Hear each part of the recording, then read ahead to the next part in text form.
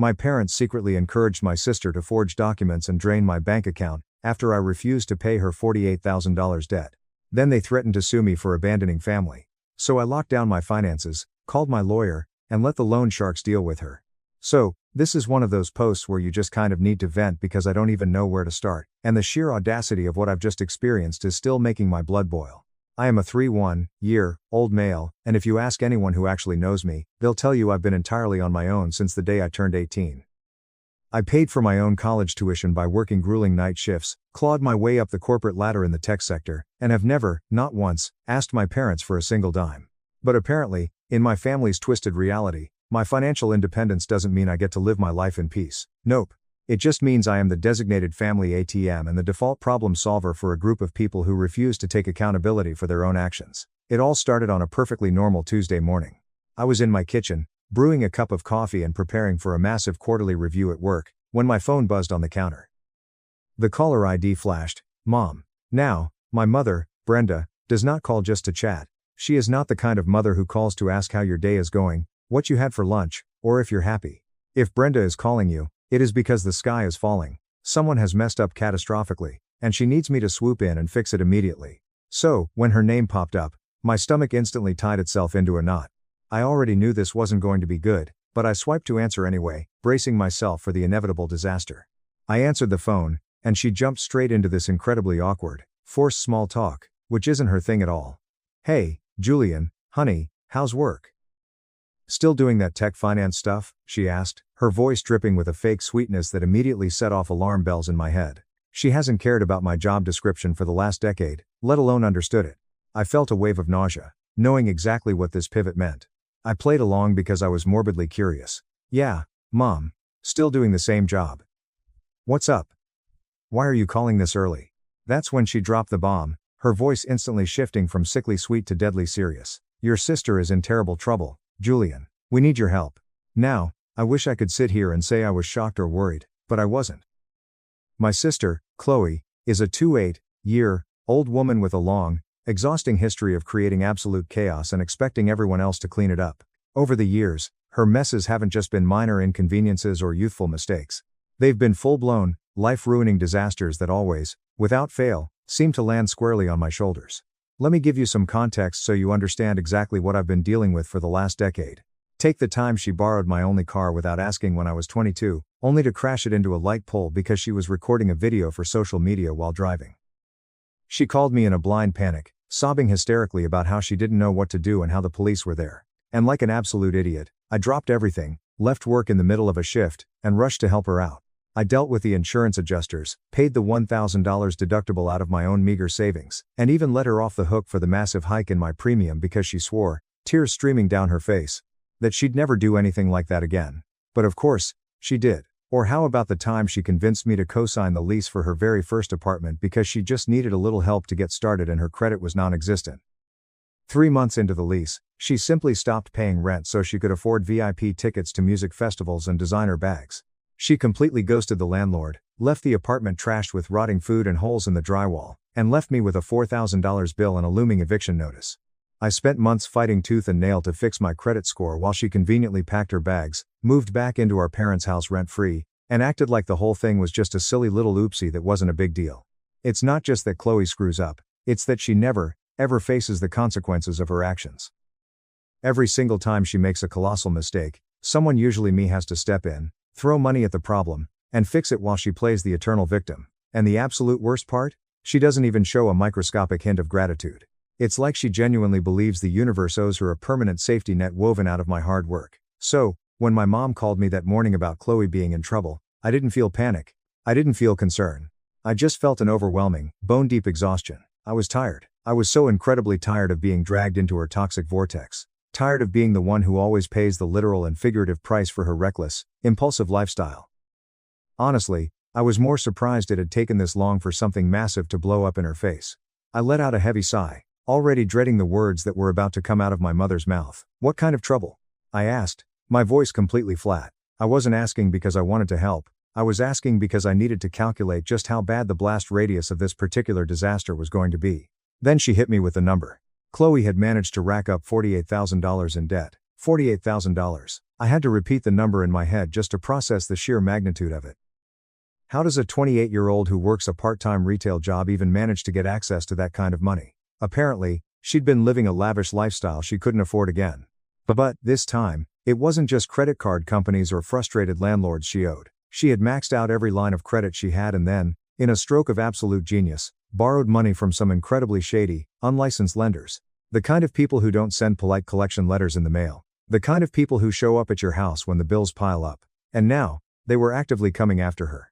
And my mother's brilliant, foolproof solution to this terrifying mess? Me, obviously. Because why wouldn't it be? In Brenda's warped mind, I was the son with the steady tech job, the responsible sibling, the guy who had money saved up, the one who could always be counted on to fix the unfixable. It completely bypassed her logic that Chloe was the one who screwed up. That wasn't the issue to her. The real issue, in her eyes, was that I wasn't immediately rushing in, checkbook in hand, to save the day. You need to help her, Julian, she said, her tone shifting to a demand, as if my role as the family's personal ATM had already been legally mandated. I sat there at my kitchen island, staring blankly at my coffee, letting the sheer absurdity of her demand sink in. I took a sip, the bitter taste grounding me. Help her how, exactly? I asked, though I already knew the answer. You've done so well for yourself, Julian, you have that big promotion. You can just pay it off for her, she said, as casually as if she were asking me to swing by the grocery store and pick up a carton of milk on my way home. I actually let out a short, sharp laugh. Not because it was funny, but because my brain literally couldn't process the audacity of what I was hearing. Mom, I didn't borrow that money. I didn't spend 48 grand on designer clothes and vacations. Why on earth should this be my responsibility? I'm not paying a single cent of that. The silence on the other end of the line was heavy and suffocating, like she was physically struggling to process the fact that I had just outright refused her. She had expected me to sigh, complain a bit, and then eventually cave, just like I had done when I was younger and stupider. Then, she snapped. She launched straight into full-blown, aggressive guilt mode. She is your sister, Julian. Family helps each other. Do you want her to get hurt? Because these people are dangerous. Is that what you want? You want your little sister to be attacked? Her words came out fast, frantic, and laced with venom. It wasn't a request anymore. It was an outright accusation. She was framing it as if my refusal to hand over 50 grand was the real crime here, completely ignoring the fact that Chloe had willingly sought out dangerous loan sharks. I took a deep breath, gripping the edge of the counter, trying desperately not to lose my temper. Mom, stop. I've helped her before. Multiple times. I paid for her car. I fixed her credit. I bailed her out of that apartment. And what does she do? She blows it all on garbage she doesn't need to impress people on the internet. She doesn't take responsibility for anything because you and Dad have always bailed her out and shielded her from the real world. I am not doing it this time. She made this bed, and now she has to lie in it. But apparently, logic and reason do not register in my mother's brain when her golden child is in trouble. Chloe is struggling, Julian. She shot back, her voice shrill. She's not like you. She's not strong enough to handle this kind of pressure. She has anxiety. Struggling? I repeated, my voice rising despite my efforts to stay calm. She's not struggling, Mom, she's reckless. She is a 28-year-old adult who spends money she doesn't have. She went to loan sharks. And instead of dealing with the police or filing for bankruptcy herself, she's expecting me to swoop in and wipe away 50 grand of my hard-earned savings to clean up her mess. No. She is your sister. Mom screamed into the receiver. Family looks out for each other. No, Mom. Family doesn't take advantage of each other, I said, my voice dropping to a firm, unyielding register. This isn't me turning my back on Chloe. This is me refusing to enable her toxic, destructive behavior anymore. She needs to grow up, face the music, and deal with the consequences for once in her life. Mom wasn't having it. Do you want her to get hurt, Julian? Do you want her blood on your conscience? How will you sleep at night? Look, I'm not heartless, I replied, rubbing my temples as a headache began to form. I don't want anything bad to happen to her. If she feels unsafe, she needs to go to the police. But let's be real here. She knew exactly what she was getting into when she borrowed money from criminals. I am not paying them. She's not as strong as you, Julian. She snapped, practically hyperventilating. You've always had it together, and she hasn't. You can afford to help her. It's the absolute least you can do after all we've done for you. That line made me see red. Done for me? I asked, my voice deadly quiet. Like what, exactly? Like making me pay rent the literal minute I turned 18? Like refusing to co-sign my student loans so I had to work 60 hours a week while studying? Like ignoring every milestone in my life because Chloe had a minor inconvenience? Yeah, thanks for all that overwhelming support, Mom. She went dead silent for a second, clearly caught off guard by the venom in my voice. But Brenda never retreats, she only reloads. She came back swinging with the ultimate trump card. If you don't help your sister right now, Julian, we will have no choice but to cut you off completely. Do you want that? You won't have a family anymore. I couldn't help it. I laughed out loud. A deep, genuine laugh of pure disbelief. Cut me off from what, Mom? You don't support me financially, emotionally, or mentally. I've been on my own for over a decade. Your threats mean absolutely nothing to me. Do whatever you want, but my answer is no. And with that, I pulled the phone away from my ear and hung up. After that day, the family group chat went completely silent. And I wish I could tell you that was the end of it, that they realized I was serious and decided to figure it out themselves. But it was just the beginning, the silence was just them regrouping. I vastly underestimated just how determined my mother could be when she wanted to protect Chloe from the real world. When the direct approach failed, they shifted gears into a massive, coordinated campaign of emotional terrorism. And when I say they went all out, I mean they deployed every manipulative tactic in the book. It started with text messages, simple at first. Messages from my mom saying, "I just don't understand how you can be so cold." Then, as the days went by, they got increasingly dramatic and unhinged. Do you know the kind of people Chloe is dealing with? They are dangerous criminals, Julian. They know where she lives. I am throwing up every night because I can't sleep. Her life is in danger and you are sitting in your fancy apartment doing nothing. I ignored every single text because I simply did not have the emotional bandwidth to entertain the manipulation. But my silence only fueled their fire. Mom stepped it up with voice messages. And let me tell you, Brenda has an Academy Award-winning talent for sounding like she's on the verge of a total psychological collapse. Julian, she sobbed in one voicemail, her breath hitching perfectly for dramatic effect. Chloe might not make it out of this alive if you don't wire the money today. I don't think I can survive if something happens to my baby girl.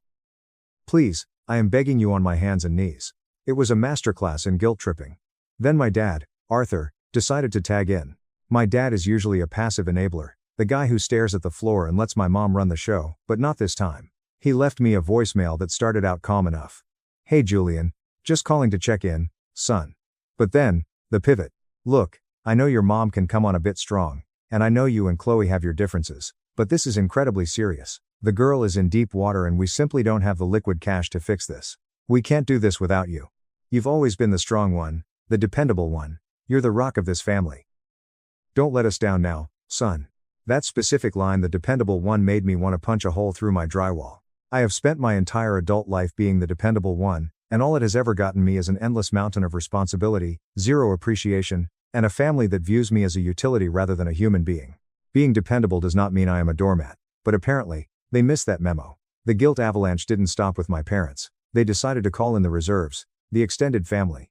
Out of nowhere, my phone started blowing up with calls from relatives I hadn't spoken to in half a decade. My Uncle Tom, who didn't even bother to text me when I graduated college, called me acting like we were lifelong best friends. "Hey, Julian, long time no talk, buddy. How's the city treating you?" I knew instantly why he was calling, but I let him dig his own grave for a minute. "You know, Julian, family is the most important thing in the world," he said, dropping into that overly earnest, condescending tone boomers use when they're about to demand something unreasonable. "And your sister? She's just going through a really rough patch right now. We all make mistakes when we're young. Sometimes we just need our big brother to step up and offer a little grace." "Tom, let me stop you right there," I interrupted smoothly. "Did Brenda tell you to call me?" He laughed nervously, a high-pitched sound. "Well, she might have mentioned that things were tense. I'm not paying her $48,000 debt to loan sharks, Tom. It's not my responsibility. If you care so much about family, why don't you mortgage your house and pay it for her?" I hung up before he could formulate a response. The next day, it was my Aunt Susan, then my cousin Emily. They had all been fed the exact same script. Chloe is a helpless victim, she needs to be saved, and Julian is a greedy, heartless monster hoarding his wealth while his sister is in mortal peril. It was infuriating. Not a single one of them cared that she was a 28-year-old woman who blew money on luxury cars and VIP bottle service. When I tried to explain that I wasn't willing to bankrupt myself for someone else's criminal negligence, they acted like I was speaking a foreign language. "But she's your sister," they'd repeat, as if those 4 words were a magic spell that would suddenly make me forget a lifetime of financial abuse. The worst part was the smear campaign. When my mom realized I wasn't breaking, she decided to turn the entire extended family against me permanently. She took to Facebook and the massive family WhatsApp group, which I left years ago, to paint me as a self-absorbed, arrogant tech bro who abandoned his roots. According to her, I was a total piece of garbage who forgot where he came from, and was too wrapped up in my fancy city life to care if my sister ended up in a ditch. I only found out about this because my cousin Marcus, one of the few rational people left in my bloodline, called to warn me. Dude, Marcus said, sounding exhausted. Brenda is talking absolute trash about you to everyone. She told Aunt Susan that you laughed and said you hoped Chloe gets her legs broken so she learns a lesson. I was blindingly furious. Not because I care what Susan thinks, but because my mother was fabricating malicious lies to make herself the martyr and me the villain. I told Marcus the absolute truth, that I never said anything remotely close to that, and that I had simply told them to go to the police. Marcus sighed. Yeah, I figured she was lying. You've always been the sane one. It's just a massive mess, man. Stay away from it. But the real, earth-shattering drama hit when Chloe finally decided to step out of the shadows. Up until this point, she had been entirely silent. Not a single text, not a single call. I honestly thought she was too ashamed to face me. Turns out, she wasn't ashamed. She was just furious that her usual tactics weren't working, and she was waiting for the perfect moment to strike. She texted me late one night, and it wasn't a plea for help. It was a vicious attack. Chloe, I literally cannot believe how incredibly selfish you are being right now, Julian. You know I am in serious, life-threatening trouble, and you are just sitting in your luxury apartment doing absolutely nothing. You have the money. You're supposed to be my brother. You are dead to me. Selfish. The absolute irony of that word coming from her was laughable. Chloe's entire existence has been a monument to selfishness, leaving a trail of destruction for me to sweep up. I didn't respond. I just stared at the screen, feeling a cold detachment settle over me. The next morning, she tried a different angle, doubling down on the delusion. Chloe, look, stop acting like this is such a massive deal. You have 50 grand sitting around. Just pay these guys off so they stop harassing me, and I swear I will pay you back every month when I get a better job. Don't be a jerk about this. As if handing over $48,000 to unlicensed criminals was a reasonable everyday transaction. As if her promising to pay me back held any weight when she couldn't even pay a $900 rent bill without defaulting. I didn't bother responding to that, either. That, of course, triggered a full-blown psychological meltdown. She sent me a wall of text, a rambling manifesto about how I was abandoning her, how I had always been jealous of her, and how I would never understand what it's like to struggle with mental health. And then, just to twist the knife, she sent one final message. Chloe, Mom and Dad always told me you'd come around eventually because you can't stand people being mad at you. I guess they were wrong. You really are a sociopath. That message hit different. It didn't hurt my feelings, it clarified everything. This wasn't just Chloe being a terrible person. My parents had been actively hyping her up this entire time. They had been feeding her the delusion that I would always be her ultimate safety net, conditioning her to believe that my money was her money. I was completely over it. I muted her notifications, put my phone on Do Not Disturb, and went to sleep. Just when I thought they couldn't possibly sink any lower after the guilt trips, the ambushes, the flying monkeys, and the smear campaigns, I realized I had vastly underestimated the depths of their depravity. My family had played every emotional card in their deck. But it turns out, they had one final, illegal card hidden up their sleeve. And this one shattered every single boundary I thought even they wouldn't cross. Update 1. It was a Thursday afternoon. I was sitting at my desk, deep in a complex data analysis spreadsheet, when my phone rang. The caller ID said it was my bank. I assumed it was a routine fraud check on a recent online purchase, so I answered casually. Hello, is this Julian last name? The voice on the other end asked. It was a representative from the bank's Central Fraud Prevention Department. Speaking, I said, Mr. Last name, we are calling to inform you of some highly suspicious activity regarding your primary savings account. Earlier today, an individual attempted to access your account via phone and online portal, utilizing forged documentation that did not match our internal records. They attempted to change your primary contact email, alter the phone number on file, and initiate a massive wire transfer. Our automated security systems flagged the sudden change in IP address and the discrepancies in the documentation, and we have temporarily frozen the account to prevent any unauthorized withdrawal of funds. The blood completely drained from my face. My heart started pounding against my ribs like a jackhammer. A wire transfer? For how much? I asked, my voice barely a whisper. The attempted transfer was for $48,000, sir, the agent replied smoothly. While we cannot disclose the specific location data over the phone, the security questions attempted and the nature of the forged ID suggest it was someone who has intimate knowledge of your personal history. Do you have any idea who might have attempted this? I didn't need to ask. I didn't need to guess. The exact number $48,000, the timing, the intimate knowledge of my security questions, my first pet, my mother's maiden name, the street I grew up on.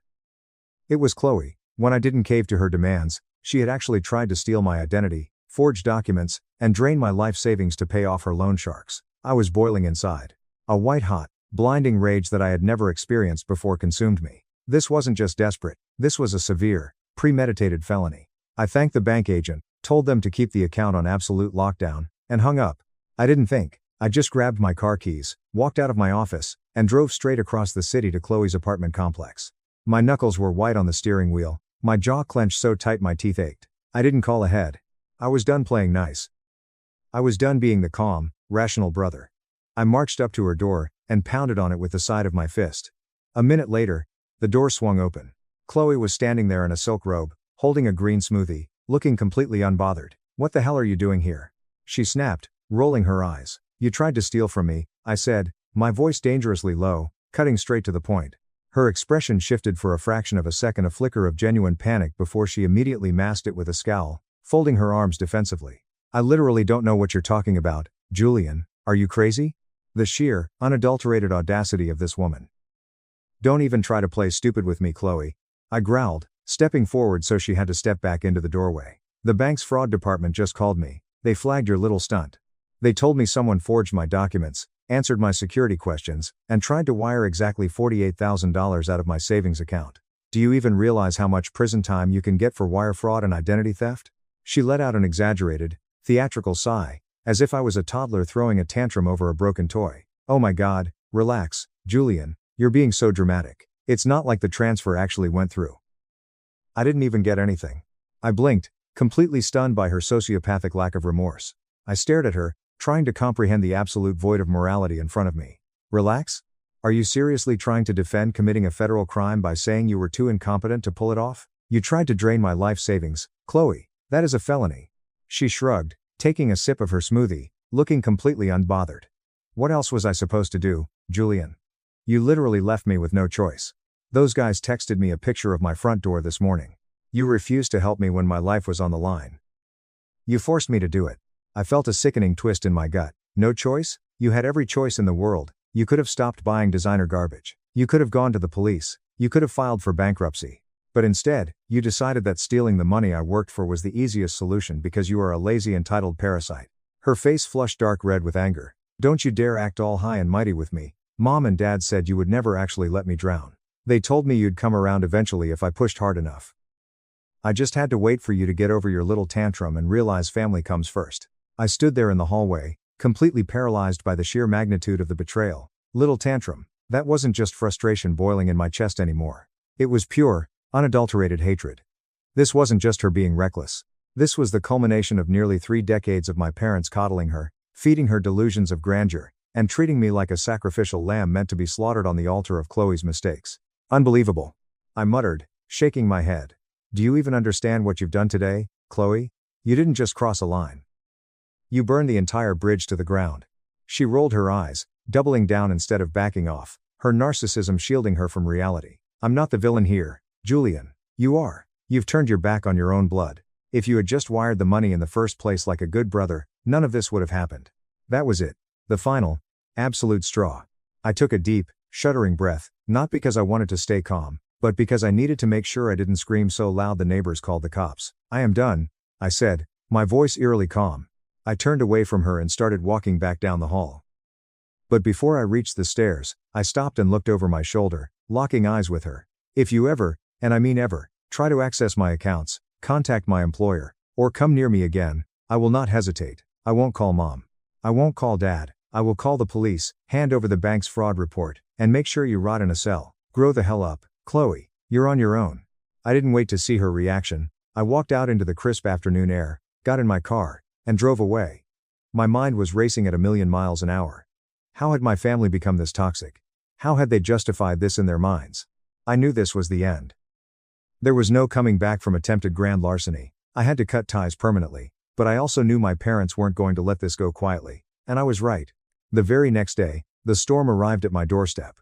I had taken the day off work to deal with the bank, change every single password I owned, freeze my credit with all 3 bureaus, and set up 2-factor authentication on everything from my email to my gym membership.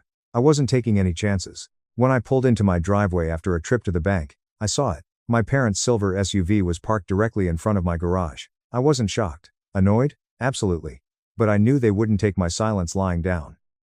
I parked on the street oil, took a deep breath, and stepped out of the car, mentally preparing myself for war. My mom was standing on my front porch, her arms crossed, Her face twisted into a scowl that could curdle milk. My dad was standing a few feet behind her, staring intensely at the pavement, looking like a hostage. "Julian," my mom barked the second my foot hit the driveway. "We need to talk right now." "I don't think we do, Brenda," I said, intentionally using her first name to show her I was no longer playing the role of the obedient son. "Everything that needs to be said was said yesterday." She gasped, her eyes going wide at the disrespect, but she quickly recovered. "This absolute nonsense has gone on long enough. We are your parents. Chloe is your sister. You threatened to call the police on her. This is not how a family behaves." I walked past her, unlocked my front door, and stepped inside. "I'm not having this conversation on my lawn for the neighbors to hear," I said without looking back. "If you're going to scream at me, you can do it in the living room." They followed me inside, my dad trailing behind like a beaten dog. Before the door even clicked shut, my mom launched into her tirade. "Julian, you need to stop this stubborn, arrogant behavior right this second. Chloe called me hyperventilating yesterday. She is terrified. She made a tiny mistake trying to access the money because she was desperate, and instead of understanding that, you threatened to ruin her life. It is your responsibility as her older brother to protect her." I turned around, staring at her with dead eyes. "A tiny mistake? Mom, she committed identity theft and attempted wire fraud. She tried to steal $48,000 from me. Let me tell you something about family. Family doesn't forge documents. Family doesn't lie, steal, and manipulate to get what they want. Family doesn't expect one person to sacrifice their entire life savings while the golden child coasts through life immune to consequences. So do not stand in my house and lecture me about family." My dad finally found his voice, stepping forward with his hands raised in a placating gesture. "Julian, please, this isn't about taking sides or pointing fingers. It's about fixing a critical situation. You're the only one who has the resources to make this go away." I laughed bitterly, the sound echoing in the quiet house. "Fix things? You mean you want me to pay off criminals, cover up a federal crime, and let her get away with it so she can do it all over again in 6 months? No, absolutely not. I am completely done fixing things for her. She is your sister," Mom screamed, her face turning a mottled, furious red. "Do you know what those men will do to her if they don't get their money? How will you live with yourself if she ends up in the hospital? How do you live with yourselves?" I roared back, finally letting the anger explode. "You have spent her entire life enabling her. You made excuses for every failure, bailed her out of every mistake, and threw me under the bus whenever it was convenient. You created this monster, Brenda. You built this problem, not me. So don't you dare stand there and try to make me feel guilty for refusing to clean up the radioactive mess you made." My mom looked like I had just slapped her across the face. She sputtered for a moment before her expression hardened into pure malice. "If you are not going to write that check today, Julian, then we will have absolutely no choice but to cut all ties with you. No holidays. No birthdays.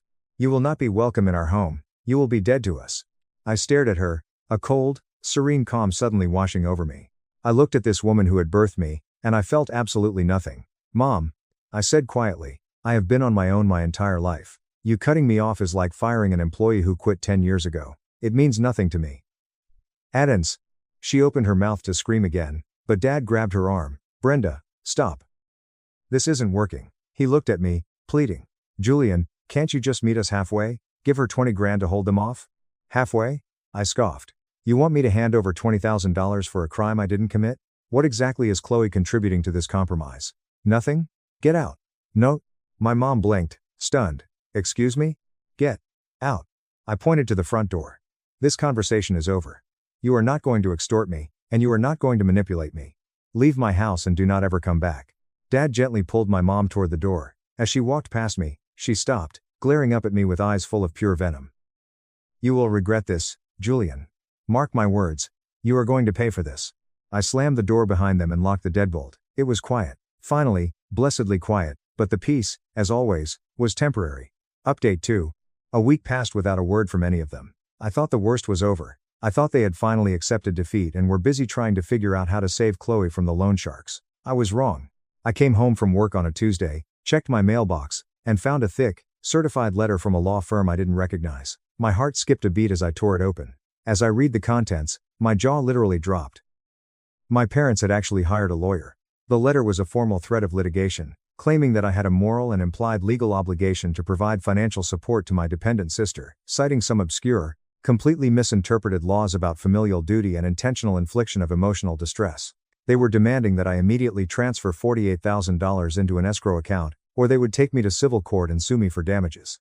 I couldn't believe it. I was standing in my kitchen, holding a piece of paper that proved my parents were willing to sue their own son to protect the daughter who had just tried to rob him. It was so insanely absurd, so completely detached from reality, that I actually started laughing. It was a hysterical, breathless laugh. They had thrown out any remaining pretense of being a family, and replaced it with outright warfare. I didn't panic. I just picked up my phone and called my own lawyer, a guy named David who had helped me with some real estate contracts a few years back. He has a great sense of humor. I emailed him a scan of the letter. When he called me back, he was chuckling. "Julian, did you read this garbage?" "I did," I said. "Are they serious?" "They might be serious, but their lawyer is an idiot who is just happy to take their retainer fee," David laughed. "They don't have a single leg to stand on. Moral obligation is not a legally binding contract in this state, and you cannot be sued for refusing to pay someone else's illegal debt. If they actually file this, a judge will laugh them out of the courtroom and sanction their attorney for filing a frivolous lawsuit. Do you want me to send a cease and desist?" "Yes," I said without hesitation. "Draft the most aggressive cease and desist letter you legally can. Inform them that if they contact me again, I will file a police report regarding Chloe's wire fraud attempt, and I will countersue them for harassment." David sent the letter the next morning. Unsurprisingly, the threat of me actually going to the police with the bank fraud evidence shut them up instantly. I never heard a single peep from their joke of a lawyer again. That was the absolute final nail in the coffin. Knowing they were willing to drag me into a legal battle was the closure I needed. I realized I couldn't keep this door open, not even a crack. I blocked my parents' phone numbers. I blocked Chloe. I blocked every aunt, uncle, and cousin who had sent me a nasty message. I locked down my social media. I became a ghost to them. I did call my cousin Marcus one last time to give him the heads up.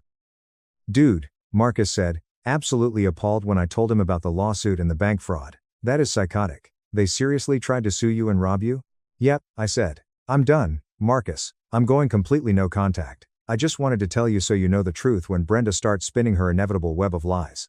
I've got your back, man," Marcus said. "Honestly, good for you. They are toxic as hell. I'll let you know if anything crazy happens, but otherwise, enjoy your peace." And peace is exactly what I got. Months passed. The longer I stayed away from the family drama, the more I realized how much of my life force had been drained by their constant chaos. My anxiety plummeted. I slept better. I got that promotion at work. Eventually, Marcus did call me with an update. He couldn't resist spilling the tea. "Hey man, thought you should know," Marcus said, sounding a mix of amused and grim. "It finally happened. The loan sharks caught up with Chloe." "Is she okay?" I asked, a tiny, annoying sliver of brotherly instinct flaring up. "Physically, yeah, she's fine. But they cornered her in the parking lot of her apartment complex and completely trashed her car. Smashed all the windows, slashed the tires, keyed the entire body, left a note on the dashboard saying the next time, they wouldn't just touch the car." I exhaled a long breath. "Wow. What did she do?" "She had a total breakdown. The cops got involved. From what I hear, Brenda and Arthur had to take out a massive second mortgage on their house at an awful interest rate to pay the guys off and keep Chloe from getting her kneecaps broken. Now Chloe has a repo on her record. She officially filed for Chapter 7 bankruptcy, and your parents are basically drowning in debt because of the second mortgage."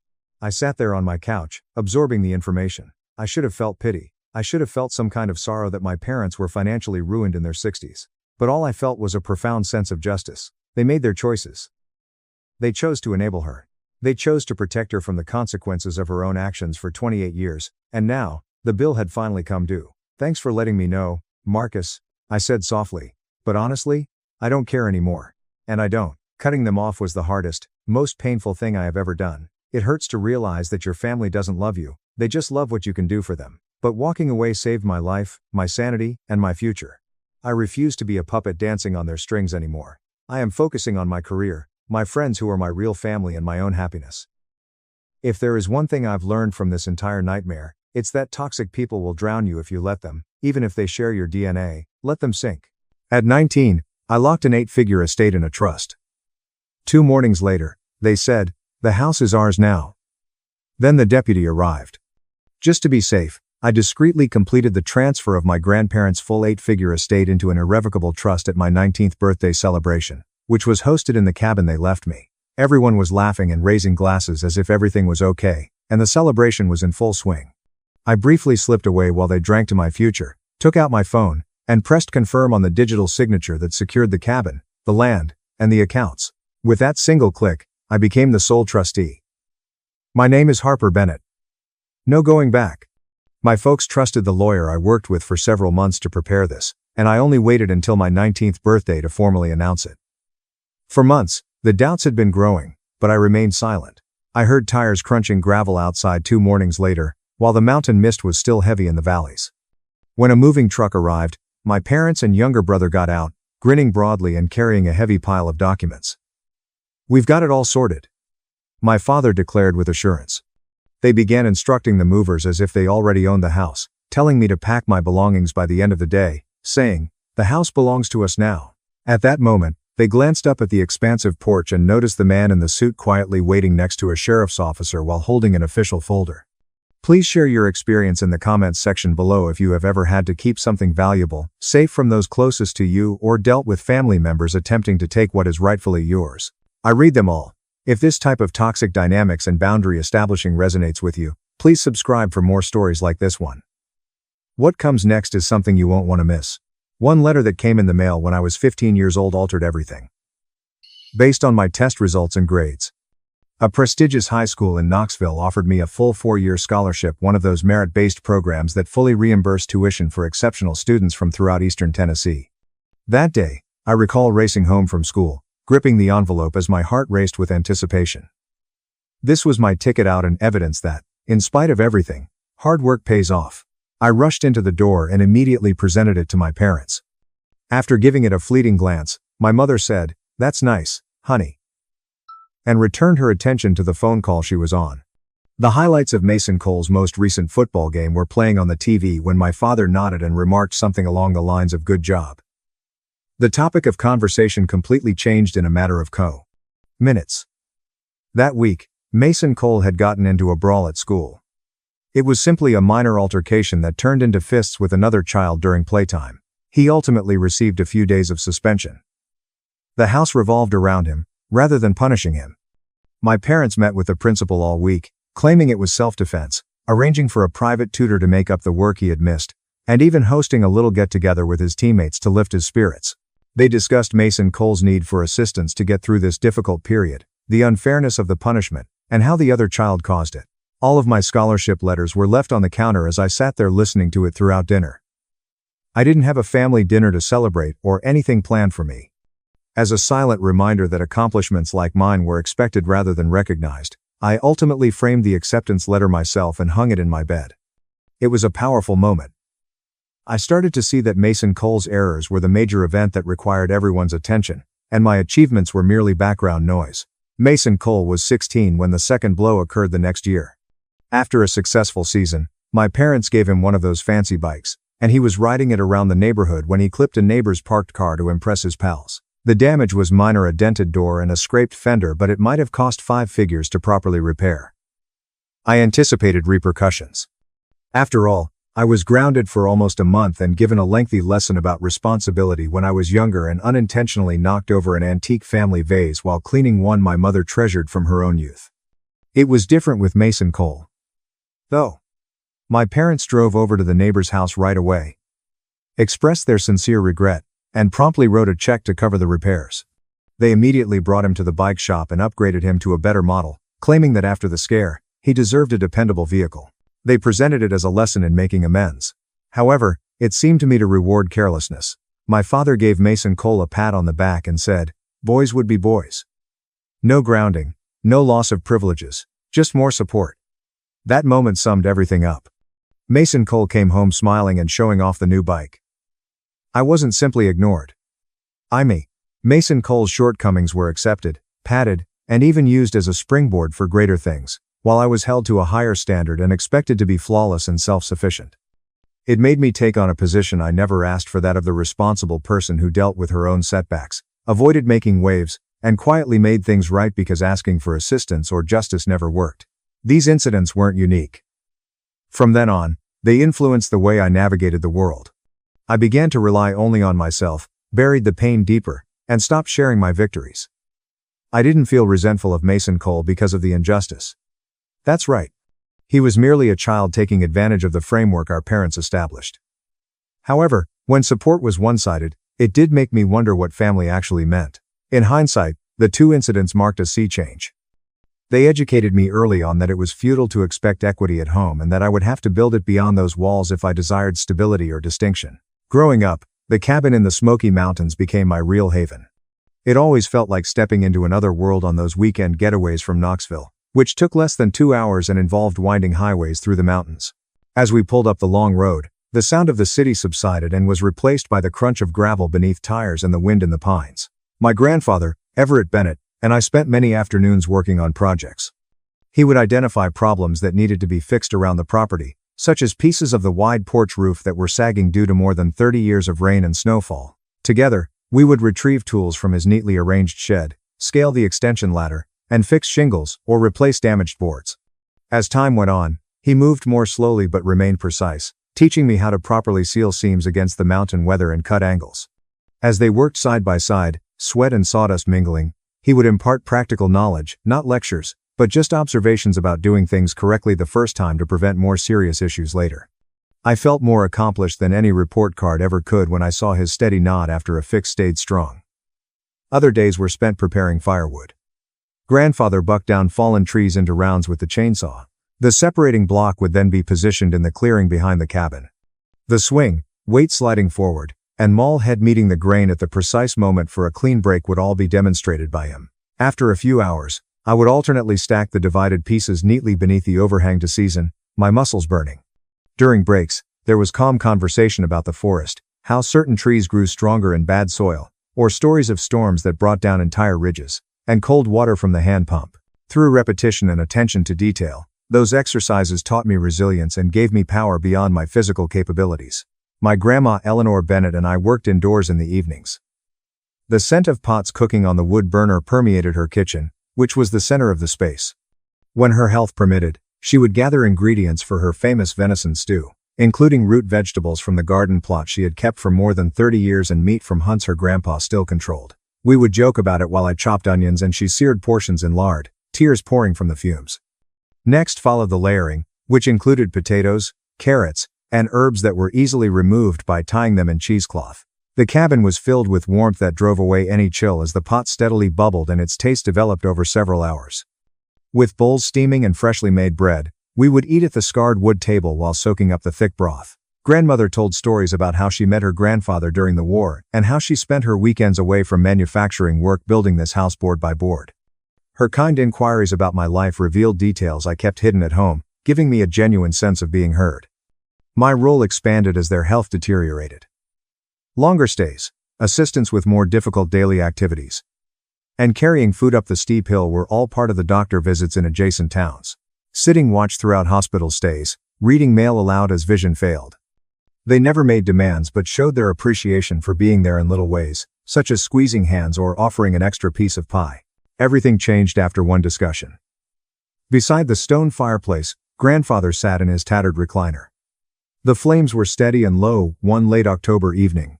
We were in pleasant silence till he spoke up because Grandma had gone to bed early.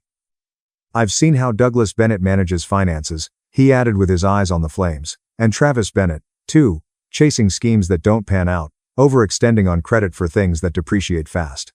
He stopped, allowing the crackle to fill the silence. "Your grandmother and I talked it through many times. That's why the cabin, the land here, everything we've saved, it's yours. We know you'll steward it responsibly. Preserve what matters instead of squandering." Then came the phrase that resounded for a long time. Family isn't always about who deserves what they're given. Some aren't meant to hold on to certain things. It was an honest evaluation from a man who had led a thrifty and prudent life. It wasn't accusing. Those words stuck with me and made me wonder about remarks I had heard my father make about possible sales or property valuations. That evening, doubt began to grow subtly, changing my perspective on casual family references to the location. After then, their declines quickened. One winter, grandmother slipped on ice, and even though she received treatment, problems soon developed. Grandfather soon followed, his pulse pounding as though he couldn't bear to go alone.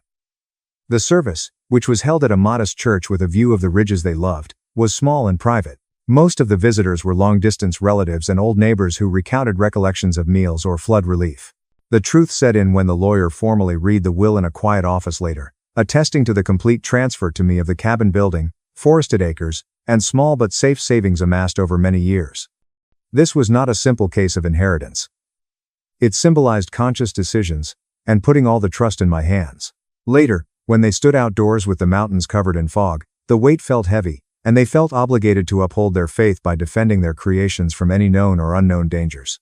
Via internet forums and local press, word of possible new tourism ventures in the Smoky Mountains region circulated swiftly. Discuss adding more attractions, better access roads, and more lodging to accommodate the millions of visitors that Caviar County receives each year.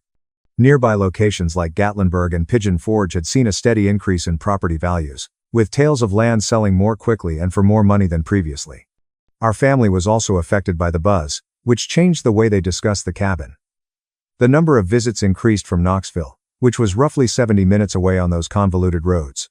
My parents began making unexpected weekend appearances, saying they were there to see how things were going or to get rid of anything that was left over from the grandparents' storage. The most frequent arrival was Travis Bennett. He had been having financial difficulties since his little construction company failed 3 years ago, leaving him with mounting credit card debt and unpaid loans. He would park his pickup in the clearing, use a measuring tape to stroll the property lines, and mumble about vistas and acreage. He drew sketchy sketches in a notepad while sitting on the porch stairs one late afternoon. He remarked, "This spot has serious potential," pointing to the wooded slope where numerous new projects are being planned. If sold at the appropriate time, land like this may bring in a fortune. He argued that the market wouldn't remain hot indefinitely and recommended listing it soon. "Consider the family," he continued. "Sharing the profits would benefit everyone, pay off debt, create savings, and possibly even assist Mason Cole in his future education expenses." During his subsequent visit, my father concurred, citing the expenses of upkeep, roof repairs, and property taxes on the additional acres. Reiterating Travis Bennett's statement about sharing the financial burden, he said, "It's a big responsibility for one person." Over coffee in the kitchen, Mother added that it would be good to have money for a family vacation they had put off, or for home improvements in Knoxville. The emphasis remained on money going out if kept rather than coming in if liquidated, even though she presented it as pragmatic rather than selfish. Mason Cole asked directly if selling would allow him to update his vehicle sooner after getting enthusiastic about the prospect of a new truck or equipment for his football team. Visit after visit, their remarks continued to revolve around the sale's ideal timing in the face of growing demand from developers and tourists. I listened without objecting, seeing how discussions eschewed recollections of the location in favor of valuations or realtor relationships that Travis Bennett purported to be aware of. Concern turned into convenience, and care into calculation. The pressure from Travis Bennett increased. In the middle of the week, he would send articles on regional progress or messages about possibilities passing him by. He once presented printouts of similar deals, showing figures that were significantly more than the land's value when my grandparents purchased it decades ago. By that time, my parents were fully behind him, publicly discussing the split of profits in front of me, assuming that I would agree. Mason Cole joined in, openly thinking that when he became old enough to drive, he would use his portion to buy fancy wheels or a down payment on anything ostentatious. One group expedition to stroll the border markers was when the shift really took shape. Travis Bennett timed off areas and used recent comps he had studied to estimate values per acre. While Mother fretted out loud about holding too long and missing peak prices, Father nodded along, mentally adding up the totals. Mason Cole followed, kicking rocks and already investing fictitious money in improvements. Nobody inquired about my feelings about giving up the one place that had ever been like mine. Any last question was eliminated that day. They had little interest in upholding wishes or conserving heritage. It was solely focused on making money and transforming feelings into statements. Suspicion solidified into proof. Instead of seeing the inheritance as a personal gift, they saw it as a shared resource. The shift signaled a significant shift in my perspective from cautious observation to a definite understanding of deliberate aim. Every turn in the highway gave me more time to question everything, making the 70-minute drive from the cabin to Knoxville seem longer than it actually was. Months before, shortly after my birthday, I had scheduled a meeting with Nathaniel Pierce. But now that the day had come, anxiety made my stomach turn. His grandfather had praised his direct approach to estate concerns and had suggested him years ago for managing their affairs. His office was located in a quiet downtown building, away from the hustle and bustle. Calmly, Nathaniel Pierce welcomed me and pointed to a chair across from his desk that was filled with tidy documents. We went over the paperwork he had already produced, including the irrevocable trust structure, the bank account funding schedules, and the deed transfers for the cabin and the surrounding acres. Now that I was 19, everything was just awaiting my final signature. He went over the safeguards once again, explaining how putting assets in this kind of trust took them out of my personal estate and protected me from potential lawsuits, while respecting my grandparents' wishes. At my age, Tennessee law permitted it completely. No guardianship is required. Then, with a direct yet steady voice, he leaned forward. Are you ready for the consequences? If they resist, this could lead to conflict or perhaps the loss of relationships with your family. The question weighed heavily. I tried to keep focused, but memories came flooding in. I reflected on infrequent happy moments, such as the Christmas in Knoxville when Mason Cole was a child and we all decorated the tree together. He hung ornaments too high, and my parents laughed. Or the summertime road trip to the beach, where everyone stopped for ice cream and felt almost normal. Smaller moments emerged as well. One late night, the mother assisted with a school project. Father applauding during a recital that I had nearly forgotten. On a lengthy trip, Mason Cole shares headphones. We were both singing classic tunes off-key. The decision hurt because of those flashes. They had to draw a line they might never be able to forgive, in order to protect the inheritance. If they responded poorly, isolation was imminent. Holidays may become void. Calls stopped. The connection, which was already thin, broke completely. As I gazed at the documents, Nathaniel Pierce waited calmly. It's not rash, he said subtly. You've considered this, but it's irrevocable. I requested more information, including how distributions would be made, whether I would need money for upkeep, the immediate impact on taxes, and my choices in the event that my situation drastically altered. With no pressure, he gave concise answers to each. That afternoon, doubt peaked. I stopped at an overlook and waited with the engine off as I drove back up the mountain, fog creeping in early. The hush descended, reflecting my anxiety of being alone at home if I persisted. What if I was taken aback? What if the pressure wasn't greed but simply worry? It felt like premature grief to lose what little family was left. That night in the cottage, I was unable to fall asleep. In the hearth, keep the fire low. I walked about my grandparents' lively rooms, touching things I knew. Grandma's bedspread on the couch, a walking stick crafted by the grandfather. The attraction of biological ties was balanced against their faith in me. By daybreak, lucidity appeared not as thunder, but as silent determination. The recent trips were calculated but passed off as compassionate. All of Travis Bennett's urgency pointed in the same direction. Waiting put all they had worked so hard to build at risk of being undone by deceit or false claims. The choice became clear: protect their legacy and endure the hurt of possible alienation. Even if it was lonely, growth required it. The following morning, I returned to Nathaniel Pierce's office with a more steady hand than I had anticipated. I signed the last few pages. Immediately, there was a wave of relief, security sealed in, and piercing sadness for bridges that might have burnt. He gave me a hard handshake. It need bravery to do this. Many people pause indefinitely. The combination settled as they left downtown Knoxville City and entered the foothills. They were empowered by their actions, but they were also grieving over broken relationships. Maturity was forged in that irrevocable decision, not a gentle arrival. The invitation to the family supper was not unexpected. Since I was already there most weekends, they said it would be easier for everyone if we met in the cottage itself. Curious to discover how far the presumptions had gone, I readily consented. That day, I was occupied with preparations, including setting the great oak table my grandparents had made decades ago and filling the cupboard with steaks and fresh veggies from the town's end market. As cars drew up the gravel drive, the early evening chill was chased away by the crackling of the stone fireplace. Mother brought a store-bought pie and a bottle of wine, and Father arrived first. Mason Cole trailed after, his luggage and earbuds slung over his shoulder as if he intended to stay. Last to arrive with a toolbox, Travis Bennett stated he wanted to check out a few items while he was here. Over appetizers, light conversation began. Weather, Knoxville neighborhood reports, and Mason Cole's impending football playoffs. Plates filled with roasted veggies, grilled pork, and freshly baked cornbread were passed around the table as the laughter flowed rather effortlessly. I steered it purposefully only after dessert, coffee heating in glasses.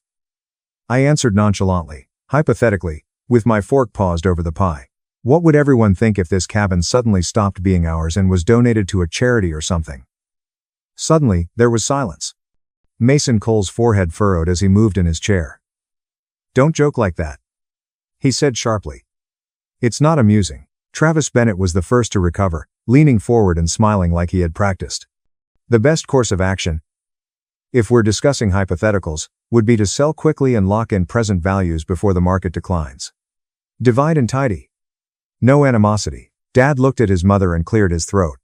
Although unlikely, It is feasible to liquidate and make wiser investments with the proceeds. He avoided looking at me as he spoke calmly.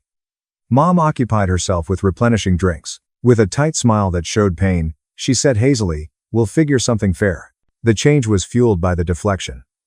The conversation quickly shifted to improvements. Travis Bennett, drawing on a napkin, needed. How to add a hot tub to the deck for rental appeal and extend the loft into additional bedrooms. Mason Cole enthusiastically dived in. It might become an Airbnb location, offering visitors to the national park weekend breaks. During busy times, I would manage reservations and make money. Father gave a nod of consent. Clever use of available space. Modern kitchen makeover. Improved Wi-Fi returns would quickly justify expenses. Mom proposed altering the decor. More vivid hues. Open arrangement. As though choices were already made collectively. Nobody stopped to consult me.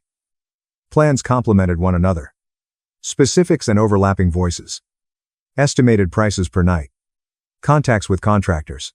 Travis Bennett was aware of short-term rentals tax benefits. I sat back and watched how effortlessly they took control of the conversation. Schedules were planned around family use, proceeds were distributed evenly, and assumptions permeated the air more than wood smoke. As he described profit estimates based on comparable listings in the area, Travis Bennett's excitement reached a climax. Mason Cole browsed through similar homes on his phone, seeing images of refurbished cabins that were selling for high sums. Father read out the possible yearly income after expenses. Mother agreeing that it may pay for retirement supplements, or Mason Cole's entire college education. Without conflict, the evening revealed everything.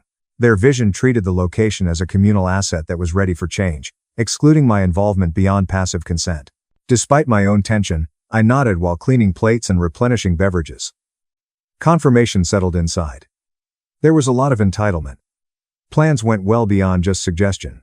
Later, Travis Bennett gave me a shoulder clap while dishes were piled in the sink. It will benefit everyone if this is planned for in advance. The hollowness of the sentences highlighted how completely they had altered reality in their minds that evening. More than any argument, it affirmed the need for the trust.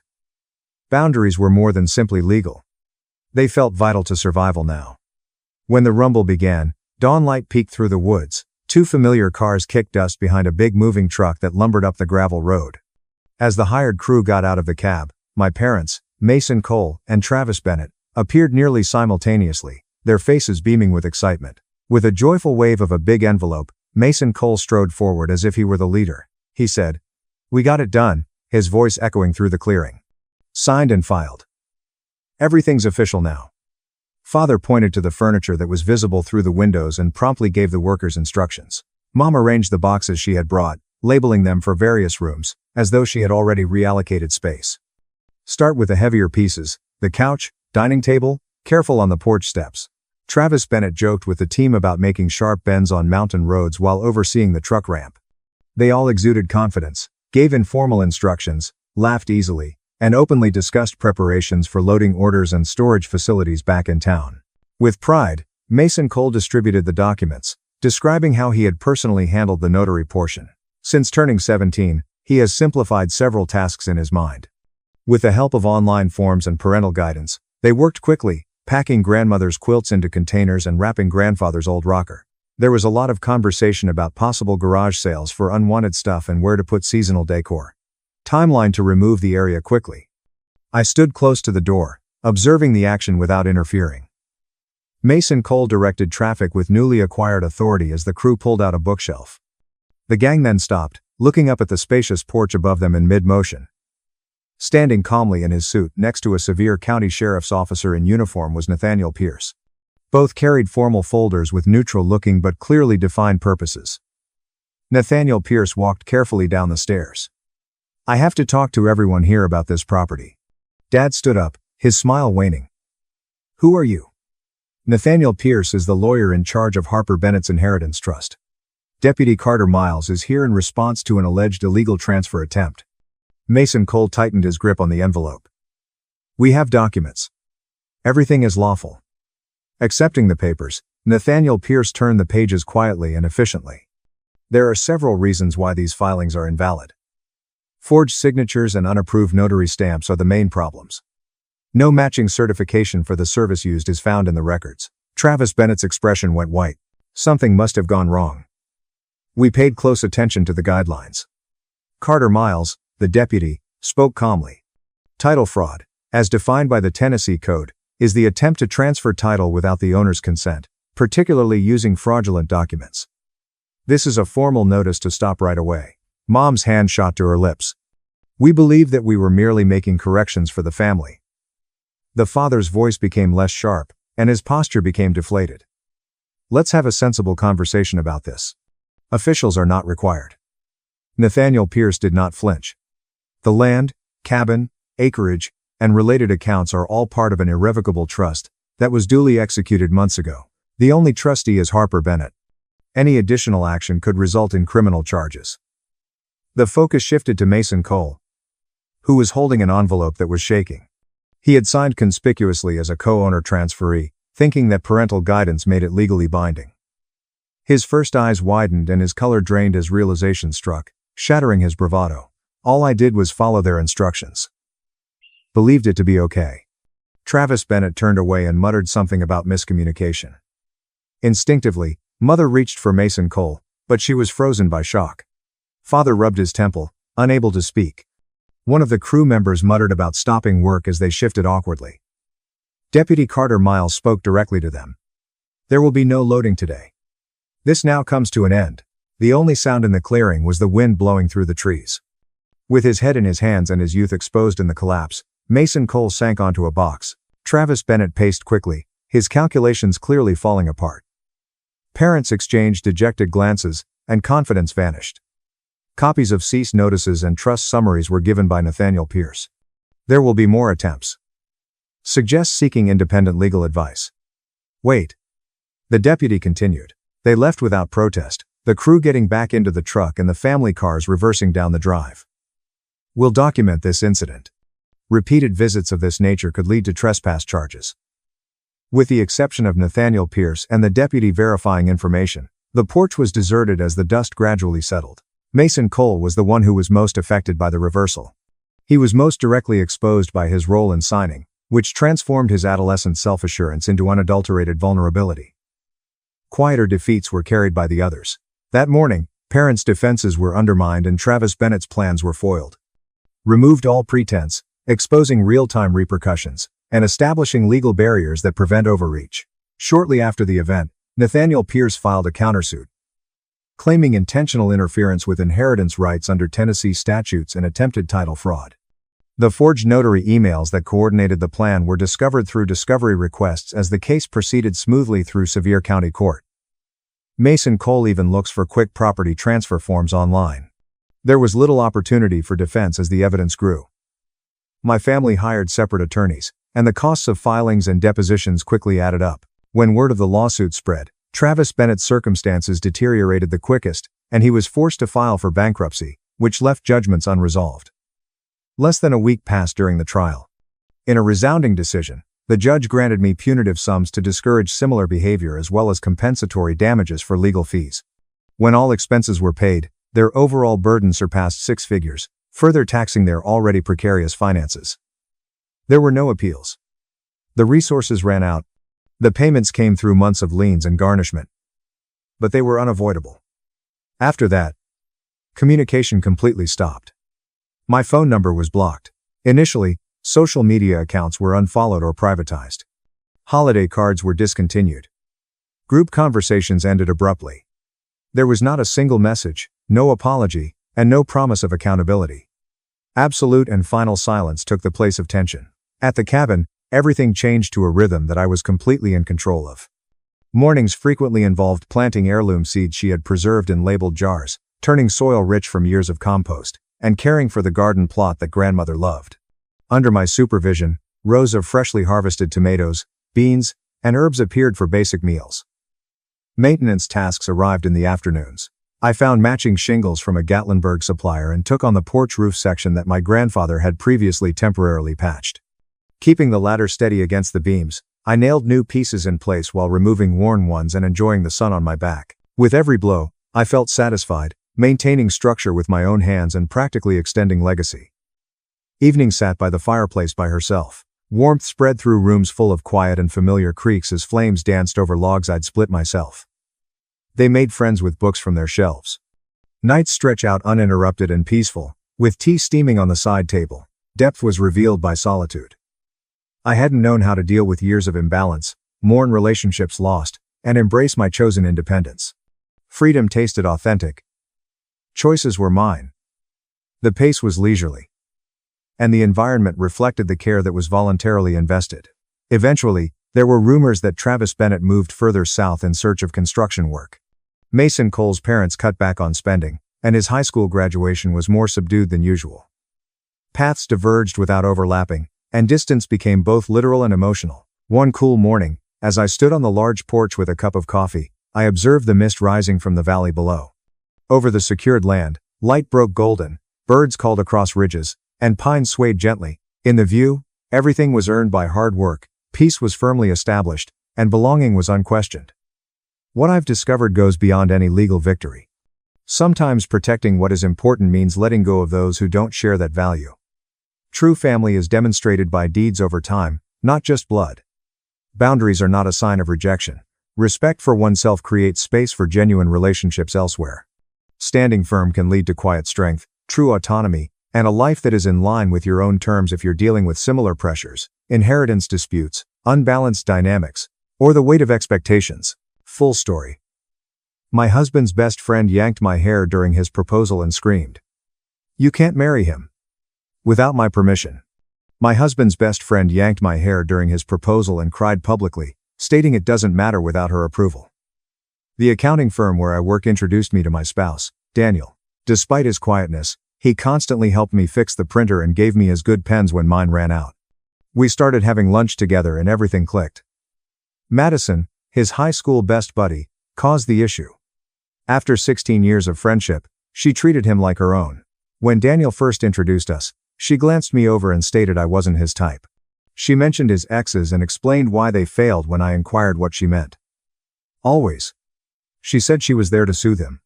Madison texted him regularly while we were together. Random musings and inside jokes, nothing serious. If he didn't react quickly, she'd call with an emergency. The emergencies were always silly, like asking him to buy a clothing or kill a bug in her flat. Though she lived 25 minutes away, she treated Daniel like her handyman. She appeared on every date. She'd arrive at a restaurant saying she was meeting a canceled meeting. She was bored at the cinema and stayed alone.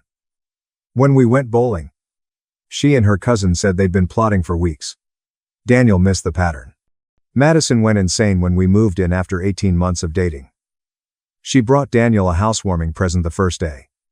Nothing for me. She spent 4 hours going through and reorganizing his closet because she understood his tastes. She criticized everything I did wrong. The cups were in the wrong cabinet. His gym and work clothing shouldn't be together.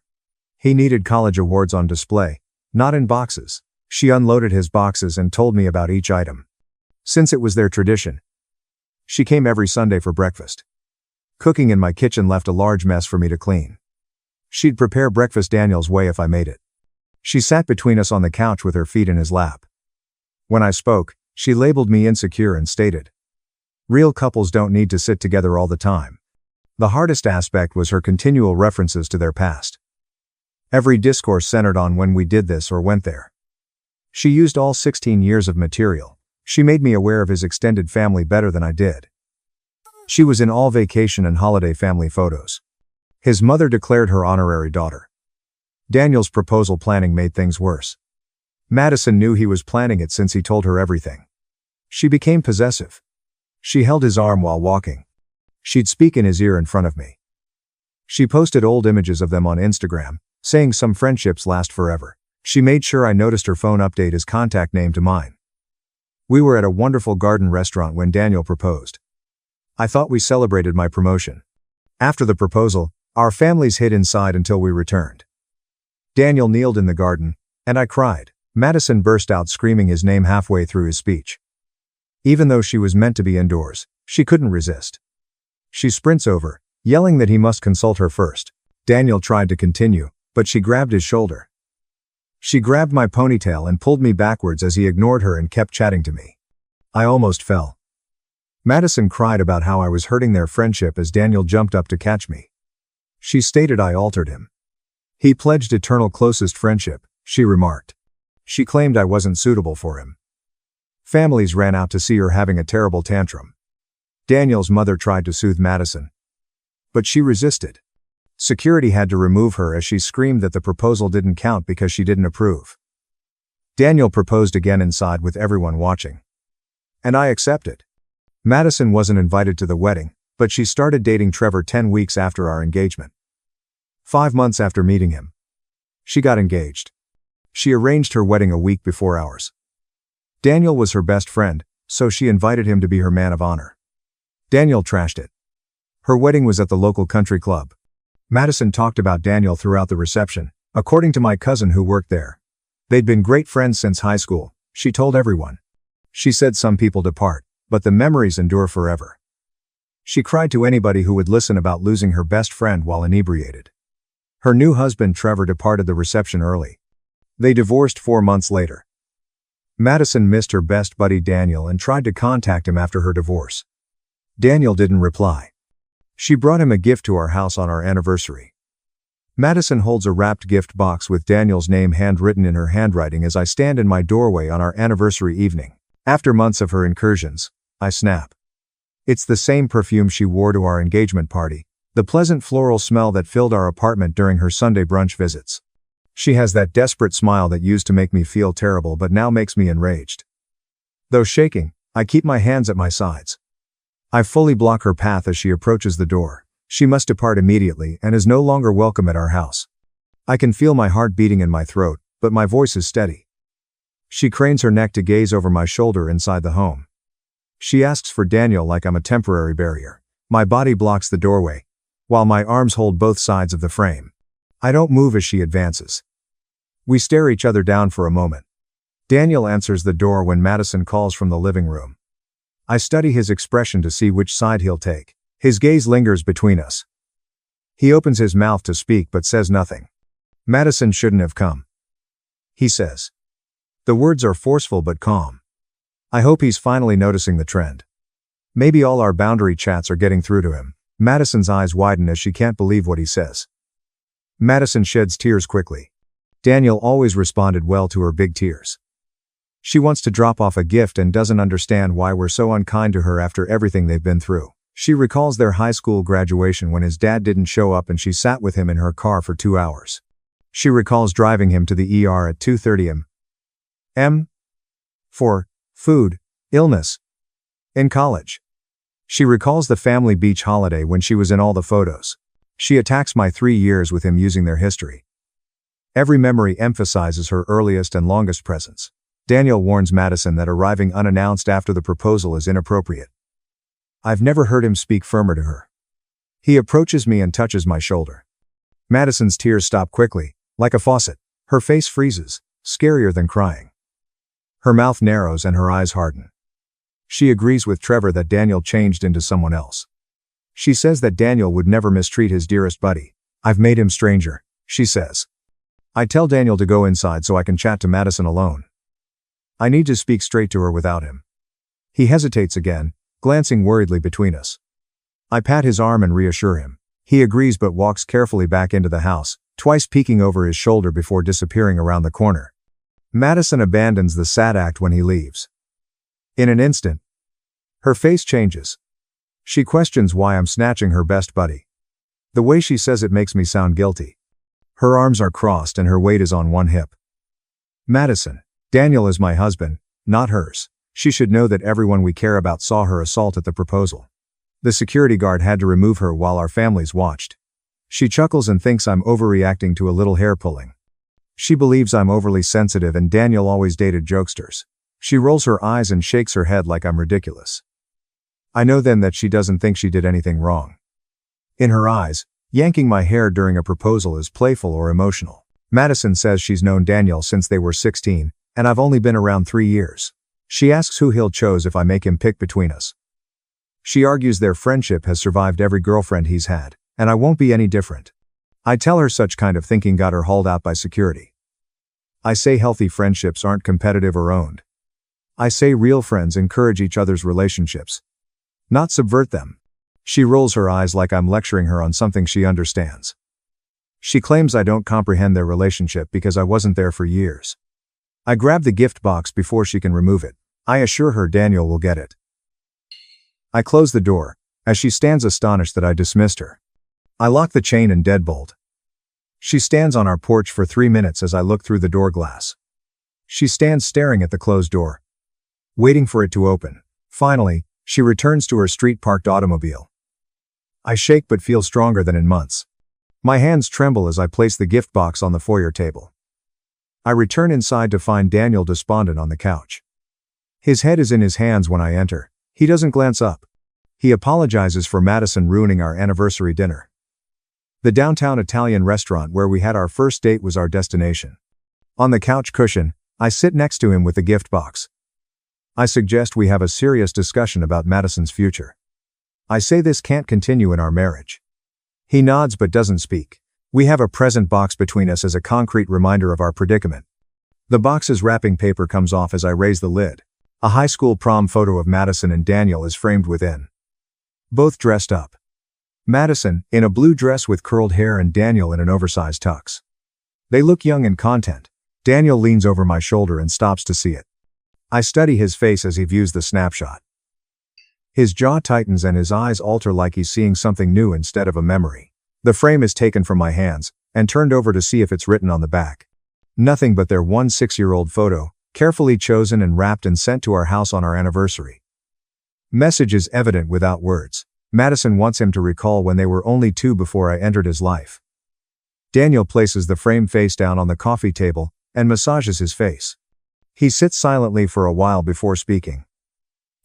He says he's made allowances for Madison's behavior for years, because he's used to her intensity.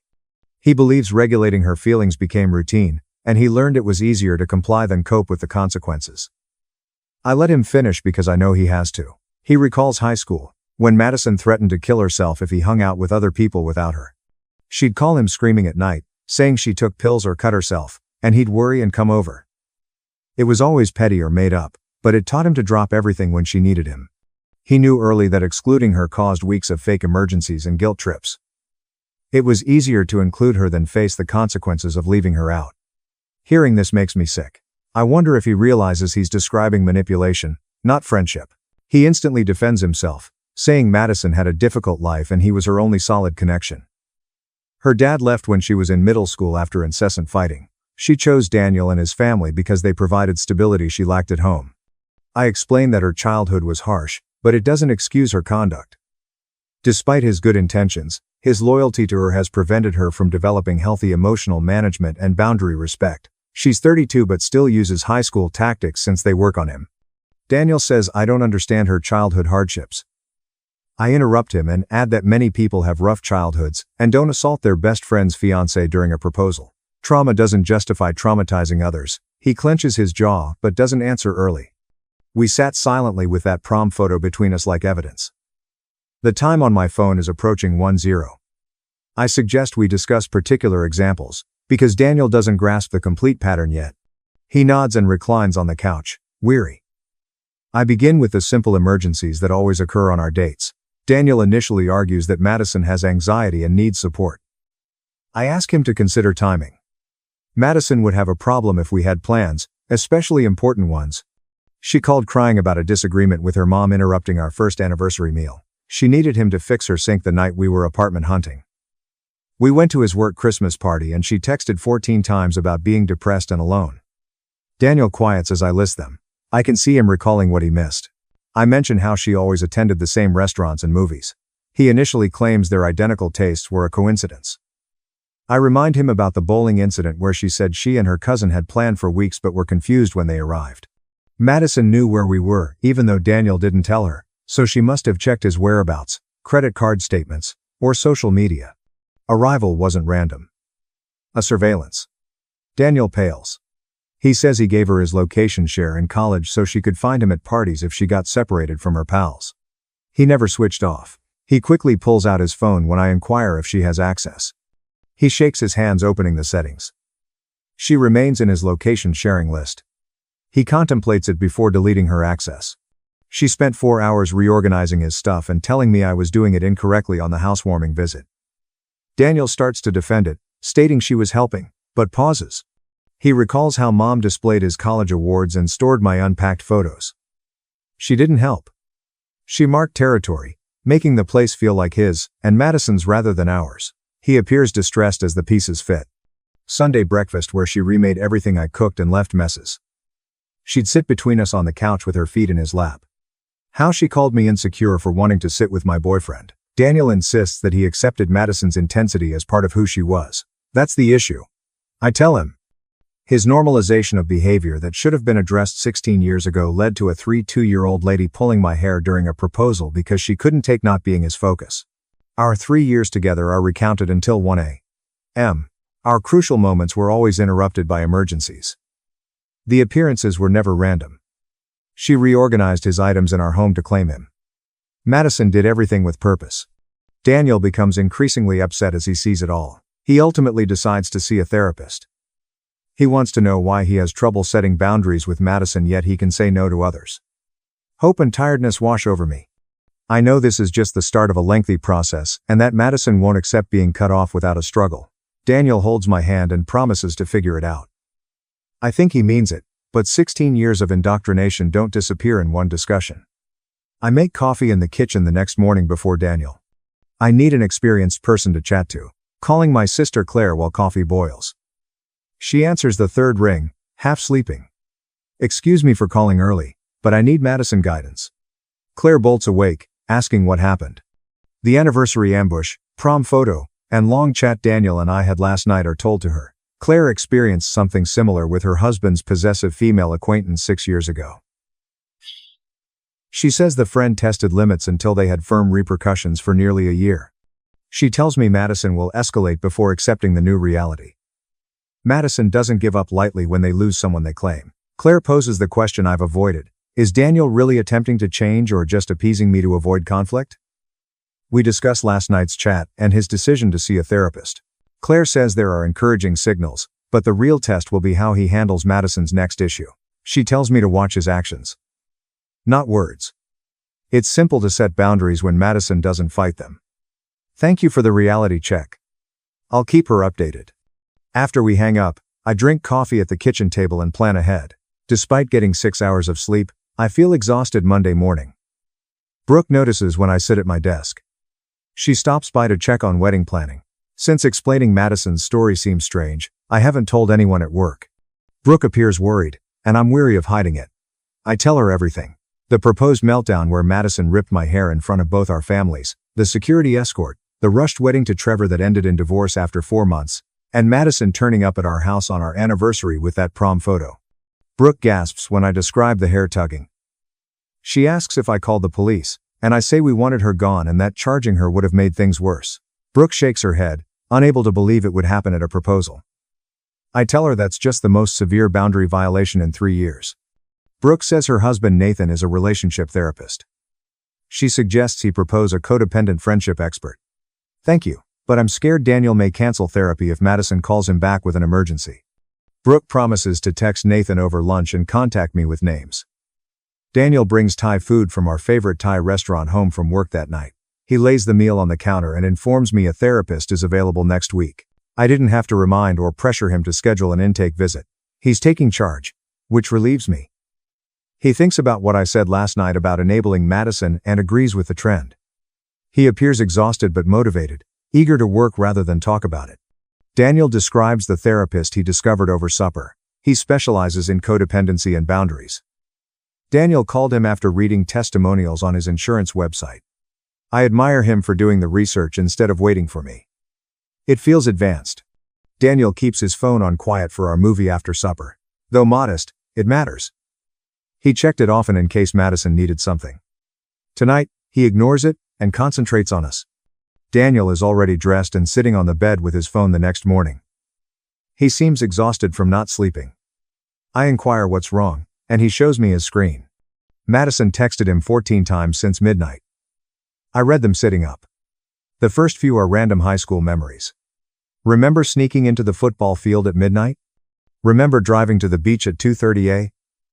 Remember my SAT prep with you? Questions follow. Why ignore me? I did something wrong? Are you mad at me? Later ones are more desperate. I miss my best friends forever. Just talk to me. Don't understand what happened. Daniel scrolls back up to show me more from earlier. 4 days. 36 messages. I confirm that we discussed this. Her defiance of limits. He nods and says he knows, but seeing it all laid out makes it more real. Together on the bed, we discuss responses. He should send one clear message instead of ignoring her because the silence is escalating her. Daniel types after agreeing. He shows me the draft before sending. It says he needs time to focus on his marriage and won't visit our house again. He asks if it's harsh. I say it's direct but fair. He presses send and we watch the phone for her response. Less than a minute. Phone rings with Madison's name on screen. Dan ignores the call. It rings again immediately. He declines again. After that, texts arrive quickly. I see them appear one after another. Are you serious now? You're picking her over 16 years of friendship. I'm shocked by your treatment. We can hear the phone buzzing even though Daniel puts it face down on the nightstand. Calls come every few seconds. Texts change tone after the 7th declined call. Panic attack. I can't breathe. Please come over now. Please, Daniel. I'm serious. I can't breathe. My chest hurts. I'm scared. Do not ignore me. I notice Daniel's pale face. He looks at the messages on the phone. His hand shakes. His finger hovers over the call button as he struggles. He admits manipulation. But his body doesn't care. He feels like someone he loves is dying, and every instinct tells him to help her. I can see sweat on his forehead. He's breathing faster. I put my hand on his arm and ask him what his therapist would say about this. He closes his eyes and takes a deep breath. He says the therapist would probably tell him that Madison has survived every previous crisis without him, and she'll survive this one, too. But his hands keep shaking. I suggest calling for a wellness check instead of going over there himself. Daniel looks at me like he hadn't considered that option. He asks if that's really okay to do. I tell him it means he cares about her safety without being her personal emergency responder, which is exactly the kind of boundary he needs to practice. He nods slowly and pulls up the non-emergency police number. I watch him make the call. He explains the situation calmly. He says his friend is texting about a panic attack and chest pain, and he's concerned, but can't go check on her himself due to boundary issues. He gives them Madison's address. The dispatcher says they'll send someone over. Daniel hangs up and puts the phone down. We sit in silence for a few minutes. His hands are still shaking. But less than before. The phone buzzes with more texts from Madison, but he doesn't look at them. 25 minutes later, the phone rings with an unknown number. Daniel answers. And it's the officer who did the wellness check. The officer says Madison is fine and was surprised by the police showing up. She told them she was texting a friend, but wasn't actually in medical distress. The officer's tone suggests he's dealt with this kind of situation before. Daniel thanks him and hangs up. He looks relieved, but also guilty. He tells me he feels bad for sending cops to her apartment. I remind him that she claimed to be having a medical emergency, and he responded appropriately by calling professionals instead of rushing over himself. He knows I'm right, but I can see the guilt eating at him. Anyway, the phone buzzes again. More text from Madison. Daniel looks at the screen and his expression changes from guilty to angry. I lean over to read them. She's furious. I can't believe you sent cops to my apartment like I'm some crazy person. You've changed into someone I don't even recognize. You abandon people when they need you most. Remember when I was there for you after your dad's surgery? Remember when I helped you through your breakup with Olivia? Remember when I drove you to the hospital when you broke your arm? You promised you'd always be there for me. You promised. The messages keep coming. She's weaponizing every time he helped her. Every moment of their friendship using his compassion against him. I watch Daniel read through them and see his face crumble. He looks like he might cry. I take the phone from his hands and set it aside. I tell him she's doing exactly what manipulative people do when boundaries don't work, making him feel guilty for protecting himself. He nods, but won't look at me. He says he knows it's manipulation, but it still hurts. He says 16 years of friendship doesn't just disappear because he recognizes the pattern now. I hold his hand and we sit there together while his phone continues buzzing with messages he doesn't read. Thursday comes, and Daniel has his first therapy appointment. He leaves work early and I wait at home trying not to think about what he's telling the therapist. He comes back 3 hours later looking completely drained. His eyes are red like he's been crying. But there's also something different about his posture. Like a weight has shifted even if it hasn't been removed. I ask how it went, and he sits down heavily on the couch. He tells me the therapist helped him see that Madison's crisis always happened during his important moments. The proposal, obviously, but also when he got promoted at work. Madison had a family emergency that same week. When we went on our first vacation together, Madison's car broke down and she needed him to help her deal with the mechanic. When he told her we were moving in together, she had a medical scare that turned out to be nothing. The therapist laid out the pattern and Daniel says hearing it from a professional made it feel more real than when I said the same things. He sounds almost amazed that he never noticed before. The therapist also talked about enmeshment and codependency and how Madison trained him from high school to prioritize her emotional needs above his own. Daniel tells me the therapist asked if he ever felt like he couldn't make major life decisions without considering Madison's reaction first. And Daniel realized the answer was yes. He'd been planning his life around her feelings for 16 years without even noticing. Over the next 17 days, Madison tries different approaches. The crisis text stop after the wellness check didn't work. Instead, she sends funny memes like nothing happened. Inside jokes from high school, casual messages about her day. She pretends their boundary conversation never happened. Daniel shows me every message, and I can tell he struggles to ignore them. He says it would be easy to reply to one meme, laugh at one joke, and return to the routine. But he doesn't. He leaves every message unread after showing me. I see him fight 16 years of conditioning with every ignored text. Maintaining the boundary when the other person is nice instead of dramatic is the hardest, according to his therapist. You can handle screaming better than your best friend. Daniel says it's like mourning someone alive. He misses his perceived friendship, even though he knows it was never healthy. 17 days after his first therapy session, we celebrate his Dover anniversary. We choose a nice downtown Italian restaurant we've been to. I wear the dress I planned for our anniversary before Madison arrived. Daniel reserves 8. We arrive on time and the hostess seats us at a quiet back table. Restaurant is busy but not crowded. We order wine and peruse menus. Daniel grabs my hand across the table. He's proud of us for not letting Madison control our travels. Back squeezing his hand. I see her enter halfway through our appetizer, Madison with her cousin Elena behind her. The whole body tenses. Daniel notices my expression and looks. Madison hasn't noticed us. Talking to the hostess. I lose all appetite. Daniel looks back at me and decides. He tightens my hand and says we're staying. He says Madison can't control our route or behavior anymore. Thank you, but my heart is racing. I watch Madison and Elena sit at a table across the room. Madison turns toward us. Her face glows. She walks to our table. Daniel releases my hand and stands. I've never seen him publicly confront her. And, Gentian, she walks to our table right away. Madison is halfway to us when Daniel quietly tells her to leave us alone or he'll ask the restaurant to escort her out. He speaks calmly, but firmly. Madison stops walking. She's stunned that he's confronting her in public. Elena grabs Madison's arm. She apologizes and pulls Madison to their table. Madison lets Daniel lead her away, staring at him with confusion and hurt. Madison is talking quickly to Elena as they sit across the room. After sitting down, Daniel grabs his wine glass. His hand holds steady. He says it felt good. Knowing she's watching, I can barely eat but tell him I'm proud. Elena returns alone to our table after 6 minutes. She apologizes again and says she didn't expect us. She says Madison saw our car in the parking lot and stayed when she saw us inside. Elena's embarrassed. She claims Madison obsesses over Daniel for weeks. The family worries about Madison's mental health, she says. Her diet is poor. She's awake. She constantly mentions Daniel. Elena has tried to get Madison to see someone. But Madison says everyone else is the problem. I appreciate Elena's honesty. Despite this awkward conversation, she promises to keep Madison quiet for the rest of dinner and returns to her table. I see her sit and tell Madison something firm. Madison crosses her arms and ignores us. I feel Madison's presence across the room as Daniel and I finish dinner without interruption.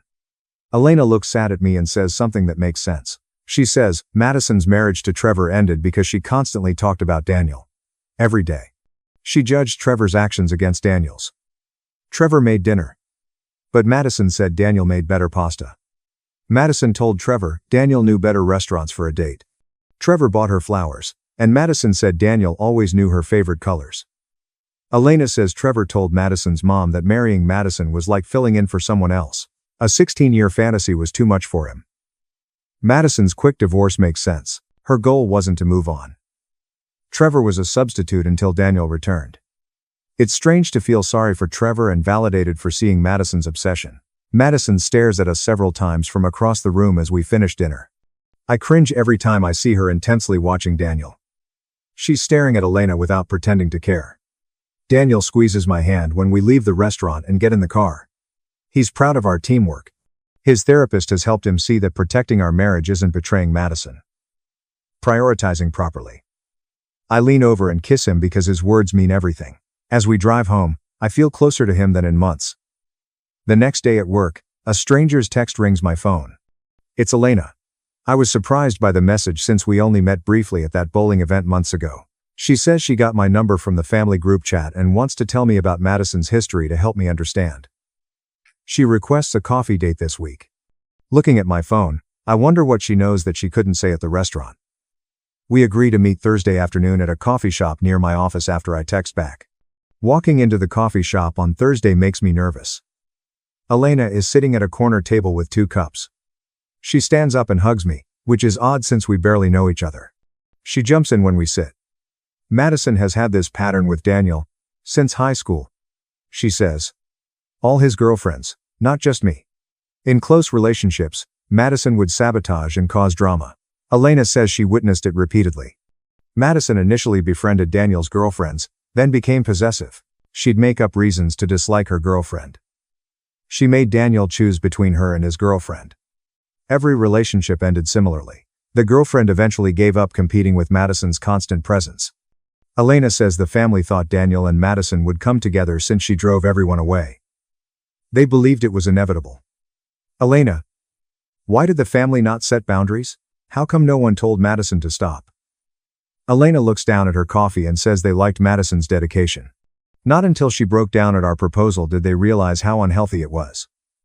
Watching Madison physically assault me and say the proposal didn't count without her approval finally showed them the truth. This wasn't devotion. Elena says several family members have apologized to Daniel's ex-girlfriend since then, saying they now understand why those relationships failed. Their ex said she tried to explain Madison's behavior years ago but nobody believed her. Everyone assumed she was jealous.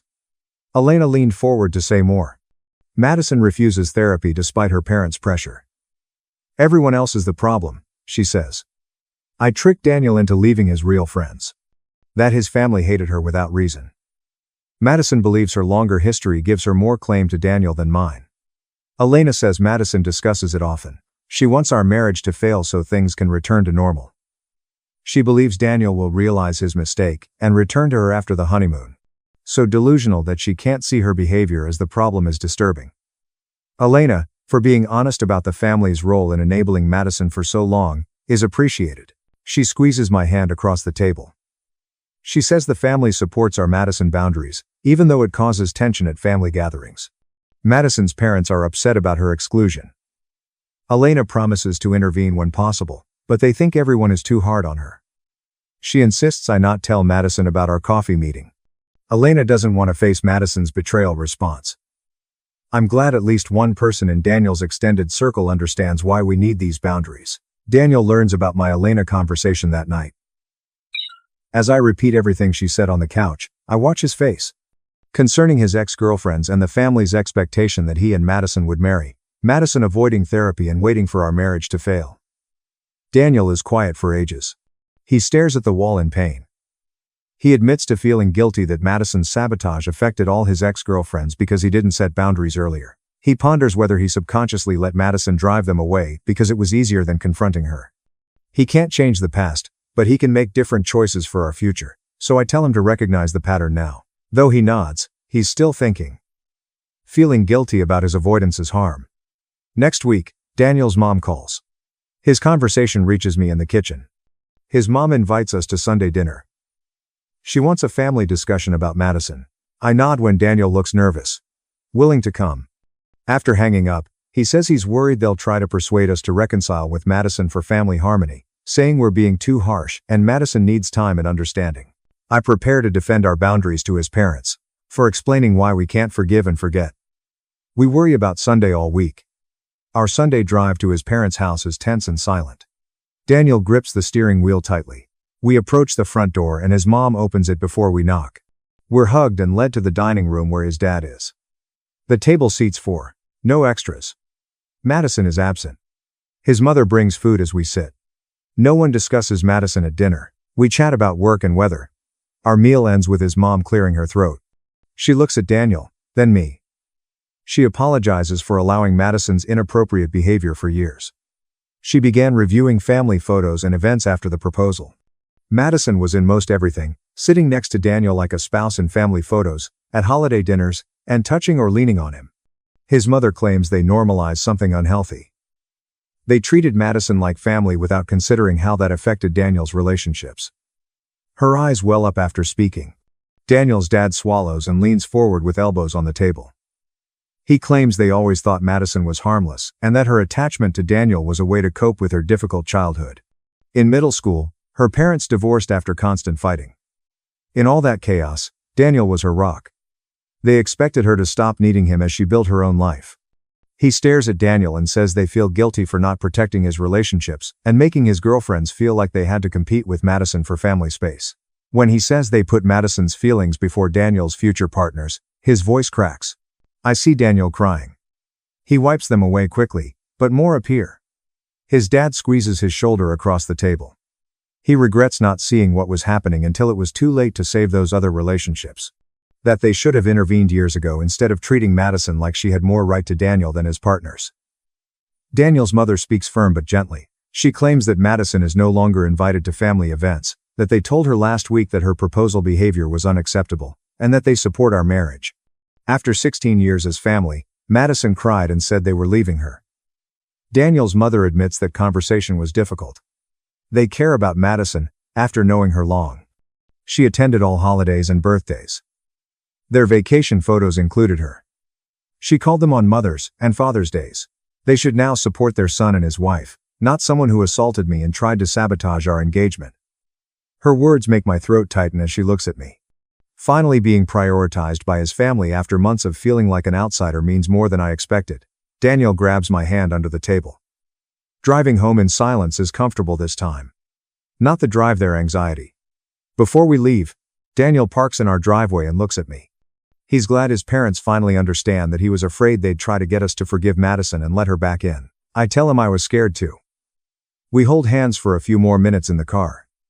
Madison makes fewer but more intense attempts to contact Daniel over the next month. She writes long texts about their friendship and missing him. One message contains all their inside jokes. Another details their high school biology class meeting. A third describes how lonely she is without her best friend. Daniel shows me each message I receive. He ignores all of them. His therapy is helping him cope with the guilt and grief of ending a toxic friendship. He returns from therapy exhausted but more settled each week. He slowly stops responding to her messages. First few shook his hands. Now he reads and deletes them without getting upset. I notice Daniel sleeps better. He tossed and turned all night and woke up exhausted. He now falls asleep quickly and sleeps until morning. He seems calmer at home. He laughs more, jokes, and doesn't check his phone every 6 minutes like an emergency. While making dinner one night, he tells me his therapist has been teaching him that real friendship shouldn't feel like hostage negotiation. That Madison's love always required him to put her before himself and others.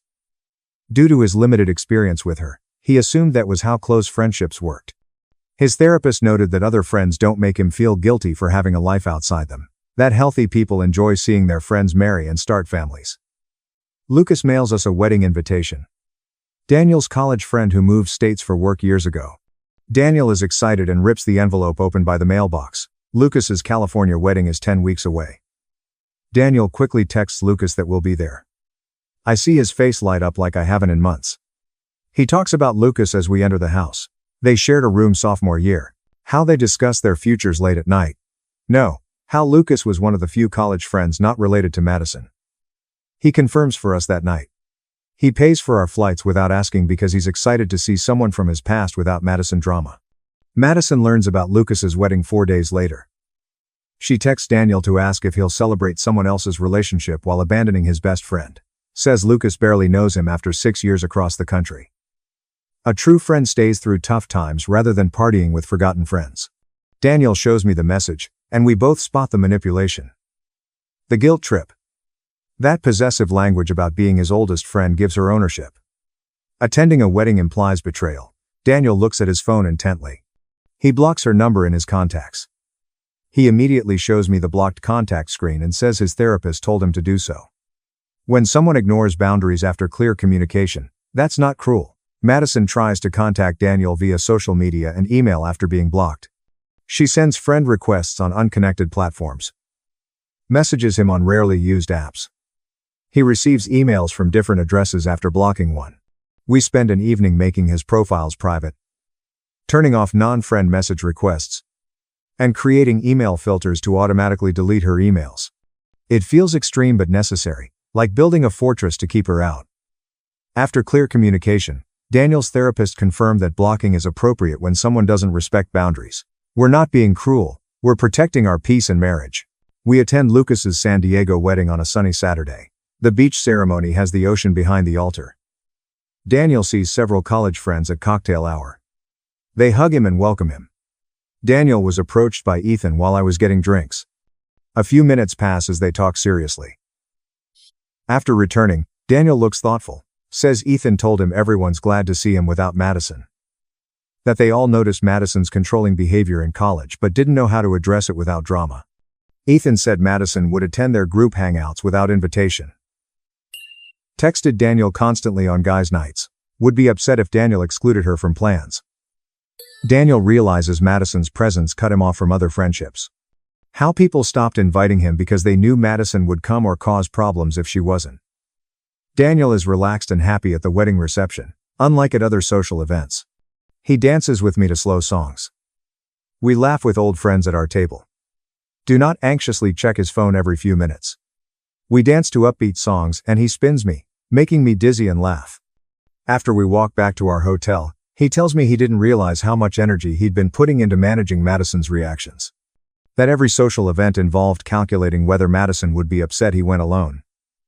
Will he have to deal with angry texts or emergency calls during the event? Will she show up uninvited and cause trouble?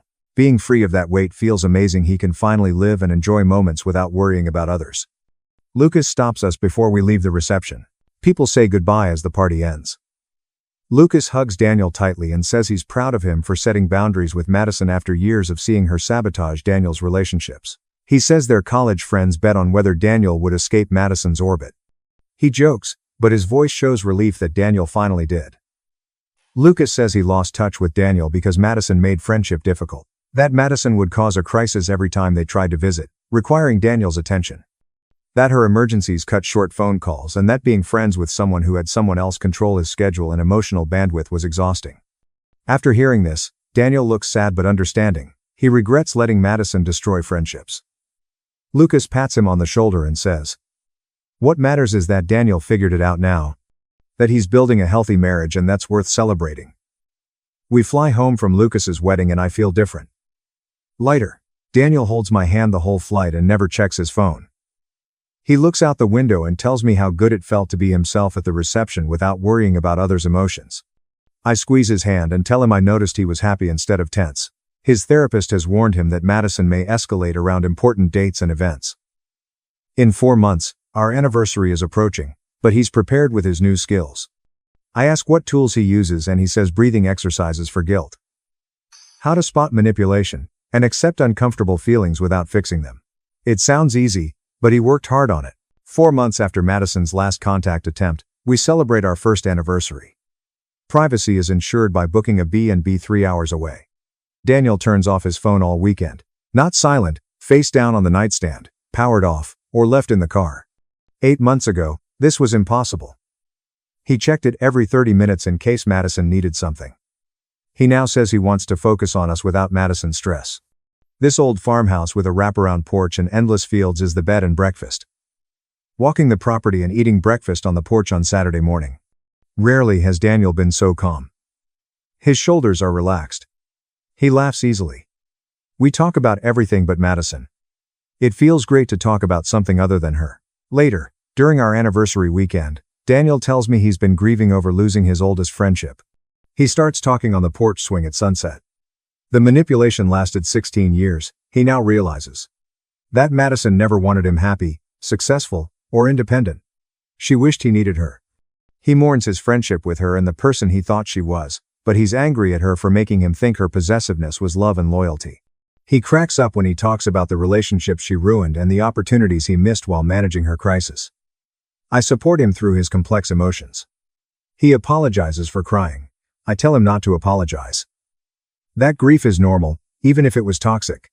Madison's letter arrives in our mailbox after our anniversary trip. My stomach drops when I see her handwriting on the envelope. Daniel takes it from me and throws it in the outdoor trash without reading it. Follow him outside and ask if he's sure. He says his therapist warned him that reading it would empower Madison and that the healthiest thing is to maintain the boundary without engaging with her attempts to break it. I see him close the trash can and enter. Though his hands shake, his face is determined. He didn't hesitate, which makes me proud and relieved. Does Daniel want to know what the letter said? Bags are unpacked and laundry is in the washer. He ponders it. He admits curiosity. He wants to know what she wrote. Curiosity shouldn't undo months of progress. He claims Madison knows him well enough to write what would draw him back. That reading it is like an alcoholic having one drink. After loading, he runs the washer. I admire his self-awareness and ability to spot the trap. 8 months ago, he would have read and potentially responded to that letter. Elena texts me 3 days later to warn that Madison has discussed reconciling with Daniel. She says the family worries Madison will visit again. Thanks for the heads up. I'll find Daniel. His home office is where he checks work emails. Showing him Elena's text. I watch his reaction. He sighs and suggests installing a doorbell camera to record Madison's boundary violations. I'm surprised he suggests it before I do. We order one that same evening and Daniel installs it the next day. He tests it from his phone and shows me how to check the feed. Now we'll know if she shows up, even when we're not home.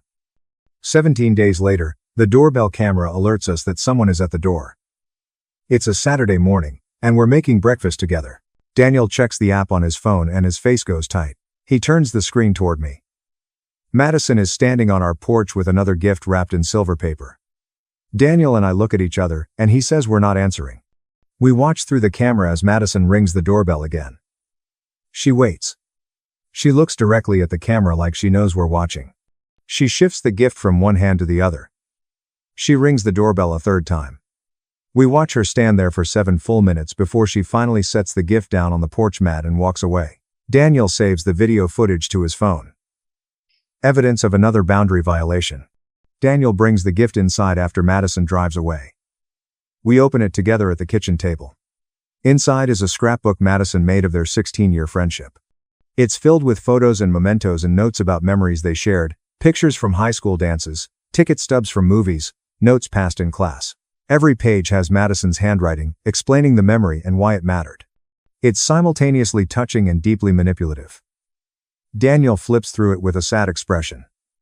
He gets to a page with photos from a family vacation where Madison came along. His parents and Madison all smiling at the beach. He closes the scrapbook and sits there for a minute. Then he stands up and carries it to the garage. He puts it in a cardboard box on a high shelf.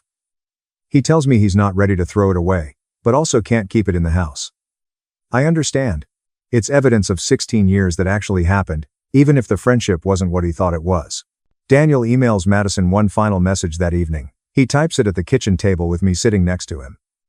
He says that he appreciates their history, but that her inability to respect boundaries means they can't have any kind of relationship. That further contact attempts will be considered harassment. He reads it out loud to me before sending. I tell him it's clear and firm without being cruel. He copies me on the email so I can see exactly what he said. Then he blocks her email address, too. He closes his laptop and looks at me. He says he feels like we've finally reached a place of real partnership in handling this, that he's not trying to protect Madison's feelings at the expense of our marriage anymore. I hug him and tell him I'm proud of how far he's come. Madison doesn't respond to Daniel's final email. Her contact attempts stop completely after that. It's both relieving and slightly unsettling. We keep waiting for another escalation for her to show up at his work or at our house in the middle of the night. But weeks pass and nothing happens. Daniel brings it up at his therapy appointment, and his therapist says this might be Madison finally accepting reality, or it might be her regrouping for a different approach. That we should stay vigilant but also try to live our lives without constant anxiety about her next move. Daniel tells me this while we're getting ready for bed. I ask him how he feels about it. He says he's relieved, but also doesn't quite trust it. That 16 years of patterns don't just stop overnight. But that he's going to try to focus on building our life together instead of constantly looking over his shoulder. The first month without Madison felt strange, like waiting for a storm that never came. I kept checking my phone, expecting her texts. Daniel would tense up every time the doorbell rang, but nothing happened. No messages, no surprise visits, no manufactured emergencies. We started sleeping better. Daniel stopped having that hunted look he'd worn for months. His therapy appointments continued every Thursday, and he'd come home talking about patterns he'd never noticed before. How he'd learned to manage Madison's emotions instead of his own. How he'd confused her need for him with actual friendship. He started reconnecting with his college friends through group chats and video calls. People he'd lost touch with because Madison always monopolized his time. By the second month, I noticed he was laughing more, making plans without checking if Madison might show up. We went to movies and restaurants without that constant anxiety. He joined a softball league with guys from work. Started going to happy hours again. Things he'd stopped doing because Madison would call with a crisis every time. The therapy was working. He set boundaries with his mom when she tried to guilt him about family stuff. He told his coworker no when she asked him to cover her shift for the third time. Small things. But they mattered. 4 months in, we were having breakfast when Elena texted me. Madison had a new boyfriend, some guy named Mason she'd met at her gym. Elena said Madison was already acting the same way with him that she'd acted with Daniel. Constant texts. Showing up at his apartment unannounced. Getting upset when he made plans without her. The family was worried she'd destroy this relationship, too. Elena said Madison's mom had begged her to see a therapist, but Madison refused. She kept insisting that Daniel and I were the problem, that we'd abandoned her, that she'd done nothing wrong. I showed Daniel the texts, and he just shook his head. He said he felt bad for Mason, but also relieved it wasn't his problem anymore. That he'd spent 16 years trying to fix Madison, and it had almost cost him everything. We talked about whether we should warn Mason somehow, but decided against it. Madison would just use it as proof we were obsessed with her. Our second anniversary approached, and Daniel suggested we go back to the restaurant where Madison had interrupted our Dover celebration. I hesitated, but he said he wanted to reclaim it, to prove we weren't hiding from her anymore. So, we made a reservation for the same table in the garden area. The night was perfect, warm, but not too hot, with string lights overhead.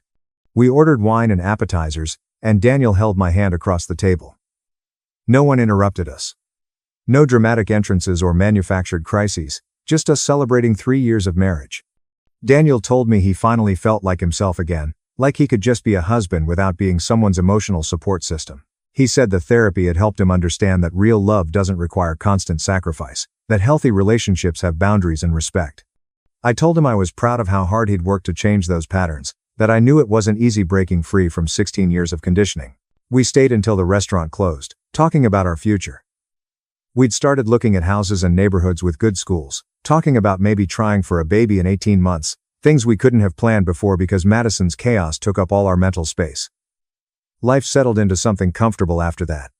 We had routines that didn't involve managing someone else's emotions.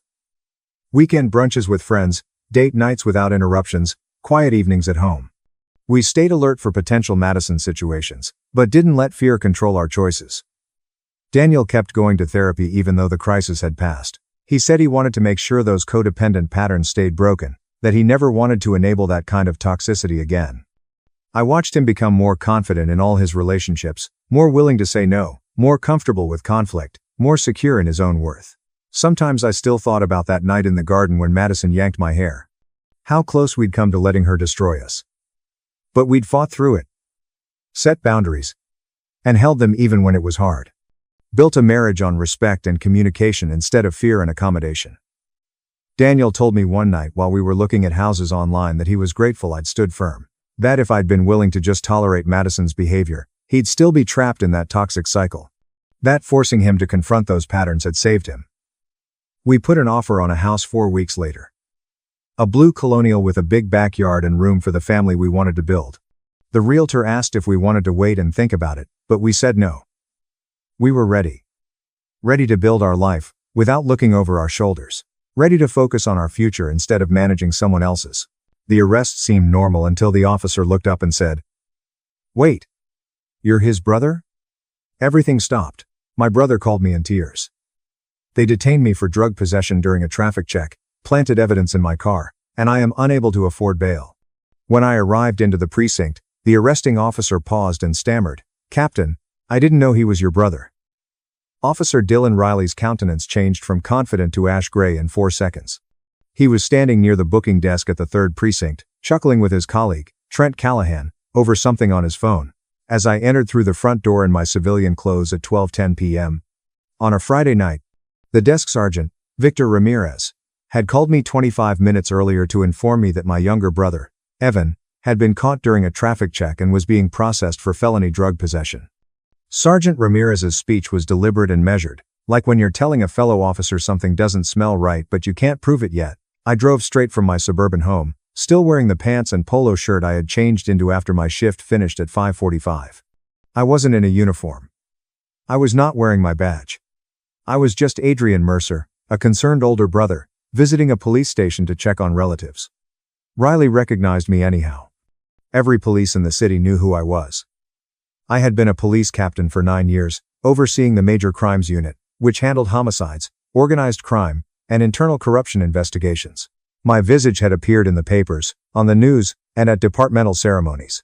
And now, Riley was staring at me as if he'd eaten shattered glass, his mouth opening and closing silently while his partner, Callahan, peered between us, trying to understand out what was going on. I had been a police officer for 24 years, beginning as a patrol officer right out of college and progressing through every level and division the department had to offer. Narcotics, vice, homicide, and ultimately big crimes. I was promoted to captain at the age of 38, which was younger than usual, and I earned it via case clearances, a clean record, and a reputation for being fair but rigorous. My younger brother, Evan, was 31, 7 years my junior, and we had always been close despite following very different routes in life. I went into law enforcement. Evan became a social worker, spending his days counseling at-risk adolescents at a downtown organization. He drove a 2-year-old Toyota Camry, lived in a modest apartment in the city's arts quarter, and had never been in trouble with the law, not even for speeding. He was the type of person who would volunteer at homeless shelters on weekends, and spend his own money on school supplies for children whose families couldn't afford them. The idea that he would possess, let alone trade, illegal substances seemed so ludicrous that when Sergeant Ramirez phoned me, my immediate reaction was to chuckle. Then Ramirez told me how much they said they found, and I stopped laughing. 4 ounces of methamphetamine, wrapped in individual baggies, were hidden in Evan's trunk spare tire compartment. The street value is approximately $11,500, which is enough to charge him with possession with intent to distribute, a felony punishable by 6 to 14 years in state prison. Evan had called me from the holding cell 35 minutes before Ramirez's call, and his voice was shaking so violently that I could not understand him. "Adrian, they claim I had drugs in my car. They're calling me a dealer. I have never even smoked marijuana. I'm not sure where it came from. They planted it. They must have planted it. Please, help me. I cannot afford bail. I don't know what to do." I had advised him to be cool, not to say anything to anyone, and that I would come to rescue him. I hung up and quickly called my own contacts in the department to figure out what had happened. The traffic stop took place around 9:42 p.m. Riverside Boulevard is a commercial neighborhood near the warehouse district. Evan had been pulled over after reportedly failing to signal a lane change. Dylan Riley and Trent Callahan, both from the Street Crimes Unit, a specialist branch that dealt with narcotics interdiction and gang activities, were the policemen who made the arrests. Riley said that he smelt marijuana coming from the vehicle and asked for permission to search. Evan, being cooperative and with nothing to conceal, agreed. They located the methamphetamine in his spare tire compartment 18 minutes later and detained him right after. Now I stood in the station lobby, staring at Officer Riley, as he realized he had just arrested the younger brother of one of the department's highest-ranking officials. Callahan caught on a second later, his countenance changing from careless indifference to something approaching terror.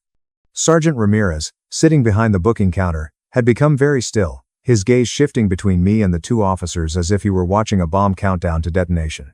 I maintained my voice level and professional, like I did in command staff meetings. "Officer Riley, I understand you arrested my brother, Evan Mercer, approximately 3 hours ago on drug possession charges. Riley had a hard swallow.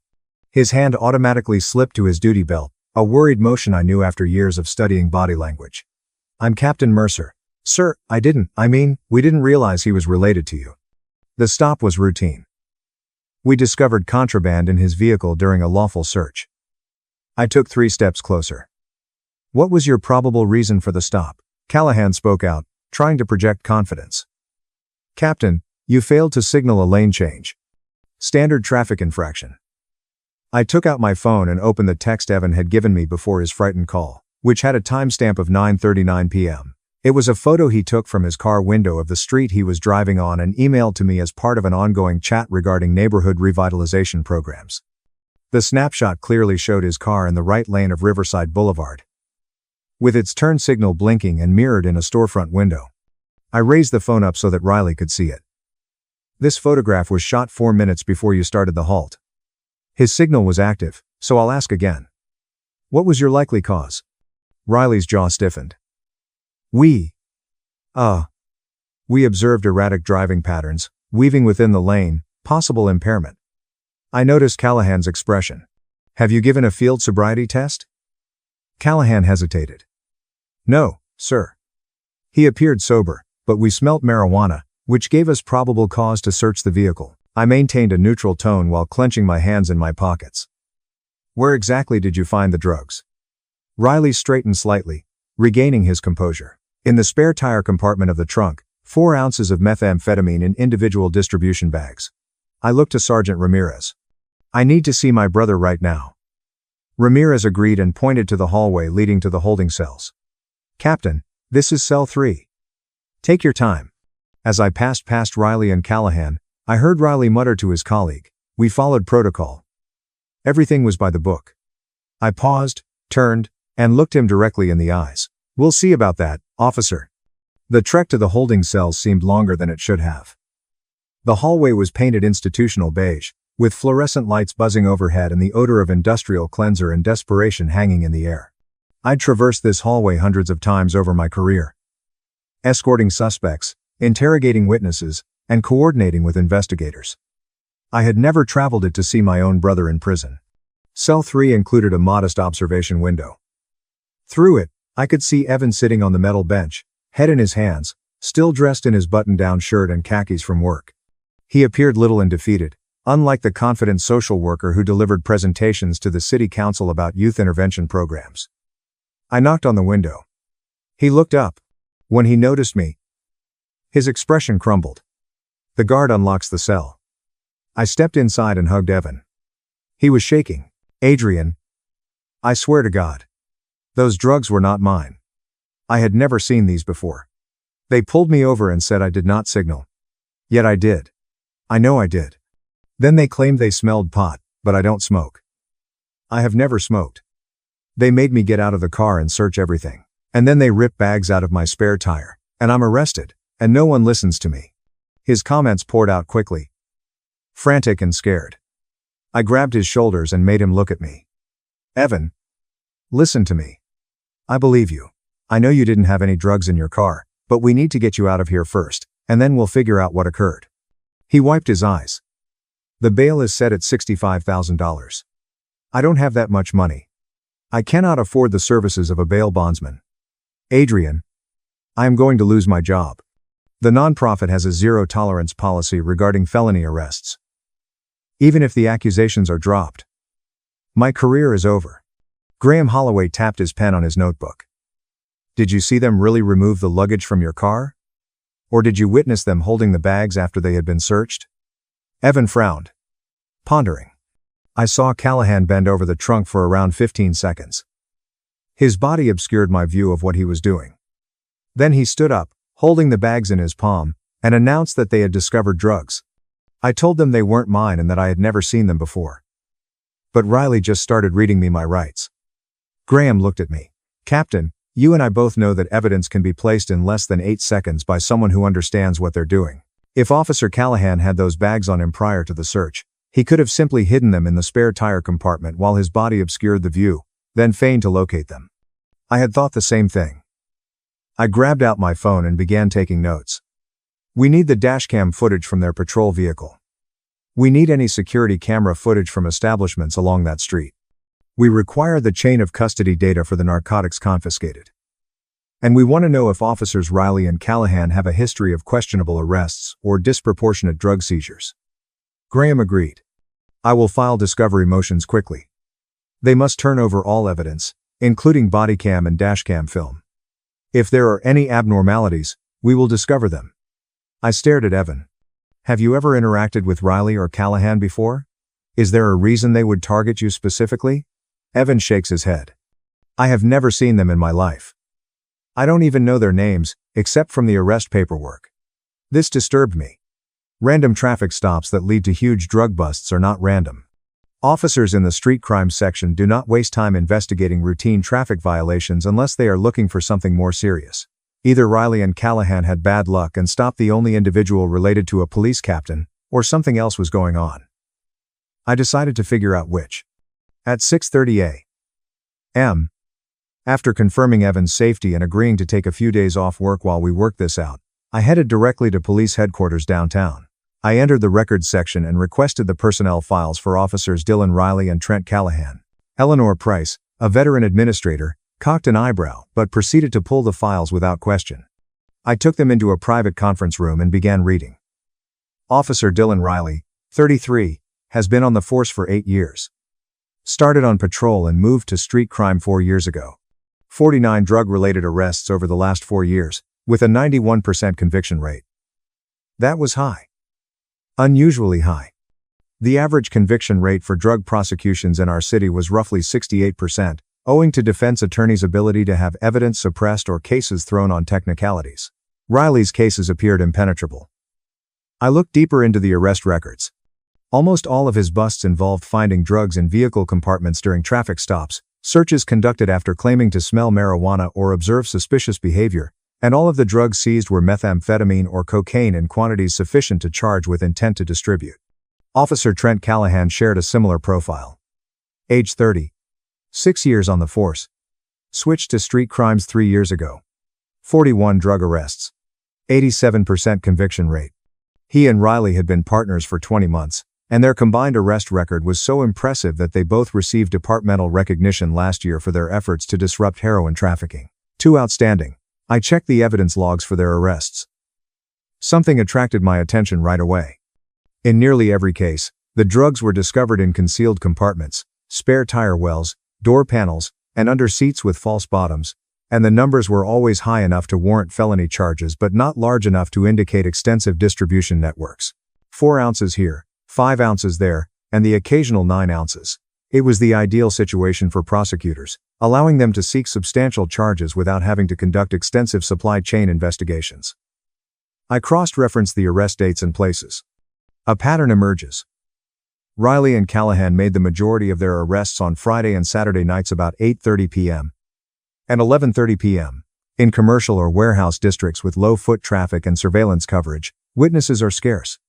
They conducted traffic stops for minor offenses, claimed to identify marijuana odor, and discovered hard drugs stashed in vehicles driven by people with no past criminal history. People who were unable to respond effectively due to a lack of resources or contacts. People like my brother. Except this time, they'd made a key error. They had arrested someone who was related to a police captain who had the authority and incentive to conduct a comprehensive investigation.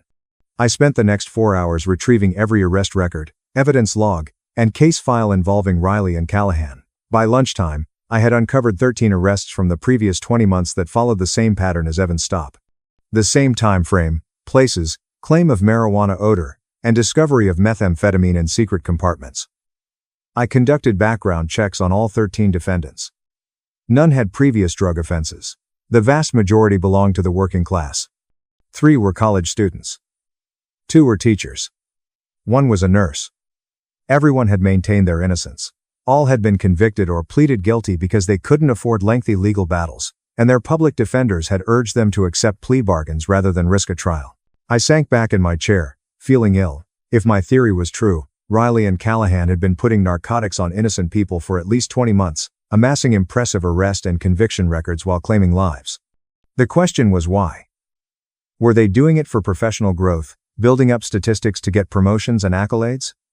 Were they cooperating with someone who gave them drugs to plant? Was there anything else going on? I summoned Lieutenant Marissa Kane, the Director of Internal Affairs. We had previously worked together on corruption issues, and I absolutely trusted her. She has 27 years on the force and a reputation for integrity and thoroughness. She responded immediately. Captain Mercer, I heard your brother was arrested. I'm sorry. Word spread quickly throughout the department. Marissa, I need to speak with you off the record. Can we meet somewhere private? 40 minutes later, we were sitting in my car in the parking lot of a park 5 miles from headquarters. I handed her the files I'd compiled. She went through them silently, her countenance darkening with each page. She finally looked up. Adrian, this is horrible. If what you're saying is correct, we're dealing with systemic evidence planting, false arrests, civil rights abuses, and possibly organized corruption. I nodded. I need you to start an internal investigation. Quietly. Don't tell them. I would like to conduct surveillance on Riley and Callahan. I want their conversations watched, and all of these previous arrests reviewed. Marissa, close the folder. I'll initiate the investigation immediately, but Adrian, you know I have to recuse you from any direct involvement because of your personal connection to one of the victims. You cannot be a member of the investigative team. I had expected that. I understood. However, as a concerned citizen and the head of serious crimes, I could provide information and support in situations involving corruption. She shot me a glare. Do not do something dumb. Allow internal affairs to handle things correctly. If you go off on your own and confront these officers, you risk jeopardizing the entire investigation. I assured her I would follow protocols. I intended it. However, I had no intention of sitting passive while my brother faced felony accusations based on false evidence. Graham Holloway filed motions for discovery that afternoon, requesting any camera footage, evidence records, and chain of custody data pertaining to Evan's arrest. The prosecutor in charge of the case, Assistant District Attorney Danielle Sloan, called me that evening. Danielle was a straight shooter, a professional prosecutor who valued justice over conviction rates. She had collaborated with my team on dozens of cases, and we had mutual respect. Adrian, I received the defense motions for your brother's case. I'm perusing the arrest report. And something feels odd. The officer's narrative is textbook. Perhaps too textbook. I'm asking the dashcam and bodycam footage for myself. If there is an irregularity, I will move to dismiss. I thanked her and hung up, feeling a little better. At the very least, we had allies in the system who might help guarantee Evan was treated fairly. But I was still indignant, driven by a need to understand why Riley and Callahan had chosen to target my brother especially. That night, I was unable to sleep. I sat in my home office, examining the arrest paperwork again, looking for any details I had overlooked. Natalie Vaughn arrived about 2:20 a.m., wearing a robe and bringing 2 mugs of tea. She placed one in front of me and sat down. You'll make yourself ill fretting over this. Graham is an exceptional attorney. Internal Affairs is investigating. The prosecutor is on our side. Evan will be all right. I grabbed her hand. What if he isn't? What if Riley and Callahan have hidden their tracks so well that we cannot establish anything? What if Evan gets a felony conviction and loses everything he's worked for? Natalie squeezed my hand. Then we fight it in court, the media, and in every other way possible until the truth is revealed. But you must trust the process. You established your profession on ethics and adhering to right processes. Don't abandon that now. She was correct. I knew she was correct. However, this was not simply another case. This was my brother, whom I had protected since we were children, who looked up to me and felt that law enforcement existed to assist people. If I couldn't protect him from crooked officers, what was the point of my career? The dashcam film arrived 4 days later, via secure transfer from the prosecutor's office. Graham Holloway, Marissa Kane, and I viewed it together in a conference room at the police station.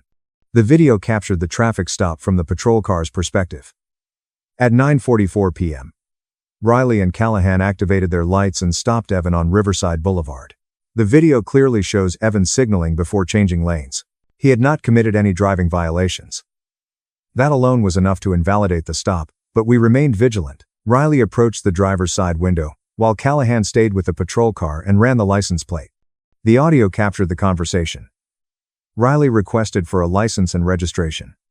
Evan supplied both, his speech soothing and cooperative. Riley asked where he was heading.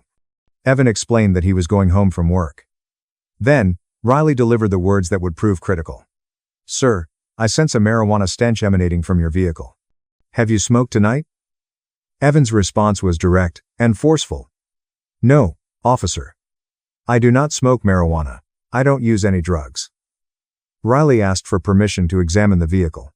Evan hesitated before saying, "I don't have anything illegal in my car, but if you need to search it, go ahead." The footage showed Evan exiting the car and standing on the sidewalk as Callahan examined the passenger compartment. After 4 minutes, Callahan radioed Riley that the inside was clear. Riley then demanded that the trunk be opened. Evan opened it using the inside release. The important moment arrived next. Both police proceeded to the trunk, concealing the dashcam's view of what they were doing. The audio captured muted noises of movement, object shifting, and something being opened. Then Callahan's voice, "We have something here." The footage shows Evan going forward to observe what they were doing. Riley placed his hand on Evan's chest, gently pulling him back. "Sir, stay where you are. Do not approach the car." Evan's voice was puzzled and fearful. "What are you talking about? I don't have anything in my car." Callahan came from behind the trunk lid, clutching 3 clear plastic bags filled with white powder. He brought them up to the dashcam to film the find. 3 bags appear to be methamphetamine found in the spare tire compartment. The remainder of the video depicted the arrest. Miranda rights are read, Evan is handcuffed, and his car is seized. Graham paused the audio.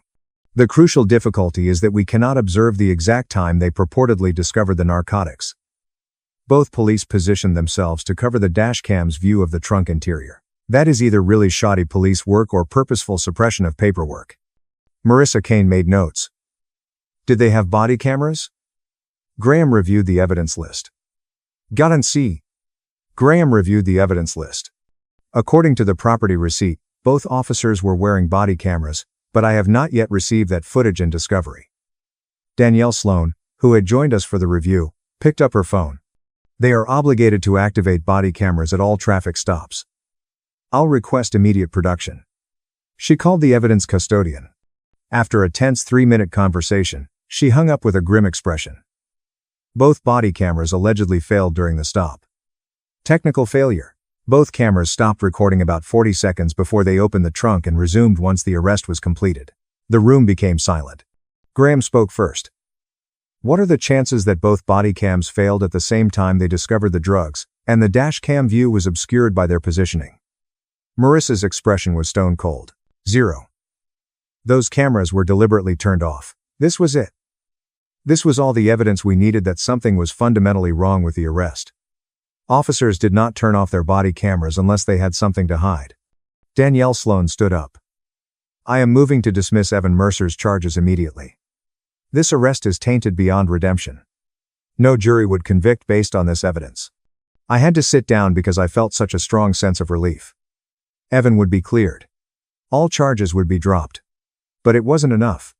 How about the other victims?" I asked. "Riley and Callahan arrested 13 other people following the same pattern.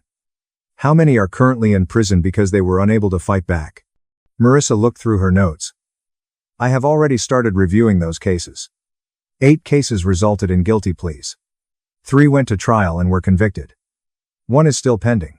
We'll have to look into every single arrest for evidence tampering and civil rights violations." Graham added, "If we can prove a pattern of misconduct, we can file for mass exoneration and civil suits on behalf of all the victims." Danielle agreed. "My office will fully cooperate if these officers have been planting evidence on a systematic basis. They must be prosecuted criminally, not simply fired." Over the next 2 weeks, the investigation erupted. Marissa Kane assembled a team of internal affairs investigators to conduct a forensic review of each arrest made by Riley and Callahan. They discovered that body cam malfunctions occurred in 11 of the previous 13 arrests at the same time drugs were allegedly discovered. They discovered evidence logs with irregularities in the chain of custody, indicating that drugs were signed out of the evidence room prior to arrests. They interviewed defendants from previous cases, all of whom claimed innocence and described nearly identical circumstances to Evan's arrest. The most damning evidence came from a confidential informant who worked for the street crime unit. The informant, a veteran officer who had grown suspicious of Riley and Callahan's unusually high arrest rates, had been quietly documenting their activities for several months. He came forward when he learned about the internal affairs investigation and provided recordings of Riley and Callahan discussing their strategy. The recordings were devastating. In one conversation from 4 months ago, Callahan was heard saying, "We just need to be careful with the amounts. Keep it under 12 ounces per bust." Riley responded, "Enough to charge intent, but not enough to warrant a major investigation. And make sure we hit people who are unable to fight back. No lawyers, no cops, no politicians, just regular people who will take plea deals rather than risk trial." Another recording from 7 weeks before Evan's arrest captured them discussing their body cam strategy.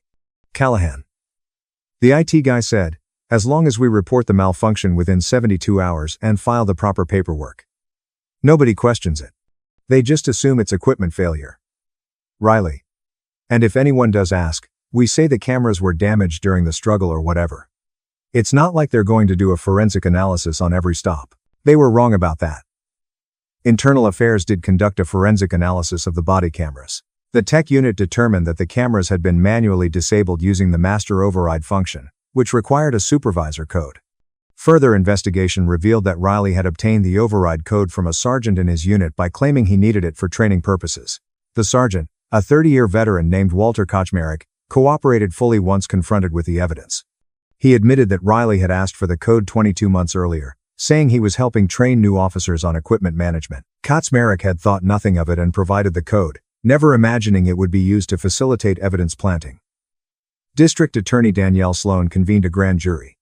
Over 4 days, she presented evidence of systematic corruption, false arrests, evidence tampering, and civil rights violations. The grand jury returned indictments against both Dylan Riley and Trent Callahan on multiple counts: conspiracy to violate civil rights under color of law, evidence tampering, filing false police reports, perjury, and official misconduct. Both officers were arrested at their homes on a Monday morning just 19 days after Evan's arrest. The media coverage was immediate and extensive. Decorated officers charged with planting evidence in dozens of cases read the headline in the city's major newspaper. "Corruption, Scandal Rocks," Police Department announced the evening news. The story gained national attention when details emerged about the number of innocent people who had been convicted based on fabricated evidence. "I watched from the sidelines as the department I had dedicated my life to was forced to confront this failure." The police chief, a man named Harold Whitaker, who had been in his position for 14 years, held a press conference acknowledging the betrayal. "These officers violated their oaths, violated the public trust, and destroyed lives through deliberate and calculated misconduct. There is no excuse, no justification. We will cooperate fully with all investigations, and we will implement systemic reforms to ensure this never happens again." Internal Affairs expanded their investigation to review every arrest made by the Street Crimes Unit over the past 4 years. They found evidence of misconduct beyond just Riley and Callahan. 2 other officer pairs had similar patterns of questionable arrests, though not to the same degree. Those officers were placed on administrative leave pending investigation. The department implemented mandatory protocols requiring all body cam footage to be uploaded automatically to secure servers within 1 hour of recording, with tampering detection algorithms and supervisor review requirements. 13 people who had been convicted based on arrests by Riley and Callahan had their cases vacated and their records expuned. They were released from prison or freed from probation. Several filed civil lawsuits against the city. Evans' charges were dismissed with prejudice, meaning they could never be refiled. Graham Holloway negotiated a settlement with the city for wrongful arrest and malicious prosecution, $420,000, plus an official apology from the police chief. Evan used part of the money to establish a legal defense fund for people who couldn't afford representation in questionable drug cases. The trial of Riley and Callahan began 8 months after their arrest. The prosecution, led by Danielle Sloan, personally, presented overwhelming evidence of their scheme. The confidential informant testified about the conversations he had recorded. The tech unit explained how the body cams had been deliberately disabled. The 13 victims testified about their arrests and the destruction of their lives. Expert witnesses explained the statistical impossibility of the high conviction rates and the consistent patterns across all the arrests. The defense attorneys tried to argue that their clients had been aggressive in pursuing drug dealers, but had not deliberately planted evidence. That argument collapsed when the prosecution presented evidence logs showing drugs had been checked out of the evidence room by Riley on 3 occasions immediately before arrests where those same drugs were allegedly discovered in suspects' vehicles. The jury deliberated for 7 hours. They found Dylan Riley guilty, on all counts. They found Trent Callahan guilty on all counts except conspiracy, apparently believing he had been following Riley's lead rather than being an equal partner in planning the scheme. Sentencing occurred 4 weeks later. The federal judge, Honorable Meredith Halston, who had presided over dozens of corruption cases during her 25 years on the bench, delivered a statement that was picked up by news outlets nationwide. These defendants were entrusted with enormous power, the power to deprive citizens of their liberty. They abused that power in the most egregious way imaginable, systematically framing innocent people for serious crimes in order to advance their careers and build reputations as effective officers. Their actions have undermined public trust in law enforcement, destroyed lives and families, and violated the constitutional rights of at least 13 citizens that we know of. There may be more victims we haven't identified. The harm caused by these defendants extends far beyond the individuals they directly targeted. Every legitimate arrest is now questioned. Every honest officer is now viewed with suspicion. The damage to the justice system is incalculable. Judge Halston sentenced Dylan Riley to 19 years in federal prison. She sentenced Trent Callahan to 13 years. Both were ordered to pay restitution to their victims and permanently banned from any position in law enforcement. I sat in the courtroom gallery with Evan, Natalie Vaughn, and several of the other victims as the sentences were read. Riley showed no emotion, staring straight ahead with the same blank expression he had worn throughout the trial. Callahan cried, his shoulders shaking. Whether from regret or self-pity, I couldn't tell. As the bailiffs led them away in handcuffs, I felt a complex mixture of satisfaction and sadness. Justice had been served, but it couldn't undo the damage. People had lost years of their lives to prison. Families had been torn apart. Careers had been destroyed. And my own faith in the institution I served had been shaken in ways I was still processing. After the sentencing, Evan and I went to lunch at a quiet restaurant downtown. We didn't talk much at first, just sat with the weight of everything that had happened. Finally, Evan spoke. I keep thinking about what would have happened if I wasn't your brother. If I was just a regular guy with no connections, no resources to fight back. I would be in prison right now serving a 6-year sentence for something I didn't do. I nodded slowly. I know. And that's exactly what happened to 13 other people before you.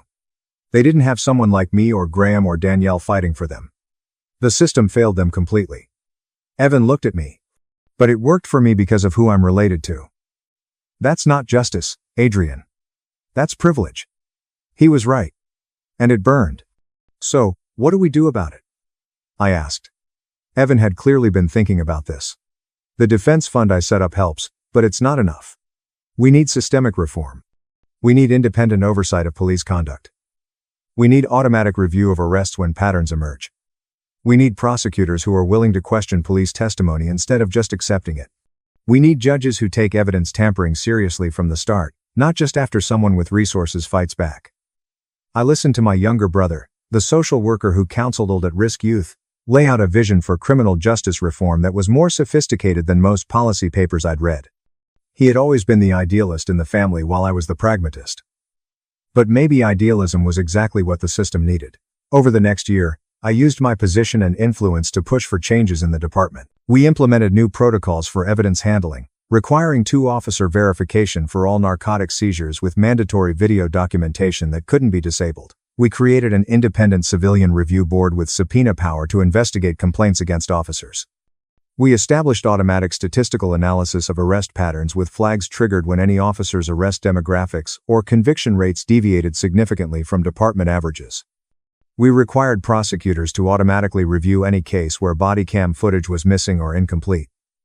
Not everyone in the department supported these changes.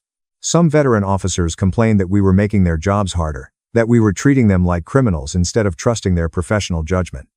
I understood their frustration, but I also understood that trust had to be earned through transparency and accountability, not demanded based on the authority of a badge.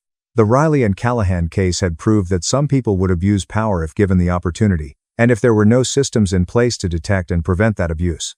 Evan went back to his work at the nonprofit, but the experience had changed him. He became an advocate for criminal justice reform, speaking at community forums and legislative hearings about his arrest and the broader implications of police misconduct.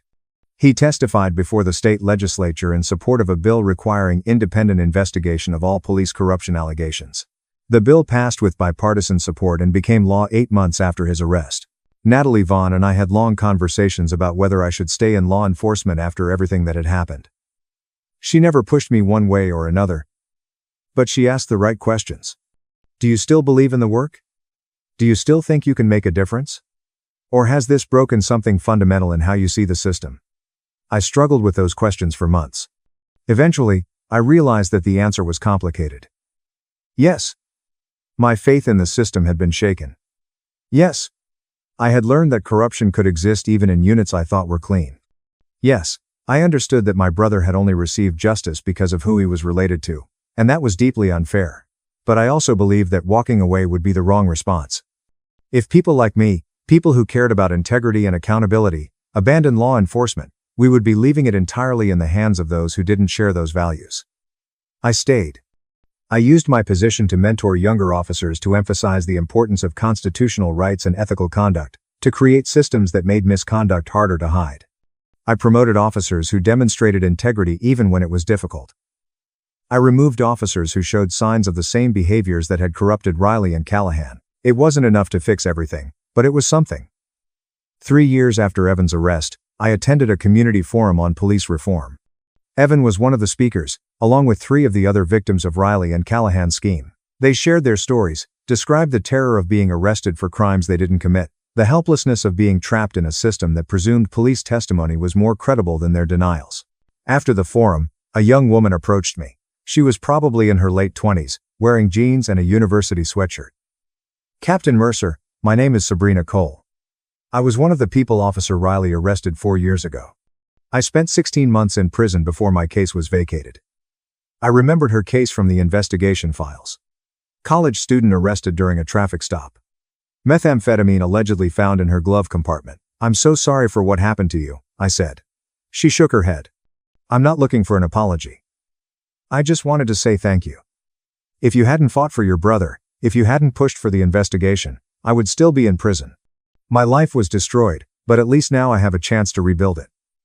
My conviction is expunged. I'm back in school. I have hope. That wouldn't have happened without you. I didn't know what to say. I hadn't fought for her. I had fought for Evan. Her exoneration was a side effect, not the goal. She seemed to sense what I was thinking. I know you were protecting your family, but the thing about systemic corruption is that exposing it helps everyone, even the people you didn't know existed. You started something that became bigger than your brother's case. That matters. After she walked away, Evan came over and put his hand on my shoulder. She's right. You know, this became about more than just me. It became about fixing a broken system. You did that, Adrian. Not perfectly, not completely, but you did it. I looked at my brother, the person I had protected since we were kids, who had grown into someone who didn't need my protection anymore, but still valued my partnership in fighting for justice. We did it. I corrected. All of us. Everyone who refused to accept that innocent people should be in prison just because corrupt cops decided to frame them. 4 years after the arrests of Riley and Callahan, the police department held a ceremony, recognizing officers who had demonstrated exceptional integrity and service. I was asked to present one of the awards. The recipient was the confidential informant from the Street Crimes Unit who had provided the recordings that helped convict Riley and Callahan. His name was Officer Matthew Ellis, a 17-year veteran who had risked his career and personal safety to expose corruption in his own unit. When I handed him the award, he said something I'll never forget. I became a cop to help people. Not to watch them get destroyed by officers who forgot that's what we're supposed to do. When I saw what Riley and Callahan were doing, I had a choice. I could stay silent and protect my career, or I could speak up and risk everything. Your brother's case gave me the courage to choose speaking up. So really, this award belongs to everyone who refused to stay silent. The ceremony reminded me why I had joined law enforcement in the first place. Not for power or authority, but because I believed in justice, in protecting people who couldn't protect themselves, in being part of something that made communities safer and stronger. Riley and Callahan had perverted that mission. But they didn't represent all officers.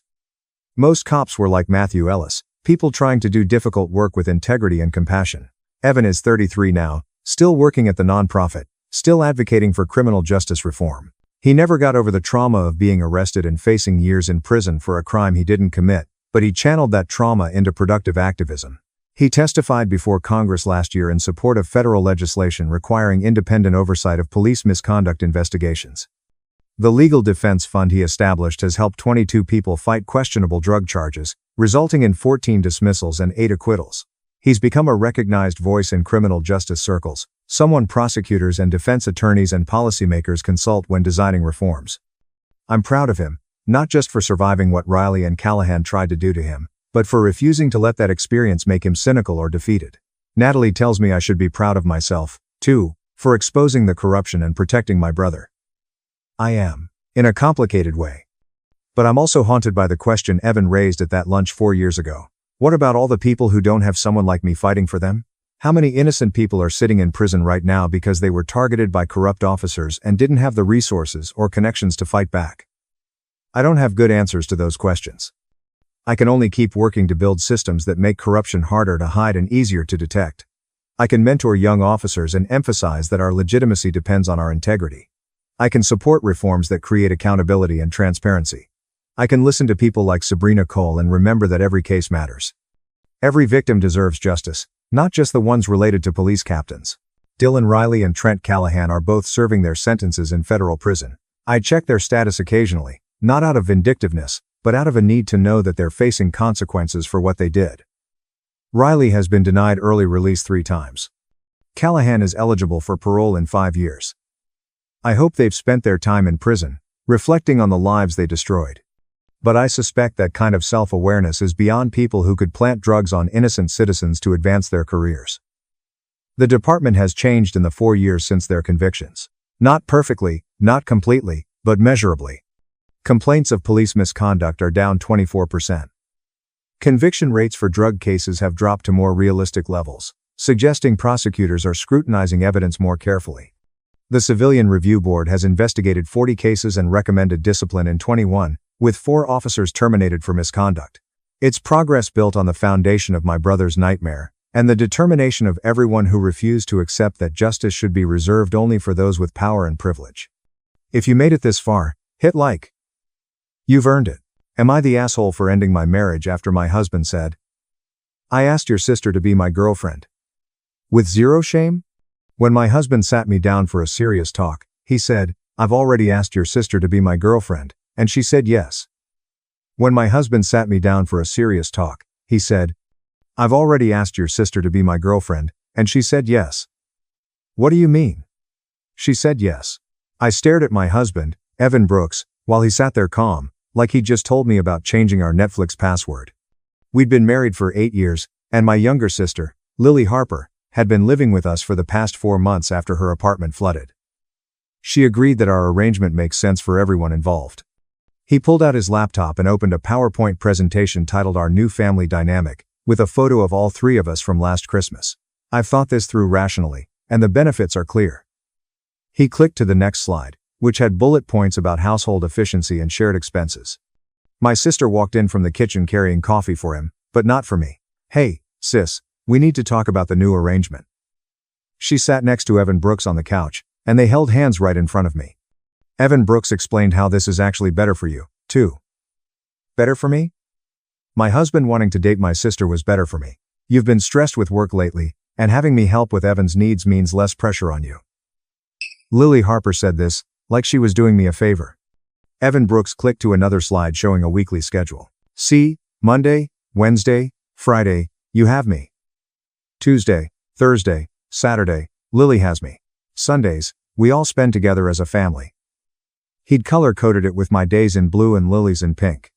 This way, everyone gets attention, and no one feels neglected. I stood up, but my legs felt weak. "You made a schedule for dating my sister?" Evan Brooks nodded, proud of his organization. I also made a chore chart and a budget breakdown. Lily will contribute 35% to household expenses now as an official partner. He showed another slide with financial projections. We'll actually save money with 3 incomes. Lily sipped the coffee she'd made in my kitchen using my mug. Plus, I already live here, so nothing really changes except we're being honest about feelings. She touched Evan's knee. We've been feeling this connection for weeks. Weeks. They'd been planning this for weeks while I went to work every day thinking my marriage was normal. When did this start? Evan Brooks looked thoughtful. Remember when you had that conference in Dallas? Lily and I really bonded that weekend. That was 7 weeks ago. I'd been gone 4 days for a work requirement. You slept with my sister while I was at a conference? They both laughed like I'd said something ridiculous. We didn't sleep together. We just talked about our feelings and realized we're compatible. Lily added quickly. Evan would never cheat. That's why we're doing this ethically. Ethically. They kept using that word. Evan Brooks pulled out a printed document. I found this polyamory agreement template online. We just need to sign it to make things official. The document was 24 pages long, with sections about date nights and intimate boundaries. You already filled in our names. I noticed the date was from 12 days ago. We wanted to be prepared for this conversation, Lily said while scooting closer to Evan. What about our marriage vows? Evan Brooks flipped to another slide showing statistics. 22% of couples try ethical non-monogamy. We're actually being progressive. Lily nodded. In some cultures, sisters share husbands. It's totally natural. She pulled out her phone. I already joined some online groups for sister wives. Evan Brooks showed another slide with a house floor plan. I'm thinking we convert the garage into a second master suite. That way, everyone has privacy. He'd already priced out contractors. $21,500, but worth it for our new lifestyle. Our savings had $21,500 exactly. You want to spend our entire savings? Evan Brooks corrected me. A bedroom for my second partner. We need to stop thinking in terms of possession. Lily stood up. I know this is a lot. But we're trying something new and beautiful. She put her hand on my shoulder. We're in love whether you accept it or not. That's when I smiled for the first time. You know what? You're absolutely right. They both looked shocked at my sudden agreement. Really? Evan Brooks asked. Suspicious. Really? In fact, why don't we call my dad right now and tell him the good news? Lily went pale. Why would we call Dad? I pulled out my phone, already dialing to tell him about your new relationship. I'm sure he'll want to know. Evan Brooks looked confused, but Lily grabbed my phone. We don't need to involve parents yet, but Dad already answered on speaker. Hey, sweetheart. How's everything? So there I was with Dad on speaker, and Lily looking like she might throw up all over Evan's precious PowerPoint. Evan tried to grab my phone, but I stepped back and held it up where he couldn't reach. The thing about my dad is he raised us both, and he knows exactly who Lily really is. She was his favorite growing up, but that changed after she borrowed money from him and never paid it back. 4 separate times. Now she's standing in my living room holding hands with my husband and thinking, I'm just going to let this slide. 1-1. Dad was still waiting for an answer, and I was going to give him one he'd never forget. What's going on over there? Dad asked through the speaker, his voice carrying that dad tone that meant he knew something was up. I looked right at Lily while I answered. Dad, I have some really exciting news about Lily. She's got a new boyfriend, and you'll never guess who it is. Lily's eyes went wide, and she started waving her hands at me like she could somehow stop the words from reaching the phone. Wait, Dad, it's not what it sounds like, Lily said loud enough for him to hear, her voice going high and shaky. We were going to tell everyone in our own time, and this is really not fair. Evan Brooks stepped forward and put his hand on Lily's shoulder, like he was about to give a work presentation to a difficult client. Mr. Wallace, this is Evan Brooks. I think there's been a misunderstanding about how we're framing this situation. What we're doing is exploring modern relationship structures that many healthy couples are adopting these days. It's actually quite common, and there's a lot of research showing the benefits of expanded family units. He used that calm voice that used to make me feel safe, but now just made me want to throw something at his head. The phone went silent. 2 seconds, 3 seconds, 4 seconds, 5 seconds, 6 full seconds of nothing from my father. And I watched Evan's confident smile start to fade just a little at the edges. Lily was gripping Evan's arm so hard her knuckles were turning white. Then Dad spoke. And his voice was flat and cold in a way I'd only heard a few times in my whole life. Evan, are you sleeping with my younger daughter while you're married to my older daughter? Evan actually took a step back like the words had pushed him.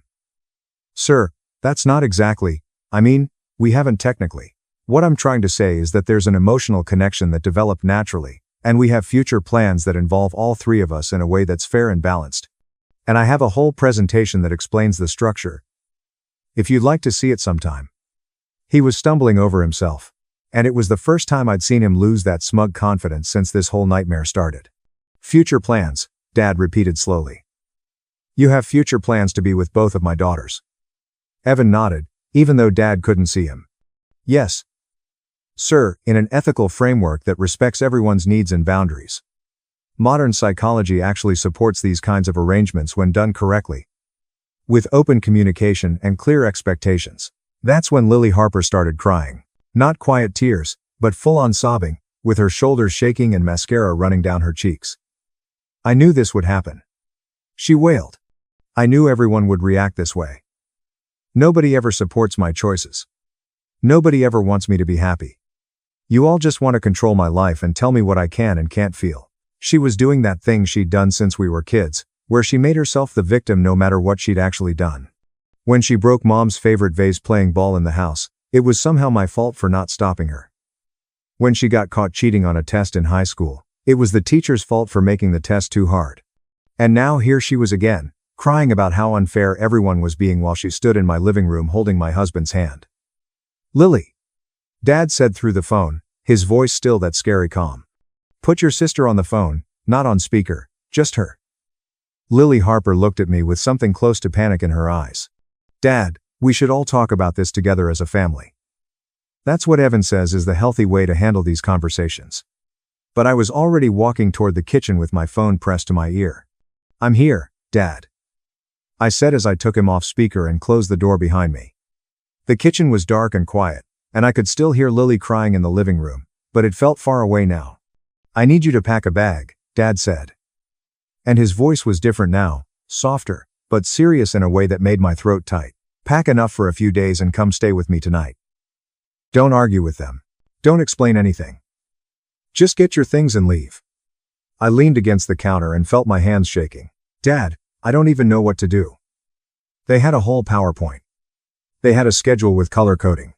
They already filled out some kind of contract. Dad made a sound that might have been a laugh if it wasn't so angry. Your sister has been pulling this kind of thing her whole life, but this is something else. You come here tonight, and we figure out your next steps together. I know a divorce lawyer from my golf club. Good guy. Won the case for my friend when his wife tried to take everything. We're going to need someone like that. Divorce. The word hit me in the chest, but it also felt right. Like finally, someone was saying out loud what I'd been too scared to think. What about Lily? I asked. What about her? Dad's voice was hard. She made her choice. She chose your husband over her own sister. That's not something you come back from. Now pack your bag and get out of there before they try to talk you into staying. Evan's got that smooth way of talking, and I don't want you listening to another word he says tonight. I nodded even though he couldn't see me. Okay, Dad. I'll be there in 75 minutes. I hung up and stood in my dark kitchen for a minute, just breathing. Through the wall, I could hear Evan's voice, low and soothing, probably telling Lily that everything would be fine and that I'd come around once I had time to process. That was his favorite word. Process. Like my whole life falling apart was just something I needed to think about a little longer before I agreed it was a good idea. But I wasn't going to process anything. I was going to pack a bag and go to my father's house, and let someone who actually loved me help figure out how to fix this mess. I walked back through the living room without looking at either of them and went straight upstairs to our bedroom. My bedroom, the bedroom I'd shared with Evan for 8 years, thinking we were building something real. I pulled out a suitcase and started throwing clothes into it. I could hear footsteps on the stairs, and then Evan appeared in the doorway, looking worried for the first time since he'd started his stupid presentation. What are you doing? He asked. What did your dad say? I didn't answer. I just kept packing. Underwear, socks, the comfortable jeans I wore on weekends, my phone charger, the book I'd been trying to read for months but never had time for. We should talk about this, Evan said, stepping into the room. Running away to your father's house isn't going to solve anything. We need to have an adult conversation about our feelings and our future. I zipped the suitcase and finally looked at him. My lawyer will be in touch, I said. And the shock on his face was worth every horrible minute of this night. I walked past him and down the stairs, where Lily was still sitting on the couch with tissues all around her. She looked up at me with red eyes. Where are you going? We're not done talking. But I was done. I was so done. I walked out the front door and got in my car and drove to my father's house while my phone buzzed with texts from both of them that I didn't read. The whole drive, I kept thinking about that schedule Evan had made. Blue for me, pink for Lily. Like we were appointments in his calendar instead of people. Like 8 years of marriage meant nothing more than a time slot he could rearrange whenever he wanted. But that was over now. When I pulled into Dad's driveway and saw the porch light on waiting for me, I felt something I hadn't felt in hours. Safe. I was going to be okay. It might take a while, and it might hurt like hell, but I was going to be okay because I had family that actually acted like family, unlike my sister, who apparently thought family meant something very different. I went upstairs to pack while Evan and Lily whispered urgently in the living room. Through the vent, I could hear Evan saying we needed to control the narrative before this got out of hand. Lily was crying about how I ruined everything by calling Dad. Good.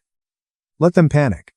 Let them realize that their little schedule and color-coded calendar meant nothing when real family got involved. Dad had already texted me the name of a divorce lawyer he knew from his golf club. 35 minutes ago. I was the confused wife. Now I was the one with a plan.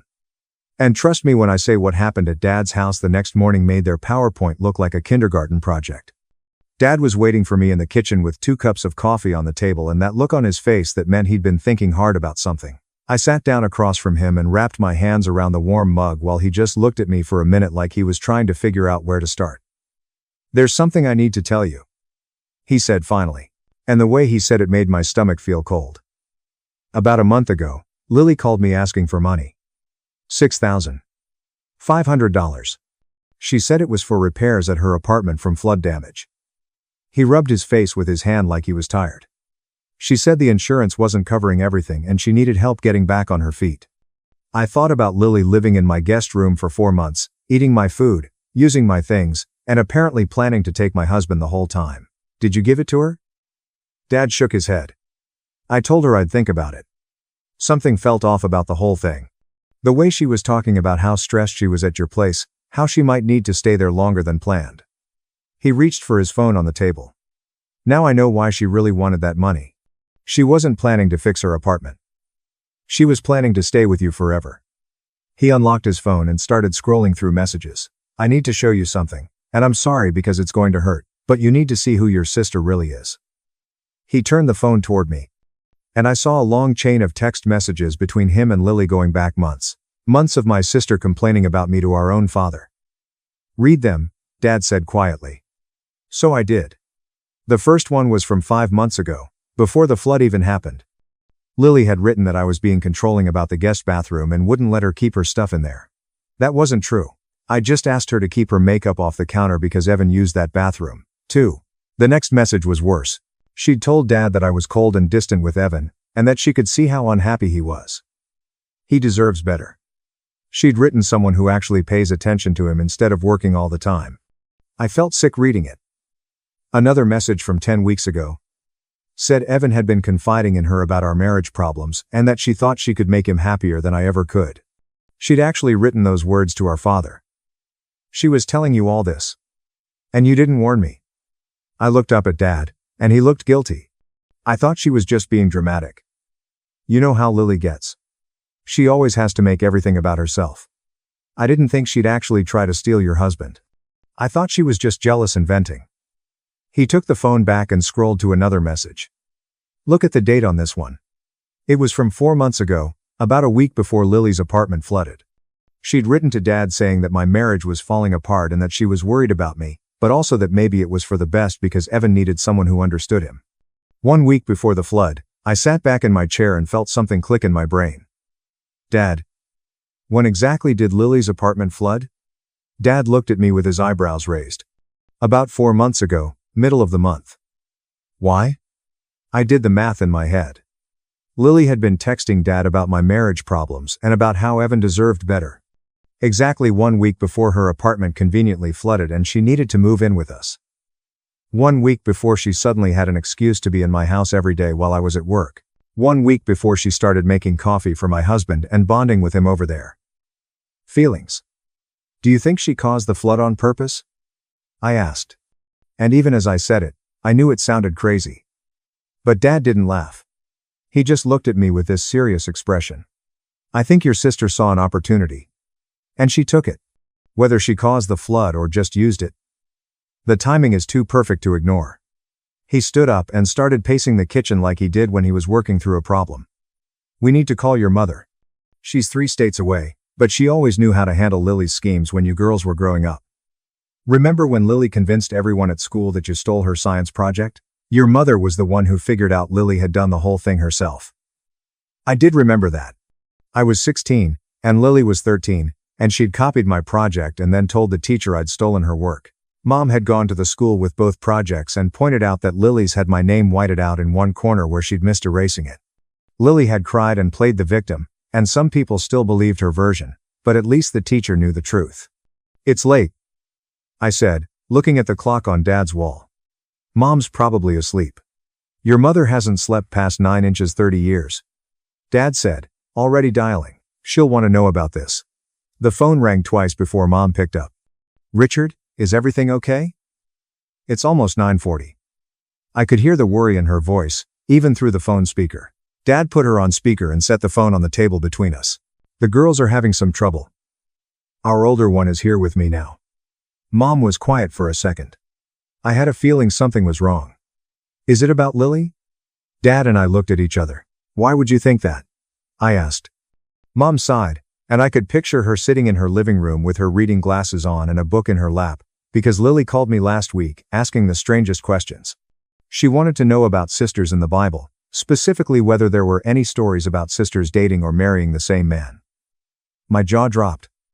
Dad closed his eyes and shook his head slowly. She was asking about Jacob Miller and Rachel Miller and Leah Miller. Mom continued. She said it was for a book club discussion, but Lily hasn't read a book since high school. I knew something was going on, but I didn't want to pry. Now I'm guessing I should have. Mom, I said, leaning toward the phone. Lily and Evan want to be in a relationship together while I'm still married to him. They made a PowerPoint presentation about it. The silence on the other end was longer this time.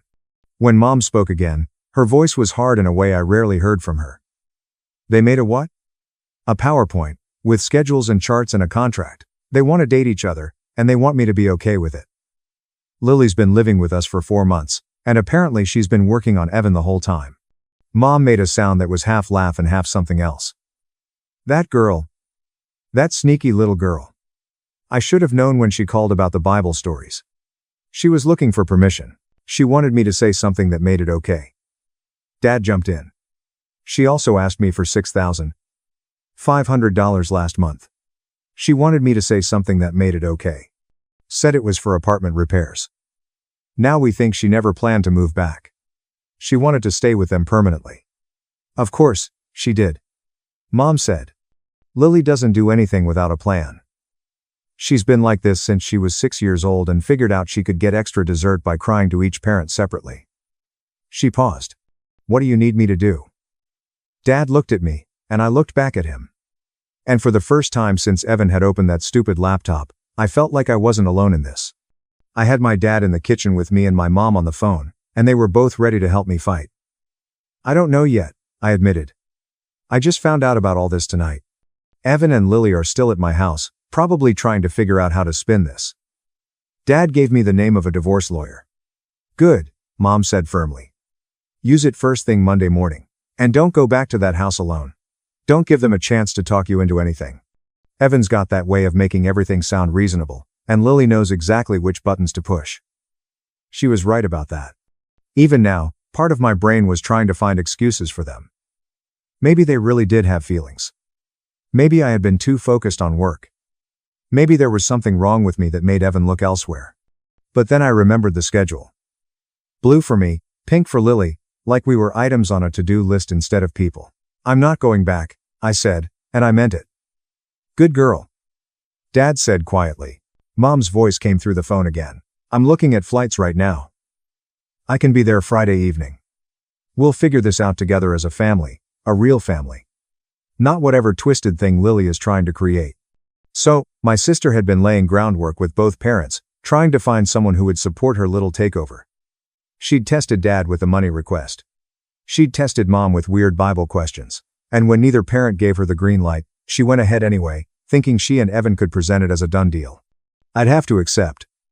What Lily didn't count on was that our family talks to each other. By midnight, both parents knew everything, and we had a group text going. Mom was booking a flight for the weekend. Dad was researching our state's divorce laws. And me? I was finally seeing my sister clearly for the first time in 30 years. I barely slept that night in Dad's guest room. But when I did finally drift off, I slept harder than I had in months. When I woke up, the sun was already bright through the curtains, and I could smell coffee from downstairs. I checked my phone and saw over 30 messages from Evan and a bunch from Lily, but I didn't open any of them. I just put my phone on silent and went down to find Dad sitting at the kitchen table with his coffee and his laptop open to some legal website. "Morning, sweetheart," he said without looking up. "There's coffee in the pot, and I already called that lawyer. He can see you Monday afternoon." I poured myself a cup and sat down across from him, feeling like maybe things were actually going to be okay. That's when we heard a car pull into the driveway. Dad looked up at me with his eyebrows raised and got up to look out the front window. His whole body went stiff. "It's Evan," he said, and his voice went flat and cold in a way that made the hair on my arm stand up. "He's getting out of his car with a folder." My heart started pounding so hard I could feel it in my throat, but Dad put his hand up before I could even get out of my chair. "Stay here. Let me handle this." He walked to the front door, and I heard him open it before Evan could even knock. I moved closer to the doorway so I could see what was happening on the porch. Evan was standing there in his nice work shirt, looking like he'd practiced this whole thing in the mirror before driving over. He had a thick folder in his hands, and he was already opening his mouth to start talking. "We need to talk like adults," Evan said in that calm voice he always used when he was trying to sound reasonable. "Your daughter is overreacting by involving family in what should be a private matter between married people. If we could just sit down and discuss this rationally, I'm sure we can find a solution that works for everyone." Dad stood in the doorway with his arms crossed and didn't move an inch to let Evan inside.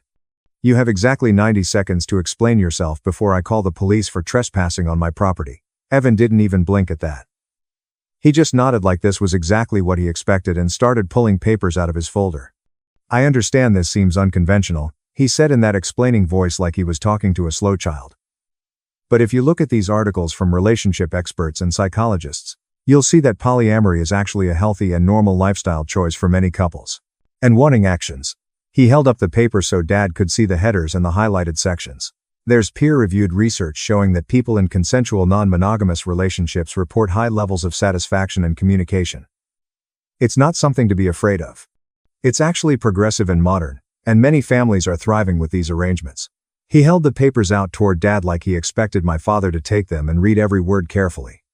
"This one is from a university study that shows children raised in polyamorous households have the same developmental outcomes as children in traditional families.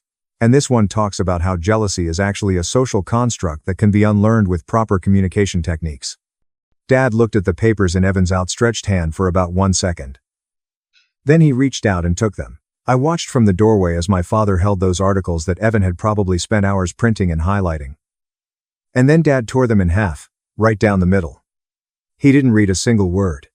He didn't even glance at what was printed on them. He just ripped them apart and let the pieces fall onto the porch floor at Evan Brooks's feet. Evan's mouth fell open, and for a second he just stared at the torn paper on the ground like he couldn't understand what had just happened. "Sir, those were peer-reviewed studies from respected journals," he said, and I could hear his voice getting a little higher. "If you would just take the time to educate yourself about modern relationship structures, you would understand that what Lily and I are proposing is based on solid psychological principles. This isn't something we came up with on our own. There's a whole community of people who live this way happily." Dad didn't move. "You have about 60 seconds left." I watched Evan's face change as he tried to figure out what to do next. His calm mask started to crack just a little around the edges. I could practically see him thinking fast, running through his mental list of arguments, trying to find a new angle that would work on my father. Then something shifted in his expression, and I knew whatever came out of his mouth next was going to make me angry. "Look, I didn't want to say this," Evan said, and his voice got lower like he was sharing something private.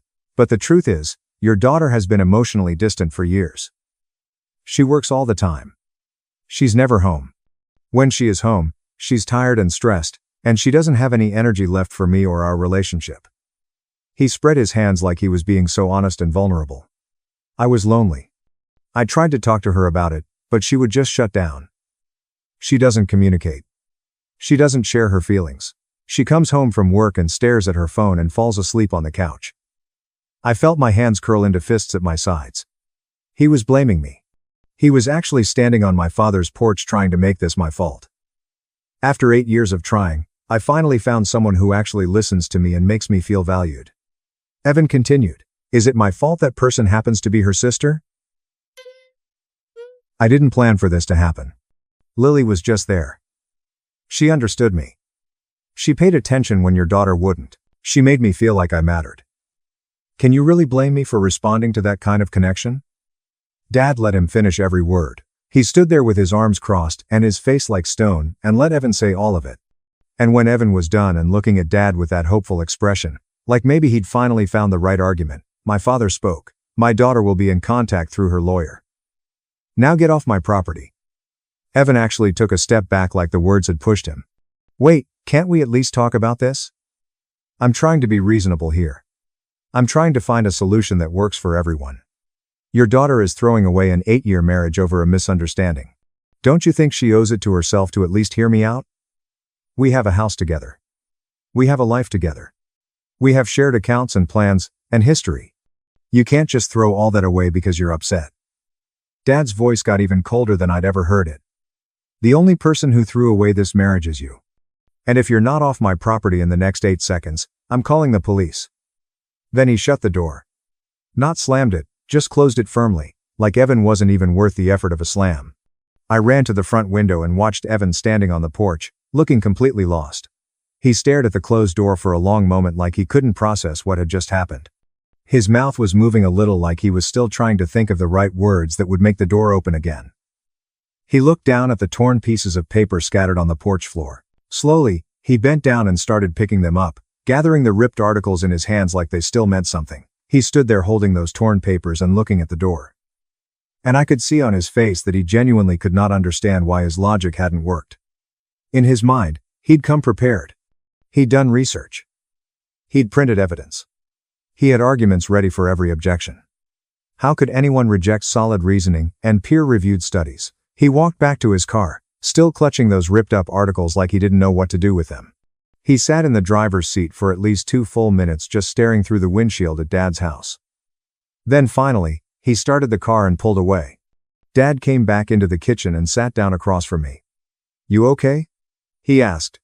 I wasn't sure how to answer that. "He blamed me," I said, and my voice came out smaller than I wanted. "He said I was emotionally distant. He said that's why he went after Lily. Like I made him do it." Dad shook his head slowly.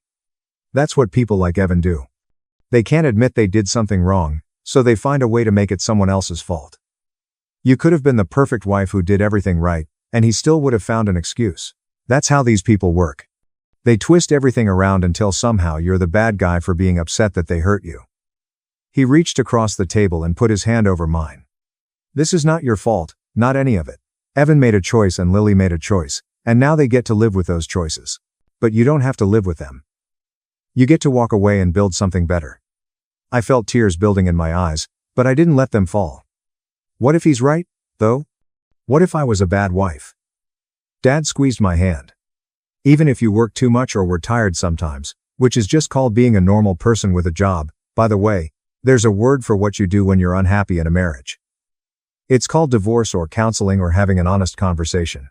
You don't go sneaking around with your wife's sister for weeks and then present it like a business proposal with slides and contracts. That's not what an unhappy husband does. That's what a selfish man does who wants everything his way." Evan sent 19 texts over the next 3 hours, and I watched each one come in without answering. First, he was being reasonable, saying we should talk this through like adults. Then he was apologetic, saying he never meant to hurt me, and maybe the presentation was too much too fast. Then he got angry, saying I was destroying our family over a misunderstanding and that I was being dramatic. The last text said Lily was packing her things and leaving because I'd made her feel unwelcome in her own sister's home. Her own sister's home, my house that I paid half the mortgage on, my kitchen where she made coffee and my mug for my husband. Dad saw my face while I read the texts and just shook his head. We both knew this wasn't over. Lily never went down without making sure everyone else went down, too. When Mom landed Friday evening, we would finally put an end to this. But first, Lily had one more trick up her sleeve. Friday night, I was sitting in Dad's living room trying to watch some cooking show and not think about my life falling apart when my phone rang. It wasn't Evan or Lily, this time, but a friend from my book club, someone I'd known for years and trusted. "Hey, are you okay?" she asked before I could even say hello. "I just saw Lily's post, and I wanted to check on you." I felt my stomach go tight. "What post?" There was a pause on the other end, like she couldn't believe I didn't know. "She posted this really long thing on social media about 25 minutes ago. It's everywhere. People are sharing it and commenting, and I just thought you should know before you see it from someone else." I thanked her and hung up and immediately opened my phone to Lily's page. Dad looked up from his crossword puzzle when he heard my breathing change. "What is it?" he asked. But I couldn't answer because I was too busy reading what my sister had written about me to the whole world. The post was long, at least 5 paragraphs, and it had a photo at the top of Lily Harper looking sad, with mascara running down her face like she'd been crying. The caption said, "Sometimes the people who are supposed to love you the most are the ones who hurt you the worst." And then the rest of it was worse. She wrote about how she'd been living with me for 4 months after her apartment flooded, and how I'd been cold and controlling the whole time. She said I made her feel unwelcome in her own family, and that I'd always been jealous of her since we were kids. She talked about falling in love with someone unexpected, and how love doesn't follow the rules we think it should. She never said Evan's name, but anyone who knew us would figure it out. The worst part was how she framed it. According to Lily's post, she hadn't done anything wrong. She just had feelings and been honest about them. And in response, her controlling older sister had kicked her out of the house and tried to turn their parents against her. She wrote that she was homeless now because of me and that she'd lost her family over something she couldn't help. "I never meant to hurt anyone," she'd written at the end. "I just fell in love." Is that really so unforgivable? I thought family was supposed to support you no matter what. I guess I was wrong about what family means. I scrolled down to the comments and felt sick. There were already over 100 of them, and most of them were on Lily's side. "Your sister sounds so toxic," one person wrote. "Real family would be happy that you found love." Another comment said, "Love is love. It doesn't matter who it's with. Your sister needs to grow up and stop being so controlling." Someone else wrote, "This happens more than people realize. Your sister is just mad because she's insecure about her own marriage. You deserve to be happy." I kept scrolling, and it just got worse. People were calling me jealous and bitter and controlling. They said I was using this as an excuse to cut Lily out of the family because I'd always been threatened by her. One comment said, "Your sister sounds like one of those women who can't stand when someone else gets attention. She's probably been waiting for a chance to get rid of you for years." Nobody was asking what Evan's role in all this was. Nobody was pointing out that Lily had moved into my house and then started going after my husband. In Lily's version of the story, she was just a girl who fell in love and got punished for it by her mean older sister. My hands were shaking as I started typing a response. I was going to tell everyone the truth. I was going to explain about the PowerPoint and the schedule and the contract they'd already filled out. I was going to post the screenshots of Lily's text to Dad where she called me names and said she could make Evan happier. I was going to destroy her little victim story with facts. But before I could finish typing, Dad was beside me, gently taking the phone out of my hands. "Don't do that," he said, and his voice was calm but serious. "Whatever you're about to write, don't."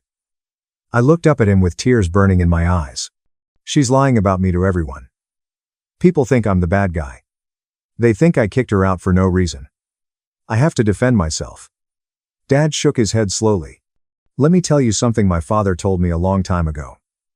Never fight a pig in mud. You both get dirty.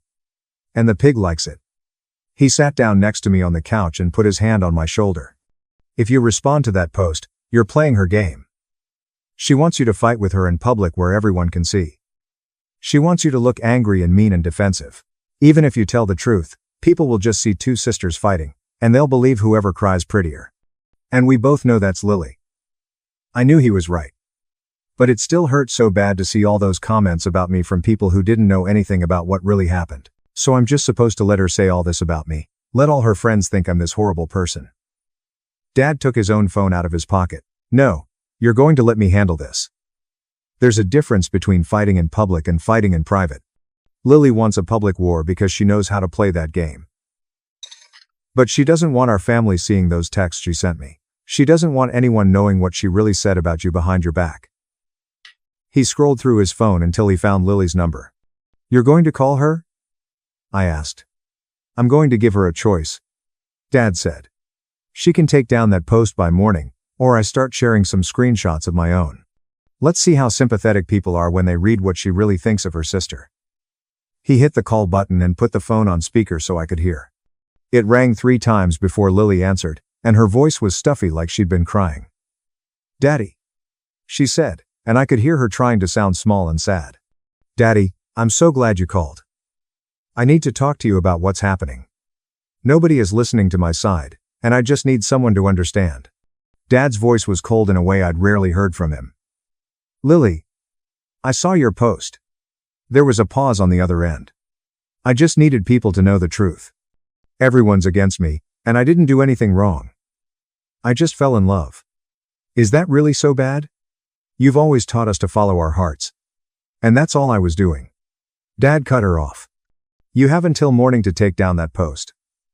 Lily's voice changed, getting harder and more defensive. Why? Because it makes my sister look bad. She's the one who called you and made this into a big family drama. She's the one who kicked me out. I'm just telling my side of the story. I have a right to defend myself. Dad didn't raise his voice at all, but somehow that made it scarier. Let me explain something to you.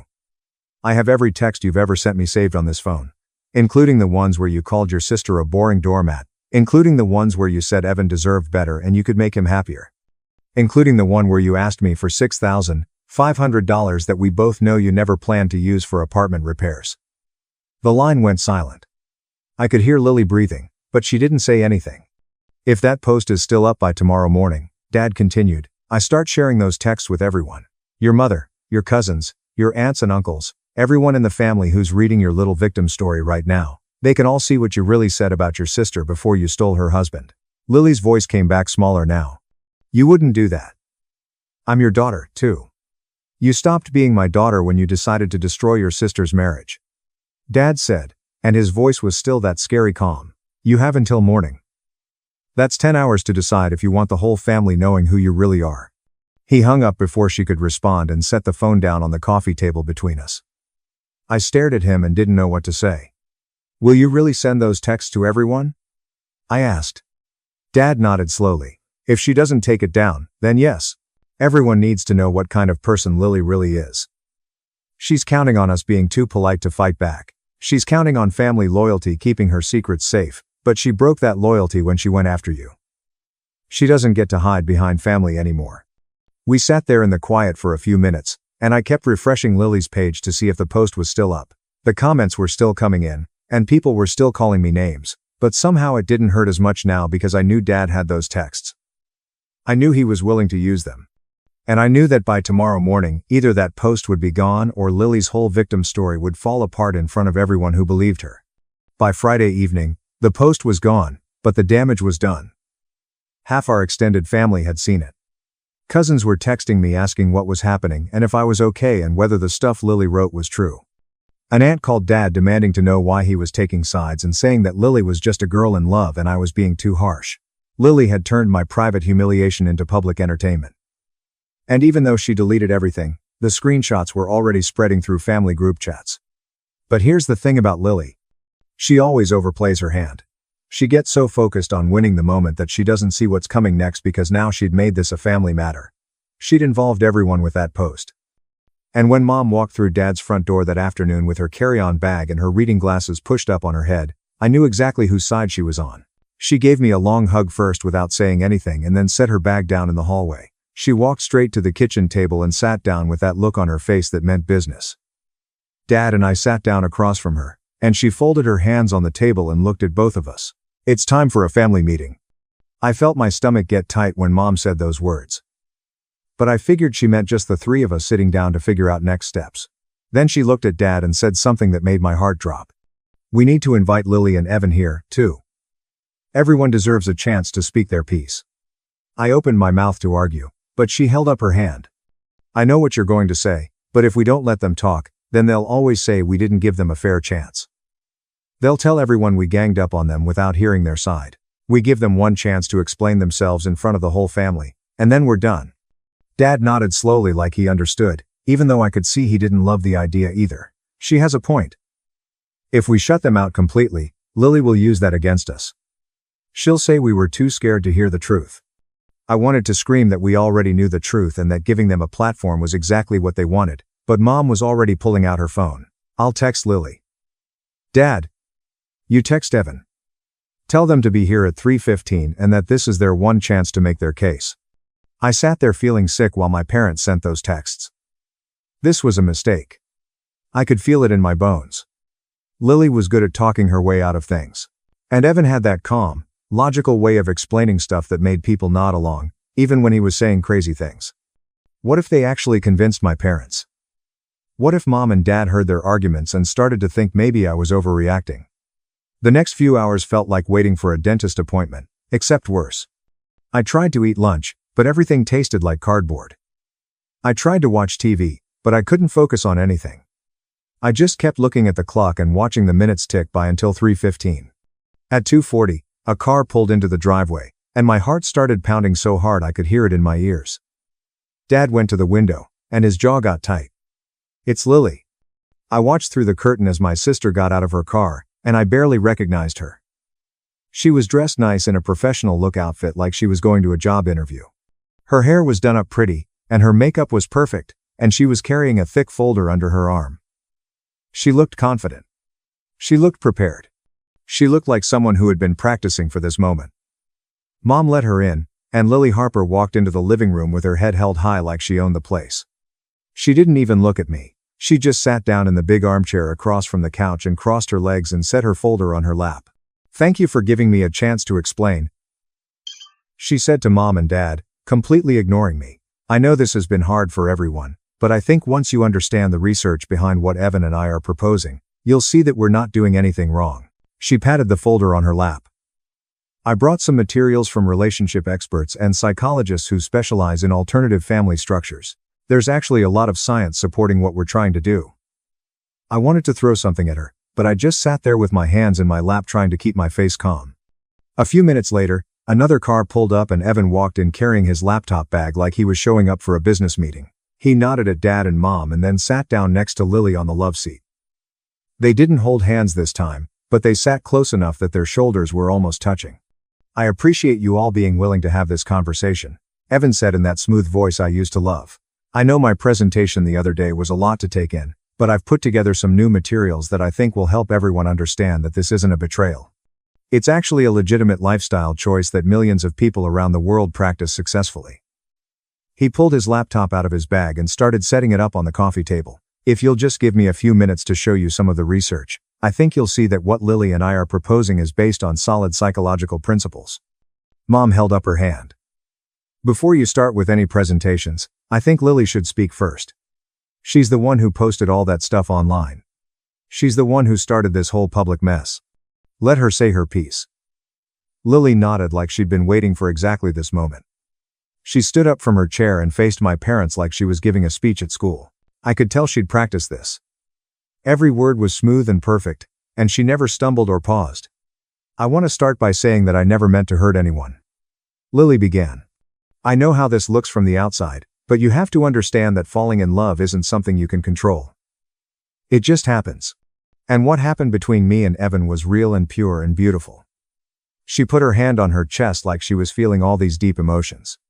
The truth is that my sister never appreciated what she had. For years, I watched Evan try so hard to make her happy. And for years, I watched her ignore him. She was always too busy with work. She was always too tired to spend time with him. She would come home and barely say 2 words to him before falling asleep on the couch. I opened my mouth to defend myself, but Mom gave me a look that said, "Wait." So I sat there and listened while my sister kept talking about how I was a bad wife who didn't deserve my husband. Evan is such a special person, Lily continued. He's smart and caring, and he gives so much to the people he loves. But my sister couldn't see that. She took him for granted every single day. And when I moved in and started getting to know him, I saw what she was missing. I saw this amazing man who just wanted someone to appreciate him. She looked right at Mom now, and her eyes were getting shiny, like she might cry. Our connection is real. I know you might not understand it, but what Evan and I have is something special. We didn't plan for this to happen. We didn't go looking for it. It just grew naturally from spending time together and really seeing each other. She held up her folder. And before you say that what we're doing is wrong, I want you to know that there's real science behind this. Polyamory is practiced by millions of people all over the world. There are therapists and relationship experts who specifically help families like ours navigate these kinds of arrangements. This isn't some crazy thing we made up. It's a legitimate lifestyle that many happy, healthy families choose. She opened her folder and pulled out some printed pages. I have articles here from psychology journals. I have testimonials from people who live this way and love it. I have research showing that children raised in polyamorous households do just as well as children in traditional families. This isn't about cheating or betrayal. This is about expanding our understanding of love and family. She set the papers on the coffee table next to Evan's laptop. All I'm asking is that this family evolves its thinking, that instead of judging us, you try to understand us. That instead of shutting us out, you accept that love doesn't always look the way we expect it to. She sat back down and looked at me for the first time since she'd started talking. I love you, sis. I never wanted to hurt you. But I also love Evan, and I'm not going to apologize for that. The heart wants what the heart wants. The room went quiet when she finished. Nobody said anything for what felt like forever. I looked at Mom, and her face was unreadable. I looked at Dad, and he was staring at the floor.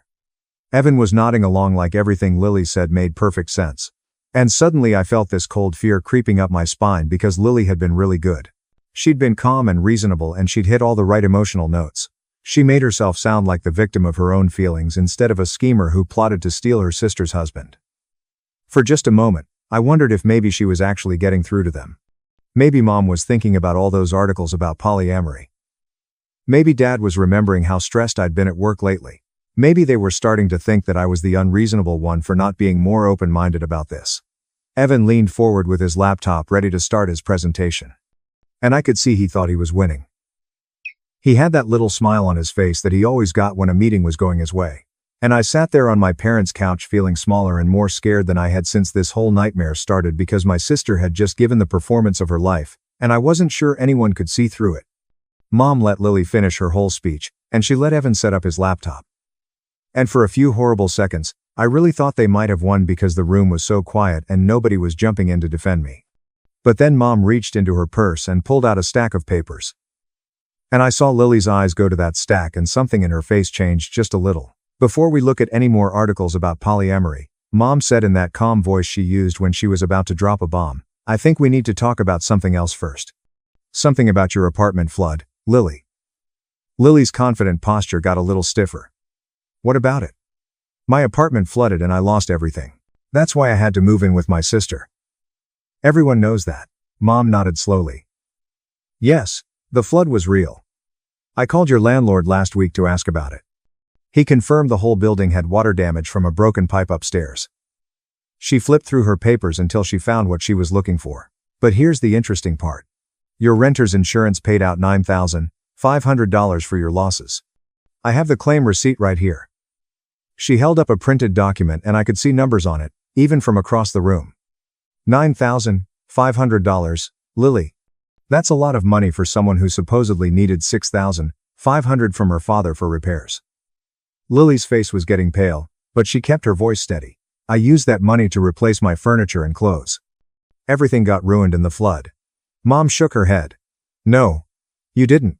Because I also talked to your friend from college, the one you've been texting about all of this for months. She pulled out more papers, and these ones looked like printed text messages with phone numbers at the top. She was very helpful once I explained what was happening. She sent me everything. Lily stood up fast, and her folder fell off her lap, scattering articles all over the floor. You had no right to go through my private messages. That's an invasion of my privacy. Whatever she showed you is taken out of context, but Mom was already reading from the first page. This is from 4 months ago, 3 weeks before your apartment flooded. You wrote to your friend, and I quote, I'm going to move in with my sister for a while. Evan's already paying attention to me when she's not around. It won't take long to get him hooked. The room went dead silent. Evan's little smile disappeared and he looked at Lily with confusion on his face. What is she talking about? He asked. You told me the flood forced you to move in. You said it was an emergency. Lily held up her hands. She's twisting my words. I was just joking around with my friend. We say stupid stuff to each other all the time. It doesn't mean anything. Mom kept reading. Here's another one from 10 weeks ago. You wrote, Evan is so easy to manipulate. He thinks I actually care about his feelings, but really I just tell him what he wants to hear. Once I get him hooked, I'll convince him to divorce his wife and keep the house. It's a nice house, and I deserve it more than she does. Evan stood up from the love seat and took a step away from Lily. You said that about me? You said I was easy to manipulate? His voice sounded different now, smaller and confused, like a kid who just found out Santa wasn't real. Lily reached for his arm. Baby, that's not what I meant. I was just venting to my friend. You know how girls talk. We exaggerate everything. I didn't mean any of it. But Mom wasn't done. She flipped to another page and her voice got harder. This one is my personal favorite from 7 weeks ago, right after my daughter went to that work conference. You wrote, my sister is such a boring doormat. She doesn't deserve a husband like Evan. He needs someone exciting and fun. Someone like me. She just works all the time and ignores him. I'm going to give him everything she won't. And then I'm going to take everything she has. She looked up from the paper and stared right at Lily. A boring doormat. That's what you called your own sister, while you were living in her house and eating her food and planning to steal her husband. I sat there frozen on the couch listening to my mother read my sister's real thoughts out loud.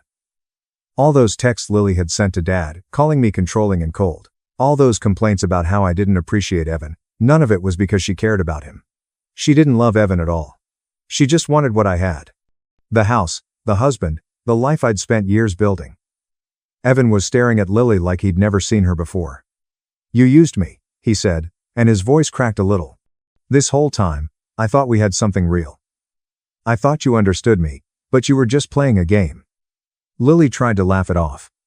But it came out wrong. Too high and too fake. Evan. Come on. Those texts don't mean anything. I was just being dramatic with my friend. You know how I feel about you. What we have is real. I love you. But even I could see that her mask was slipping. She didn't look confident anymore. She looked scared. Dad stood up from his chair and walked over until he was standing right in front of Lily Harper. He didn't yell. He didn't raise his voice at all. He just looked at her with this expression on his face that I'd never seen before, like he was looking at a stranger instead of his own daughter. I'm going to ask you one question, Dad said slowly. And I want you to tell me the truth. For once in your life. Tell me the truth. Lily swallowed hard and didn't say anything. Did you ever love Evan? Dad asked. Or was this always about getting what your sister had? The room was so quiet, I could hear the clock ticking on the wall. Lily opened her mouth to answer and then closed it again. She looked at Evan, and then at Mom, and then at me, and I watched something break behind her eyes. She couldn't lie anymore. The texts were right there in black and white. Everyone had heard what she really thought. And for the first time since this whole nightmare started, Lily had nothing to say.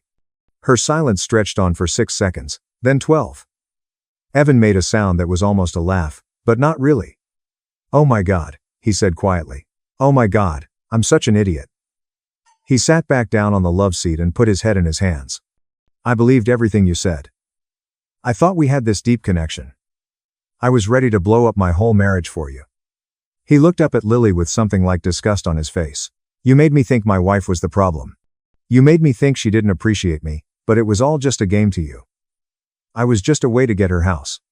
Lily finally found her voice. That's not fair. I do have feelings for you. Maybe the way I talked to my friend was wrong, but that doesn't mean what we have isn't real. You felt it too, Evan. You can't fake that kind of connection. But Evan was shaking his head. I don't even know what was real anymore. Everything you told me about my marriage, about my wife being distant and cold, was that just stuff you made up to turn me against her? Did you even mean any of it? Or were you just telling me what I wanted to hear like you said in those texts? Lily didn't have an answer for that either. I watched my sister standing in the middle of my parents' living room with her pretty outfit and her carefully done makeup and her folder of articles scattered all over the floor. She'd spent months planning this. She'd tested both our parents to see if they'd support her. She'd manipulated my husband with fake vulnerability and practiced speeches about connection. And now it was all falling apart because Mom did what Lily never expected. Mom did her own research. I stood up from the couch, and my legs felt strong for the first time in days. I looked at Evan, who was still sitting there with his head in his hands, looking like his whole world had just collapsed. The divorce papers will be ready Monday, I said, and my voice came out steady and calm. You can expect to hear from my lawyer by the end of the week. Evan looked up at me, and for a second I thought he might try to apologize or explain or ask for another chance. But he just nodded slowly, like he knew he'd lost the right to ask for anything. Then I turned to Lily, who was still standing there with her mouth open like she couldn't believe this was really happening. You have 36 hours to get your things out of my house, I said. After that, whatever's left goes on the lawn. Lily's face twisted into something ugly. You can't do that. That's my stuff. I have rights. Dad stepped forward. Actually, she can. It's her house, and you've been staying there as a guest. A guest who's no longer welcome. I suggest you start packing. Lily looked around the room like she was searching for someone to take her side. She looked at Mom, but Mom was staring at her with cold disappointment. She looked at Dad, but he had that same stranger look on his face. She looked at Evan, but he wouldn't even meet her eyes. And finally, she looked at me, her older sister, who she'd called a boring doormat, whose husband she'd tried to steal, whose life she'd tried to take over. This isn't fair, Lily said, and her voice was shaking. Now, I made one mistake. I fell for the wrong person. That doesn't mean you get to throw me away like I'm nothing. I'm still your sister. I thought about all those texts Mom had read out loud. All the planning and scheming and lying. All the times Lily sat across from me at my own kitchen table drinking coffee from my mug while secretly plotting to take everything I had. You're right, I said. You are my sister. And that makes what you did even worse because I trusted you. I let you into my home when you needed help. And you used that to try to destroy my marriage and steal my husband and take my house. I grabbed my purse from the couch and walked toward the door. 36 hours, Lily. Then your stuff is on the lawn, and I never want to see you again. I walked out of my parents' house and got in my car, and sat there for a minute.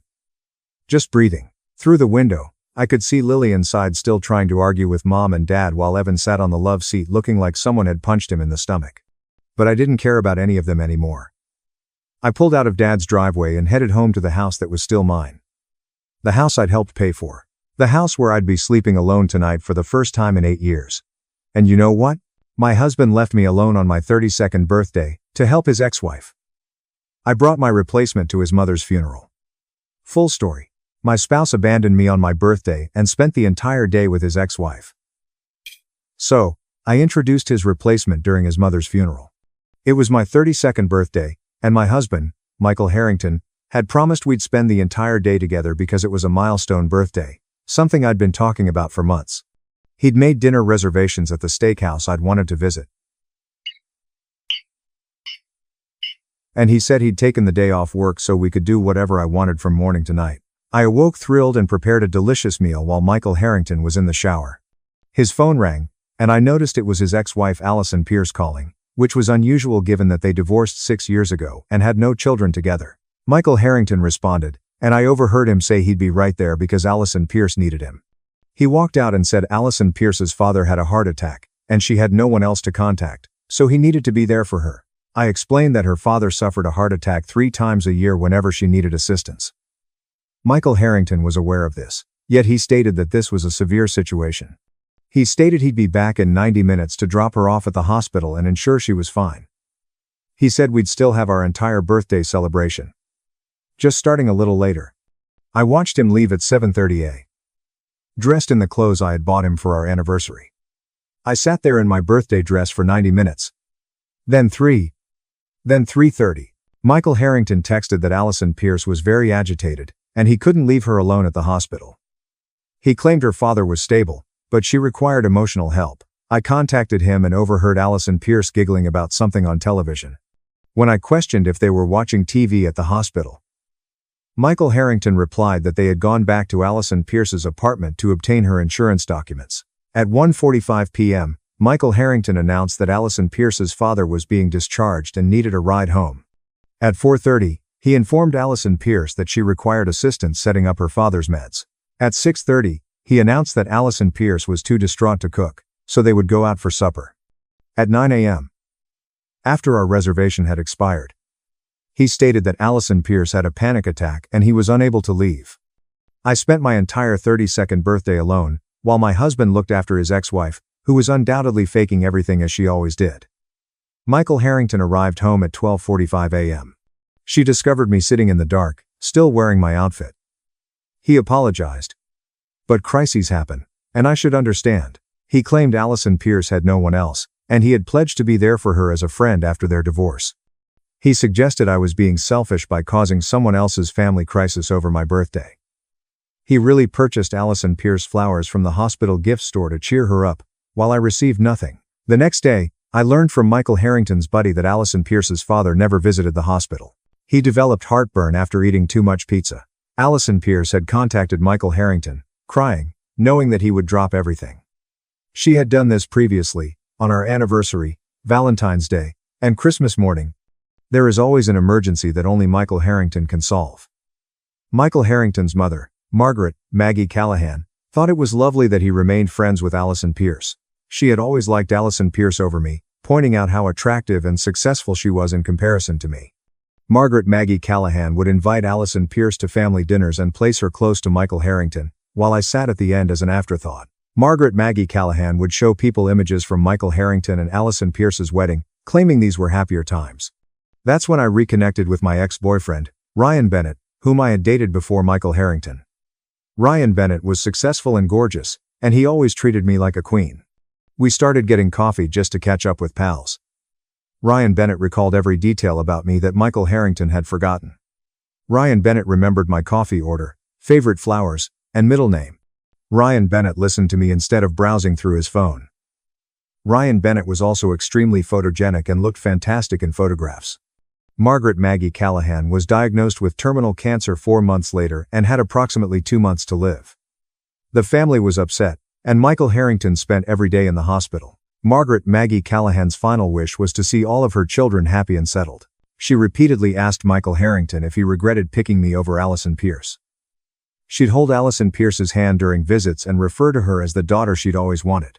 The funeral was scheduled on Friday, and Michael Harrington delivered a statement about Margaret Maggie Callahan, who was an amazing mother.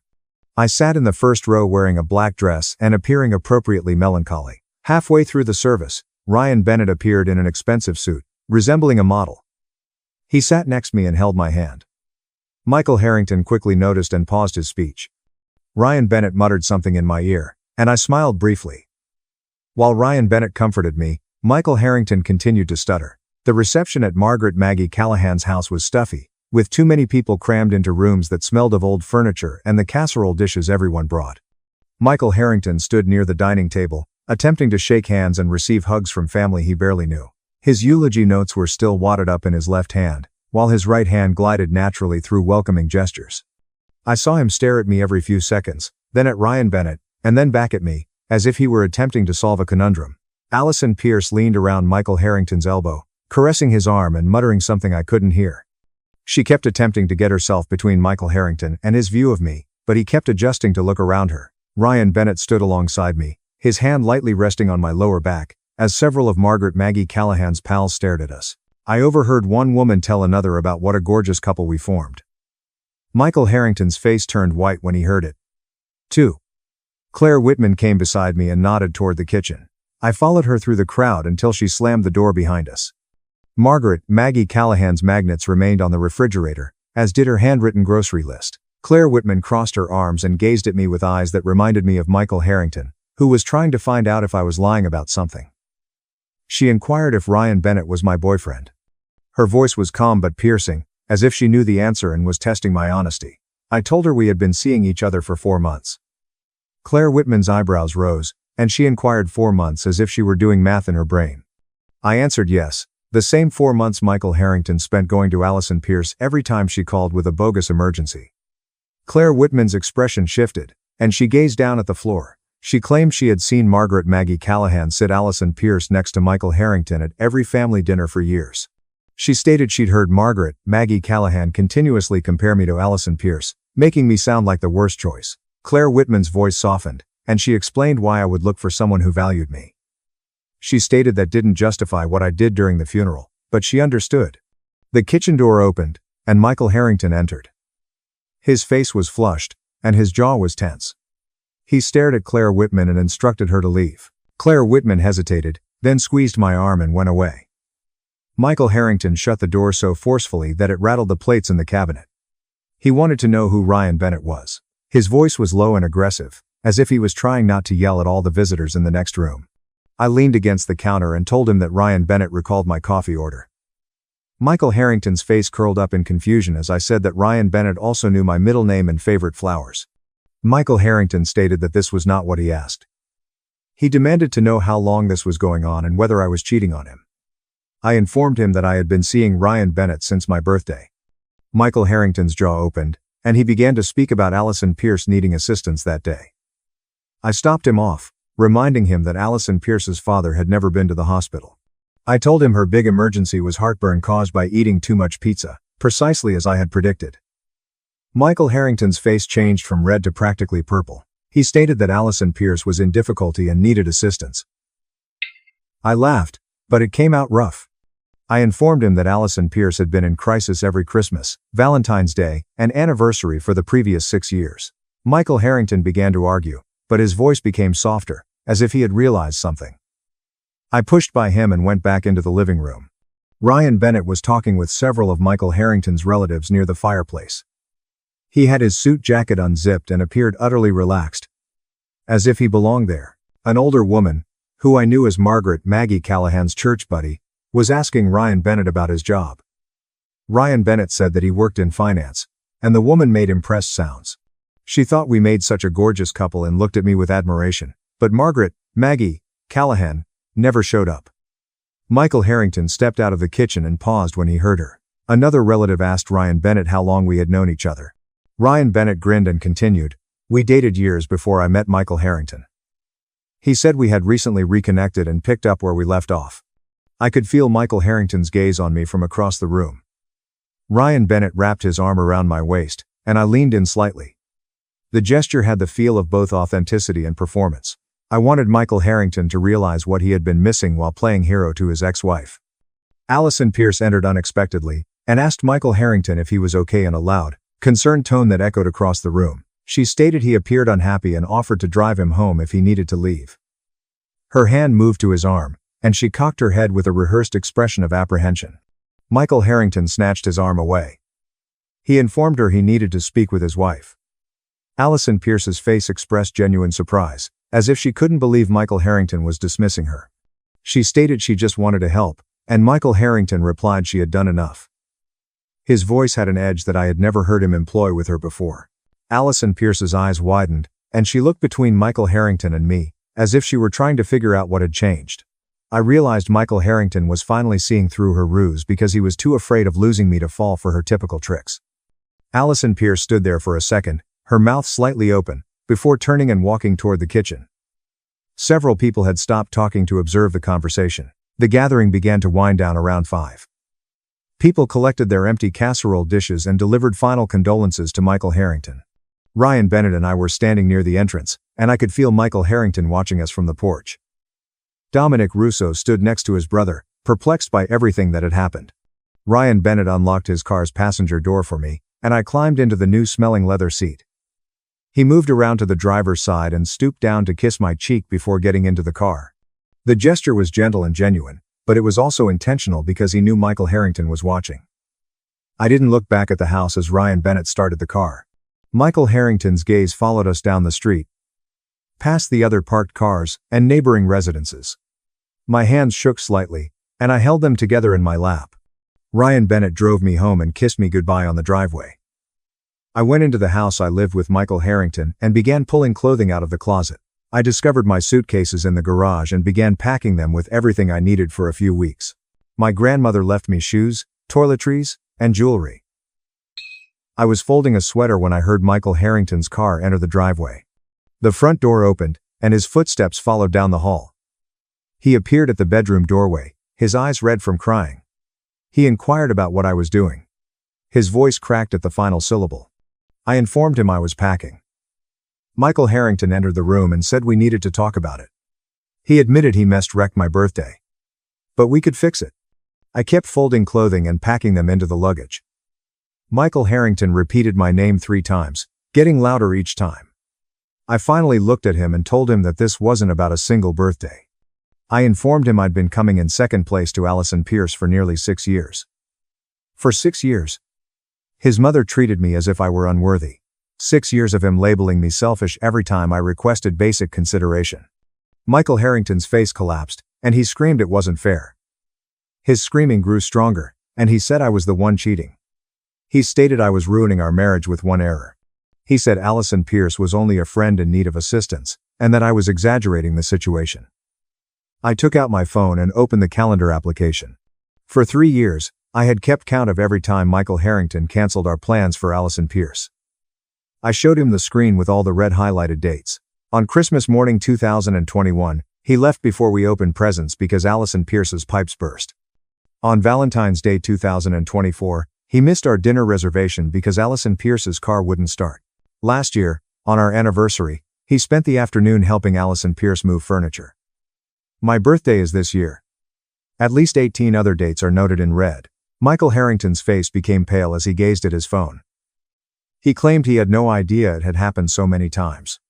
I wondered how he didn't notice Allison Pierce was taking advantage of him despite my repeated warnings. Michael Harrington sat down on the bed and rested his head in his hands. He looked up at me, tears flowing down his cheeks. He admitted that he may have allowed Allison Pierce to control him too much, but he maintained he had no feelings for her. He said he never cheated, so what I did by accompanying Ryan Bennett to his mother's funeral was worse. I laughed, but it came out bitter. I argued emotional abandonment was treachery, even if it wasn't physical. Michael Harrington began to scream louder, claiming that his mother had died and that I had humiliated him at her burial in front of everyone. I told him that his mother had spent 6 years shaming me at every family event while he remained silent.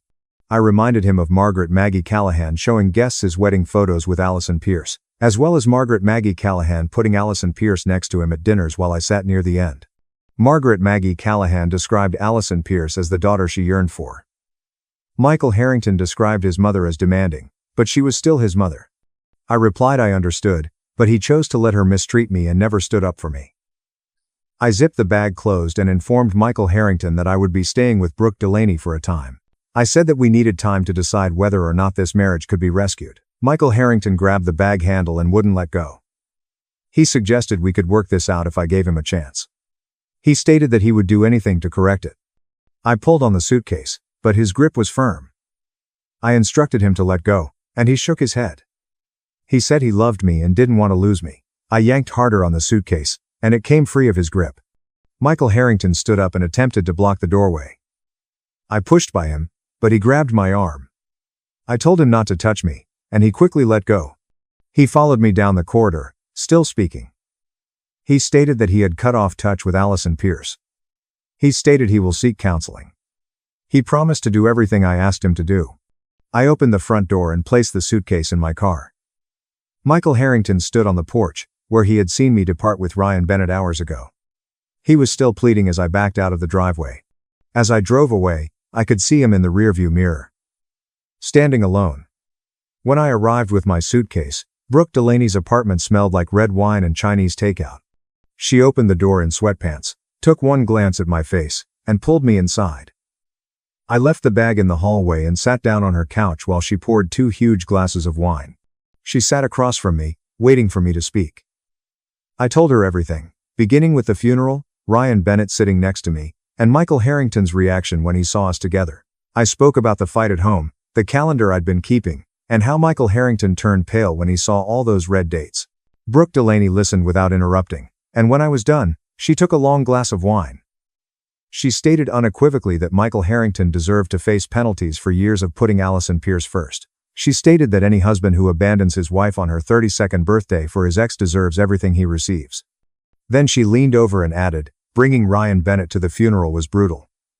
She claimed it was premeditated, public, and intended to harm Michael Harrington in front of his entire family shortly after his mother died. I did not deny it since she was correct. I told her it was intended to hurt him as publicly as he had damaged me privately over the years.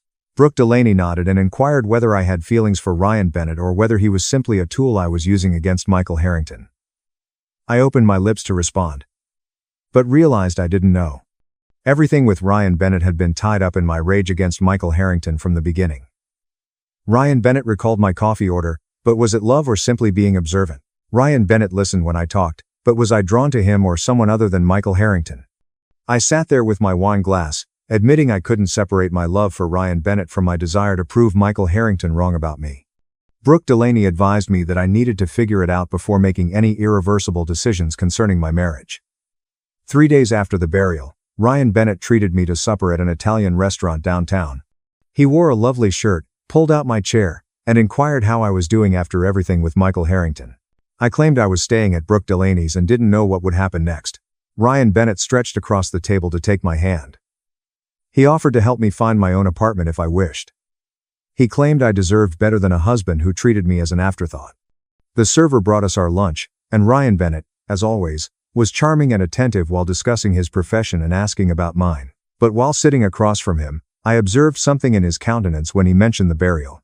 He seemed satisfied in a way that made me uncomfortable. He stated he was delighted he could be there to support me, and Michael Harrington's expression when he saw us together was priceless. Ryan Bennett used the word priceless, as if he had loved humiliating Michael Harrington. I picked up my pasta and watched Ryan Bennett talk about how Michael Harrington never valued me and how he knew I deserved more. His remarks were friendly, yet he spoke with a competitive edge, as if he had won something. I began to wonder whether Ryan Bennett had his own reasons for trying to prove he was better than my husband. Perhaps our entire relationship was based on competition and revenge rather than genuine connection. Perhaps Ryan Bennett wanted to be with me because I was Michael Harrington's wife, and taking me away from him meant he had won. I finished dinner feeling uncomfortable and confused about whether my relationship with Ryan Bennett was genuine or if we were both using each other for the wrong reasons. Michael Harrington contacted my phone 4 times in the next week. After the 5th call, I blocked his number, but he began messaging from other numbers. The texts alternated between apologizing and accusing me of damaging our marriage due to his friendship with Allison Pierce. He texted that he was sorry and wanted to make things right. Then, an hour later, he texted that I was wasting 8 years for one terrible birthday. He'd claim Allison Pierce was only an acquaintance who needed assistance. Then he'd accuse me of cheating by bringing Ryan Bennett to his mother's funeral. I stopped reading the text after a time. His brother Dominic Russo contacted on Wednesday evening. I almost didn't respond, but curiosity got the better of me. According to Dominic Russo, Michael Harrington was a mess and seldom ate. He claimed Michael Harrington liked me but made a mistake, which everyone does. He inquired if I was truly throwing away 8 years for one miserable birthday. I asked Dominic Russo to look at the calendar I provided Michael Harrington. I urged him to count the number of times his brother preferred Allison Pierce over me. On Christmas morning, Michael Harrington left before we could open our presents.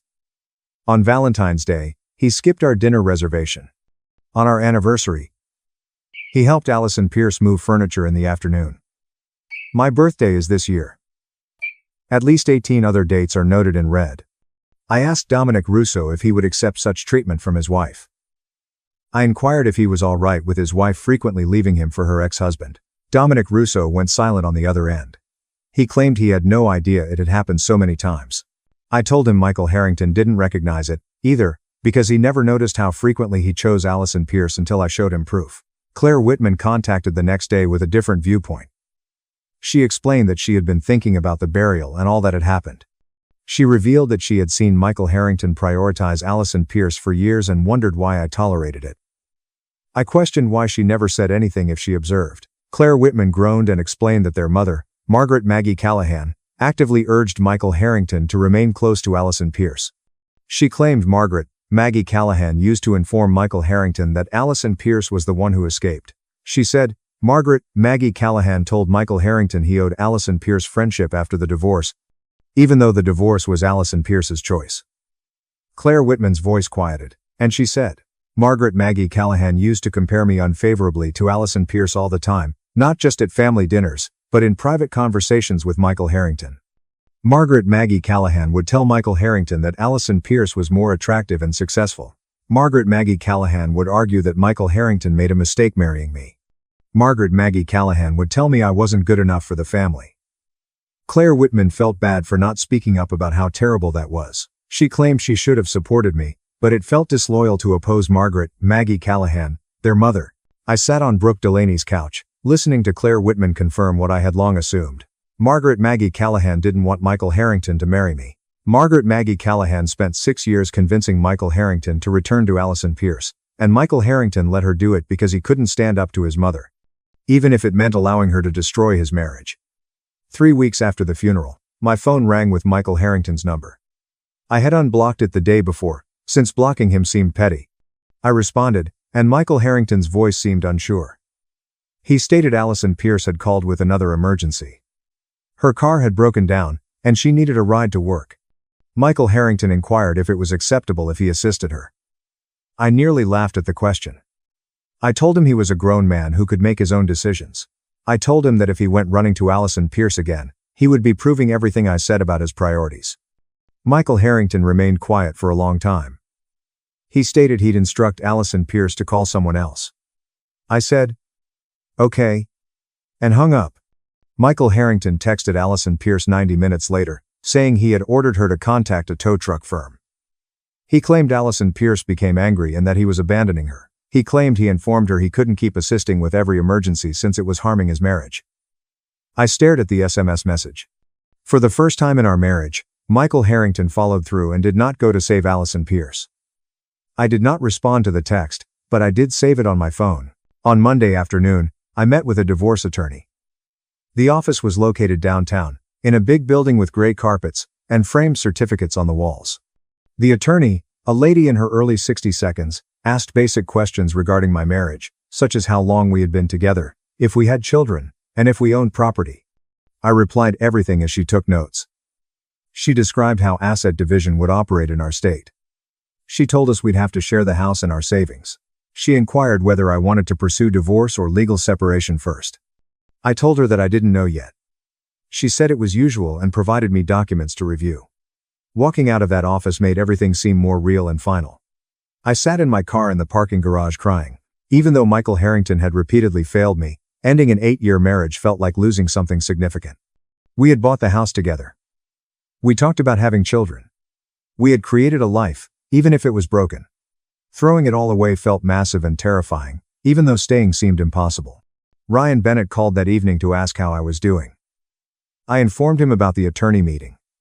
Ryan Bennett agreed and suggested that I file for divorce as soon as possible. He claimed Michael Harrington did not deserve another chance after years of disrespect.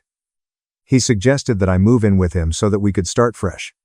His eagerness drew me back. I told Ryan Bennett that I needed space to figure out what I wanted without being pressured by him or Michael Harrington. Ryan Bennett's voice had changed. He asked if I was serious about going back to Michael Harrington after everything. He stated that Michael Harrington would simply return to his old patterns. He told me I was making a mistake by giving Michael Harrington another chance. I told Ryan Bennett I needed to make my own decisions, which meant separating from everyone. Ryan Bennett said, "Fine," in a tone that was anything but. His expression when we hung up conveyed disappointment, which made me question his motives even further. Did Ryan Bennett really care about me, or was he just trying to beat Michael Harrington? Michael Harrington arrived at Brooke Delaney's apartment on Saturday morning. Brooke Delaney answered the door and told him she did not want to see him. Michael Harrington asked her to please give me something. Brooke Delaney returned inside, holding flowers and a letter. Michael Harrington never remembered my favorite kind of flowers. The letter was 4 pages long, handwritten on notebook paper. I sat on Brooke Delaney's couch, reading it. Michael Harrington apologized for every instance in which he chose Allison Pierce over me. He mentioned specific incidents. On Christmas morning, 2021, he left for Allison Pierce's burst pipes. Valentine's Day 2024. He missed our dinner due to Allison Pierce's car trouble. On our anniversary, he helped Allison Pierce move furniture. My birthday is this year. He wrote that he hadn't noticed the pattern because each incident appeared to be an isolated emergency. He admitted to dismissing my feelings every time I claimed Allison Pierce was manipulating him. He wrote that he allowed his mother to disrespect me at family dinners and never stood up for me. He apologized for calling me selfish when I asked for basic consideration on my milestone birthday. On the last page, he stated that he wanted the opportunity to demonstrate his ability to change. He offered to end all contact with Allison Pierce. He offered to attend marriage counseling. He said he loved me and did not want to lose me. I folded the letter and placed it in my purse. I instructed Brooke Delaney to inform Michael Harrington that I had received it. But I made no promises. Following years of broken promises, I stated that actions were more important than words. Anthony Marino called me Tuesday morning. He worked with Michael Harrington and said he had something to tell me. Allison Pierce arrived at Michael Harrington's workplace that morning, demanding to know why he was abandoning her. She stated that she needed support during this difficult time after losing Margaret Maggie Callahan, who had been like a mother to her. She claimed Michael Harrington was being cruel by refusing her calls. According to Anthony Marino, Michael Harrington told Allison Pierce that their friendship was inappropriate and damaging to his marriage. Michael Harrington stated that he needed to establish boundaries. Allison Pierce cried, claiming Michael Harrington had chosen me over their friendship. She said it as if she didn't realize the irony. According to Anthony Marino, Allison Pierce left crying, and Michael Harrington appeared shaken but refused to back down. I thanked Anthony Marino for informing me, and sat with the information. Michael Harrington was finally establishing boundaries with Allison Pierce. He could finally see her manipulation, and put a stop to it. I've agreed to meet Michael Harrington for coffee on Thursday. We met somewhere near Brooke Delaney's apartment. Michael Harrington appeared tired, with dark circles under his eyes. He ordered my coffee without asking because he had finally remembered my request. We sat at a corner table, and Michael Harrington took out his phone. He showed me his blocked contacts list, which included Allison Pierce's number. He showed me a text he sent telling her not to contact him again. He stated that he had begun individual therapy to better understand why he allowed Allison Pierce to manipulate him. He stated that the therapist was assisting him in understanding how his mother's treatment of me was cruel and how he enabled it by remaining silent. Michael Harrington appeared sincere in his desire for change, but I told him that even if his intentions were good, I wasn't sure I could trust him again after years of feeling secondary in my own marriage. Michael Harrington's eyes were filled with tears. He said he understood and would do whatever it took to regain my trust, even if it took years. I finished my coffee and told him I needed some time. Michael Harrington nodded and agreed to wait as long as I needed. I met Ryan Bennett for lunch the next day at the same restaurant where we had our first date years before. He'd suggested the location, and I thought it was cute until I sat across from him and saw how pleased he was with himself. Ryan Bennett ordered for both of us without asking what I wanted, and then began discussing apartments he had found for me to look at. I told him I needed to slow down and consider what I really wanted rather than simply running from Michael Harrington to him. Ryan Bennett's smile faded and he put down his fork. He asked what there was to think about after Michael Harrington had treated me like garbage for the previous 6 years. I stated that Michael Harrington was finally making real changes, including blocking Allison Pierce and going to therapy. Ryan Bennett's face hardened in a way I hadn't seen before. He told me I was making a huge mistake by giving Michael Harrington another chance because people like Michael Harrington never change. He said Michael Harrington would be great for a few months, then revert to his old habits the first time Allison Pierce called crying. I told Ryan Bennett that while I appreciated his support, I needed to figure out my marriage without any outside pressure. Ryan Bennett laughed, but the sound wasn't pleasant. He claimed he'd wasted 4 months being there for me and listening to me complain about Michael Harrington just so I could come back to him. I looked at Ryan Bennett and realized he had never cared about what I wanted. He'd been waiting for me to abandon Michael Harrington and choose him instead, treating our reconnection as if it were a competition he won. I told Ryan Bennett that we needed to stop seeing each other while I worked on my marriage. Ryan Bennett called me stupid for trusting Michael Harrington again, accusing me of using him for attention when I was lonely. He stood up, threw money on the table, and walked away as the other diners stared. I sat there, shaken, because the man who had seemed so understanding and supportive had turned mean the moment I refused to do what he asked. 4 months after Margaret Maggie Callahan's funeral, Michael Harrington and I walked into our first marriage counseling session.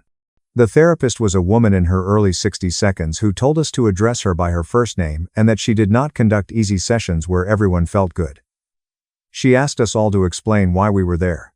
Michael Harrington discussed wanting to save our marriage and how he had finally realized his mistakes with Allison Pierce. I discussed 6 years of feeling invisible, while Michael Harrington prioritized his ex-wife over me. The therapist listened to both of us before telling us that we had made choices that had harmed our marriage and that we needed to accept responsibility for them. She looked at Michael Harrington and concluded that his pattern with Allison Pierce was emotional abandonment, even though he never cheated physically. She asked him why he thought his ex-wife's needs were more important than his current wife's. Michael Harrington stated that he felt responsible for Allison Pierce following the divorce because she did not have family nearby. The therapist asked if he realized he had been acting like Allison Pierce's husband rather than mine. Michael Harrington's face flushed, and he admitted he'd never thought of it that way. The therapist then turned to me and said, bringing Ryan Bennett to Margaret Maggie Callahan's funeral was a calculated public humiliation designed for revenge, not resolution. She said I wanted to hurt Michael Harrington as much as he had hurt me instead of attempting to resolve our issues. I tried to defend myself, but the therapist interrupted me and said we were both here to be honest about our decisions. She asked if we truly wanted to rebuild our marriage or if the damage had been done. Michael Harrington stated that he wanted to try. I said I didn't know yet, but I was open to seeing if therapy could help. The therapist assigned us homework to identify our needs and boundaries.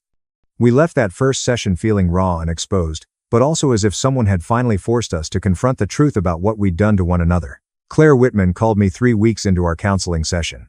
She stated that Allison Pierce had contacted her and asked Claire Whitman to notify Michael Harrington that Allison Pierce was in crisis and needed him. Claire Whitman stated that she had informed Allison Pierce that Michael Harrington was working on his marriage and that she should respect his boundaries and find other people to lean on. Allison Pierce cried, saying Michael Harrington had abandoned her when she needed him the most. Claire Whitman stood firm, saying Allison Pierce's friendship with Michael Harrington had been inappropriate for years and needed to end. Claire Whitman told me she was proud of Michael Harrington for finally standing up to Allison Pierce's manipulation after witnessing it since their divorce. She also apologized for remaining silent all those years while Margaret Maggie Callahan preferred Allison Pierce over me at family dinners. Claire Whitman claimed she was conflict avoidant and didn't want to upset their mother. But she should have defended me. She claimed Margaret Maggie Callahan actively encouraged Michael Harrington to stay close to Allison Pierce and told him several times that Allison Pierce was the one who escaped. Claire Whitman admitted that the entire family had enabled Michael Harrington's behavior by treating Allison Pierce as if she were still a member of the family and making me feel like an outsider. I thanked Claire Whitman for finally speaking up and for blocking Allison Pierce's attempts to contact Michael Harrington. Claire Whitman stated that the family dynamics were shifting now that Margaret Maggie Callahan had passed away, and that people were realizing how unhealthy some of her opinions had been. She claimed Michael Harrington's brother was also beginning to notice how Michael Harrington had neglected me for years. 7 months after Margaret Maggie Callahan's funeral, Michael Harrington and I moved back in together after living apart while undergoing intensive therapy. We weren't perfect and probably never would be, but we were more honest now. Michael Harrington had not spoken to Allison Pierce since the day he set boundaries at work. He actively worked to prioritize our marriage in ways he had never done before, such as following through on our plans, asking about my day, and remembering details about my life. I was still angry about the years I had felt invisible. And the therapist explained that it was normal and that we had worked through it over time rather than expecting it to go away overnight. Our relationship felt different now because Michael Harrington finally saw me as his priority and I learned to express myself before resentment reached a breaking point. We began planning a small vow renewal ceremony just for the two of us. There was no family or a big event, just a private commitment that felt more genuine than our original wedding, where Margaret Maggie Callahan sat Allison Pierce in the front row and spent the reception talking about how beautiful Allison Pierce looked. Michael Harrington suggested that this time, we write our own vows and take them seriously. I agreed because I wanted promises based on who we were today rather than who we pretended to be 8 years ago. My mother-in-law poisoned my dinner with pharmaceutical shellfish extract to prove my deadly allergy was fake. The video exposed everything. My food was poisoned by my mother-in-law in order to demonstrate that my fatal allergy was a hoax. There and then, my last ounce of patience was extinguished. Throughout my entire life, I have endured an allergy to shellfish. It is the kind of condition in which my throat becomes constricted, and I require an EpiPen within a few minutes or I might pass away. On the third date that I went on with my future husband, Ethan Miller, I explained to him that restaurants are notoriously difficult to navigate, and I needed him to comprehend the reason why I had to inquire about the ingredients in such a number of dishes. Regarding it, he was brilliant. Always making sure that restaurants were aware of my allergy, carrying multiple spare EpiPens, and double-checking the menu a number of times. On the other hand, his mother, Diane Whitaker, was rather different. As soon as Ethan informed her about my allergy, she rolled her eyes and said, "In today's world, young people are always looking for attention by claiming that they have allergies." She claimed that in her day, nobody suffered from allergies, and everyone was healthy. I presented her with my medical alert bracelet, as well as my prescription papers, and I even offered to schedule a consultation with my allergist. On the other hand, she dismissed everything by stating that doctors would diagnose anything for money. The initial few dinners with the family were fraught with tension. When I was unable to consume the elaborate seafood dishes that Diane had prepared, she would act as if she were offended. She would pretend that she had forgotten about my fictitious allergy, and then proceed to make something else while heaving a loud sigh.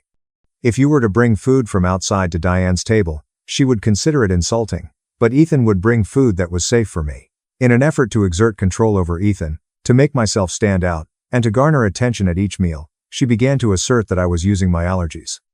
The fact that I was so picky was causing her to tell anyone who would listen that I was ruining family dinners. After that, she began to put me to it. She would swear that something was safe, and then after I had eaten it, she would mention that there might have been shrimp paste in the sauce, but since I didn't react to it, I know that I must be recovered. While she laughed at me for being overly dramatic, I would freak out, take some Benadryl, and keep an eye out for any symptoms. While Ethan would become enraged, Diane would cry and explain that she was merely attempting to assist me in overcoming my mental block regarding seafood. In the beginning, she would only conceal a small amount of seafood in various items. In addition to using oyster sauce and vegetables, she would also sneak fish sauce into marinades. She would grind up dried shrimp and put it in seasonings. Every time I experienced a tingling sensation in my lips and an itching sensation in my throat, I was compelled to take Benadryl without delay. I would be admitted to the hospital if I actually had an allergy, but Diane would say that it was a case of psychosomatic symptoms. The fact that the trace amounts were just below my threshold for anaphylaxis, but still caused reactions, was something that she did not comprehend. During one occasion, Ethan witnessed her adding something to my plate, and she explained that it was merely additional seasoning. In spite of the fact that we stopped going to her house for dinner, she continued to bring food to our place, and she insisted that she had prepared it to my specifications. All of her dishes were no longer consumed by me. Because I was being spiteful, she told the entire family that I was refusing to give her food. Diane insisted on placing orders for everyone at the birthday dinner that Ethan was having at a restaurant, claiming that she was the one who knew the menu the best. She assured me that the pasta dish I ordered would be safe to consume. There were no shellfish, according to the waiter. As a result of being exhausted and hungry, I decided to consume it. A few minutes later, I noticed that my throat was beginning to close. While he was on the phone with 911, Ethan stabbed me with the EpiPen. The doctor who examined me at the hospital informed me that I had consumed a concentrated shellfish extract, which would have been sufficient to kill someone with my level of allergy if it weren't for the immediate EpiPen. The concerned mother-in-law role was played by Diane when she arrived at the hospital. However, the nurse had a cloudy attitude. She inquired as to how shellfish extract could have entered a dish that was supposed to be safe. In spite of the fact that the restaurant manager had brought the security footage to the hospital because they were terrified of being sued, Diane stated that the restaurant must have made a mistake. During the time that we were in the restroom, the video showed Diane sitting at the table by herself for approximately 4 minutes. My food was contaminated with a small bottle that she had removed from her purse and poured into it. After we had left in the ambulance, the manager had chosen to keep the plate for testing purposes. A call was placed to the police. Diane made an attempt to explain that she was unaware that the fish sauce would be harmful to me and that it was simply for flavor. The officer inquired as to the meaning behind her bringing fish sauce to a restaurant. She stated that she always had seasonings on her person. He inquired about her purse, and when they opened it, they were astounded by what they discovered. Right there in the hallway of the hospital, Detective Marissa Kane reached into Diane's purse and took out her wallet. She took out 4 miniature bottles, the kind that had labels specifically designed for medical use and precise measurements. While the officer was holding them up to the light, her entire face underwent a transformation. The concentrated shellfish extract that she discovered was of the pharmaceutical-grade variety that is utilized in allergy testing laboratories. Diane started the process of backing up, but the officer continued to search through the purse. A spiral notebook with a blue cover was the item that she pulled out. I watched as Detective Kane turned the pages, and I noticed that her expression became more serious with each consecutive page. There were dates in the notebook that went back almost 3,000 years. My responses to the food that Diane had provided me with were detailed in each entry.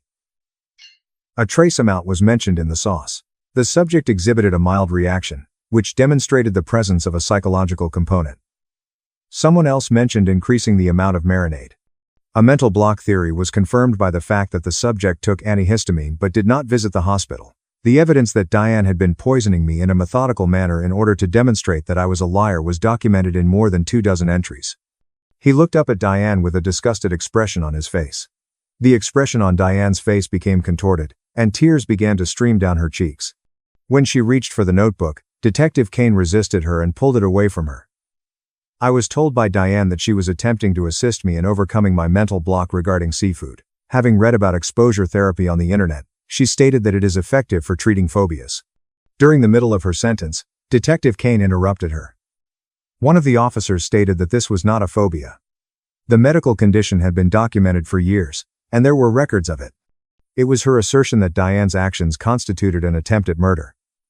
The sound of Diane's gasp was reminiscent of a slap. Diane was instructed to turn around by Detective Kane, who extracted handcuffs from his pocket. Diane began crying and claiming that everything that had happened was a misunderstanding. She stated that hurting anyone was never her intention. Kane, the detective, was unconcerned. While she was reading Diane's rights, she removed the handcuffs that were on her wrists. As Diane was being escorted down the hallway, I watched from the doorway of my individual hospital room. In spite of the fact that her face was red and dripping with tears, Diane kept turning around to look at me. It seemed like she was constantly repeating that I was misunderstood. Additional patients and nurses halted their gazes in awe. We were standing next to each other, and Ethan had his arm around my waist. I was able to sense his trembling. Following the departure of Diane, Ethan returned to my room and stood there. And then he sat down in the chair that he had pulled up right next to my bed. Instead of taking my hand, he simply held it in both of his hands. The hands he was holding were icy and shaking. I was able to see that his entire face had fallen apart. I responded to it, but shortly afterward, I regretted my decision. My sister, Diane Whitaker, was yelling at me before I had even had a chance to smile and say hello. She claimed that I was causing the family to have a rift. According to her, Diane would never seriously hurt another person. It was her assertion that I must have done something to bring about this entire circumstance. For making such a big deal about a small amount of seafood, she referred to me as a dramatic person. I made an effort to present information regarding the concentrated extract and the notebook. It was as if she was talking over me. I hung up on her after she said, Diane was a good woman who made one mistake. She went on to say that families forgive each other, and that I was being vindictive by pressing charges. I could feel my hands shaking. Ethan Miller inquired about the identity of the person, and I responded by revealing it to him. As a result of his anger, he threatened to block her number. On the other hand, the call had already jolted me. When I thought about Diane's family, I realized that there were some members who would always be on her side. No matter how much evidence was available, it was irrelevant. They came to the conclusion that I was the bad guy, and there was no way to convince them otherwise. Approximately 1 month after our initial meeting, Ada Grant Holloway summoned us to his office for a second meeting. The table was covered with new documents that he had spread out. The forensic examination of the shellfish extract that was taken from Diane's purse was presented to us by him. Despite the fact that the report was filled with technical language, Grant translated it. He stated that it was a concentrated allergen of a medical grade. The kind that costs well over $100 per bottle and the kind that you have to order from specialty medical suppliers. You can't just go to a store and purchase it. To find it, Diane had to conduct a search on the internet. It was necessary for her to pay for expedited shipping. She had to sign forms indicating that she had a complete understanding of what it was. Grant stated that this demonstrated that the decision to poison was not made in a hurry. An attack had been planned for it. Diane had invested both her time and her money in order to acquire something that had the potential to kill me. She had conducted research to determine where it could be purchased. The time had come for her to put it to use, and she had put it off. After reading the forensic report, everything seemed to become more real, and even more horrifying. It wasn't an elderly woman who was unsure of herself and made a mistake. This individual had the intention of causing me harm. After I was discharged from the hospital, I made an effort to return to my normal life, but I couldn't shake the feeling that something was off. After preparing my own lunch, I would sit there and stare at it for approximately half an hour. My heart would begin to beat so quickly. Both of my hands were shaking. I was unable to force myself to consume anything that I had not personally prepared from scratch until the very last bite. I would be in a state of panic even then. Whenever Ethan would order takeout, I would politely decline to consume it. In about 3 weeks, I was able to shed almost 10 pounds. My doctor was contacted by Ethan, who provided an explanation of the situation. She suggested that you seek the services of a trauma specialist named Dr. Hannah Castillo, who is a clinician. In the following week, I went to Dr. Castillo's office to meet with her. I didn't feel like I was going crazy, because she had a soothing voice. The symptoms that I was experiencing were described by her as a typical reaction to the trauma of being poisoned. She pointed out that my brain was attempting to safeguard me by instilling a fear of food in me. In the event that I began to experience panic, she instructed me in breathing exercises. In light of what had transpired, she explained that my hypervigilance was understandable. However, she emphasized that we needed to make an effort to prevent it from controlling my entire life. On a weekly basis, She assigned me homework assignments such as eating one meal that Ethan had prepared for me.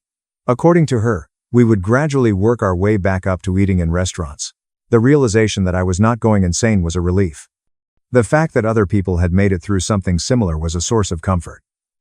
For the next 4 days, Ethan called each and every member of his family that he could think of. On the very first ring, his cousin picked up the phone.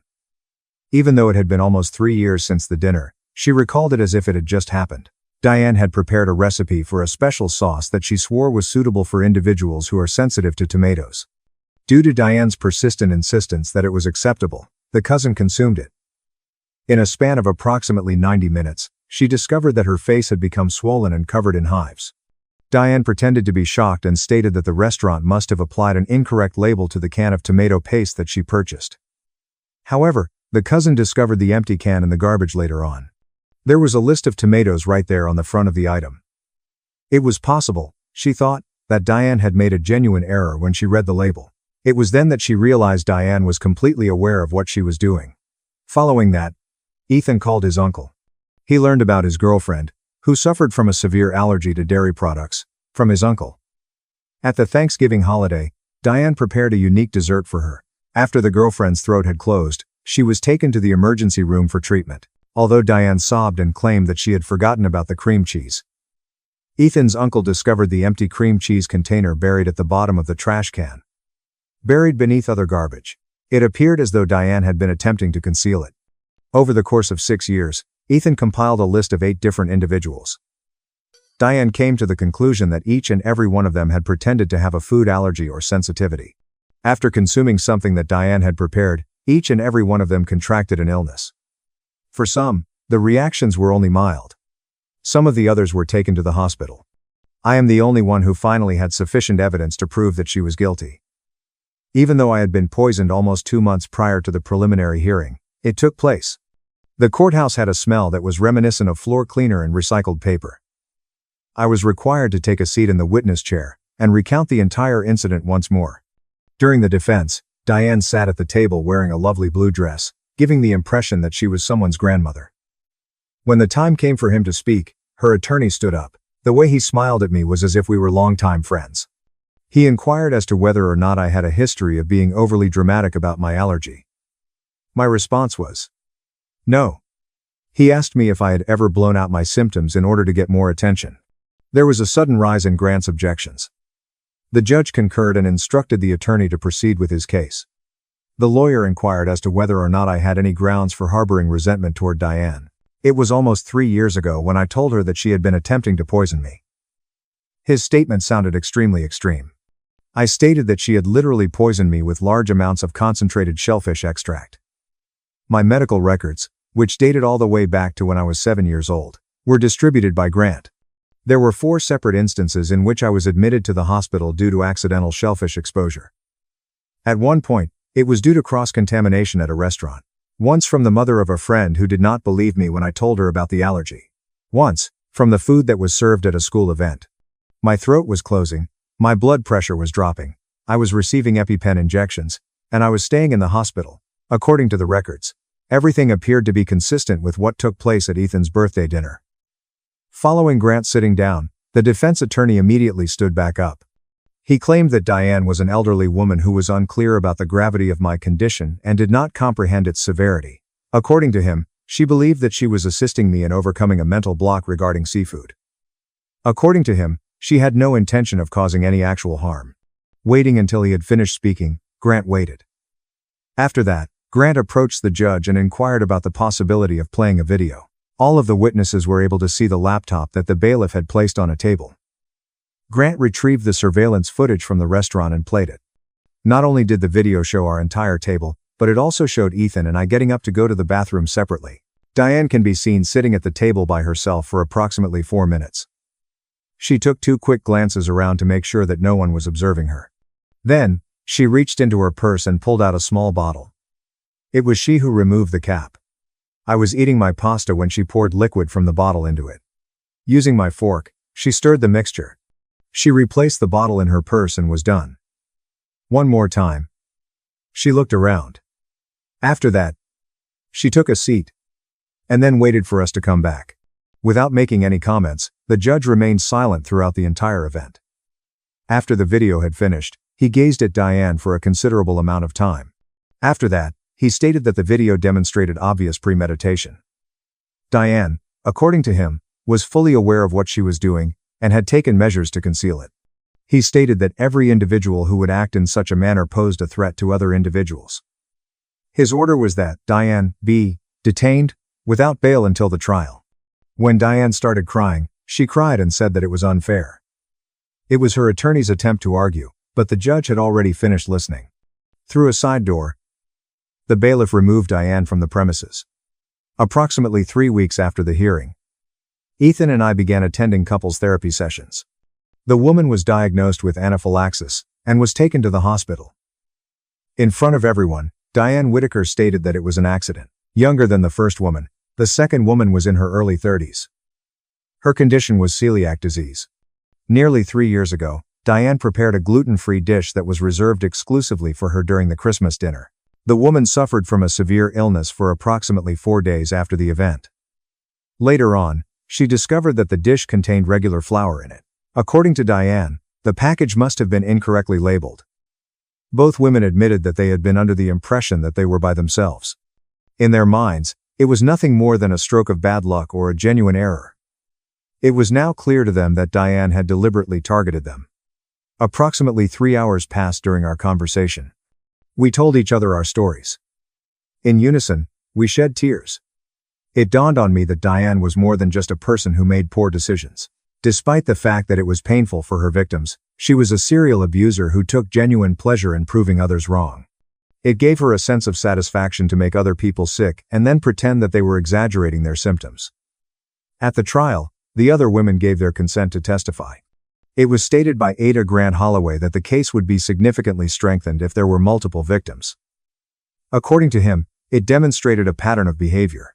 According to him, the jury would determine that Diane was not confused or mistaken. She was completely aware of what she was supposed to be doing, and had done it numerous times before. I told Grant that Ethan Miller and I were absolutely certain that we would be going to trial after all. We expressed our desire for Diane to be charged with attempted murder.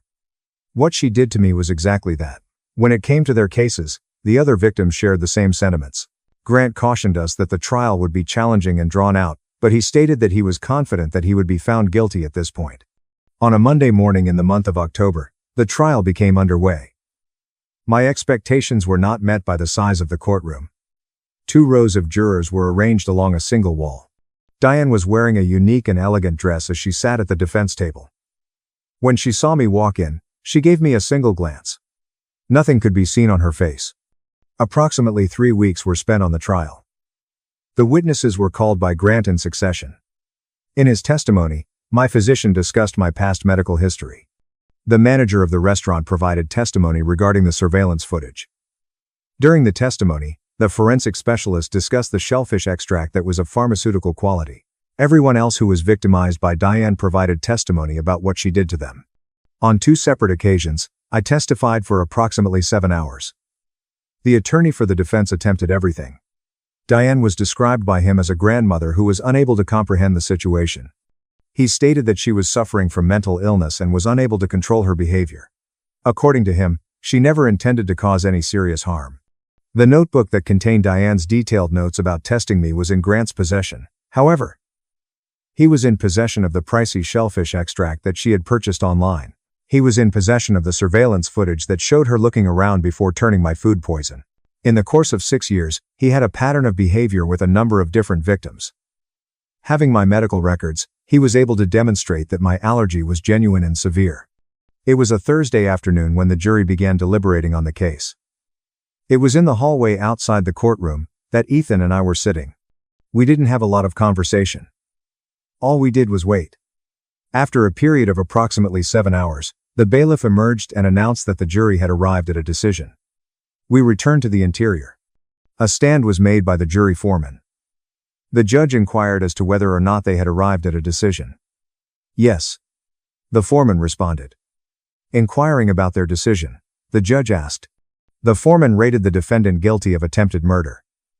During the time that he was reading the sentence, the judge looked very serious.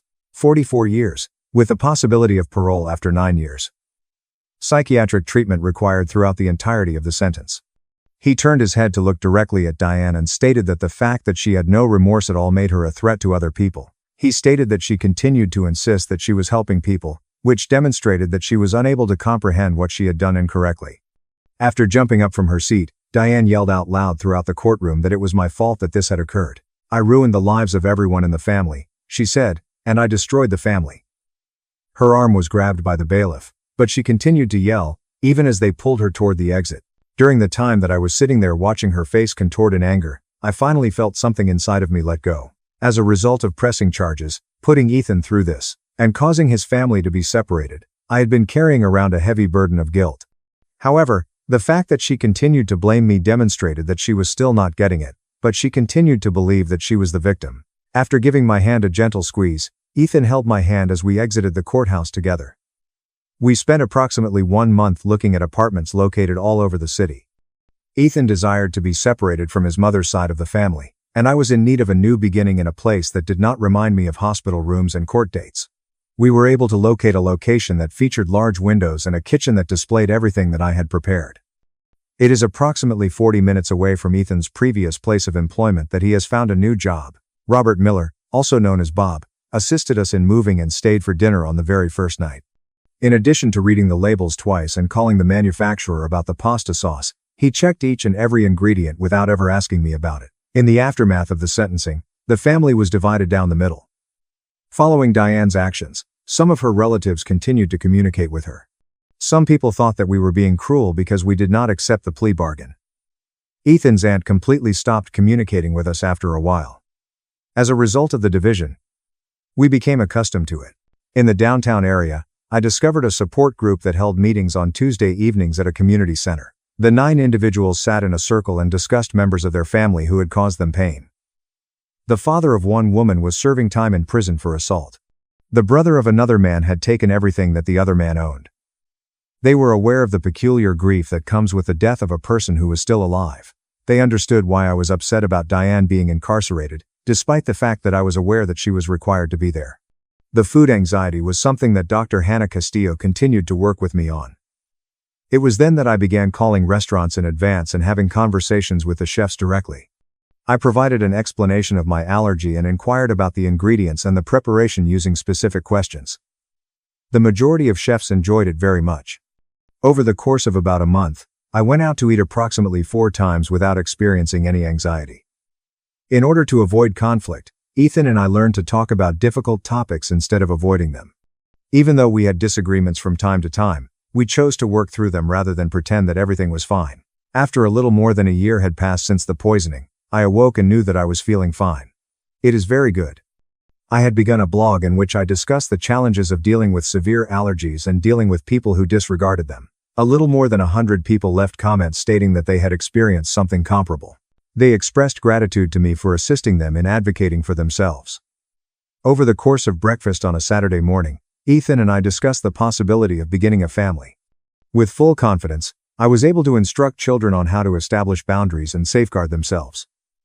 Diane was incarcerated and would remain there for a considerable amount of time. There were times when that made Ethan sad, and I could understand why he felt that way. However, we both knew that it was the only way to protect people from her. At this point, I always carried a special case with me that contained 2 EpiPens. In all likelihood, I had always been afraid, but I no longer felt that way. Simply put, I exercised caution, which is precisely what I ought to do. Full story. My sister screamed, "This is my day," while holding a knife to my pregnant belly, and the baby shower ended our family forever. At her baby shower, my sister pointed a cake knife at my pregnant abdomen and shouted, "This is my day." When I implored her to calm down, she said, "You stole my life and my baby's." I stared at her. That was 10 months ago. Police found a fully equipped nursery and a storage facility with my twins' names painted on the walls 2 weeks ago. My sister screamed when I crossed Buffalo University's stage to receive my degree. Claire was on the floor, hyperventilating. The ceremony was canceled. Paramedics rushed. She was always a show-off.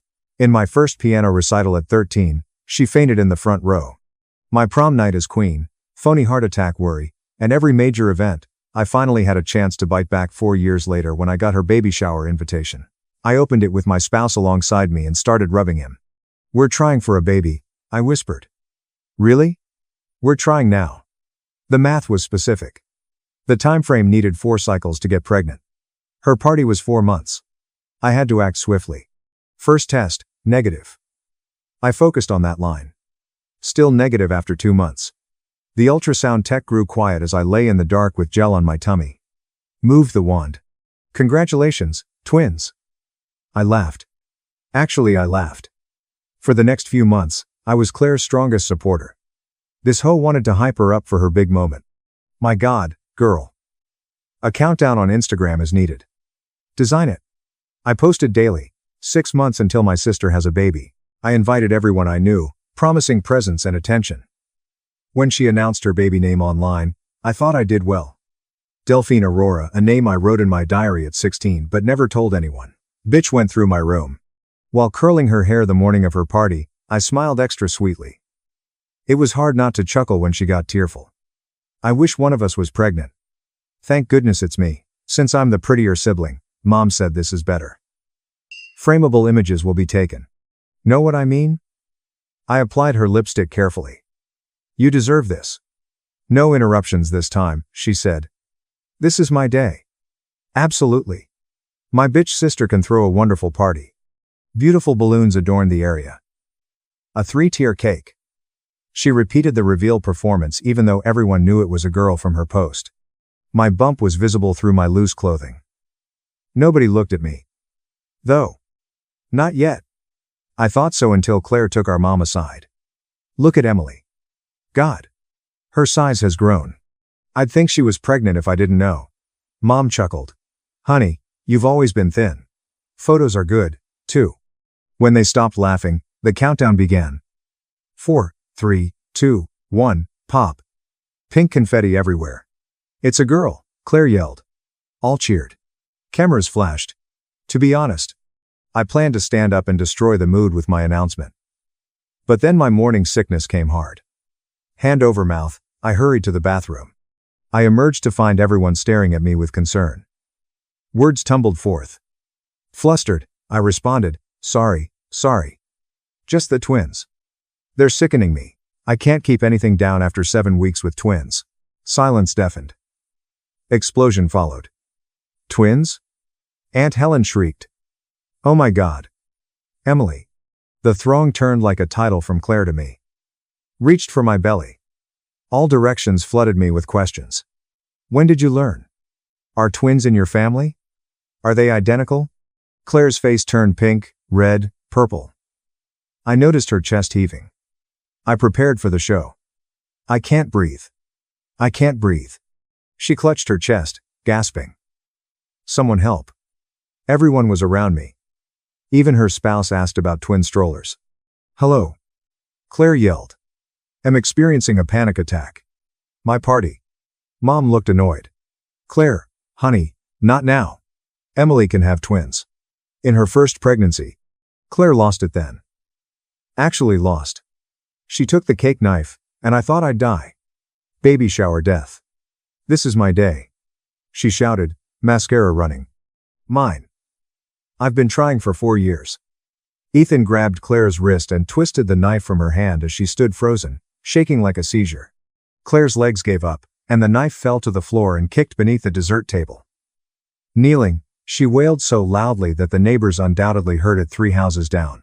The girl banged her fists on the floor, yelling that I ruined everything, that I always ruin everything, and that this was her special day. Her mascara poured down her cheeks in thick black streams. Mom ran over and rocked Claire while ignoring me gawking with my hand on my belly. Everyone had at least 25 phones pointed at us, capturing the outburst like a reality show. Ethan got Claire into a chair where she hyperventilated, her chest heaving so quickly I thought she might pass out. He kept whispering something in her ear to calm her down while the rest of the visitors stood around awkwardly, unsure where to look or what to do. Michael pulled me to the door, his face blanched. He asked whether I was okay and urged we should leave before things worsened. Mom stormed over and slapped me across the face, sounding like a gunshot throughout the room. She said I was selfish and couldn't let Claire have one day without mentioning myself. Everything was quiet except Claire's crying, and several others gasped at what transpired. My cheek burned like fire, and I stroked it without thinking, spreading the heat throughout my face. Michael got between Mom and me and told her to back off or he'd call the police. Lauren appeared next to me and shouted 911 if anyone touched me. David finally emerged from the crowd, looking like he'd seen a ghost, wondering at his family's transformation. Claire abruptly stooped over and vomited on the floor. Her fine shoes were soaked with this foul yellow liquid. Ethan sprang up and said they needed to go to the hospital, since she was having stress-related contractions. Mum pointed at me and shouted that I would be responsible for Claire losing her baby. Voice resonating throughout backyard. Claire stood up and Ethan led her to their car, but she turned around and yelled that if she lost her baby, I would too. At least 12 people recorded her warning on their phones. Michael grabbed my hand and said we were calling the cops immediately. We waited in Michael's car in the parking lot while he contacted 911 to report the attack and threat to our babies. As my cheek throbbed and the twins moved frantically from worry, I contacted Lauren to save any party videos.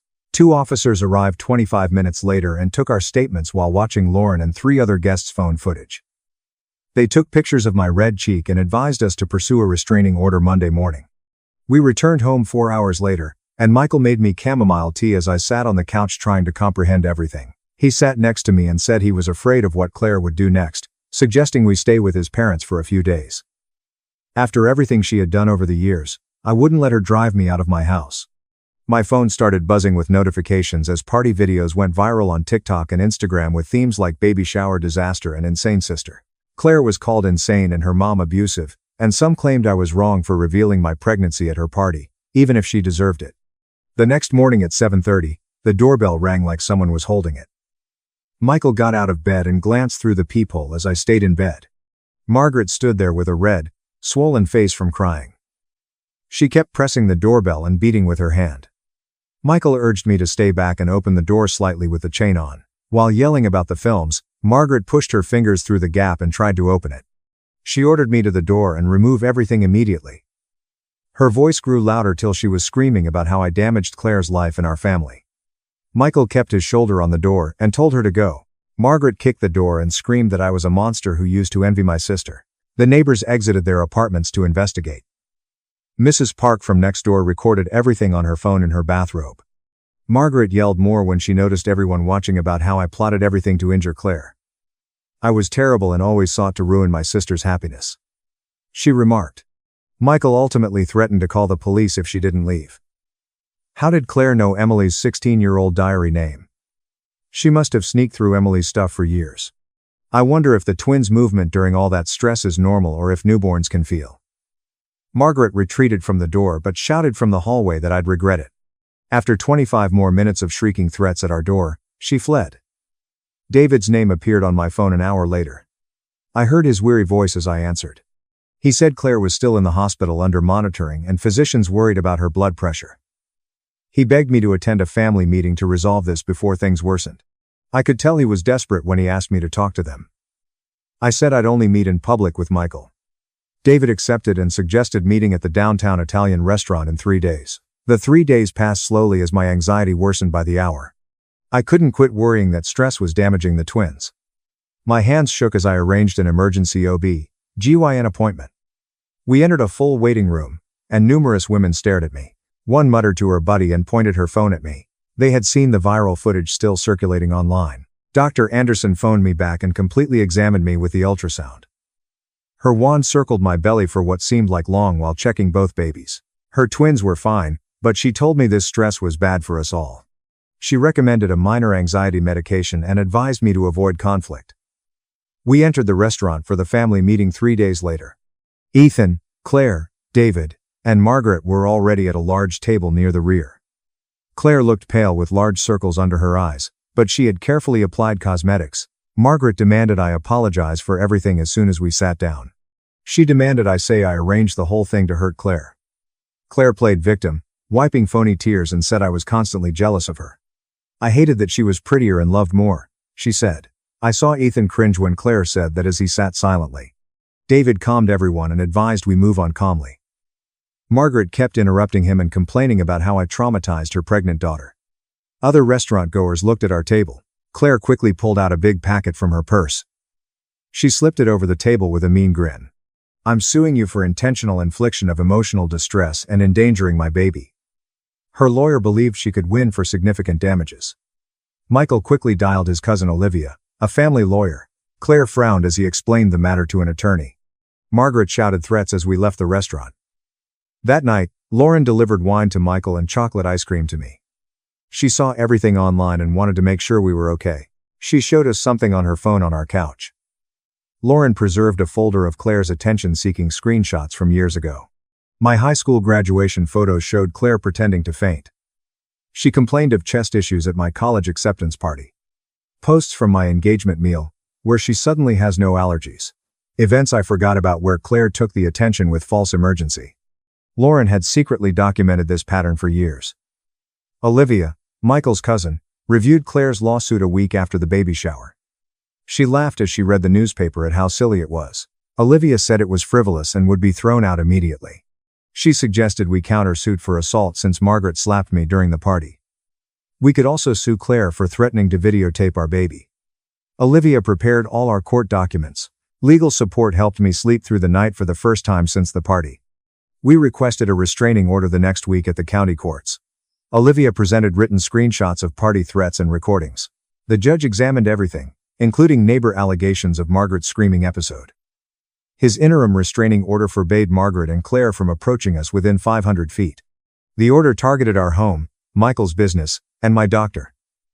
Margaret went to Michael's office within 48 hours, violating the restraining order. She skipped security and yelled at the receptionist to allow her see Michael. Security took her and called the police as she battled and shouted about my hurting her family. The police handcuffed her and brought her away while Michael's co-workers watched from the windows.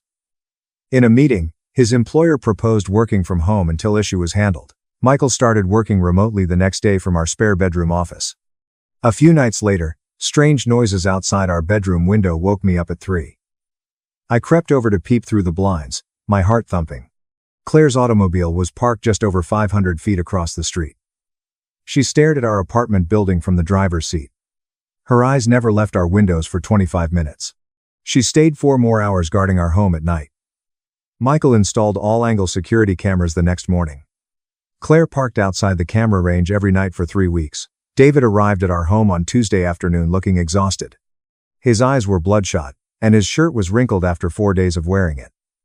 Sitting on our couch, he wiped his face with both hands. Margaret had been living at their house since the baby shower and driving Ethan mad with her tirades about me. David stated Ethan was considering divorce since Claire's preoccupation with ruining me was making her sick during pregnancy. Their infant was suffering from stress, and Ethan couldn't take it. The hospital performed my 21-week anatomy scan 4 days later. Without speaking, the ultrasound tech swept the wand around my belly for what seemed like forever. Dr. Anderson took over and measured each twin repeatedly. Future weekly monitoring was needed because one twin was smaller. Stress was harming my baby's growth, and I couldn't stop crying. Michael held me as I cried in that chilly, dark room with gel on my tummy. Lauren panicked and called me in bed that night. Someone put my doctor's name, clinic address, and next month's appointment times on a local mom Facebook page.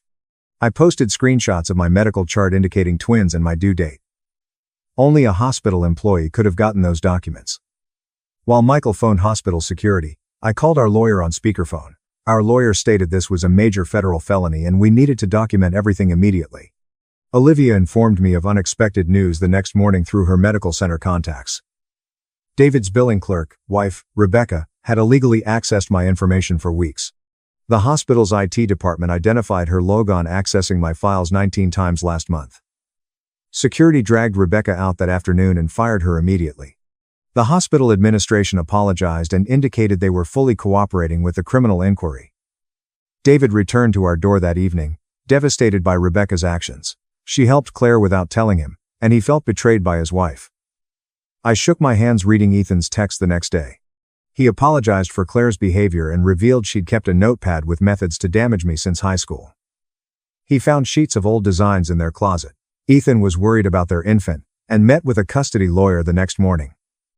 He would testify against Claire in court if needed. 3 weeks after the baby shower, Claire wrote a fake Facebook tale that went viral. She said I stalked her for months, and sent manipulated images to prove it. Fake text messages she produced showed me threatening her and her baby. The post was posted several times in Buffalo mom groups within hours. Some strangers sent me death threats on Facebook and Instagram. Michael notified the FBI that afternoon about the cyberstalking and death threats when someone posted our home address in the comments. They took it seriously and committed to investigating the harassment campaign. My blood pressure rose at every doctor appointment. Dr. Anderson put me on modified bed rest and restricted my travel to medical visits. The twin size discrepancy was worsening, and she feared early delivery. Staying home while Claire lied about me online felt like prison. I'm curious how Rebecca got engaged. Do you think Claire persuaded her? Margaret, David's mother, could have pulled her in. The hospital caught her viewing those files 19 times, making me wonder what she did. I watched in bed as nasty comments flooded every social media outlet. Lauren started screenshotting everything for a defamation case she was helping us file. She recorded every falsehood, threat, and harassment for our lawyers. Michael took leave to care for me full-time. He brought food to bed every morning and read to the twins next to me. He touched my belly and told them we loved them already. His voice was my sole solace as our world fell apart. 3 days later, cops knocked on our door with Rebecca news. She was arrested for HIPAA violations and faces 12 years in federal prison. She told Claire about my pregnancy for months. According to the investigation, Claire received copies of my ultrasounds, blood tests, and waited each appointment. David filed for divorce that day, disgusted by Rebecca's treatment of our family. The family was entirely divided and blaming each other. A process server approached our door a month after the baby shower as I was sitting by my bedroom window. Michael answered and collected the hefty envelope of documents, breaking my heart. Claire sued us for attachment, alienation, and reputation-tarnishing conspiracy. She sued us for mental anguish and claimed we intentionally turned her family against her. Plaintiff sought $650,000 in damages and legal fees. We were already spending thousands on restraining order and criminal defense lawyers. We needed a civil attorney now, and the bills were mounting faster than we could pay. Olivia called that night to invite me to her office in the morning. She spread papers and made lists while I sat across from her desk. She sued Claire 3 times for slander, emotional anguish, and harassment. She charged Margaret for the baby shower attack. She cautioned me this may take months or years, but we had to fight. After 3 weeks, I woke up at 3 a.m. with acute abdominal ache.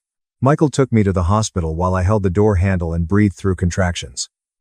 Dr. Anderson hurried in wearing his pajamas under his white coat after the nurse hooked me up to monitoring. He gave me labor-stopping shots and said the twins wouldn't survive at 25 weeks. I was bedridden for 4 days in the hospital when contractions ceased. Claire posted on Facebook about karma catching up while I was on monitors. Ethan arrived at my hospital room the 3rd day with flowers under his jacket. He sat in my bedside chair and apologized for everything. He said Claire refused mental health medication. He kept records of her behavior and everything for their divorce. Lauren held a support rally at our house 7 weeks after the baby shower. People I hadn't seen since college brought casseroles and baby gifts to our street. My coworkers brought diapers and our neighbors set up backyard tables.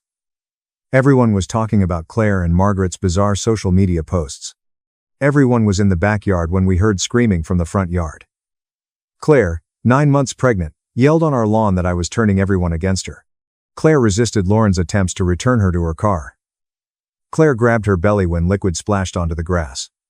20 minutes later, the ambulance arrived as she screamed that I had caused early labor. Next morning, Michael and I sat at the kitchen table silently while our phones buzzed with messages. Everyone was talking about Claire's healthy hospital birth of a girl. After everything we went through, I was relieved the baby was okay. Margaret called me that afternoon with a poisonous voice. She said Claire named the baby Delphina Aurora Emily, adding my name to spite me. Ethan texted me that he wouldn't sign the birth certificate until Claire agreed to counseling. Lauren held a second baby shower at her house 3 months later. A process server handed me papers while I was opening gifts. Claire requested a restraining order, claiming I caused her premature labor. Olivia was furious that our judge went to Margaret's church. Despite our evidence and Olivia's arguments, the judge granted Claire's restraining order against me. Since we couldn't be within 500 feet, our court dates would be complicated. Olivia requested recusal and appealed immediately, but it took weeks. I lay in bed that night feeling the twins kick and roll. I cried about the world our babies would inherit while Michael held me. The constant legal battles and emotional warfare with my family exhausted us. Lawyers filed papers for 12 weeks while I grew bigger every day. Lauren delivered a dusty cardboard box from her garage to my door one morning. She saved our childhood photos from Margaret's years-old trash. On the couch, I spread them on the coffee table while she made tea in my kitchen. Claire and I were 5 and 6, arms around each other at the beach, missing front teeth and grinning. Someone showed us in matching Halloween costumes she begged me to wear. Photo after photo of 2 little girls who loved each other. My hands shook as I picked one from my 9th birthday, when Claire helped me blow out candles. Her smile was genuine for me. Lauren sat and rubbed my back as I cried. This was no longer a baby shower or favoritism. Mental illness destroyed a real relationship. I was chilled when Ethan called that afternoon with news. He requested emergency custody of Elena after finding a notebook with Claire's repeated "destroy Emily" over 24 pages.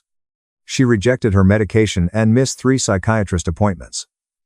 The evidence convinced the judge to grant his petition immediately. Claire broke down when the custody officer served the papers at Margaret's house.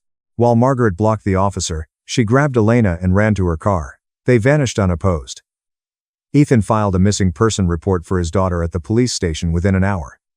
The Amber Alert that evening included Elena's photo and Claire and Margaret descriptions. While Michael talked to Olivia in our living room, I watched my phone for updates. My heart raced with every news alert. After someone recognized them from the alert, police found them at a motel 3 towns over at midnight. Both women were arrested immediately for custodial interference. News footage showed Claire screaming and fighting officers while Margaret yelled about persecution. Ethan held baby Elena like he'd never let go after she was returned safely. Olivia called us into her office 4 days later to discuss additional charges. Files on her desk showed assault, threats, harassment, and kidnapping charges between them. The prosecutor wanted serious jail time given the escalation. Olivia looked at me directly and asked if I would testify and imprison my mother and sister. I felt that and the room spun. I nodded, yes, as Michael grabbed my hand. David arrived at our apartment the following week looking 12 years older. He started seeing a therapist 3 times a week after his divorce from Rebecca. He apologized at our kitchen table for 32 years of enabling Margaret's favoritism toward Claire. He said he always knew it was wrong but avoided conflict. He cried when he said he should have protected me better. 4 months after the baby shower, I was in a deposition room answering questions about every incident when my abdomen hurt. I held the table edge as the lawyer asked questions. Another hard contraction. I doubled over.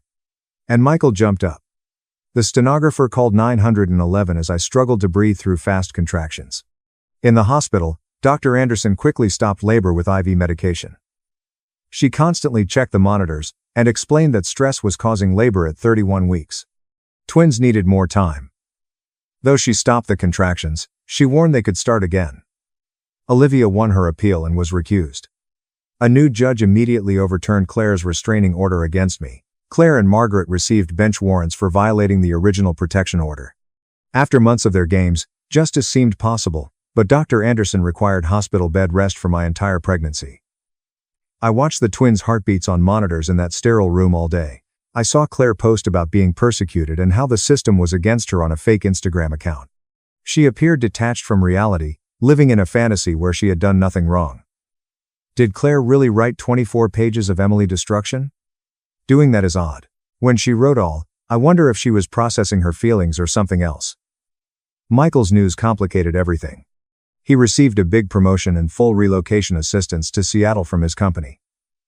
After everything, they wanted him in a different office. He held my hand as we discussed leaving Buffalo and starting over 3,200 miles from home. I felt relieved and sad about escaping. Claire asked to apologize at the hospital 3 days later. Security stopped her at the elevator, but she screamed loud enough for the whole floor to hear that she wished my babies would die like our relationship. Security had to physically remove her after 3 nurses saw it. Olivia learned about witness intimidation and added it to her growing list of charges.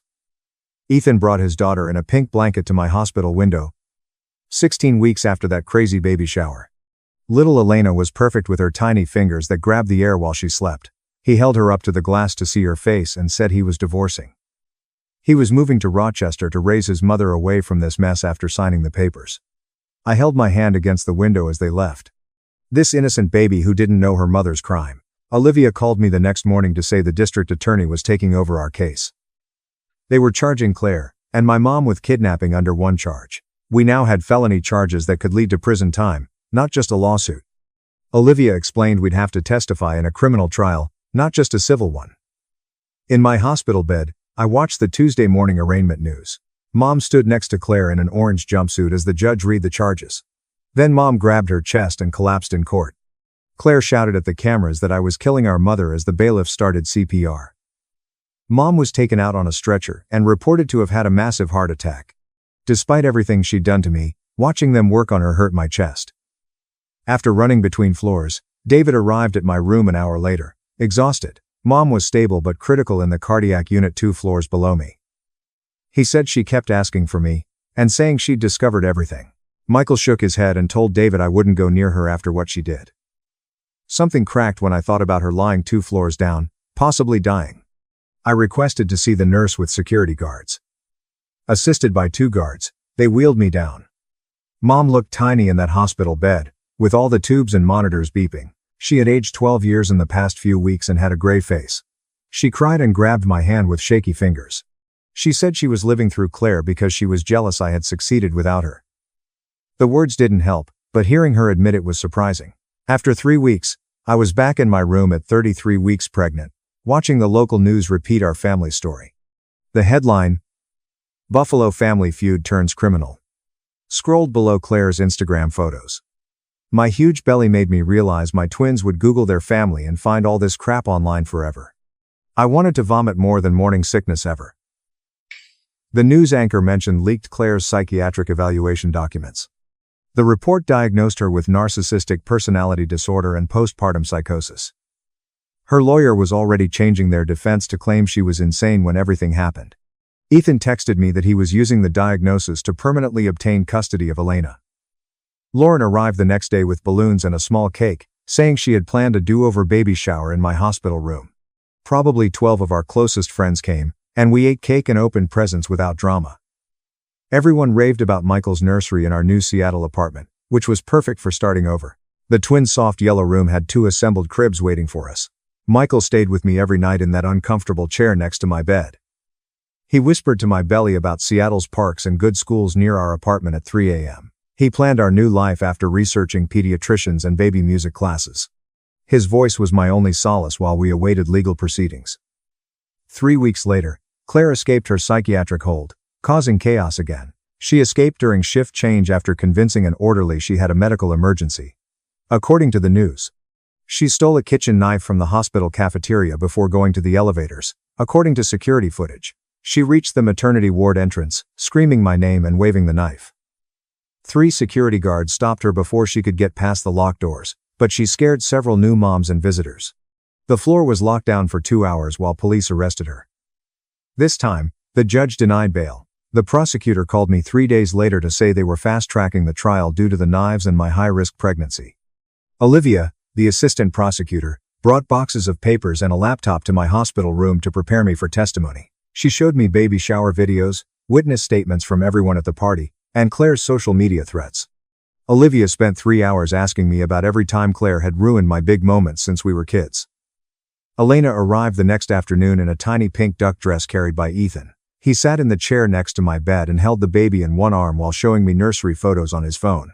After 12 minutes of small talk, he asked if Michael and I would be Elena's godparents if he died. Despite the chaos, he wanted his daughter to meet her cousins when they were born and have loving family. Michael squeezed my hand and we said yes, even though my chest felt tight thinking about how broken everything was. 4 days later, Dr. Anderson circled a date on my wall calendar during her morning rounds. She said she could only let me go at 35 weeks due to the stress, and the twins were big enough. Next Thursday's C-section would deliver my babies during Claire's trial. I stared at that red circle on the calendar all night, thinking the universe had a sixth sense of timing. Olivia set up the video equipment in my hospital room the morning of my testimony while a nurse checked my blood pressure every 12 minutes. The laptop screen showed the judge, then the jury box, and finally Claire in an orange jumpsuit staring straight ahead at the defense table. Olivia told me not to look at her, but I saw her lips moving like she was talking to herself. The prosecutor asked me about the baby shower incident, so I described the cake knife, vomiting, and her screaming about it being her day. Then he asked about our childhood, and I listed every recital, graduation, birthday, and achievement she'd sabotaged with fake medical emergencies or dramatic scenes. The jury members kept glancing at each other and writing notes while one woman in the front row had her hand over her mouth. Claire glanced up when they asked about the pregnancy announcement and met our eyes through the screen before muttering again. David visited that evening with a box of old VHS tapes he'd converted to digital in his laptop. We watched videos from when Claire and I were little before everything went bad, playing dress up and having tea parties in the backyard. There was one where she was teaching me to ride a bike, running beside me, and cheering when I finally got my balance. Michael held me while I cried, watching the sister I'd lost somewhere along the way to jealousy and mental illness. Mom took the stand 3 days later, and Olivia texted me updates since I couldn't watch.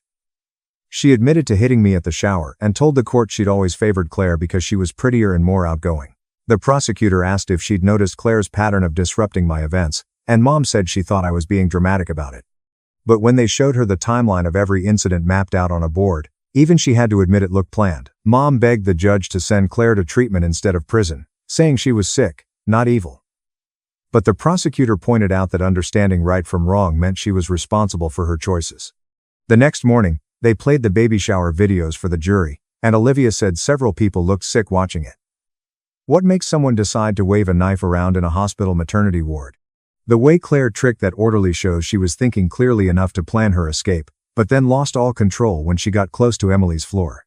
The knife threat was bad enough, but the way Claire had smiled while holding it made it worse.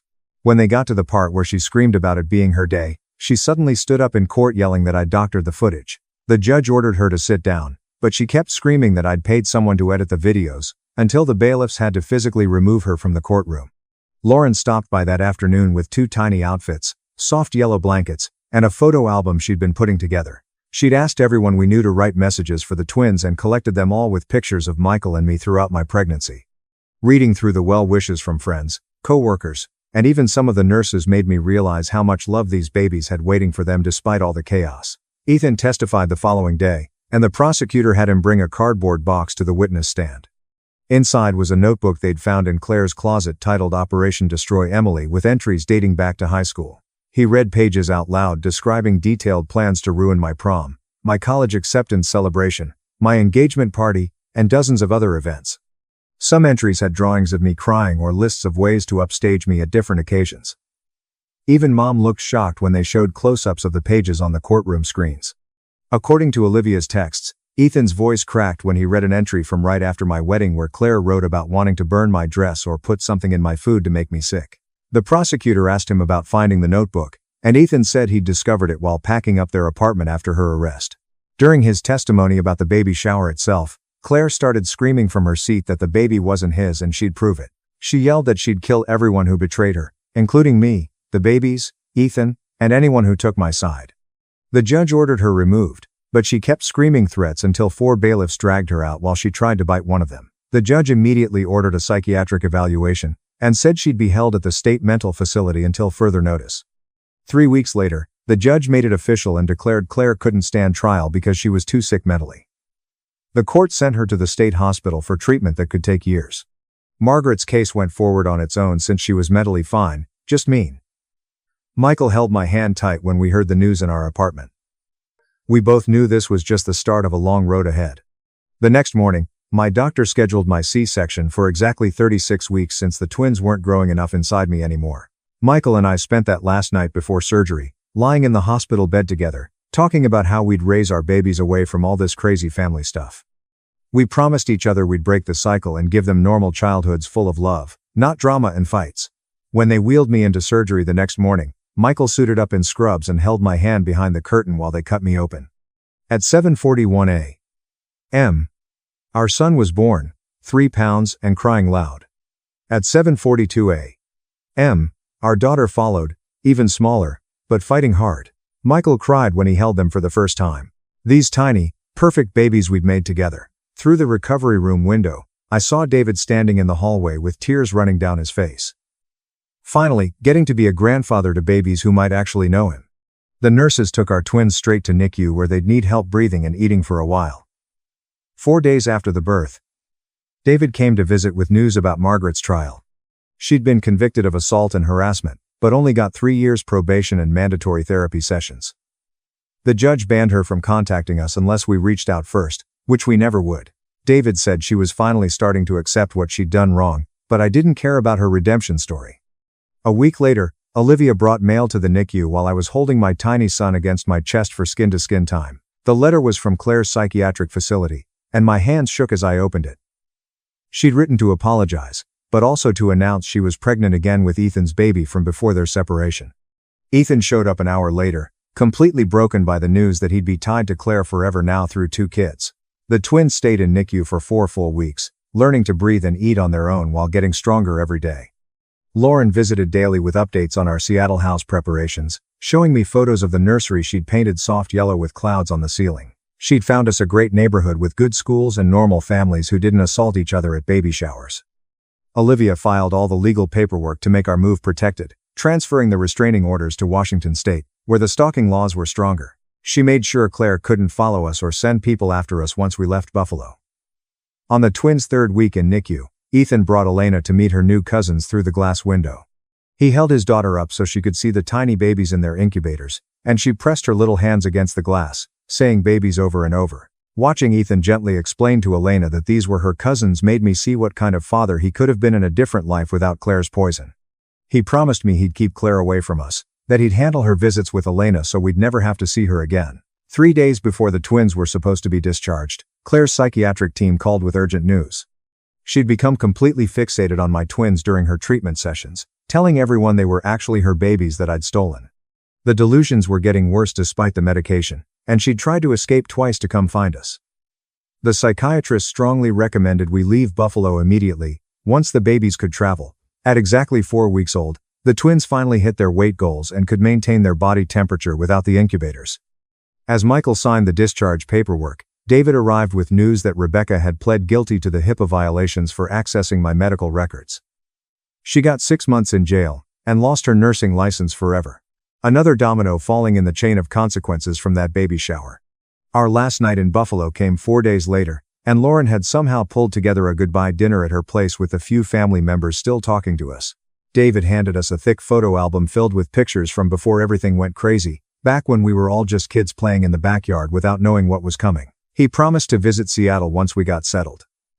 The twins slept through most of the dinner in their car seats, while people took turns holding them and crying. Lauren made my favorite lasagna and kept refilling everyone's wine glasses, even though nobody was really drinking. The next morning at Buffalo Airport, I was pushing the double stroller through security when I saw her. Claire stood near gate 14 with some kind of medical aid beside her, wearing sweatpants and a hoodie I'd never seen before. Her face looked puffy from medication, and her hands shook as she held a coffee cup.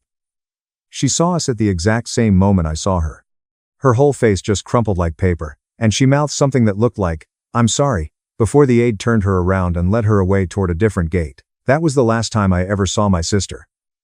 On the plane, I nursed both twins while Michael scrolled through Seattle neighborhood listings on his phone.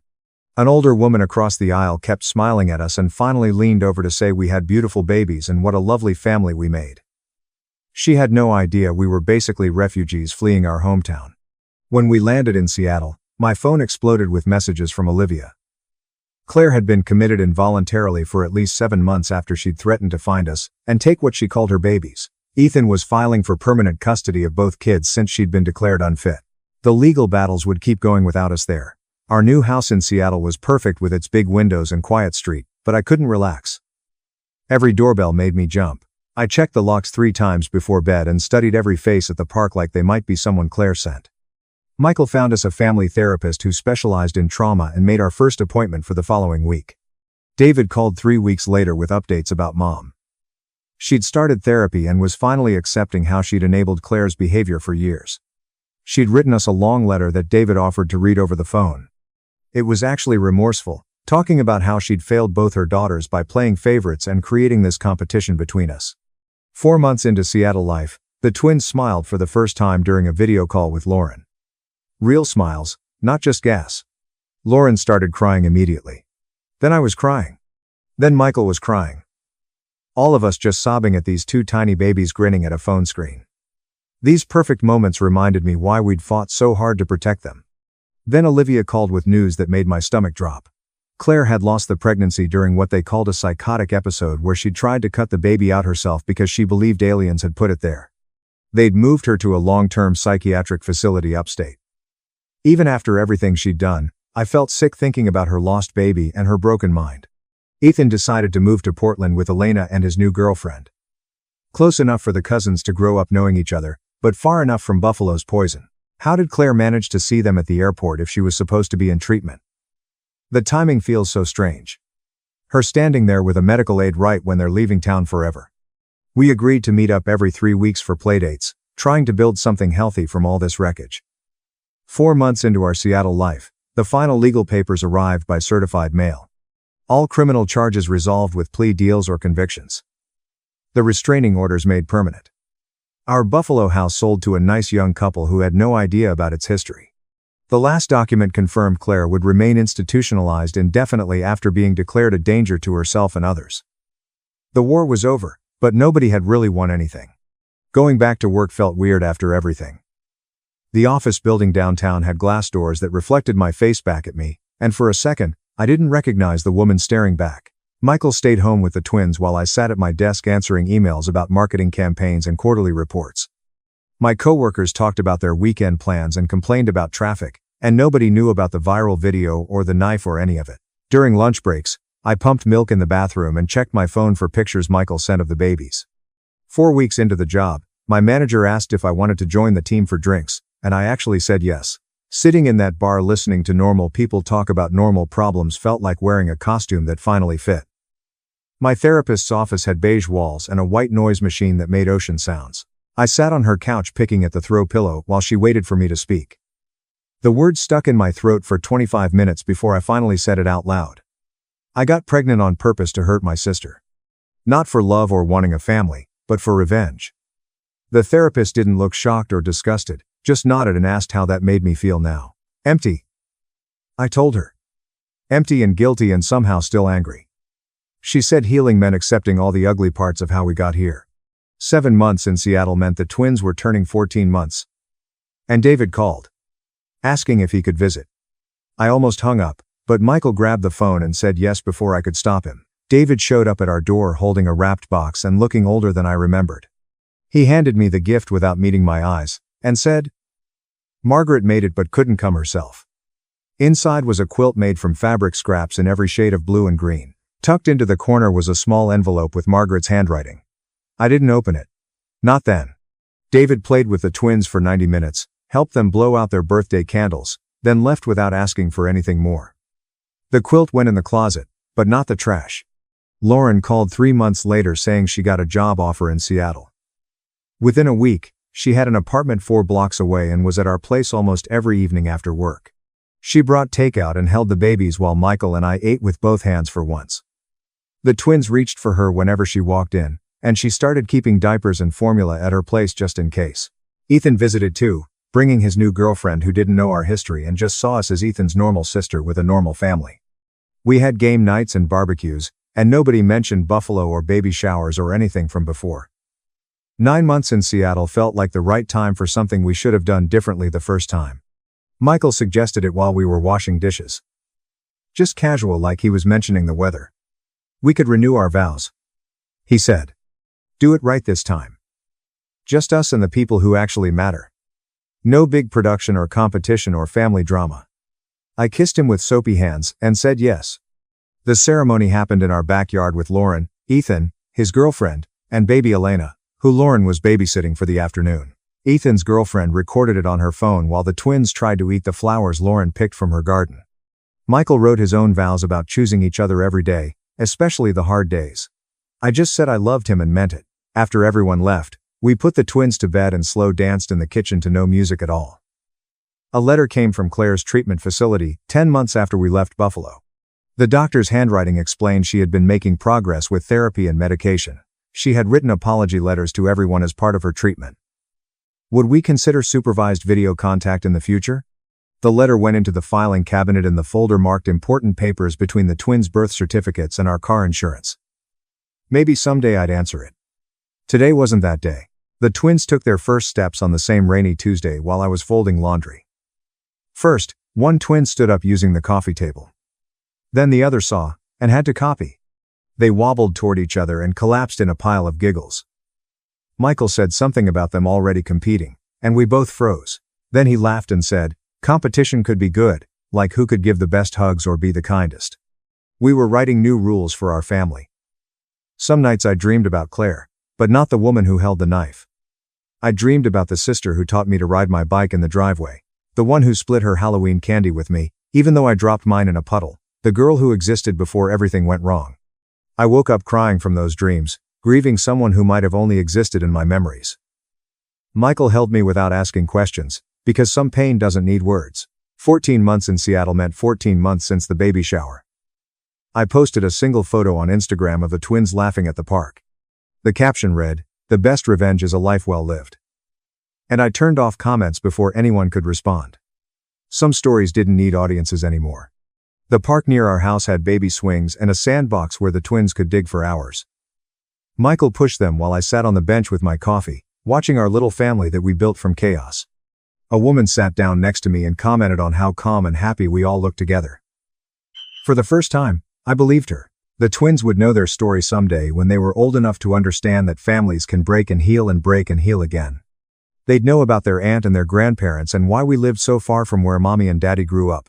But today, they just knew that daddy made airplane noises when he pushed them high and mommy always had goldfish crackers in her purse, and their world was safe and small and full of love.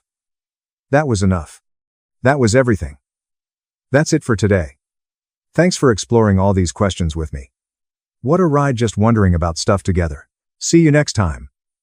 Subscribe for more content like, my husband refused to let me eat at our anniversary dinner, charged me $65 just to sit, then said, "Watch me eat." A stranger saved me. During our anniversary dinner, my husband said, "She's not eating," when the server asked for my order. Her contribution to the bill was non-existent. While my husband Logan handed my menu back to him without allowing me look at it, I responded to the bewildered waiter, "I'll have water."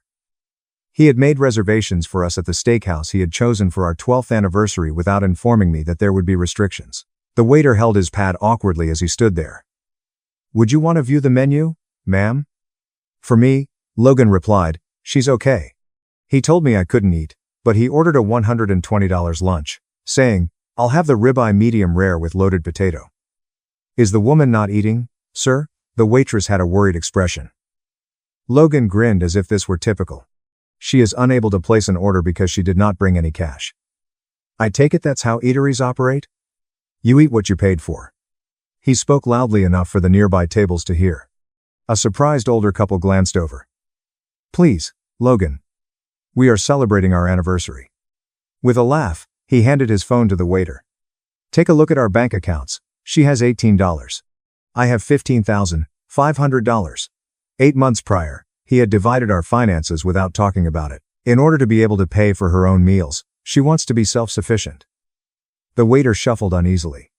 "For the table, I could bring some bread." Logan gave a headshake. "Bread is for the patrons.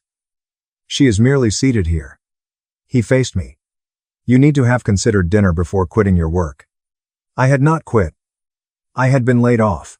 However, Logan had been telling everyone that I made the decision to be jobless. "Logan. I got laid off. The business made a reduction in size." He dismissively waved his hand. "People who are successful do not lose their jobs. You weren't worth preserving." Now the couple next to us was staring at us openly. The woman's expression was one of horror. Logan became aware and raised his voice. "She's learning about repercussions from me. There can be no consuming if there is no contribution." He fanned money on the table after taking it out. "Look at this. This is the appearance of labor." The waiter made another attempt. "A little salad? Maybe."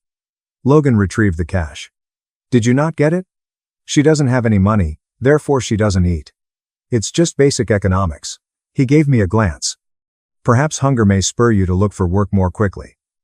That week, I had applied to 55 jobs. "You informed me that the retail job was beneath us, and that I shouldn't accept it." Logan gave a gruff laugh. "That was prior to my realization that you are currently worthless in the workplace. Any work would be beneficial." The woman at the adjacent table approached. "I apologize, miss. Do you want to come along? We have a spare seat."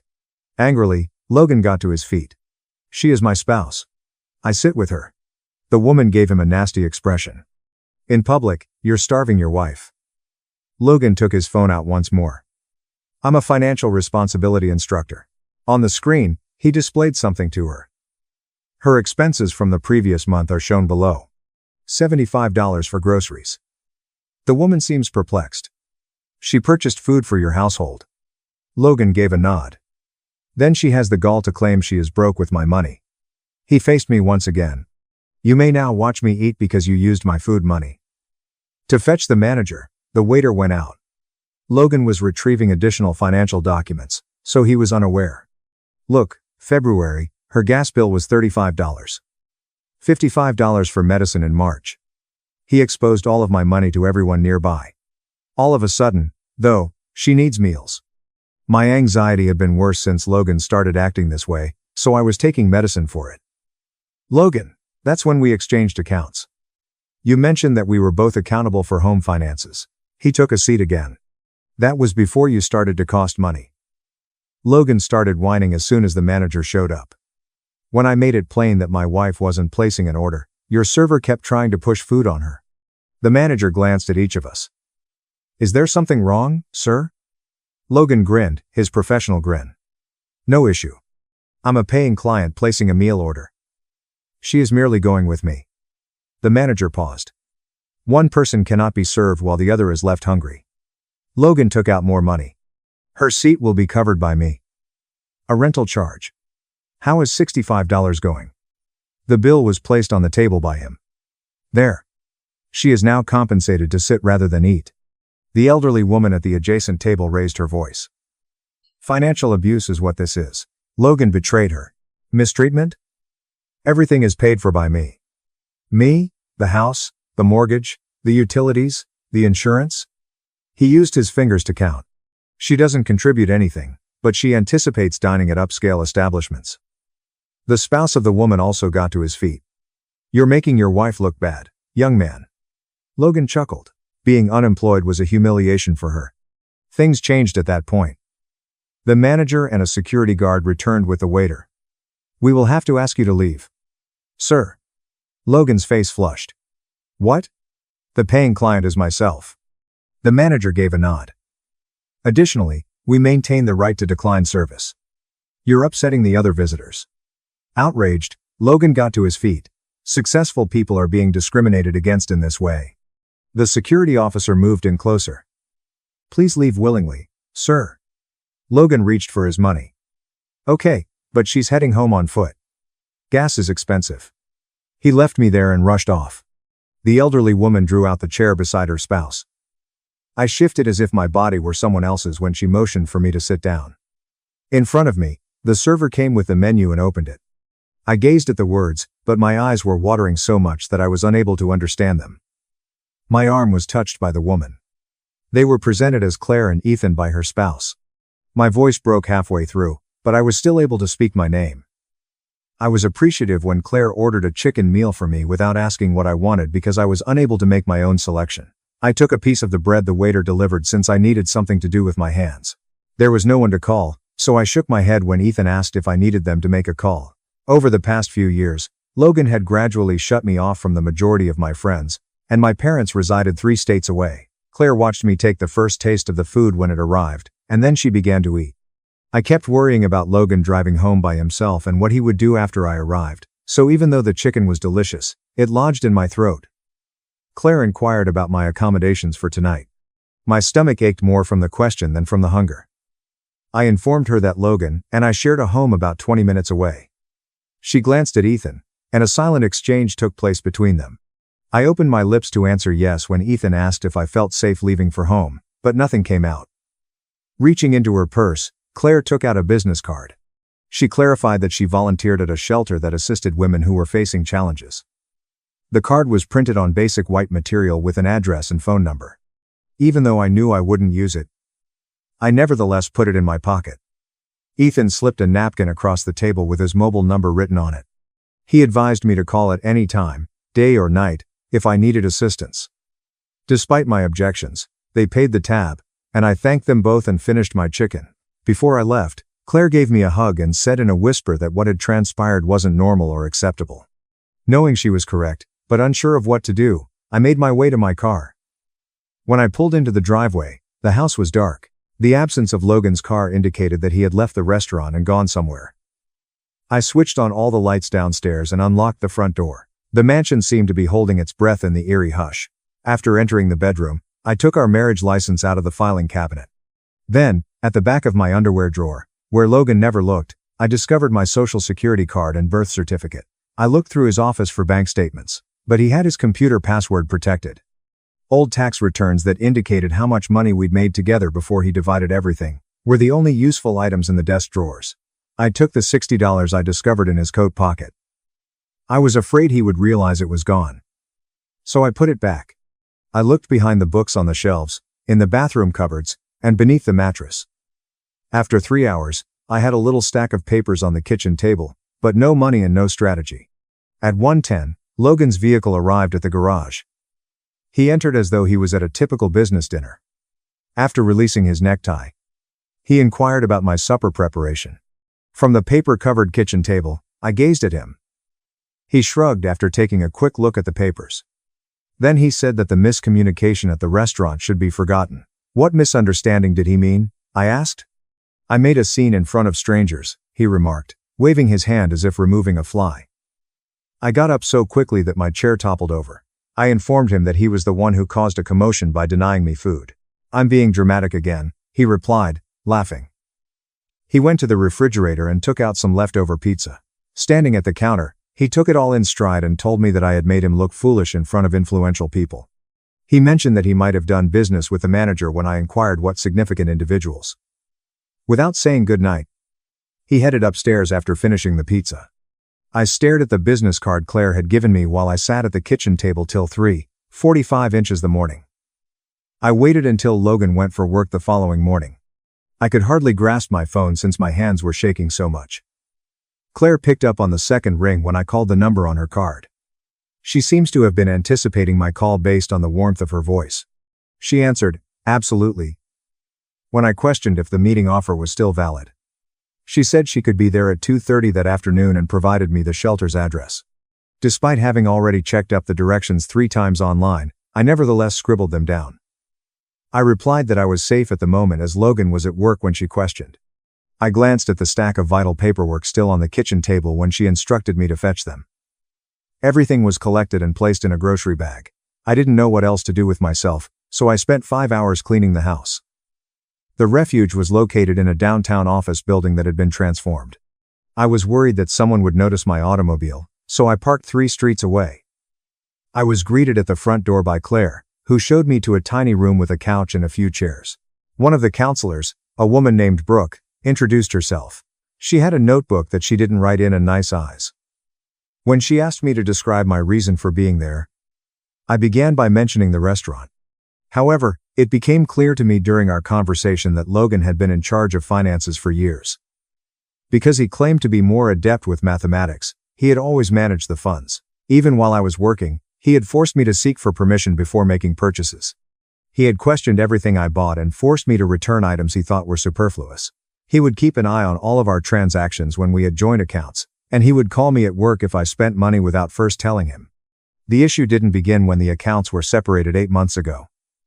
It was merely the most recent phase of a process that had been underway since our marriage.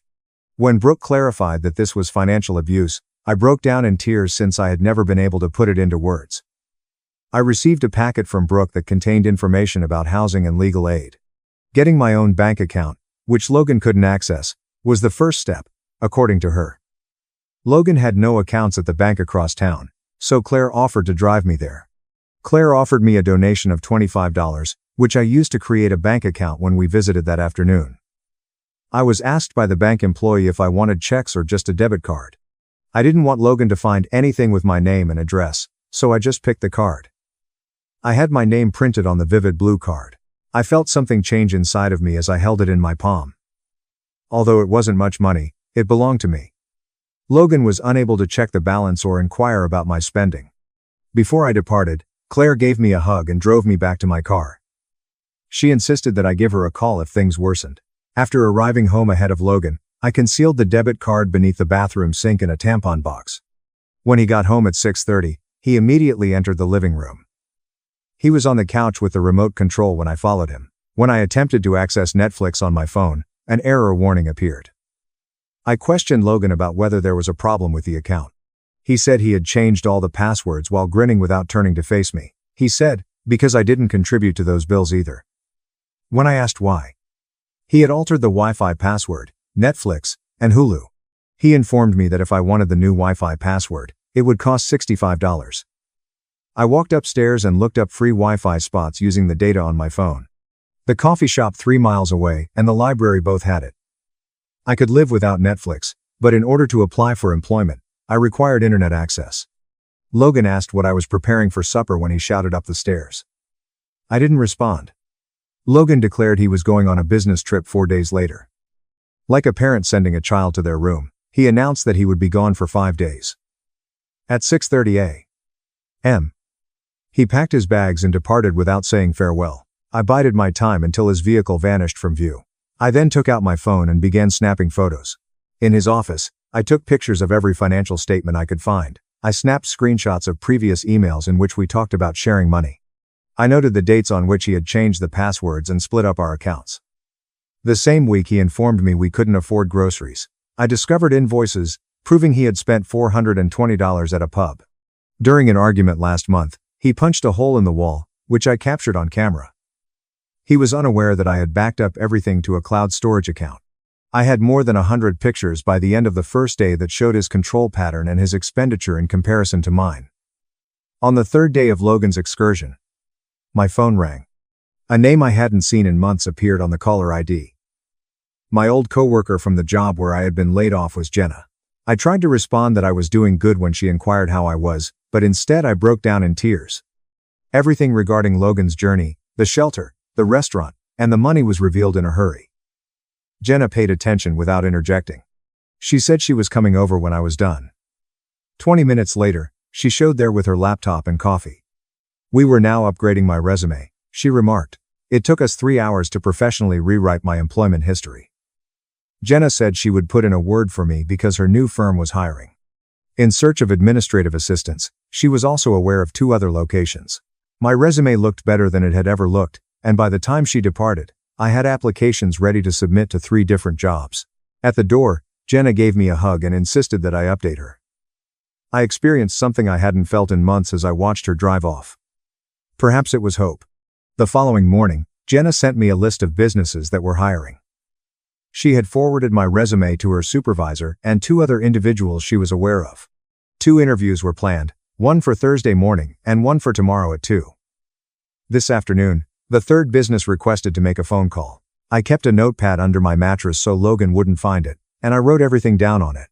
I responded yes when Jenna asked whether I needed a ride to any of the interviews since I didn't want Logan to see me getting into a car while dressed up. Since I informed Logan that I would be spending time at the library anyhow, she offered to pick me up there both days. That afternoon, I went to the shelter to practice responding to interview questions with Brooke. We went over each response until I stopped trembling when I discussed my abilities. She had printed out a list of typical ones. Explaining why I quit my previous employment was the most difficult question. Brooke advised me to avoid bringing up Logan or the money issues and to keep things straightforward and businesslike. Simply put, I was a part of a wider layoff when the company shrunk. She forced me to say it 12 times until it sounded natural rather than practiced. She then showed me the donation closet, which included business attire for women attending interviews. I discovered a neat, well-pressed blue shirt and a black blazer that fit flawlessly. Brooke added a pair of dress pants and a pair of barely scuffed black flats. I looked at myself in the mirror after trying everything on in the restroom. I had the appearance of someone who had her life together and belonged in an office. The person looking back at me didn't reflect my inner feelings. However, perhaps that was all right.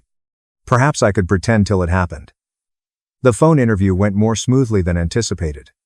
When the woman inquired about my experience, I discussed my previous job without losing my voice. She stated they would give me a call back tomorrow if they wanted to arrange a face-to-face meeting and seemed impressed by my organizational abilities. Halfway through the discussion, I noticed that my hands had stopped shaking and hung up. Good luck for tomorrow, Jenna wrote me, adding that she would be picking me up at the library at 1:30.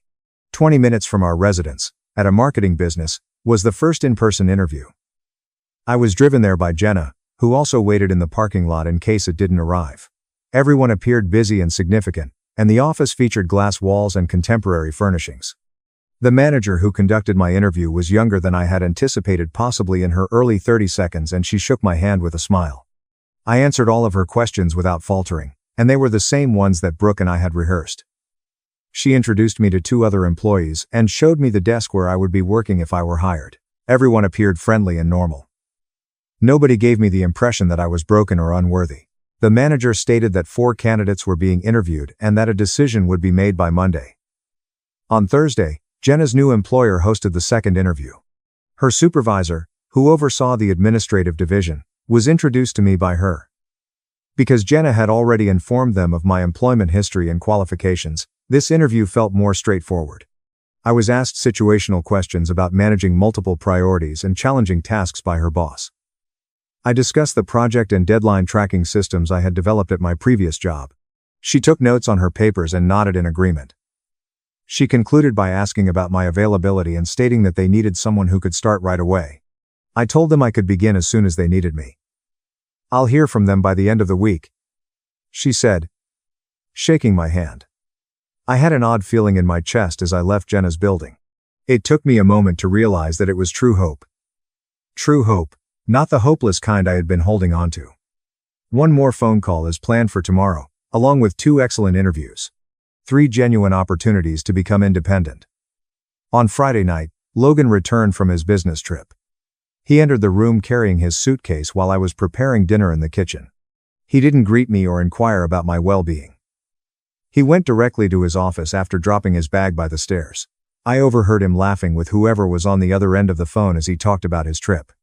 When he eventually entered the kitchen, he asked if I had purchased the groceries with his money after glancing at the pasta I was preparing. We both knew that I had no other choice, so I said yes. He sat down at the table after nodding as if he had made a point. He began eating without saying thank you when I placed a plate in front of him. We ate in silence while I sat across from him with my own plate. He didn't inquire about my week, bring up the restaurant, or offer an apology. As if nothing had happened, he simply ate his meal and browsed through his phone. Logan was taking a shower on Saturday morning when Jenna's boss called. She offered me an administrative job with benefits after 60 days, starting at $45,000 annually. Before she had finished describing the specifics, I had already said yes. I had 2 days to figure out how to keep this a secret from Logan because she wanted me to start on Monday. She laughed and said she was thrilled to have me on the team after I thanked her 3 times. I sat on the bed and stared at my phone after I hung up. I worked, a legitimate job, and the money I earned would go into my secret account. I heard Brooke's voice cautioning me against telling Logan. He would sabotage everything by calling my new boss, forcing me to quit, or finding a way to ruin it. Until I saved up enough cash to travel safely, I had to keep this a secret. When Logan emerged from the restroom, he inquired as to why I appeared strange. He shrugged and returned to his phone after I told him I was all right. The remainder of the weekend went by in the customary quiet. Logan worked on his laptop and watched TV. I prepared meals and cleaned the house while acting as though nothing had changed. However, something had changed within me. Now I had a plan. He had no control over the money I was receiving. Working here would bring me one day closer to freedom every day. Logan saw my transformation almost instantly. It seems that I was acting differently, but I was unaware of it. He began to keep a closer eye on me and inquired about my whereabouts and activities while traveling. He seemed to accept the story I told him about visiting the library. However, I heard our bedroom door open and close on Thursday night while I was taking a shower. Logan was sitting on the bed with my phone when I emerged from my hasty hair wash. I felt sick to my stomach. He asked me what I was concealing as he glanced up at me. I reached for the phone without saying anything. But he withdrew it. He had reviewed my call history, emails, and messages. I kept watching him scroll in search of evidence that I was lying to him, but I couldn't find anything. I had been texting Jenna and Brooke on Claire's phone. Every email I sent for work ended up in an account he was unaware of. I had a clean phone. At last, he threw it on the bed and remarked, "I seem different lately. Happier." He was curious as to why. He laughed when I told him I wasn't different and said I was undoubtedly concealing something. I sat on the bed trembling after he left the room. It had been too near. I had to be more careful to act normal in his presence. I got up early on Monday and changed in the restroom to hide my work attire from Logan. I looked at myself in the mirror after putting on the blazer and pants I had found in the shelter donation closet. Competent. Professional. And employed. I put everything in my purse and went downstairs dressed normally. Logan was up already, sipping coffee. I told him that the library opened at 8:30 and that I wanted to arrive when it was quiet when he asked where I was going so early. After giving a nod, he returned to his phone. After changing in the library's restroom, I drove to Jenna's place. Everything went well on my first day. Her boss introduced me to everyone in the office and showed me my desk and filing system. I spent the morning organizing old files and learning how to use their software. During lunch, Jenna asked how I was doing and brought me coffee. I meant it when I said great. I would set up my direct deposit into my hidden bank account by the end of the day. In 3 weeks, the money would arrive. Actual funds that Logan was unable to access, manage, or use against me. Before leaving for home, I changed back into my normal clothes in the library restroom. Unusually, Logan was already there preparing dinner. I told him it was good when he inquired about my day at the library. Silent. I use their computers and read a few books. That response seemed to satisfy him. I started doing this every day. Before leaving for home, get up early, change at the library, work all day, and then change again. Logan never questioned it. Even though I was only volunteering, he seemed happy that I was making use of my time. 3 weeks went by without any problems. I watched my secret account grow as my first paycheck was deposited. $520 after taxes. It was mine, even though it wasn't much. I sensed a slight loosening of the chains. Logan then discovered my payub. I had been extremely cautious about everything else, but after checking it during lunch, I had left it in my coat pocket. He came home early on a Thursday, and even before I entered, I could hear him screaming. His face was flushed as he stood in the living room with the paper. I attempted to take it from him, but he held it over his head as he demanded to know what it was. He had discovered that I had been lying to him for 3 weeks while working and earning money. He laughed cruelly and meanly when I told him I was going to tell him. He read aloud the payub, which contained the company name and my pay. Then he said he was calling my boss right now after taking out his phone. He was going to accuse me of lying on my application, stealing from the company, and being mentally unstable, all of which would disqualify me from employment. Something broke in me as I watched him dial. Not in the depressing sense, but rather in the way that forced me to straighten up and give him a direct look. I instructed him to put down the phone. He continued to dial, looking surprised. I repeated it more loudly. I was keeping my job. I wasn't going to quit, but he was free to call whoever he wanted. He stepped quickly in my direction as his face turned purple from red. His fist struck the wall so forcefully that it left a hole in the drywall after passing my head. He stormed out of the house after saying, "I'd regret defying him."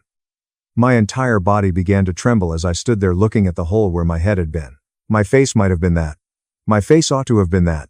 This time, he had intentionally missed, but perhaps not the next time. Logan slept that night while I packed my things and departed before dawn. Even though it was only 6:30 inches the morning, Claire picked up her phone on the first ring. She told me to come right over and gave me her address. As I sat at their kitchen table, crying and trembling, trying to explain what had happened with the payub, Ethan made coffee. Claire made an appointment for me that same afternoon by calling the lawyer, Meredith Blake. Meredith listened to everything without interjecting, and her office was compact but professional. According to the hole Logan punched in the wall, she clarified what legal separation meant and how we could obtain a restraining order. She nodded and said we had a good case. After I showed her the pictures I had taken, Meredith promised to file the paperwork first thing on Monday morning, but it took 3 hours to complete. She stated that it was crucial to serve Logan at his office since it would establish a public record. For 4 weeks, I remained with Claire and Ethan as the legal proceedings proceeded. Logan alternated between threats and apologies in dozens of texts.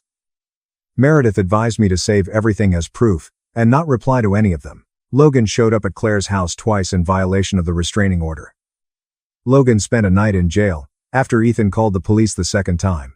During the asset disclosure stage, Meredith found the hidden accounts. For more than a year, Logan had been transferring funds into accounts in his mother's name. That greatly aided my case, and the judge was not pleased. I leased a small apartment across town 4 months after I left. Logan had no idea where it was, but it was mine. Even though it was only a studio. After my probationary period ended, my employer gave me a raise, and I was able to pay the rent, groceries, and utilities. I began going to a therapist every Tuesday night, and the majority of the bills were paid for by my new health insurance. Meredith consistently blocked Logan's attorney's requests for reconciliation meetings. I signed the final divorce papers in Meredith's office 7 months after that anniversary dinner.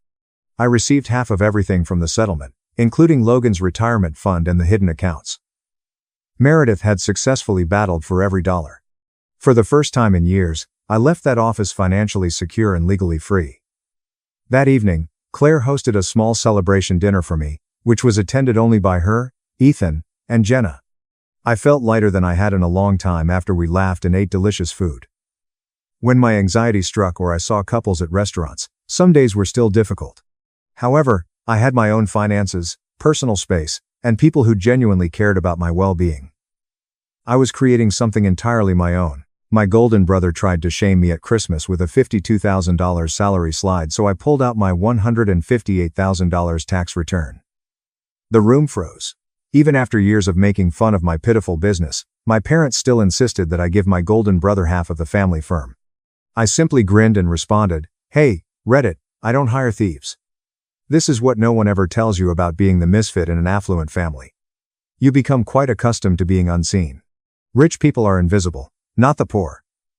You understand that your parents will never look at you the way they look at your golden kid sibling. You attend holidays, and you smile when you should. For the past 7 years, I, a 31-year-old man, have been creating custom furniture in a Red Bank, New Jersey workshop. High-end items, work where every joint counted and every finish had to be flawless. Tables that cost some individuals as much as vehicles. And chairs that took 4 months to construct. The kind of handiwork that needed real talent, patience, and accuracy. I delivered a conference table to a Greenwich hedge firm last month. Guy didn't blink and paid $31,500. When his wife saw it, she sobbed. Real tears. My family continued to believe that I was engaging in arts and crafts. My folks detested it. Dad asked me when I would get serious every Thanksgiving for 6 years. Mom sent out job postings for property management companies on each birthday. They operated a 28-year-old family-run commercial real estate company in Bergen County. Trent, my older brother, was the vice president of acquisitions there. Brielle, my younger sister, was in charge of investor relations. In a literal sense, Trent was the golden child. In the living room, Mom had a framed picture of him shaking hands with the governor. My picture was in the restroom in the corridor. I was the one who toiled by hand like a peasant. I drove up to the Saddle River family estate 6 days before to Christmas. Large circular driveway in colonial style. This year, I wanted to arrive early. Assist with setup. Perhaps at last demonstrate that I should be at the table rather than just being tolerated. Stupid. Huh. Still thinking that, in the end, family was important. The door was opened by our 20-year housekeeper. The only person who ever appeared pleased to see me in that house was her. Good to see you, Mr. Donovan. They're upstairs. Hey. She paused, looked over her shoulder, and then mutely. Yes.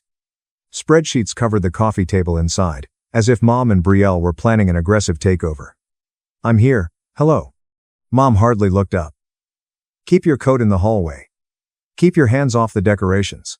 Tomorrow, the staging company will return. Brielle glanced up. Well, that's good. You arrived early. Do you recall his assistance with setup? Every time, the furniture is moved incorrectly. Mom's old credenza was scratched. Dismissive and patronizing. As if I were a child unfit to be trusted with simple chores. Things started to get strange when I went upstairs to use the restroom. There was someone else's suitcase beside the door of my former room, where I had lived since I was 8. As it happened, it was for a guest who was one of Mom's investing pals. When I entered, all of my personal belongings were gone. Tools, books, and photos were all crammed into plastic storage boxes and piled in the corner like trash, ready to be picked up. I yelled out, "Mom!" No response. I approached Dad's office to inquire about my room. Half of the door was open. I froze when I heard my name. After dessert, there will be slides. Dad's voice, composed and professional. Keep it brief. Don't argue. I was breathing heavily as I pressed against the wall. Trent's tone. As soon as Dad concludes the introduction, put the pay chart on the screen. He is unable to refuse in front of everyone. Pieces. All I have is that. However, pieces were sufficient. Mom. We merge his shop into ours as soon as he enters. Manage the list of clients. With my heart racing, I took a step back. There was a stack of still warm handouts in the tray when I walked to the printer room at the end of the corridor. Donovan's Professional Path. I took one up and looked through it. Charts that contrast the pay of corporate jobs with that of furniture makers. The intervention strategy is in the header. And my name is in bullet points. They even created a PowerPoint titled Objection Handling. They had even given them assignments. When I regained consciousness, Mom was meant to console me. Brielle would manage my social media presence as if I were a public relations issue. $52,000. They believed me to have made that. Last year, I cleared $158,000, but they didn't check or inquire, they just assumed. For proof, I snapped 2 pictures. Without saying a word, I left that house right away. I got in my pickup and drove without sobbing, worrying, or making plans. In the rearview mirror, I saw the security gate close behind me. I had to prove myself to those who had already determined that I wasn't worth their time for 19 years. Completed. I had already made 3 choices by the time I arrived at a rest area on the Garden State Parkway. I was going to that meal first. Secondly, I intended to allow them to set their trap. Third, I planned to blow it up in front of everyone, right in their faces. I'll give them a show if they want one. My best friend from college, Miles, who had assisted me in setting up my workshop, was the person I called. He picked up right away. "Hey, how are you? I recently discovered that my whole family had planned to make fun of me during Christmas dinner. The entire thing, including the PowerPoint presentation and printed handouts." Long period of silence. "Are you kidding? I have pictures." "You're where?" "Parkway Rest Area. Returning to Red Bank." "How will you respond?" "Arrive. Give them the impression that I'm surrounded. Then, in front of everyone, blow the entire thing up. But I need ammunition. Actual figures. Evidence that everything people believe about me is false." For a moment, Miles was silent. "Visit me. Your counterattack will be built by us." Miles resided in a remodeled warehouse loft in Asbury Park. He had his laptop open and coffee brewing when I arrived. He handed me a mug and said, "Talk. Those damn jerks." He replied at last. "All right, you're going to that dinner, but you'll be ready. That's the strategy. Well done. What are you in need of?" "Anything that demonstrates I'm not the failure they believe me to be, such as financial documents, tax returns, and client lists. They want to use fictitious numbers to ambush me. Real ones will be buried with them." Miles gave a slow nod. "Tonight, we can assemble a packet. Print everything. You enter carrying receipts." We literally spent the next 4 hours putting everything together. $158,000 in income is shown on tax returns. Photos of finished pieces in clients' houses, client testimonials I had kept over the years, bank statements demonstrating regular deposits, and a portfolio demonstrating that I wasn't just playing about with business. Without their support, funding, or approval, I was successfully operating one. Miles accessed the public records of their business. Their accounts receivable are a complete mess. Dude. For 4 years, they had been losing clients. He gave a whistle. "Your brother did more than simply rob them." Miles even assisted me in practicing. He torpedoed the entire operation while he was doing it. Where to stand so everyone could see me when I pulled out my packet, what to say when they began their presentation, and how to time the reveal for maximum impact. Miles looked over the completed packet and remarked, "This is solid.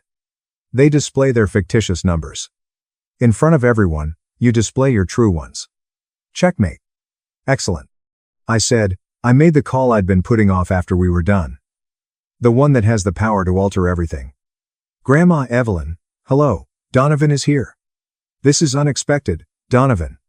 Warm but cautious was her voice. "Is everything okay?" "Not precisely. I need you to listen to what I have to say." I told her about the presentation, the fictitious pay figures, and the scheme to compel me to join the company. She was silent for a long time after I was done.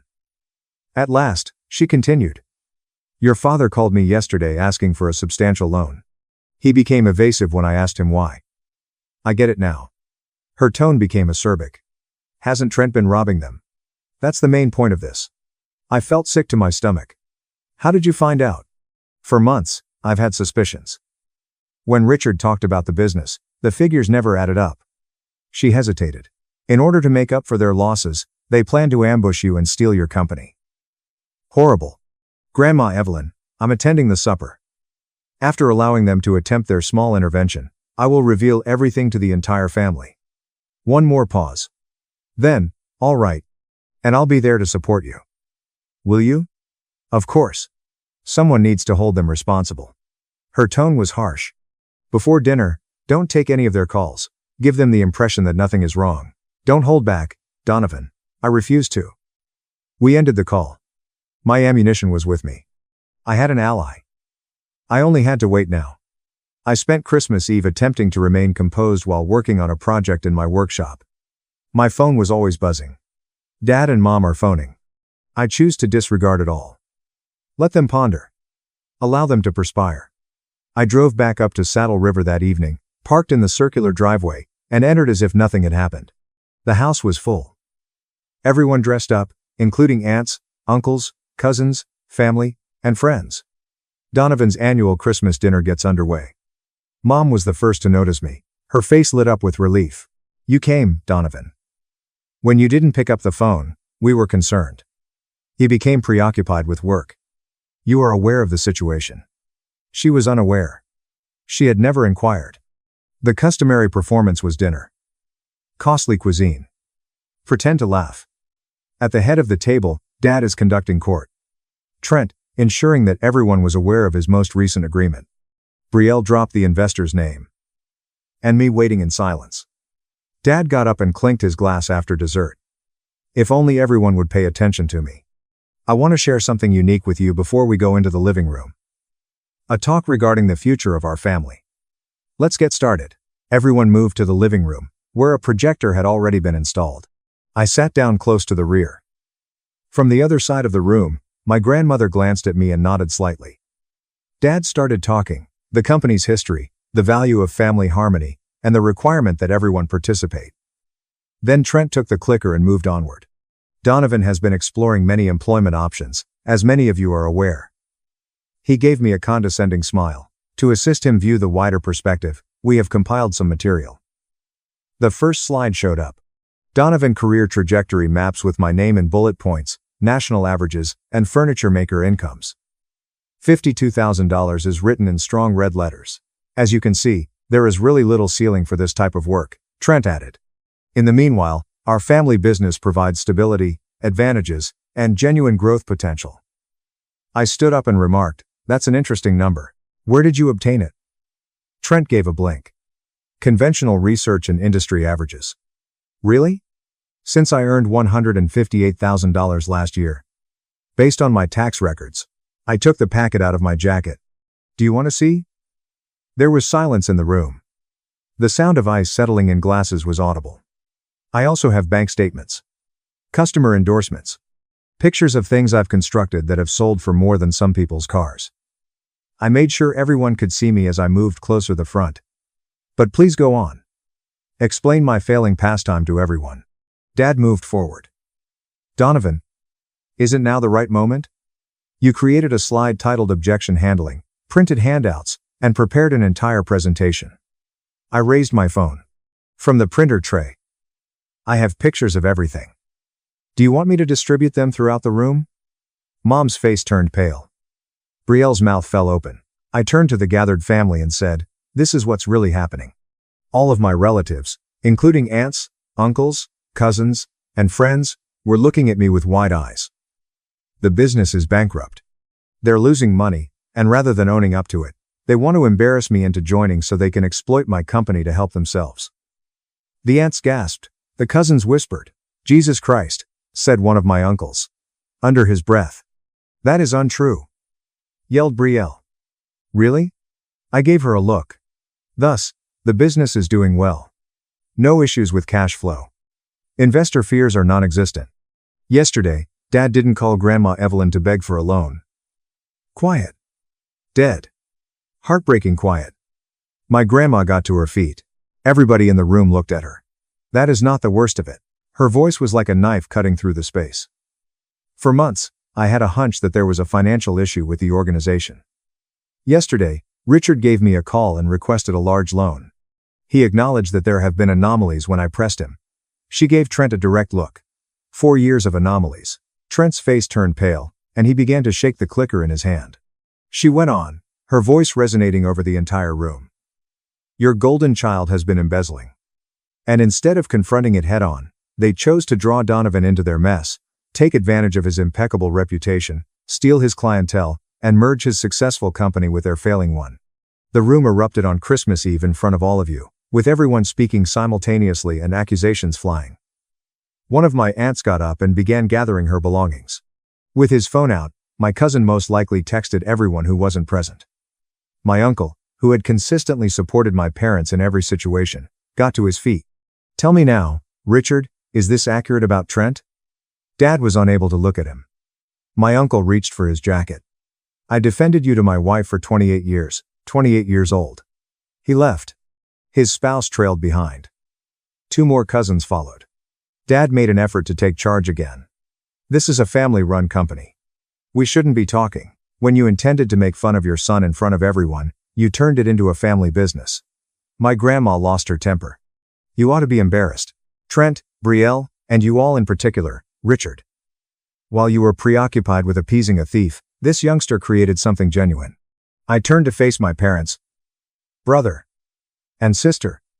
The people who had spent years demeaning me. Those who believed that I would simply roll over and take their leftovers. Silently, I said, I created something genuine.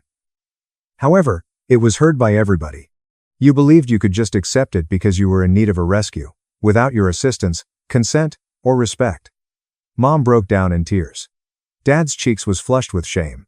Trent seems to want to be swallowed by the floor. I made my way to the door. Donovan. Hold on. Mom grabbed my arm. I withdrew. Don't. This is where we're done. With the sound of mayhem still emanating from the house behind me, I ventured out into the chilly December night, climbed into my truck and drove. After 2.5 hours, I pulled into a Poconos cabin driveway. My phone was always buzzing. Trent, Mom, Dad, and Brielle. I choose to disregard it all. Allow them to become frightened. Allow them to attempt damage control. Now that the truth was out, it was spreading like wildfire across the family. My granny sent me a single text. I'm proud of you. They're still in shock. Within 25 minutes, half of the attendees departed. Nobody was amenable to your father's attempts to salvage the evening. Give me a call tomorrow. The housekeeper gave one. Donovan, Mr. I securely packaged your possessions. When you're ready, they're in the garage. Excellent work tonight. That was what they needed to hear. It was like waking up in a different world on Christmas morning in the Poconos. My phone appeared to be possessed. Over coffee, I skimmed through texts, each one more fulfilling than the last. Your mother is heartbroken, Dad. Your judgment is negatively impacted by this stunt. As a family, we must talk about this.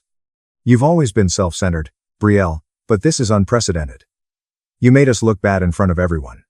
It is pitiful. Do you truly believe that you are unique now, Trent?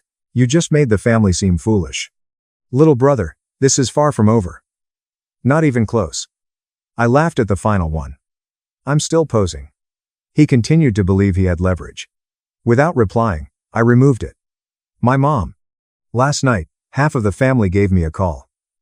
The majority find your parents repulsive. You have several cousins who would like to commission furniture from you. Your aunt claims to have known Richard was a phony from the beginning. Excellent work. I spent New Year's in the Poconos. Make use of the time to prepare. I created a growth strategy.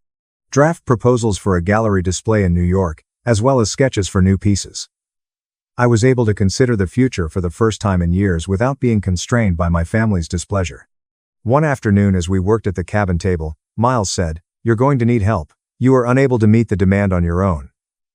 Not in light of the events of Christmas. Word will get around. The person who reprimanded his entire family will be in high demand. I am aware. I've been considering employing someone. If the gallery thing goes well, perhaps 3 individuals. Are you afraid?" Fearful but prepared. I feel ready for the first time in my life. My workshop felt different when I returned to Red Bank on January 5. New eyes. There are 23 new queries pending. I had lunch with my grandma on the 11th, and a gallery in Tribeca wanted to talk about representation. Seeing relatives would have made the old Donovan nervous. In fact, the new Donovan is anticipating it. January 11th, A quiet, elegant steakhouse in Montclair. Sharp-eyed and straightforward as usual, she was sitting when I got there. She got up to give me a hug. "You look good, Donovan." "Grandma, Evelyn, thank you." We immediately got over our small conversation. She then sat down with her menu and gave me a direct look. "I apologize to you," she said. "For what purpose?" "For not speaking up sooner. I was aware of their treatment of you. For years, I witnessed it. Ought to have stepped in rather than waiting. They had no intention of including you."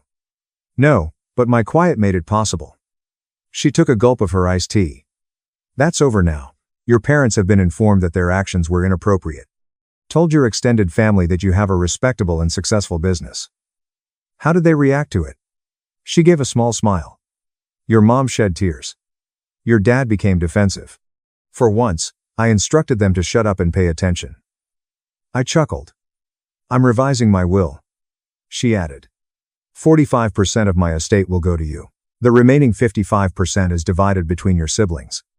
Not recompense for their brutality. You've just demonstrated your abilities. You don't have to, Grandma Evelyn. I'm not requesting authorization. I'm telling you." She gave me a proud-looking look. "At your age, you remind me of myself. Everyone had ideas on what I ought to do. I disregarded them and started my own accounting firm. The best choice I've ever made. I was unaware of that. No one in your family brings it up. Doesn't suit their story." She hesitated. "In addition, I'm investing in your company rather than charity. Sound business judgment. 18% equity in return for expansion funds." I gazed at her. "You are absolutely serious?" "I looked over your webpage. I personally called 3 of your customers. You have very good numbers. There is a lot of room for growth. You're a wise purchase." She grinned. "I also anticipate receiving reports on a quarterly basis. I'm an active investor." Over lunch, we discussed specifics. Her contribution would enable me to lease a suitable showroom location, hire 3 employees, and modernize equipment. When we were done, she remarked, "One more thing. Your mom will try to get in touch." Excuses and deceptions. Remember that just because someone is related doesn't mean you have to forgive them. You should respect yourself. I will keep that in mind. She gave my hand a squeeze. "Well done, Guy." The following 3 weeks were a blur. I hired 2 people who were both hungry and skilled, create mechanisms for tracking commissions versus gallery items, set up appropriate protocols, and arranged inventory. My phone rang in late January. I almost didn't respond, "Dad," but I was intrigued. "Hi there, Donovan. It's your dad." "I am aware." A long silence. "We need to talk about what happened at Christmas, which is why I'm calling." "How about it?" "In front of the whole family, you degraded us. You leveled charges. You." I was honest. I interrupted. "There's a distinction. I know you're furious, Donovan, but you should consider this from a practical standpoint. We are addressing cash flow and investor concerns." "Why did you want me to work for the family business, Dad?" "Quiet." I went on. "I'm not stupid. This isn't something you're offering out of worry. What is Trent's true situation?" More quiet, then cautiously. "The business is undergoing an audit. We are looking into a few accounting anomalies." Anomalies. We refer to that as 4 years of embezzlement. We're not positive about it. Grandma does. And now everyone else does as well. I left that hanging.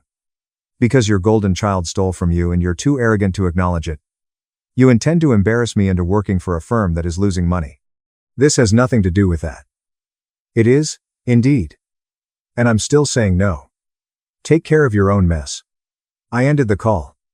Momentum arrived in February. After our first meeting went well, Tribeca and the gallery arranged an exhibition. My 2 men took the initiative. 13-hour days, with every joint and finish immaculate. Then reality set in. After delivery, a Manhattan client contacted to renegotiate a $13K dining table. I didn't expect the finish. $9,000 seems reasonable. The signed specification sheet is with me. I'll contest the accusation if you take 9. Hung up. Contacted an attorney. A certified letter that threatens to sue for breach of contract. Within a week, the client paid in full and issued a written apology. Fighting for what you'd earned was part of running a business. Things became bad 3 weeks prior to the solo performance. Trent unexpectedly showed up at my workshop. simply into the space as if he owned it. I heard the door as I was wrapping up a walnut credenza.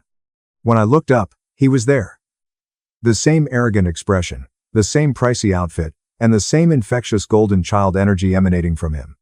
He looked around and commented, "Nice setup. Tiny. Leave. Calm down. I'm here to discuss business." As if he knew what he was looking at, he picked up one of my chisels and examined it. He didn't. The auditors completed their initial report. Dad is completely freaked out. Mom is taking Xanax. Brielle is crying uncontrollably. It's still not my issue. As he passed my workstation, he ran his finger along the border of a piece I had been working on for 7 weeks. 900 hours of labor. Be careful, I said. That is more valuable than your vehicle. He clenched his jaw. It was the first genuine response I had received from him. Little brother. Here's the thing. He put down the chisel and looked directly at me. It need not be unsightly. Family looks out for one another. We call it even when you bring me in as a 55/45 partner. I am in charge of operations. You work on your small woodworking project. In fact, I chuckled. Are you serious? Very serious. I've worked in business. There are no connections for you. I am able to advance this procedure. You want me to give you half of my business after you stole millions from the family business. His expression stiffened. There was nothing that I stole. There were problems with cash flow. Imaginative bookkeeping. The situation became complex. The auditors disagree. The entire story is unknown to the auditors. He moved in closer. Here, I'm providing you with a lifeline. Accept it. Leave my workshop. Donovan. Give it some thought. You turn me into an adversary. It becomes challenging. I am acquainted with clients and investors. In a week, I could make phone calls that would put an end to your little pastime. Are you intimidating me? I'm offering you choices. He grinned. That same condescending Christmas smile. 55/45. Final proposal. I don't make partners out of thieves, and I don't hire them either. His grin vanished. You'll be sorry you did this. Now get out. He departed. However, I had a feeling that this was not the end. It began 4 days later. To cancel a commission, a customer called, claimed to have heard unsettling information about my business methods. Then there was another cancellation. Then, an unfavorable online review surfaced. I was accused of delivering damaged goods by someone I had never worked with. The phony reviews became inventive. According to one, I had arrived at a delivery intoxicated. From accounts made within 72 hours of Trent's visit, another stated, I'd made a pass at some guy's wife. All of them have no background, no other reviews, and no credibility in the eyes of those who pay attention. However, they appeared on Google. For him, that was important. I gave Miles a call. I said, Trent's going scorched earth. Fake reviews and cancellations. He is attempting to ruin my reputation. Keep a record of everything. Timestamps, screenshots, and so forth. On it already. The calls then began. Heavy breathing, blocked numbers in the middle of the night, and disconnecting 3 or 4 times a night. I started sleeping with my phone on silent. When I returned to my workshop a week later, I discovered that the lock had been tampered with. Tools were moved around, but nothing was taken. A message. I'm watching. That's when I called the police. An officer sat across from me taking notes. And you believe your brother is responsible? I know he is. He threatened me 3 weeks ago. Demanded I give him half my business. When I refused, this started. Do you have proof? I showed him everything. The text messages, the fake review from an account created the day after our confrontation, the phone records, the security footage from across the street showing a figure matching Trent's build near my shop at 2 a.m. We can file a report, he said, but without direct evidence linking him to the break-in attempt. What about harassment, the calls, the business interference? He looked at me seriously. You might want to consider a restraining order given the pattern. I filed the next day. A temporary restraining order against Trent Donovan. Had to go to court, present evidence, explain why I feared for my safety and livelihood. The judge reviewed everything, the threatening visit, the systematic harassment, the attempted break-in. Granted, she said, Mr. Trent Donovan is to maintain a distance of 600 feet from the petitioner and his place of business. No contact of any kind. When Trent got served, he lost it. Called me from a burner phone screaming about betrayal, about how I destroyed the family, about how he'd make me pay. I recorded the whole thing, filed a violation report the same day. The burner phone call lasted 5 minutes. He called me every name in the book. Threatened to burn down my workshop. Said he had friends who could make problems disappear. I let him run his mouth, every word recorded, every threat documented. He was so busy being angry. He forgot I'd been the quiet one my whole life. The quiet one who listened. The quiet one who remembered everything. Second court appearance. The judge wasn't happy. Mr. Donovan, she said, looking at Trent, you were explicitly ordered to have no contact with your brother. You violated that order within 36 hours. Your Honor, this is a family matter. It's a legal matter now. You're facing contempt charges. I'm extending the restraining order to 3 years and adding criminal penalties for any further violation. Trent's lawyer tried to argue. The judge shut him down. Trent's lawyer looked like he wanted to disappear, probably wondering how he'd explain this to his other clients. Walking out of that courthouse, I felt something I hadn't expected. Not triumph, not satisfaction, just clarity. I'd drawn a line, defended it, and won. The solo show at Forge and Grain was everything I'd worked for. High-end space in a converted warehouse.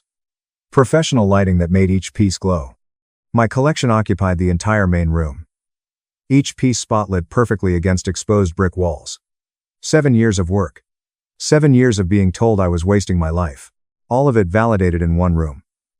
I arrived early to set up. My 2 employees were already there arranging pieces, checking sightlines, making sure everything was flawless. We'd been working toward this for months. You ready? One asked. As I'll ever be. Guests started arriving at 7. Gallery owners from Manhattan. Collectors who'd flown in from as far as San Francisco. Design bloggers with cameras.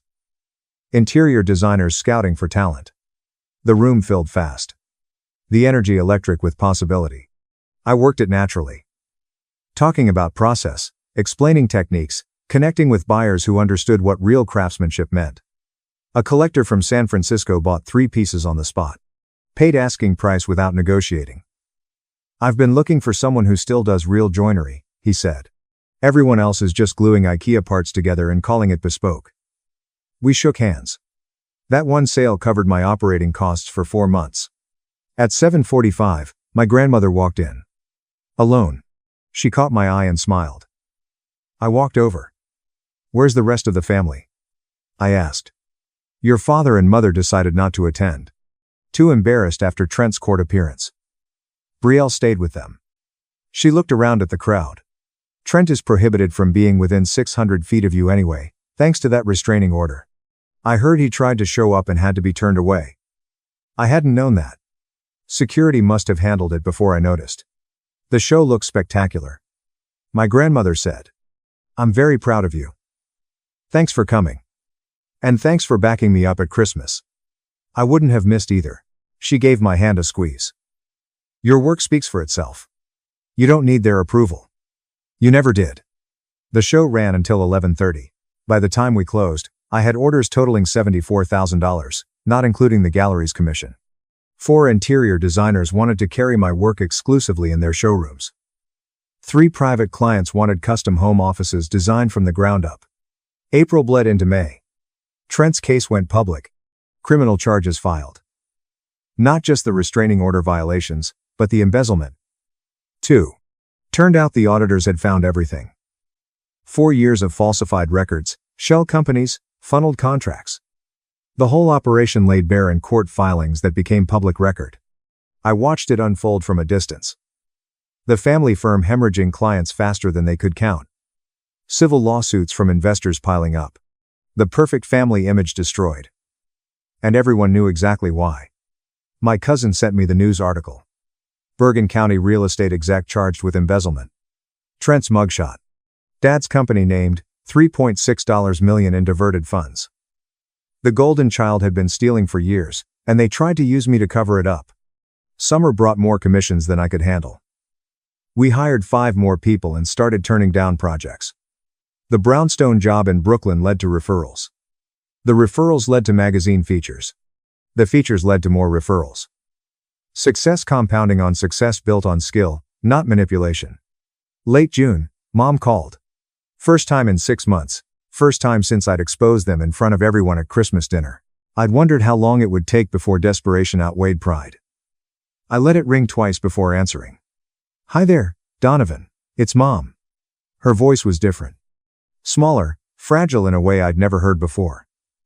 The woman who'd spent years dismissing everything I'd built now sounded like she was barely holding it together. "Can we talk?" "About what?" "Everything. What happened at Christmas? What your father and I did? What we didn't do. The years we wasted making you feel inferior." I could hear her trying not to cry as she hesitated. "I'm phoning to request assistance." "What can you help with?" "The business? The litigation? Trent's legal bills. Everything is disintegrating." Her voice broke. "Donovan, we made a mistake. We are still family despite terrible mistakes. That must be worth something. You intend to steal my company and degrade me in front of everyone we know. It's not an error. That is a tactic. We were in a desperate situation. We were afraid. There was nothing else we could do. After years of referring to it as a pastime, a phase, or a sandbox, it's suddenly worth stealing. Quiet. Please, Donovan. We need you, even though I know we don't deserve it. Your dad is barely able to function. Brielle feels overburdened. Trent could end up behind bars. She hesitated. We've talked about it as a family. When Trent's legal problems are resolved, you add him as a partner. 55 over 45. He needs a place to return to. While you work on your woodworking, he can take care of operations. It nearly made me giggle. It was almost impressive how bold it was. They still wanted me to save him despite everything: the criminal charges, the restraining order, the threats, and the harassment. Let me know what you mean. Do you want me to give the brother who made the threat half of my business? The golden child who destroyed everything, the brother who tried to break into my workshop, the brother who harassed my clients, and the brother against whom I had to obtain a restraining order. He remains your brother. He needs to start over. To be honest, you owe this family something. I owe you nothing. Additionally, he is prohibited from being within 600 feet of me or my business by a 3-year restraining order. Therefore, it would be against the law even if I wanted to, which I don't. We can get around that. Have it changed? Donovan. No. I grinned. I did smile. Not upset. Not resentful. Completed. I don't make partners out of thieves, and I don't hire them either. There was a long period of silence. Her voice sounded hollow when she spoke again. I am at a loss for words. Nothing needs to be said. Your decisions were your own. You now reside with them. I'm not here to save you. I'm not a safety net for Trent. I am the son you left behind. And without you, I created something genuine. Can we at least get together? Speak face to face? No, this is where we're done. I ended the call. After 2.5 hours, Brielle texted. This family is being torn apart by you. I hope you're content. I took a screenshot of it. I've added it to my collection, then returned to work on a commission for a Hamptons restaurant. $24,000 in cash upon delivery. Yes, I was quite content. Dad asked if we could meet over the phone. In a way I had never heard before, his voice sounded different, broken, defeated. The man who was always in charge, always had a plan, and always understood how to manipulate a space. That man had vanished. I concurred. Neutral territory, a quiet diner in Montclair, where no one would recognize us, no family reputation to uphold, no image to defend, just two people who needed to have a long overdue conversation. His tie was crooked, his suit was wrinkled, and he appeared to be 12 years old.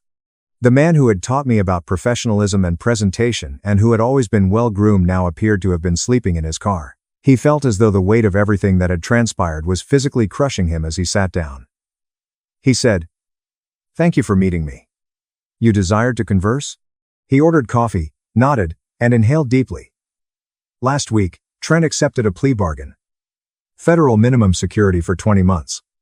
The family business declared bankruptcy. We are selling the estate and liquidating assets. It's all gone. He gave me a glance. I spent 28 years building that business. Gave up everything for it. I gave up my relationship with you, and now it's gone. I allowed Trent to destroy it all. I remained silent. Simply waited. He went on, "You were right about everything. Trying to control you was a mistake on my part. It is incorrect to make fun of what you have created.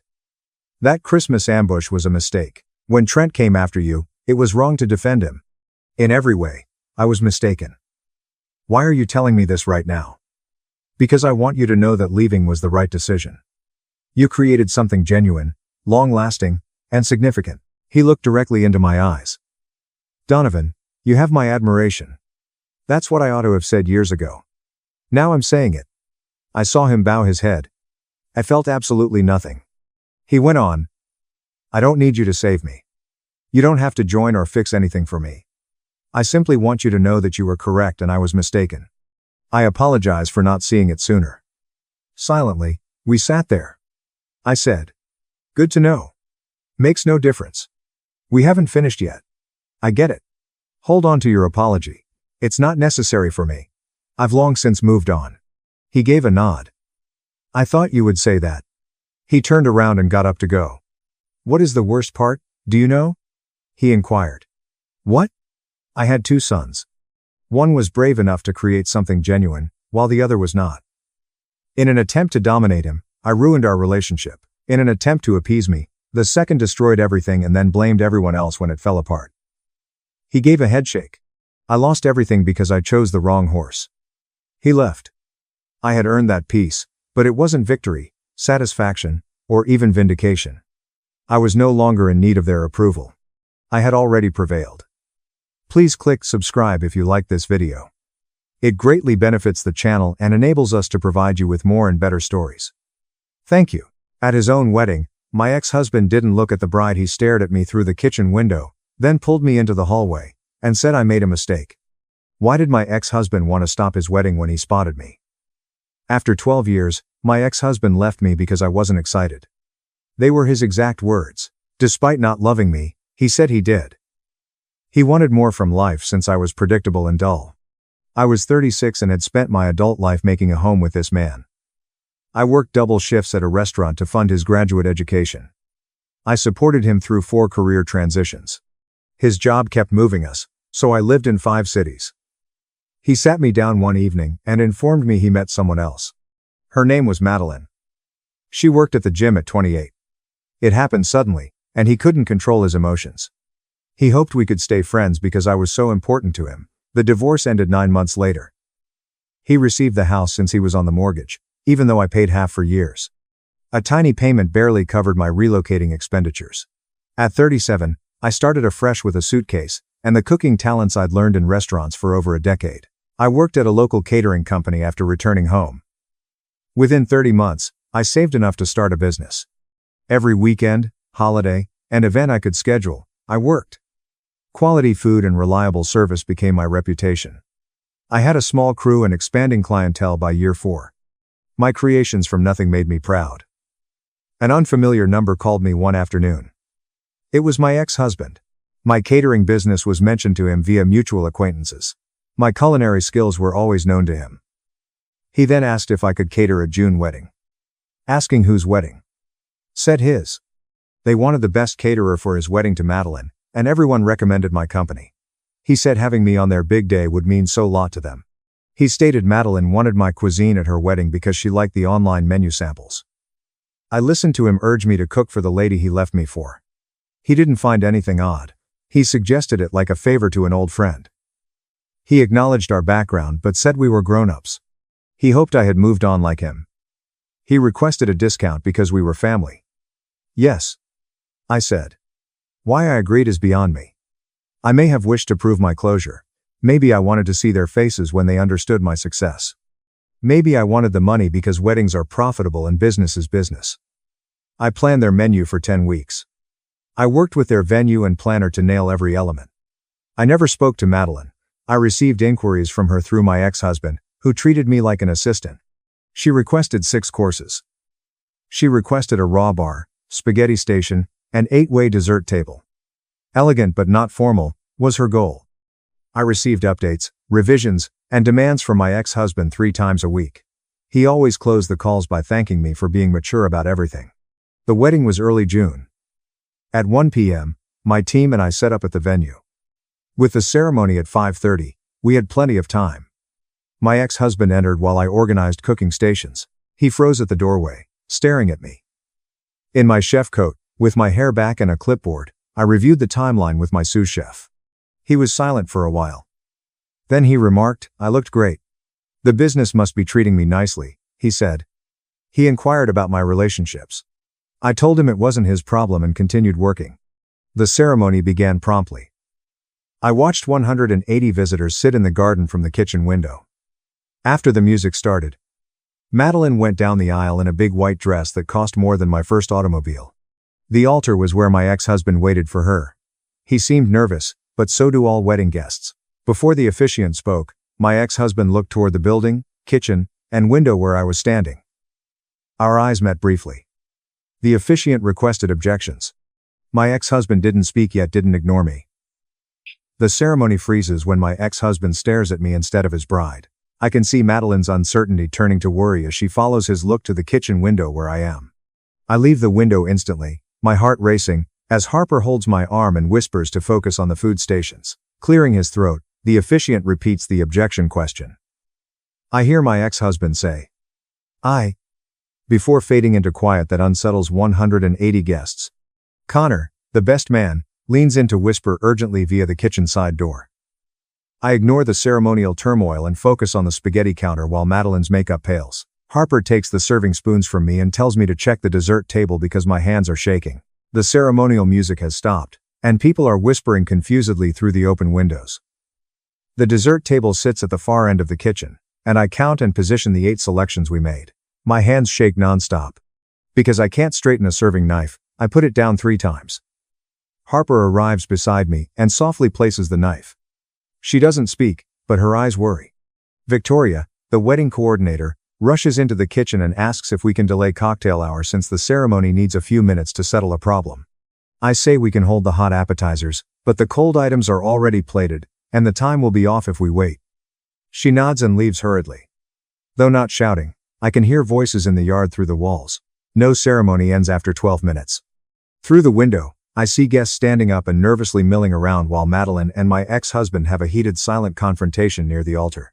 Emily, the maid of honor, holds Madeline, while Connor keeps my ex-husband from escaping by blocking the aisle. A perplexed photographer has stopped snapping shots and is standing off to the side. Some guests check phones.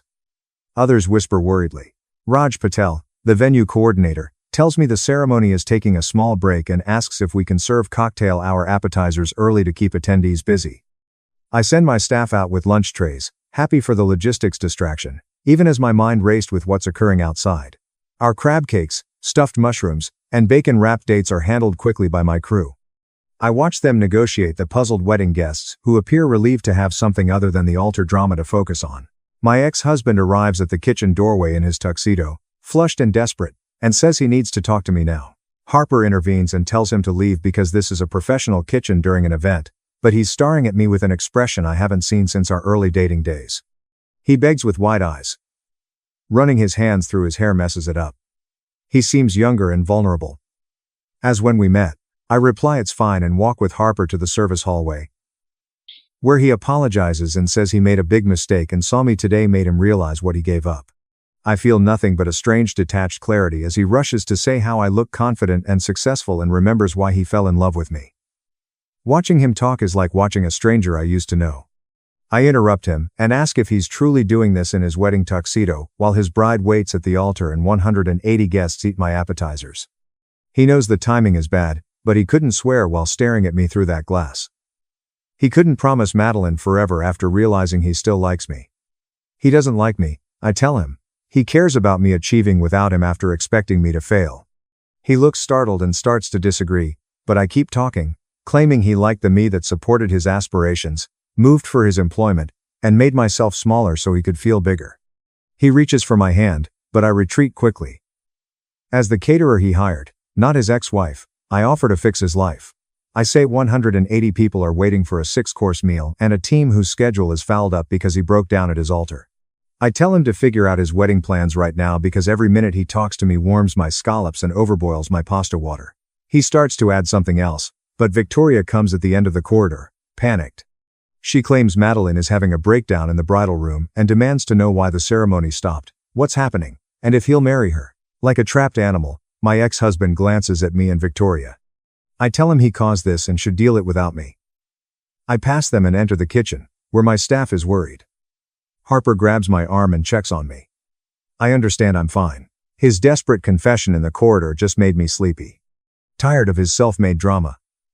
Tired of him expecting me to comfort him or validate his choices. I tell Harper I'm fine and we should focus on the timeline. I assure my crew will continue service regardless of the ceremony because we have a contract and reputation. All nod and return to their places. The scallops are fine. I adjust pasta water heat. I examine appetizer plating. 25 minutes pass with voices from various parts of the venue but little clarity. Victoria returns fatigued and says the ceremony is ongoing and we should be ready for the reception timing. I nod without asking what happened or how they fixed it. Not wanting to know. I tell my crew we have 14 minutes to plate scallop appetizers. From the kitchen window, I see the ceremony end. Madeline and my ex-husband come down the aisle holding hands and smiling, but their smiles are wrong. Too tight. Too forced. Like they're both trying to act fine. I notice folks whispering while clapping and taking pictures. The ceremony becomes cocktail hour, and people spread out on the patio. I'm garnishing appetizer platters when someone enters the kitchen. A bridesmaid wears deep purple. She introduces herself as Emily, the maid of honor. She wants to discuss something directly with me. I leave the plating station after wiping my hands on my apron. She directly asks if I'm the ex-wife her closest friend has been obsessing about for months. Madeline, the successful caterer, hired me despite my increased charges. Yes, I'm the ex-wife. Emily's face transforms like something clicked. She claims that answers many questions concerning Madeline's behavior. She claims Madeline has been competitive and nervous about me throughout their relationship. She compares herself to his boring wife. Always asking him about me, what we did, and if he thinks about me. Emily claims my business success challenged Madeline's story about why she was better. Listening without interfering. Emily continues. Madeline chose my company after seeing my website and social media. She wanted to show she could afford luxury. Wanted to demonstrate my ex-husband she was more sophisticated and accomplished than his life with me. I realized this wedding was never about wanting my food. Madeline tried to prove she was better by hiring me and having me serve her during her wedding to my ex-husband. Emily watches my face and understands my thoughts. I thank her for the context, but I'm here to work regardless of psychology. Emily nods, but adds I should know Madeline is in the bridal room and demands my ex-husband explain why he stopped during the vows and stared at the kitchen instead of her. Emily adds that she's been monitoring their relationship for 3 years, and worries whether any of them wants this marriage or is just trying to show something. Her advice is appreciated, but I must return to work. As the celebration begins, I work on perfecting each course. My team serves oysters, shrimp, and crab legs on ice at the raw bar. The pasta station has 3 sauces and fresh bread. I oversee main course timing and coordination. My team goes well between cooking and reception. Harper looks at me like we're doing okay despite everything. I hear toast starting in the reception hall and voices through the pass-through window but don't listen. I serve truffle butter and roasted veggies with filet mignon. I inspect each plate before shipping. Despite our emotional turmoil, I'm proud of our professionalism. A man in a dark suit enters the kitchen between courses. He calls himself Connor and claims to be the finest. He requests a moment to discuss the ceremony. I clean my hands on my apron and leave the prep station while Harper works behind me. Connor seems uneasy with my team and kitchen equipment. He wants to apologize for his friend's vows conduct. He explains, my ex-husband has been really anxious about this wedding for weeks now, and today everything just came to a head. I tell him not to apologize for others' actions. Connor shifts his weight and says he knows, but he feels responsible for knowing the scenario for a long time. He says, my ex-husband often mentions me. Always blames divorce for his biggest mistake. Always brings me up when he's drunk or fighting with Madeline. Is one of a deference. Connor says his friend never takes responsibility for leaving. Rather portrays it as something that occurred to him. I feel strangely relaxed when listening. Connor talks about how he tried to encourage his friend when he started dating Madeline, but he saw the trend. The restlessness that ruined our marriage returned. Constantly seeking something new or fascinating. Connor saw my ex-husband propose to Madeline because she pushed for it and he didn't want to appear uncommitted again. Why is Connor telling me this? I deserve to know today wasn't about me, he says. It was about his friend finally realizing the cost of pursuing excitement over stability. I thank Connor for coming, but I don't need his friend's approval. I established a solid life after the divorce, and his timing today was selfish and detrimental to everyone, including Madeline, who shouldn't be humiliated at her wedding. Connor nods and says, I'm absolutely right. He attempted to persuade his friend out of this wedding months ago but was shut down. It's hard to stay friends with someone who keeps repeating the same mistakes, he says, having seen my ex-husband chase novelty and excitement while ruining his stability. Connor comments, the food is incredible. He leaves the reception area after thanking me for being professional. Harper grabs my shoulder silently. I breathe deeply and concentrate on main course plating. Filet mignon is flawlessly cooked with truffle butter on top and roasted veggies on the side. My staff carefully plates each meal, and the servers serve them in waves. The servers start sending compliments within 25 minutes. Wedding guests say the steak is the greatest they've ever had. Someone requests truffle butter recipe. Another table asks about private dinner parties. Harper squeezes my shoulder again and adds, our best work. We cooked a difficult 6-course supper for 180 guests, and it was perfect. That matters more than head table drama. I saw my ex-husband at the bride and groom table through the kitchen pass-through window during supper. Not eating much. Instead of talking to Madeline or their visitors, he stares toward the kitchen. Madeline notices his distraction. When he looks away, her expression tightens and grows angry. He nods when she leans in to speak but doesn't appear to listen. Their table talk is getting tense. Emily, the maid of honor, makes toasts and tells stories to calm the table. But the tension is obvious from the kitchen. I ignore their relationship issues and make dessert. I'm performing my work well here. An expensive suited man enters the kitchen between courses. Richard claims to be Madeline's father. Apparently, he hired my company to personally praise the cuisine. Everything has been great, and his guests say this is the nicest wedding supper. I thank him and tell my team worked hard to realize his daughter's menu vision. Richard stares at me before saying he realizes the history is tricky. He likes that I didn't compromise service. I'm surprised by his addition. He doubts this marriage will last, but the food will be good. Not sure what to say. Richard giggles and thinks he shouldn't be so honest with the caterer. He keeps chatting even though. He claims to have seen Madeline rush into this love and wedding despite his worries. He claims she's driven by competitiveness and insecurity rather than partnership. He claims my achievement sparked something in her that made this wedding about demonstrating something rather than celebrating love. After my ex-husband said I began a catering business, Richard says Madeline meticulously investigated me. She noticed my professional success on my website and social media. That was her biggest complaint about me. After her husband departed, she tried to prove she was more prosperous and sophisticated than his boring wife. Madeline suggested hiring my company, and Richard agreed because the food samples were great and he wanted her to have her dream wedding. He now understands it was a mistake because it put everyone in an impossible predicament. I thank Richard for his honesty, but I'm here to help. I'm not responsible for their marriage after today. Richard nods and acknowledges my professionalism. He returns to reception. My colleagues and I plate dessert.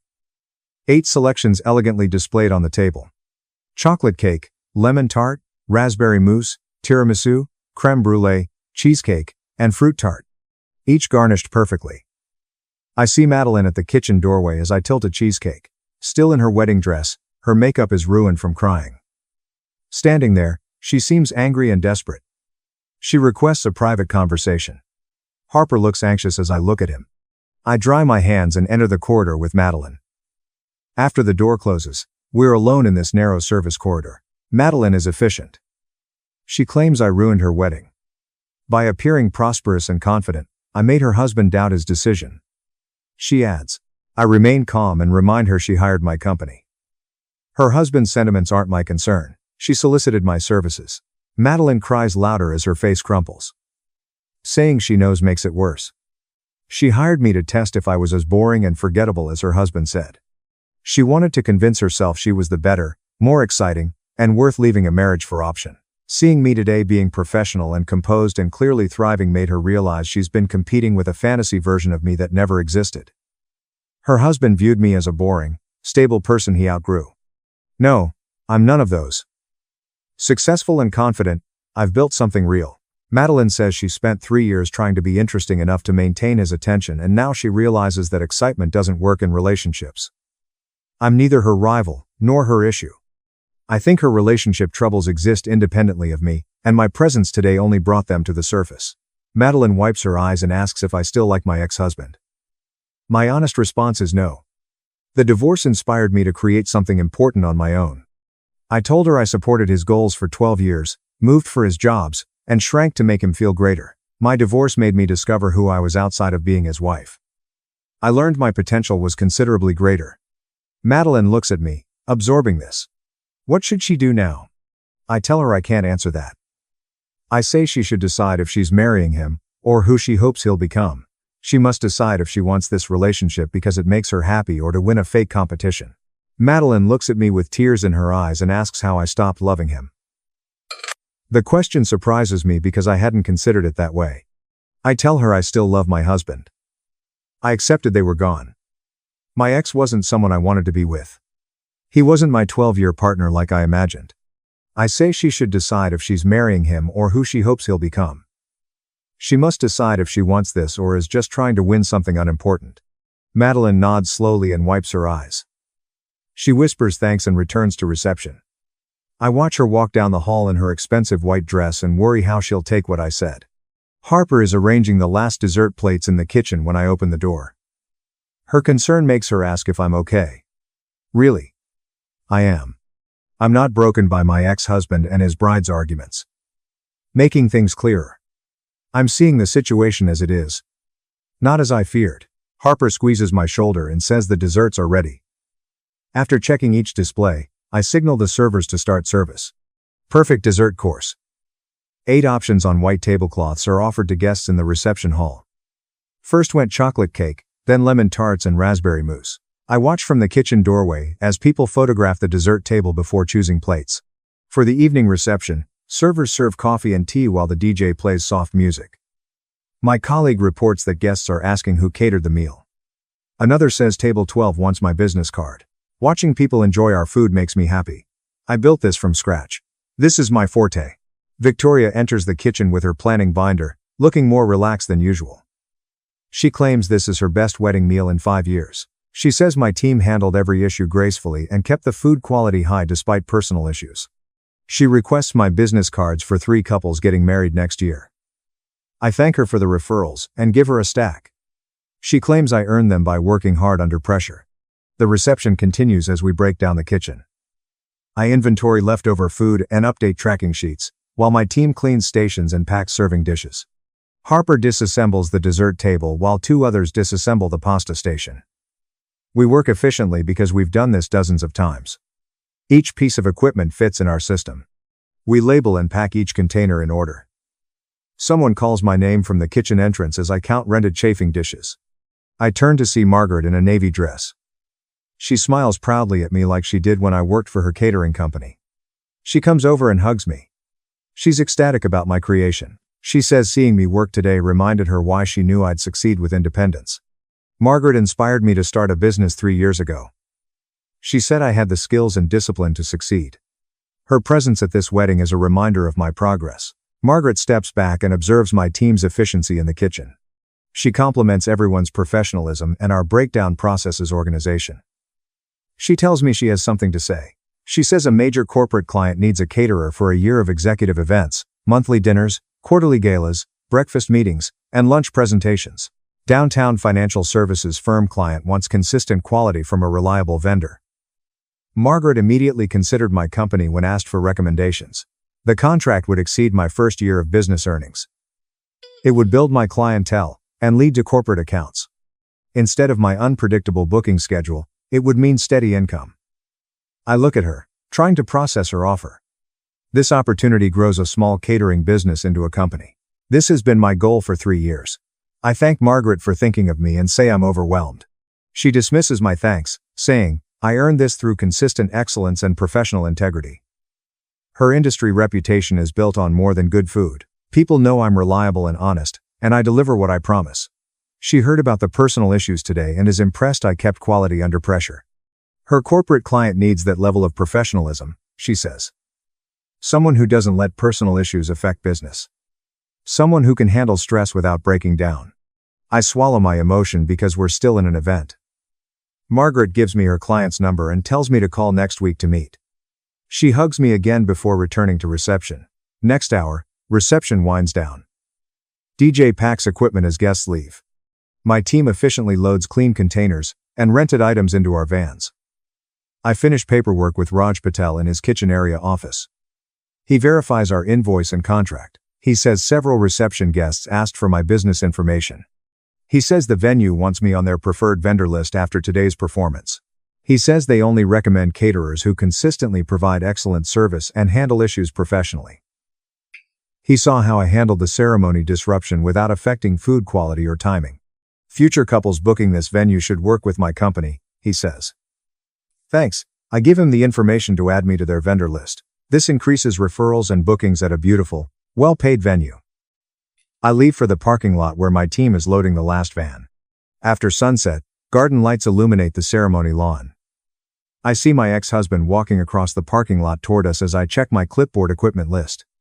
Though still in his tuxedo, he looks exhausted. Untied bow tie hangs from his collar. He appears lost and drawn. He stops a few feet away and requests another conversation. Not looking up from my clipboard. I say we're done talking. I must return my team home and kitchen equipment. He approaches and says he must talk to me. Only 6 minutes. Finally, I look at him and say we have nothing to talk about. His wedding ended. My work is done. I don't care what he's feeling. He runs his hand through his hair and realizes he married Madeline today was a mistake. He says, seeing me made him realize his loss. He wants to know if we can reconnect. Maybe start over. Maybe try again now that we're older and wiser. These words don't affect me. No anger, satisfaction, or temptation, just tired irritation that he's still blaming me for his emotional crisis. I insist there's no chance. I'm not interested in being his backup or escape from his own mistakes. I don't want to be his safe, comfortable fallback when excitement fails. I lived well without him. I don't need him. I'm not including him. He looks downcast like I broke him. What should he do now? How does he fix this? Look at him one last time as I close my clipboard. I tell him it's not my issue. He must figure out his life without me. He chose. He left our marriage. Today he married another. He must face those consequences. No longer his wife. I'm not his pal. I'm the great caterer he hired who's leaving. I leave him and get in my van. Harper waits in the passenger seat. I start the car and leave the parking lot while he's still lost under the garden lights. As I drive away, I feel lighter than in years. A 3-year burden lifted. Not loving him. Not hating him. Not thinking about him. He was a former friend whose decisions I now appreciate. I became a proud person after my divorce. Strong, capable, successful. Built something real from nothing. Harper and I clean my commercial kitchen under fluorescent lights, which we've done 100 times. While she scrubs the prep station with hot soapy water, I inventory the serving platters we brought back from the venue. My hands perform familiar tasks automatically and my mind is surprisingly quiet. Harper looks up from the sink and says she's never seen me handle a situation or look over someone more professionally. I laugh at her accuracy. Today ended a 3-year divorce. I got closure I didn't know I needed. Exhausted but satisfied, I lock up the kitchen at midnight after packing up the last of the equipment. The 20-minute drive home through empty streets triggers memories of leaving my ex-husband in that parking lot. I felt light and final.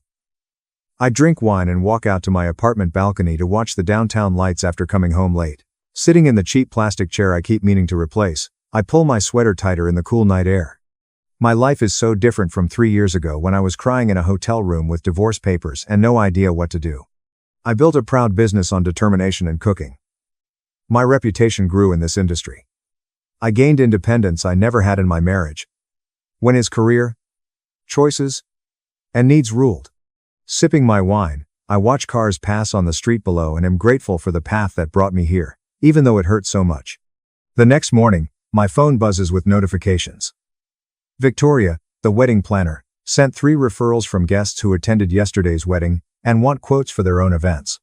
She included their praise for the food and presentation. Margaret also sent me information about the corporate catering contract. She requested a meeting with the client next week and says they're interested after hearing her recommendation. Harper texts me again asking if I saw the online review while I'm in bed reading these messages. I click the link she sent and find a 5-star review of yesterday's wedding food and service. Reviewer calls it the best wedding meal ever, praising the perfectly cooked scallops and dessert table variety. I screenshot our website and social media reviews. Being proud of our work, despite personal drama, my ex-husband's name appears on my phone when it rings. Leave it on voicemail. He calls again 6 minutes later, then again, then 4 times in an hour. I block his number without reading his messages. I don't need his regrets or confusion about yesterday. I don't need to join his marriage's first 3 6-hour crisis. That's no longer my job. I won't help him emotionally anymore. I read referral emails at my kitchen table while making coffee and toast and responding with availability and pricing. This matters now. Building my business, satisfying clients, and giving my team opportunities. I meet Margaret and her corporate client downtown the following week. I'm in my best business clothes and carrying my portfolio of event photos and menus. Tech client holds executive dinners and networking events. They need an experienced caterer for 12-person meals and large company events. I show pricing tiers and menu options and show examples of successful events I've catered. They ask good questions about my team's experience and company's flexibility. Margaret repeatedly praises my reliability and quality, recalling my time with her and how she helped my business grow. They offer me the contract immediately with better terms than I expected after the meeting. Full-year commitment with a minimum number of events per month and premium pricing that matches their service expectations. I sign the corporate contract in their conference room, excited. This is my company's turning point. I get stable income for the next year and prestigious exposure to attract high-end clients. The tech company's business connections give it credibility I couldn't buy with advertising. That night, I celebrate with my team at a nice restaurant without cooking or serving. Harper and my other staff members' professionalism made this opportunity possible. Their dependability and positivity earned them this contract. We toast to the future, and I feel like I'm finally building something lasting. Emily, Madeline's wedding maid of honor, messages me on social media 3 days later. She tells me Madeline and my ex-husband are in couples therapy and trying to fix their rocky marriage. She thanks me for being honest with Madeline at the wedding. She claims it made her friends ask real questions about her wants instead of competing with an imaginary me. I appreciate the update, but I tell Emily I don't want to know about their relationship. I wish them well, but I need boundaries for my own peace of mind. I no longer care about their marriage or issues. Emily quickly says she understands and respects my position. She hopes we can stay in touch professionally because she plans events for her company and liked my wedding work. I consent, and we exchange business contact information professionally. 10 weeks later, my business is thriving in ways I never imagined 3 years ago. Corporate contracts provide steady work between weekend events. That complicated day's wedding referrals keep bringing me more bookings than I can handle. I can't take more clients because my calendar is full and my staff is short. I hire 2 more team members and train them on my food quality and customer service standards. I also consider larger kitchens because we're outgrowing our current one. We're always working around each other to prepare for big events, because storage is full. I visit 3 commercial kitchens for lease and calculate the cost of expansion versus the revenue it would generate. The larger kitchen in an industrial area near downtown was my choice. It costs more than my current place, but the extra space and professional equipment make it worth it. I sign a 4-year lease and plan the move with my team. We schedule it for a slow October week with 2 small events. Harper organizes packing and labeling while I notify vendors and clients of the new address. After 5 days, we're operational in the new space by Monday. The kitchen is much larger than before. We have prep stations for different cuisines, walk-in refrigerators that fit all our inventory, and proper storage for equipment that used to pile up in corners. On our first morning, I stand in the empty kitchen and feel proud of the business's 3-year growth. 1 month after moving into the new kitchen, Richard walks into a small downtown restaurant where I'm having lunch. He immediately spots me and asks to join me at my table. I agree. And he sits tired but friendly. He says his daughter's marriage is hard. Their couples therapy is twice a week, and Madeline has individual sessions. He says she's working on herself and asking hard questions about her life goals instead of competing with others. He nods when I say I'm glad she's getting help, then thanks me again for my wedding management. My professionalism in a difficult situation impressed him, and he's recommended my company to several business associates. 2 have booked events with us for next quarter. Thank you for the referrals. He says I earn them through quality work and respects people who maintain standards under pressure. After a few more minutes discussing catering, he goes to his table. I finish my lunch wondering why Madeline's father is a better connection than my ex-husband. My corporate client calls early November. Their contact person says they want to extend our contract for another year and add quarterly executive retreats to our monthly events. The new terms guarantee work for 12 months and triple my revenue from last year. I party inside but stay calm on the phone.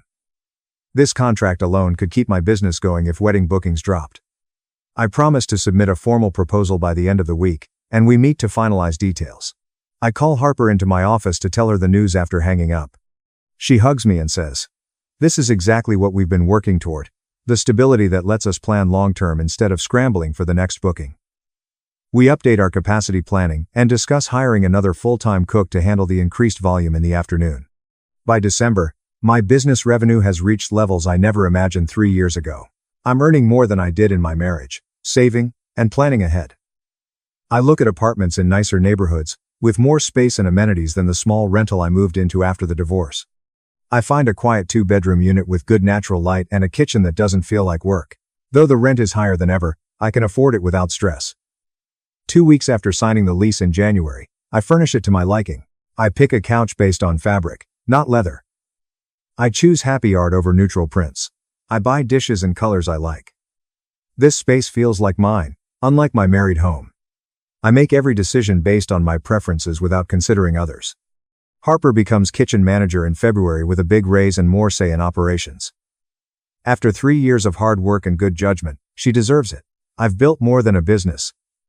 My team respects each other and works well together. My professional relationships are stronger than my marriage.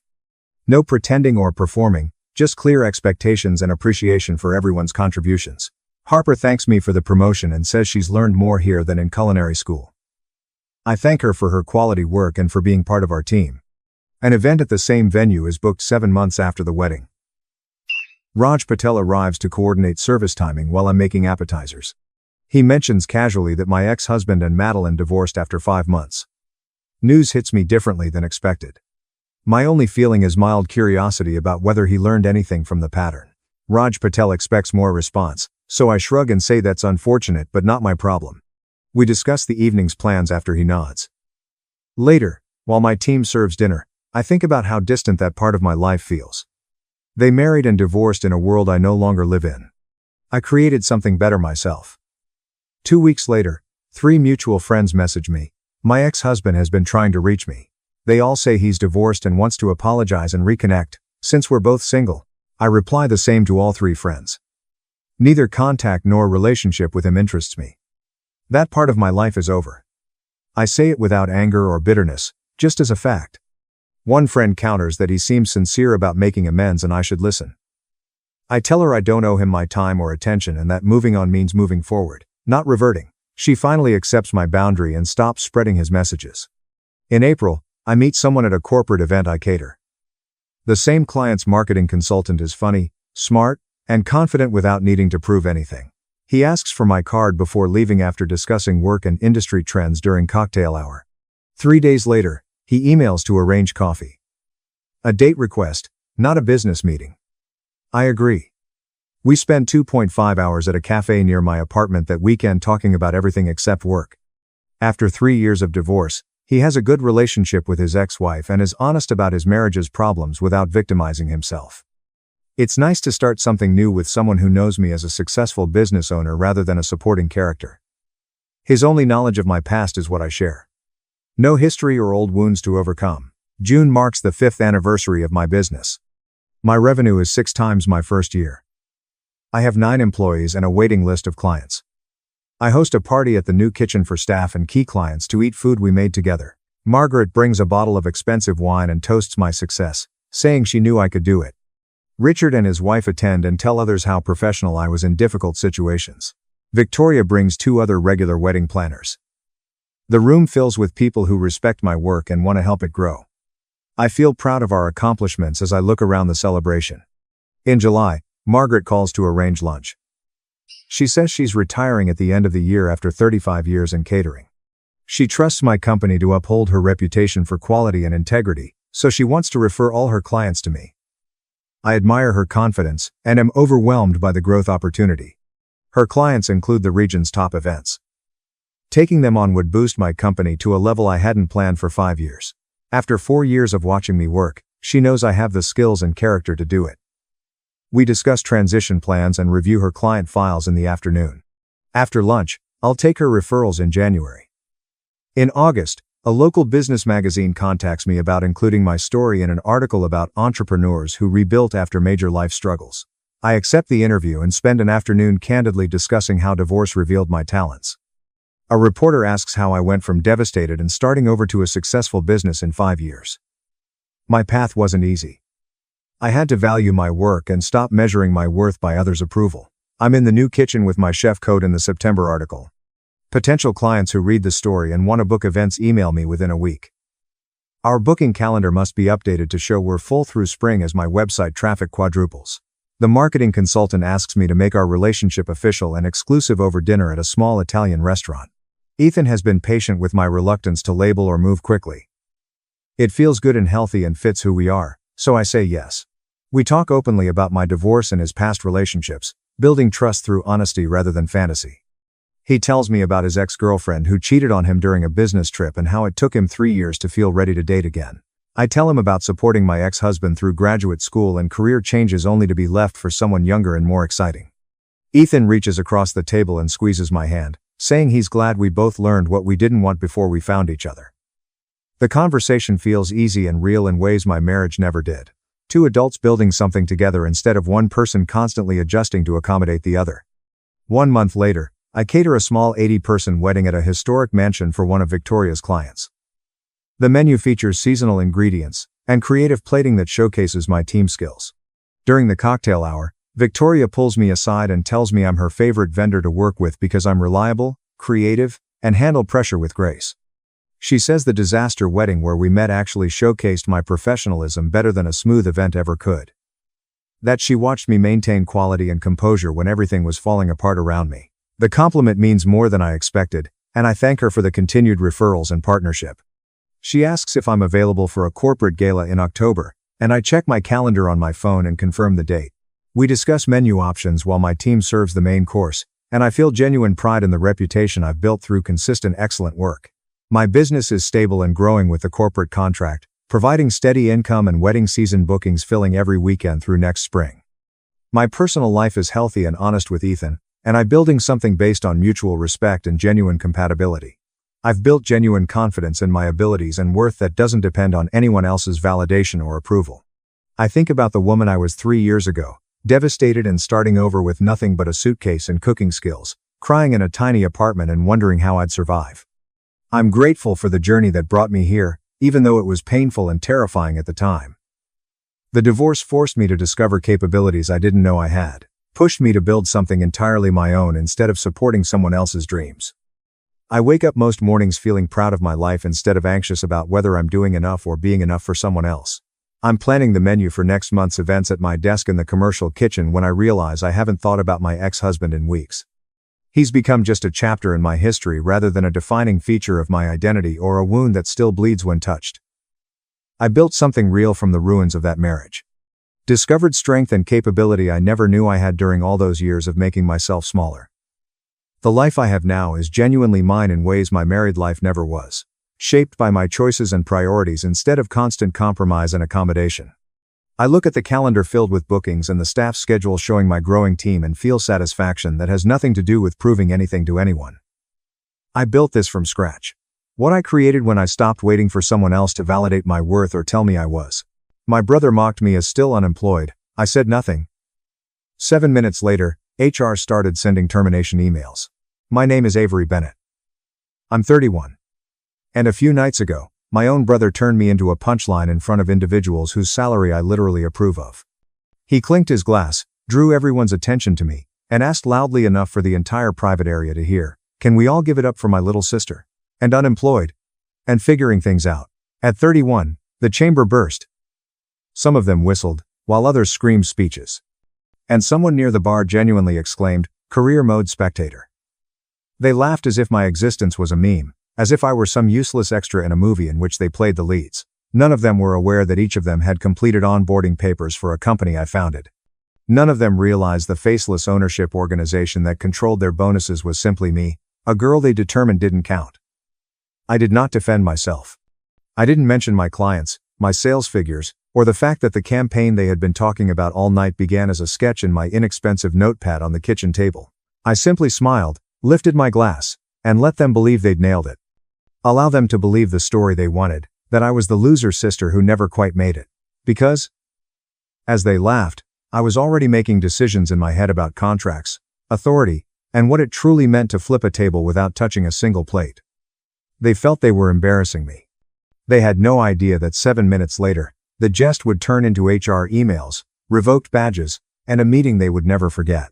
Do something for me before I walk you into that room and show you exactly what I said once I opened my mouth.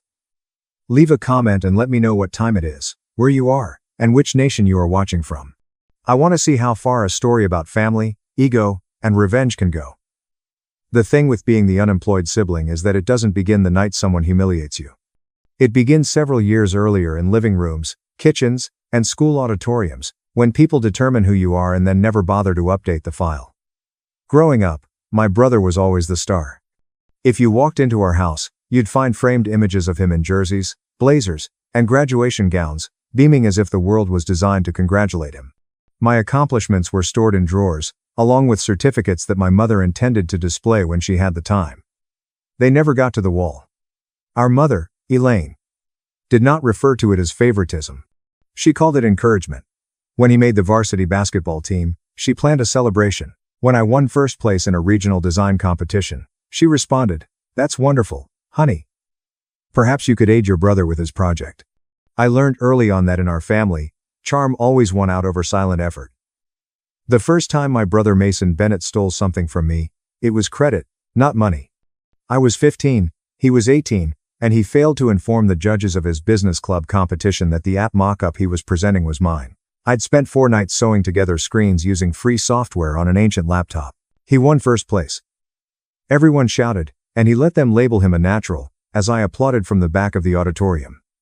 This was not the last time. He became acclimated to standing in spotlights that I had wired for him in the dark.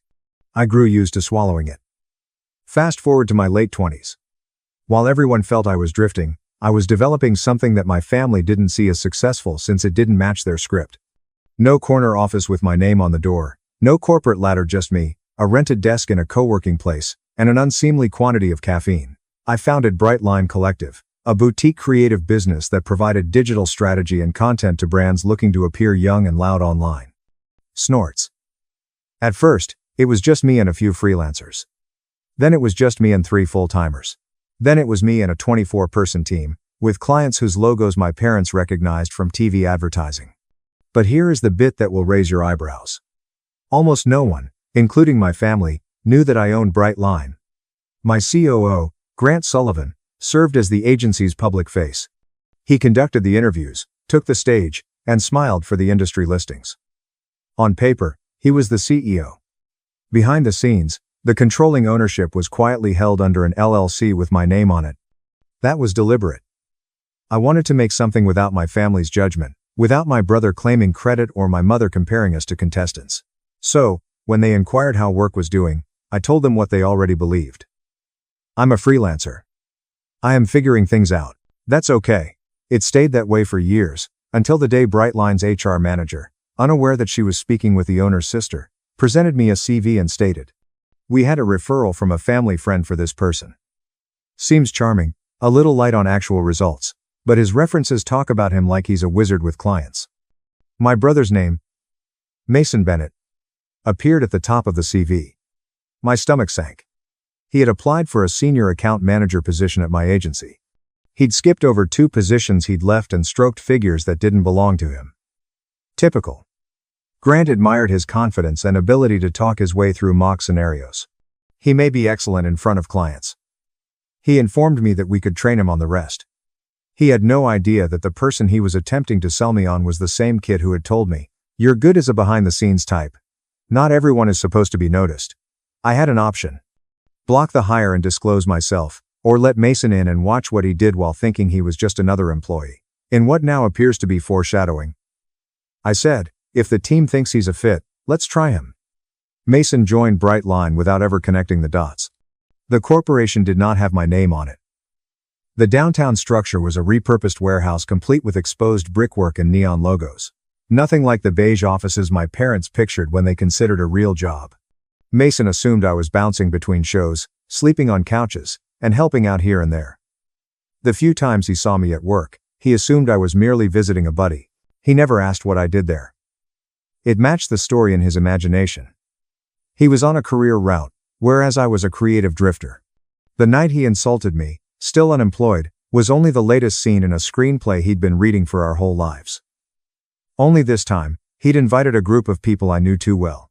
Because those pals behind him, the ones celebrating and yelling and calling me a failure, were Brightline employees, strategy leaders, video producers, social managers, and people whose first-day paperwork I had personally read before accepting their offers. People who had sat in our all-hands meetings and listened to Grant speak about our nameless majority owner as if he were a remote, faceless investor. People who had no notion that the vagrant they were insulting was the one who could cancel their health insurance with a simple signature. My phone buzzed in my pocket that night, but it wasn't a social notification. It was an email notification from my personal mailbox. Formal complaint, workplace harassment, anonymous. The timing was set 12 minutes before my brother's toast. The complaint outlined a series of comments, jokes, and pranks by a senior account manager who enjoyed humiliating junior employees in front of clients. The initials were not subtle. MB. I read the sentences as laughter erupted around me. The anonymous employee added one last note. I don't feel comfortable bringing this to HR because everyone appears to like him. If someone higher up doesn't intervene soon, I'm resigning. I stood there with my drink, watching my brother bask in recognition he didn't deserve and listening to individuals I hired to represent my agency shout along. And something in me snapped, not in a loud, glasses-throwing way, but in the quiet, surgical way that occurs when you realize you've given too much benefit of doubt. That email was my line in the sand. Mason believed that his last name would always protect him. My family assumed I would always keep the peace. Everyone in that room thought I was still unemployed. None of them were prepared for what happened when I stopped letting them write my story for me. If you've ever hidden your accomplishments to keep the peace at home, you know how thick that mask can be. What happens when you decide to tear it off in front of everyone? At first glance, Mason at Brightline appeared to be a winner. He remembered names quickly, made the interns feel valued, and transformed tedious briefings into something enjoyable. We needed this energy, someone told me. I wanted to believe it. Then the patterns I remembered from childhood came back. A junior strategist missed a slide and remarked, "It's fine. You're not here for your brain, anyway." Everyone laughed. Her face did not. At happy hour, he imitated a video editor's stammer. In meetings, he'd say things like, "Let the kids take a pass, then the adults will fix it." All joking, all dismissed with, "Relax. I'm kidding." The reports arrived in parts. Claire's calm comment, a DM about off-the-wall jokes, and a copywriter wondering if we had an anonymous reporting method. My old instincts kicked in. Perhaps they are overreacting. He probably does not mean it. That was the tale I had used to get through Mason for years. Then we brought in a dream client, a massive beauty brand. Grant and Claire nailed their strategy. The room had a pleasant atmosphere. Mason was expected to handle chemistry. Instead, he went off script. I told our team, he added, indicating toward the client. Even my little sister who can't hold down a job could get this one right. He just cracked a joke. The client did not. He took another swipe at aspiring creatives who were designing on their laptops. We lost the deal formally. Different agency direction. Unofficially. Through the grapevine. Someone on your team had strange energy and treated his jobless sister as if she were a joke. It didn't feel right. Grant sighed and dropped the email on his desk. We need to speak about Mason. People avoid his accounts. Now this. While we were dealing with the consequences, Claire sent me a folder with screenshots of Slack threads, chat snippets, and a voice memo from the bar. He was calling a junior designer, our diversity recruit, telling an intern, "If you can't handle pressure, go back to group projects." He was bragging. Even my unemployed sister could do better with Canva. There were emojis and laughs, some from the same individuals who'd celebrate later in the lounge. Seeing it all together dispelled any notion that this was just edgy humor. It was a pattern. Power was utilized to keep other people tiny. And it was taking place right under my roof. I stopped searching for gentle explanations and began prepared. I asked HR to lead me through the formal disciplinary process. I reviewed what we'd captured for training purposes. With their permission, I sat down with a few of the people Mason had injured. They were angry, embarrassed, and fatigued. Most had remained silent because they felt he was safe. In the stories, I recognized old versions of myself. By the time Mason lifted his glass and announced that I was still unemployed, I had already made my decision. That toast did not cause the problem. It simply stated, loudly and clearly, that he saw me in the same manner he saw my colleagues underneath him. The next morning, I organized the all-hands meeting that would change everything, not about campaigns or goals, but about who we were willing to be when someone's jokes began to cost people their dignity. The subject line of the invitation said, all hands, culture, and conduct mandatory. No emojis, no fluff. By 9:30 a.m., the conference room was full. Some people appeared uptight, bored, and defensive. Mason walked in late with an iced coffee, smiled, and took a seat near the center, as if he were about to attend a show rather than star in it. Grant opened. We can't do our best work if people feel small or scared. He told me. Today is not about blaming a single person. It's about holding a mirror up to all of us. He navigated to a PowerPoint with an anonymous complaint quotation. I feel like I'm one bad joke away from being publicly embarrassed. The audience fell silent. My turn.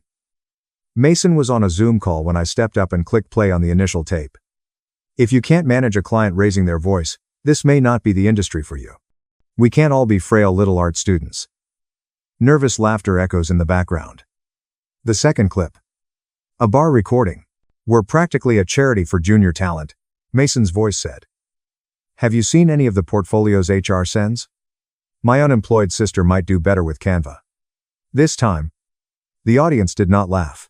They heard their own prior reactions reflected back at them. Then came the Slack screenshots. Relax. It's simply banter. If they can't take a joke, they're in the wrong place. A query follows. Whose comfort are we safeguarding when we refer to bullying as banter? I face them. I developed this location so that individuals don't have to sacrifice their dignity in order to collect a paycheck. The way some of you have been spoken to does not reflect who we claim to be. Mason lifted his hand in disbelief. Are we really playing hidden recordings? We have not. We have not wrecked a bee. We have not wrecked a bee. He scoffed. Anyone who knows me understands that I'm kidding. You're making me sound like a villain. If I offended someone's feelings, they may just tell me. Claire spoke forward, her voice firm yet tense. Yes, Mason. Some of us did. You told us we were overly sensitive and made jokes about it. You could feel the shift. The normal energy traveled to the person calling it out, not the one deflecting. Mason felt it, and his tone became sharper. We're in advertising, not kindergarten, he informed me. If we start policing jokes, there will be nothing left. And you, he pointed at me, you don't even have a proper job, Avery. You float around making mood boards and then you're the morality police. The old version of myself would have shrunk. Instead, I advanced to the final slide. Power isn't only something you have. It is anything you are willing to employ. You're right. I replied quietly. This is not kindergarten. In kindergarten, there are repercussions for intentionally hurting others. At this level, there are contracts. After this meeting, there will be more conversations, some of which will result in people leaving the company. Mason sneered. So, what? Are you threatening me now? I'm promising this squad something I should have promised earlier, I said. No one is untouchable, including you. The discussion finished with more questions than answers for the majority of the attendees, but the next step was clear to me. The public mirror was up.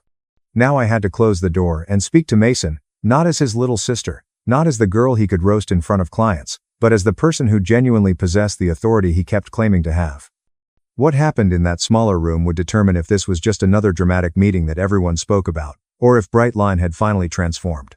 Following the all-hands meeting, the office felt like it was holding its breath. People shuffled back to their workstations in groups, murmuring in hushed tones and looking over shoulders to see where Mason had gone. He vanished into a conference room and slammed the door, his body language exuding rage so loud it might have been printed on a billboard. Grant lingered beside me, running a hand through his hair. Are you certain you don't want me in the room when you chat to him? He asked quietly. I need to do this alone, I said. Yes, he is his manager, but he also serves another function. I did not include the term sister. Grant had no idea about that section yet. Only a few people did. The lines I had made to keep my world separate were about to be wiped in a single stroke. Back in my office, I opened my laptop to be ready for the conversation. I opened Mason's file, which had performance notes, feedback, and a formal complaint that had arrived in my inbox the night of his toast. As I was reviewing it, another email arrived in my inbox with the subject line "Read today's meeting." Please read. The message was sent from an anonymous address and passed through our internal system. I didn't feel safe speaking in the room. The note stated, "But I need you to understand that this is more than just a joke. Mason has been telling people that some regulations do not apply to him since he has a strong sense of leadership. He's pressed subordinate workers to stay out late with clients, even when they express discomfort. He's intimated that those who don't get his sense of humor will not advance here. And last week, he informed us that your job is just to approve vibrations, while he is the one who brings real money into the organization. I'm not sure how much of that you see, but from where many of us are sitting, he's been permitted to behave like he's invincible. Today gave me hope that maybe that isn't true." Additional screenshots were attached. Messages in which Mason boasted about billing personal outings as client appointments. In a group conversation, he graded coworkers' attractiveness on a scale, and joked about who would never interact with clients. In one communication, he stated, "Trust me, I'm okay here. My sister basically lives on Grant's sofa. She's not about to upset the boat for anyone." That statement hit me in a vulnerable spot I hadn't realized was exposed. To Mason, I was still the girl who slept on friends' couches, scraping by, living on the outskirts of other people's prosperity. He had no idea that the couch I occasionally fell asleep on in Grant's office belonged to a company that had my name on the deed. A knock on my door jolted me out of my spiral. It was Claire. "Have you got a minute?" she inquired. I nodded. She stepped inside and locked the door behind her. "I understand you are dealing with a lot, but people are talking. A few of them are afraid. Some are hopeful. They're not sure which way this will go. If Mason walks out of that room with you and nothing changes, many of us will accept that as our answer." Despite the fact that I was aware, I inquired, "that this place is just like everywhere else?"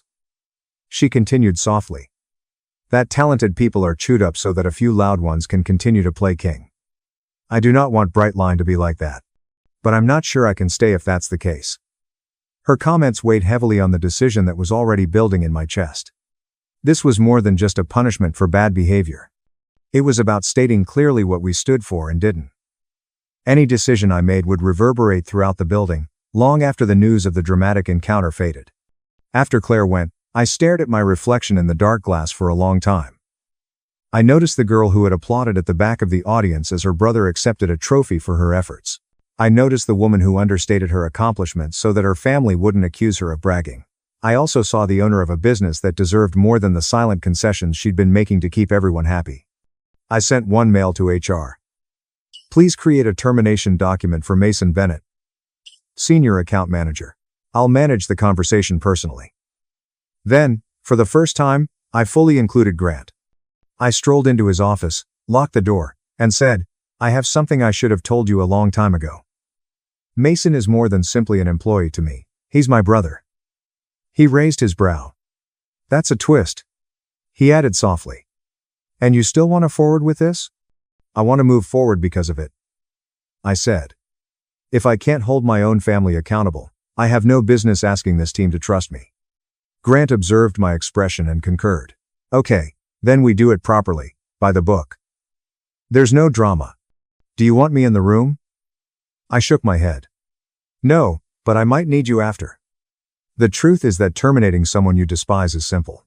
Firing someone you care about, someone who never imagined you could wield such power, is a very different experience.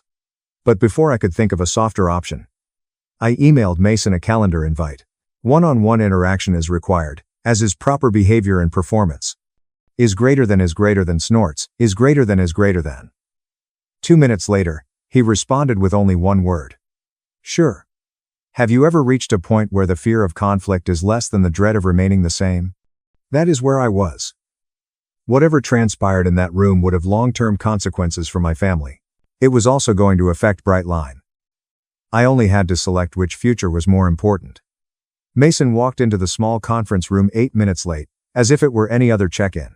He slumped into the chair opposite me, rotating it slightly on its axis. "So," he explained, stretching the word out. "Am I here for another lecture on tone, or did someone protest that my coffee orders had become too aggressive?" I softly closed the door and sat down. "Sit up, Mason," I instructed. "This isn't a joke." He smirked, then straightened slightly. "You really leaned into the dramatic boss energy in there," according to him. "I'm recording people and everything. I had no idea you had it in you." I responded, "There are certain things you don't know about me."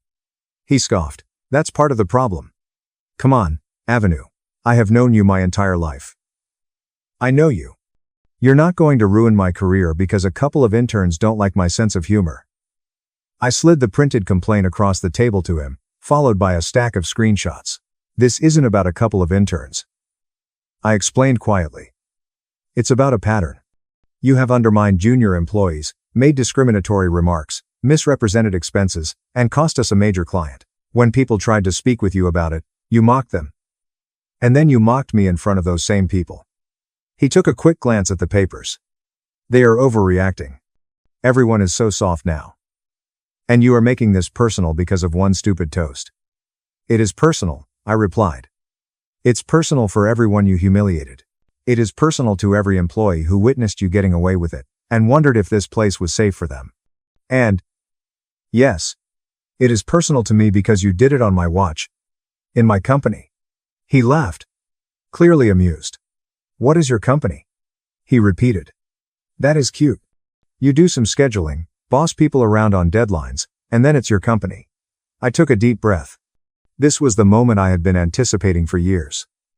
"Mason, Brightline is more than just where I work. It's mine." I held his gaze. "I founded it. I own it. Grant is the public CEO because that is how we structured it. But the controlling interest belongs to me, the anonymous majority owner everyone talks about." I tapped my chest. "That's me." For the first time, he became completely still. The smirk vanished from his face as if someone had turned a switch. "You're lying," he said, but not with much conviction. "Ask HR," I responded. "Ask legal. Ask our accountant. Ask our accountant. Or, better yet, consider every time you've heard someone mention our investor or silent partner, and how strange it is that I attend every leadership meeting for someone who is supposedly only a project manager. I led you to believe I was drifting because it was easier than dealing with your jealousy or our parents' criticism. That is on me. But your behavior here is entirely your responsibility." A flush rose up his neck. "So what?" he said with a tight voice. "You've been letting me work under you like some kind of experiment. Enjoying the show from your little throne." He said with a tight voice. "I hired you because Grant believed in your potential. I told you. I approved the hire because I wanted to believe you had matured. I remained anonymous because I wanted to see who you'd be when you thought no one in the room needed you more than you needed them." His eyes widened. "And you decided I failed your little test.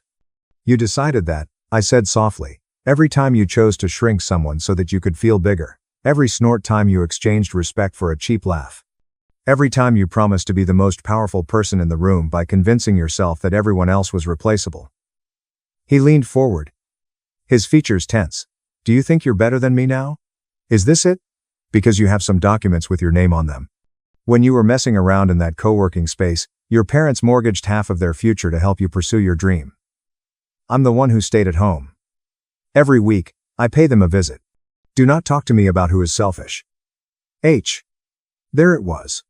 He had been holding a family grenade. "They did not tell you that part," I said quietly. "They offered to help. I said no. I took out loans. I wish I had not maxed my cards. They only gave me doubt. They mistook doubt for love. Are you certain this is realistic? Perhaps you should get something stable first. I built this place despite that, not as part of a secret bailout." He stared at me, looking for a crack. "Even if this is true, you are still my sister." He asked, "Are you really going to fire me?" Make me the villain in your small business story. What will you tell Mom? That you annihilated your own brother because a couple of snowflakes couldn't handle a joke. I remembered Claire's voice in my office. The anonymous email writers stated that today had given them hope. Of the clients who trusted us to represent their brands without using their teams as targets. If I don't fire you, I explained slowly. What I'm really telling Mom is that she was correct about me all along. I'm too soft to lead. What I'm saying to everyone here is that their safety is optional when the person who is hurting them is someone I love. His eyes narrowed. You are serious? Mason, I said, my voice breaking slightly around the edges. I love you. I will always want the best for you, but I will not allow you to destroy what I have built simply because no one has ever told you no and meant it. For once in our lives, the consequences will match the choices, not the story you've told people about yourself. He swallowed and looked away. So, that's it? He asked. You're going to take everything away from me in front of my friends, humiliate me, and set an example. I recalled the lounge, the toast, and the laughter that had swept over me like a wave. He appeared to be certain that I would never fight back because I had never done so. I won't humiliate you, I said. I'm going to tell the truth. What people do with that truth is entirely up to them. I then slid the termination documents across the table. Your employment with Brightline is ending immediately.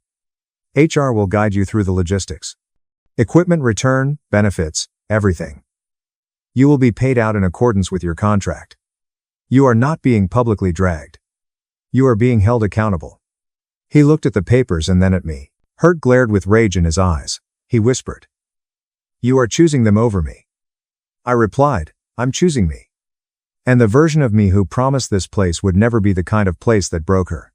If you ever decide to do the work, to learn, to apologize, or to change, I will be your sister on the other side, but I will no longer be your shield.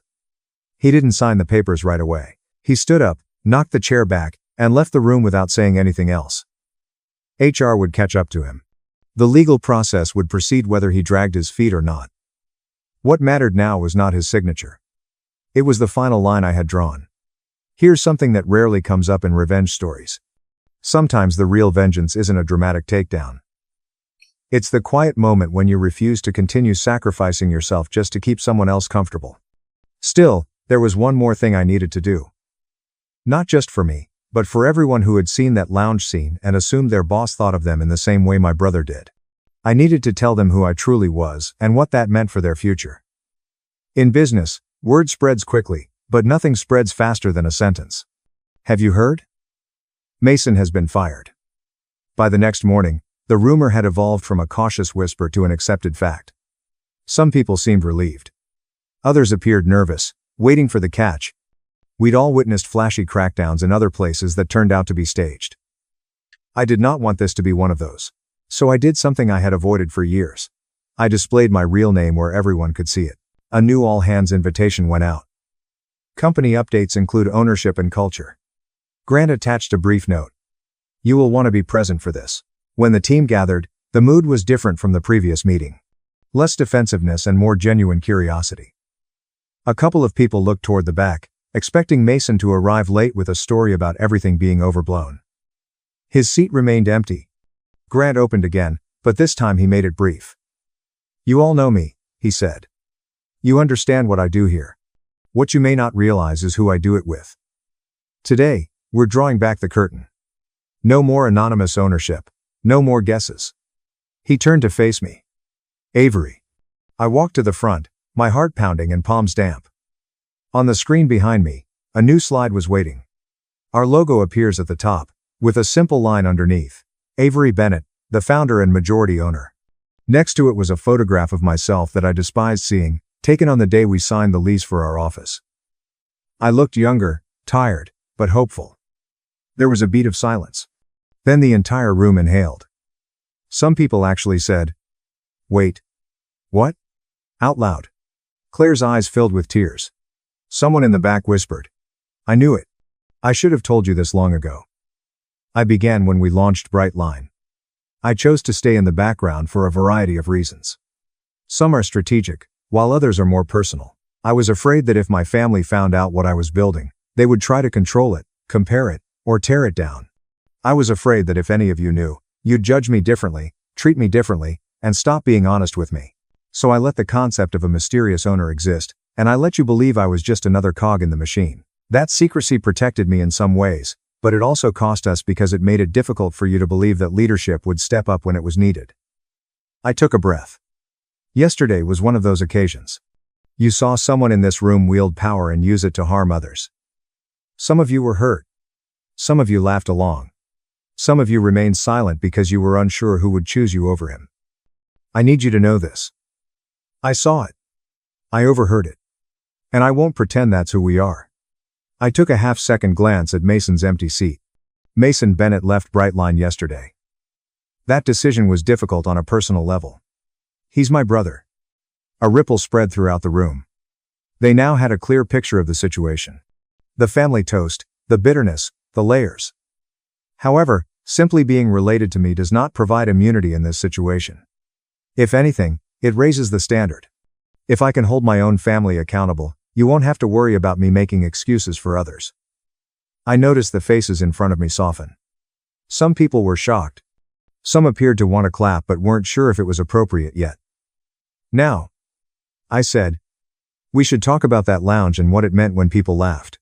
I looked up a still image from security footage. No audio, just a frame of people eating toast, their faces blurred for privacy, but the context was clear. Mason stands in the center, arm raised, and the others around him are amused in various ways. The night my brother called, I was still unemployed. Almost everyone in the frame laughed. Some of you are currently in this room. I'm not here to roast or embarrass you. I'm here to be honest. You weren't just laughing at me. You were laughing at the version of me that he had sold you. Useless, drifting, and disposable. You were laughing at the notion that someone without a visible title doesn't matter. I let that sit for a moment. Here's an unexpected twist. Every individual in that frame worked for me. You were celebrating the failure of the person who signed your paychecks. And I don't say that to brag, but to make a point. When you decide that someone is beneath you, you have no idea who you're mocking. You don't understand their story, their power, or their worth. A few people were in tears now. One of the strategy leaders raised their hand. I was there. He explained. I laughed. I should not have. I apologize. Thank you, I said, and I meant it. Owning it is the first step. This is not about mass punishment. It's about resetting. Nonetheless, there are consequences to what we tolerate. So, here's what will happen. I advance to the next slide. 4 bullet points. First, we are implementing clear anti-harassment and anti-bullying policies with real teeth, rather than just HR posters, training, reporting channels, and follow-through. Second, anyone who has directly encouraged or participated in abusive behavior as documented in complaints and messages will meet with HR within the next week to discuss performance and fit. Some of these conversations will result in improvement plans. A few will result in separation. I'm not going to name those people here, but they know who they are and what they wrote. I hesitated before the third point, but decided to proceed. Third, and most importantly, if you laughed that night and genuinely want to improve, I will not fire you for a single moment of poor judgment. I'm inviting you to demonstrate that you can be a part of the culture we're creating rather than the one we recently shut down. You might be thinking, but what about the title? Didn't you fire everyone for laughing? The truth is that I fired everyone who insisted on being the person who laughed. A few people chose that path. In their HR meetings, they rolled their eyes, dismissed everything as overblown, and stated unequivocally that they would not change. Their contracts ended, and their badges were deactivated. They received the same corporate exit treatment as Mason, minus the sibling complication. But others cried. They apologized directly to the colleagues they had hurt. They offered to help rewrite our culture handbook. They asked openly, what can I do to fix this? These were the ones I kept. Not because they were perfect, but because they were eager. I'm not interested in running a company full of flawless people, I said to the audience. I want to run a company full of people who are motivated to succeed. If you're here for that, I'm with you. If you aren't, this is probably not the place for you, which is fine. But I refuse to allow Brightline to become a playground for egos at the expense of everyone else. Following the meeting, something changed. The gossip did not stop overnight, but the tone shifted. People began calling each other in rather than just out. Jokes became sharper but kinder, addressing situations rather than people's identities or insecurities. New hires were told the story of the owner firing her own brother, not as a juicy piece of drama, but as a reminder that she truly means what she says about respect. My family was messier. My mother called me in tears and accused me of ruining your brother's life. I calmly informed her that Mason's choices had accomplished that. My dad was quieter, but one night he called and said, "I had no idea how big Bright Line was. I'm proud of you." It wasn't a complete apology for years of dismissive behavior, but it was a step in the right direction. I took it. Mason did not speak to me for weeks. He finally sent a short text. "I got a job interview. I will figure it out.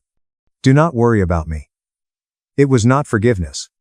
It wasn't understanding, but it was a step toward becoming a self-sufficient version of himself. People ask if I regret it. Firing my brother, revealing myself, and shattering the illusion that kept everyone happy. The answer is no. He believed he had complete control when he raised his glass and called me still unemployed. The true vengeance did not involve firing him.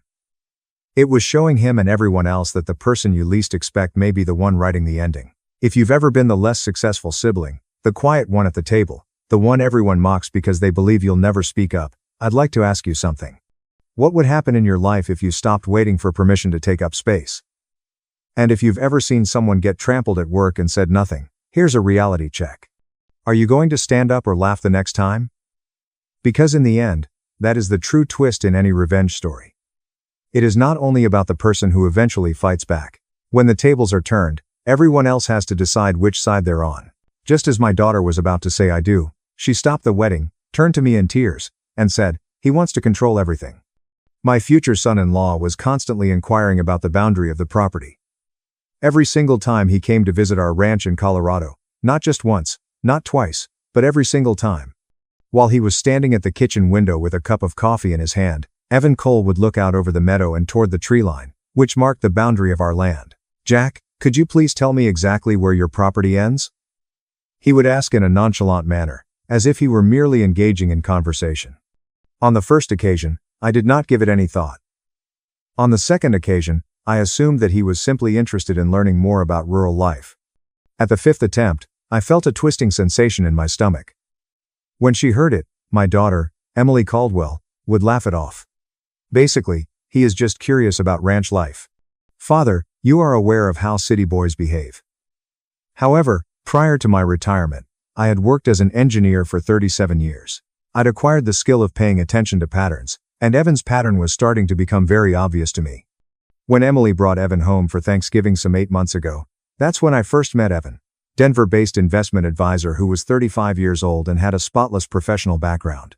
He complimented the cooking of my wife, Susan Caldwell, and asked thoughtful questions about our life on the ranch. Other than that, he said everything that was appropriate. He appeared to be spot on, perhaps even too spot on.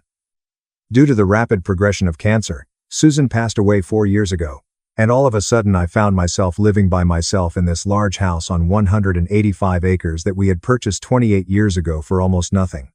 It was nothing more than scrubland back then. With Denver expanding its boundaries, real estate developers were circling like vultures at this point. I was presented with substantial offers. However, Susan had a dream about this. I was unable to convince her to give up her dream. The idea was not lost on Emily. As she had grown up in this place, she had assisted her mother in planting the garden that now bloomed beautifully every spring. Emily, who was concerned that I was becoming lonely after Susan's passing, made sure to check on me every weekend. I felt happy for her when she started dating Evan after meeting him at a networking event. I was happy for her situation. After everything that had happened with her ex-boyfriend, she deserved to be with someone. The proposal was quickly accepted. The proposal took place at a posh restaurant in Denver, after the couple had been dating for 5 months. I was astounded by Emily's excitement and she called me out. I made sure to say everything that a father ought to say. "You are very welcome. It makes me happy for you. It appears that he is a wonderful individual."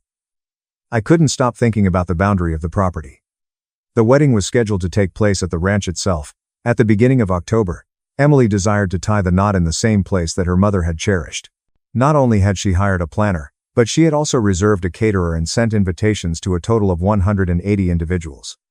Evan was all smiles as he assisted with the arrangements and suggested that we expand the area designated for the ceremony. "Jack, You should know that he did say that on a Saturday in August. If we were to do some tree cutting along the western edge of this area, we would be able to really open up this space.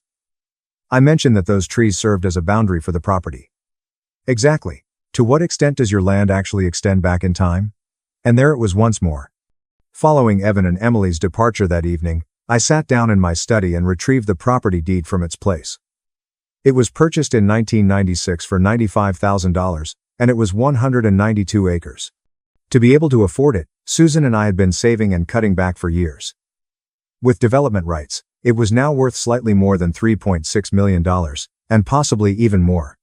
I had never disclosed the precise amount to Emily. Despite the fact that she was aware that we owned the ranch in its entirety, and that I was enjoying a comfortable retirement, she was unaware of my patents. During the course of my career as an engineer, I had developed a small component that was being utilized in industrial refrigeration systems. Not exactly a glamorous situation, but the royalties had been coming in for the past 22 years. Along with that, I had approximately $7.4 million in assets, which I had acquired through astute investments. Clearly visible was the ranch in question.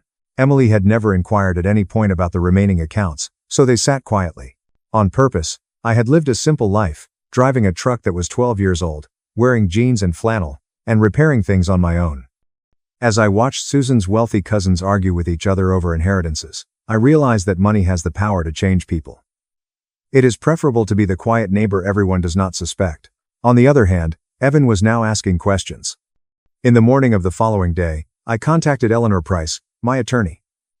I wanted to tell you that I needed you to look into someone for me. It has been stated that Evan Cole works as an investment advisor in Denver. Should I be concerned about Emily's fiancé, Jack? Simply a safety measure. Eleanor let out a sigh. On the other hand, Jack, if you have any concerns, you should discuss them with Emily. I will have someone conduct a background check. Not at this time. While it's possible that I'm wrong, I'm not wrong. The majority of the time, my instincts were correct. In the fourth day, Eleanor made a phone call. We need to get together, Jack. I was not on the phone. To get to her office in Boulder, I drove there. I was given a folder after she had closed the door behind me. It is true that Evan Cole is the person he claims to be. Investment advisor who holds a license. Currently employed by Cordell Financial Group. Record that is spotless. Free of any criminal record. But she produced yet another document. I instructed our investigator to conduct additional research. At least 3 times in the past, Evan has been engaged.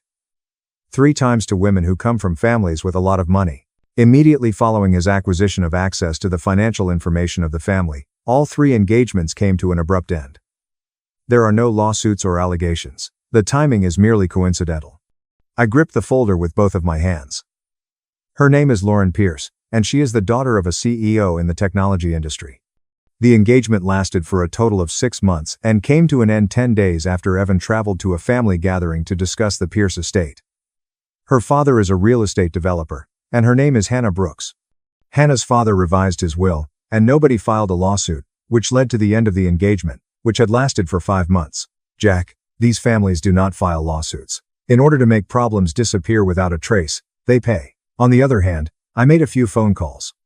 Evan had asked very specific questions about the structures of inheritance and property transfers, according to Lauren's father, who told me this information off the record regarding Evan. His suspicions that Evan was plotting something were not supported by any evidence. I had a sick feeling. Where does Emily stand?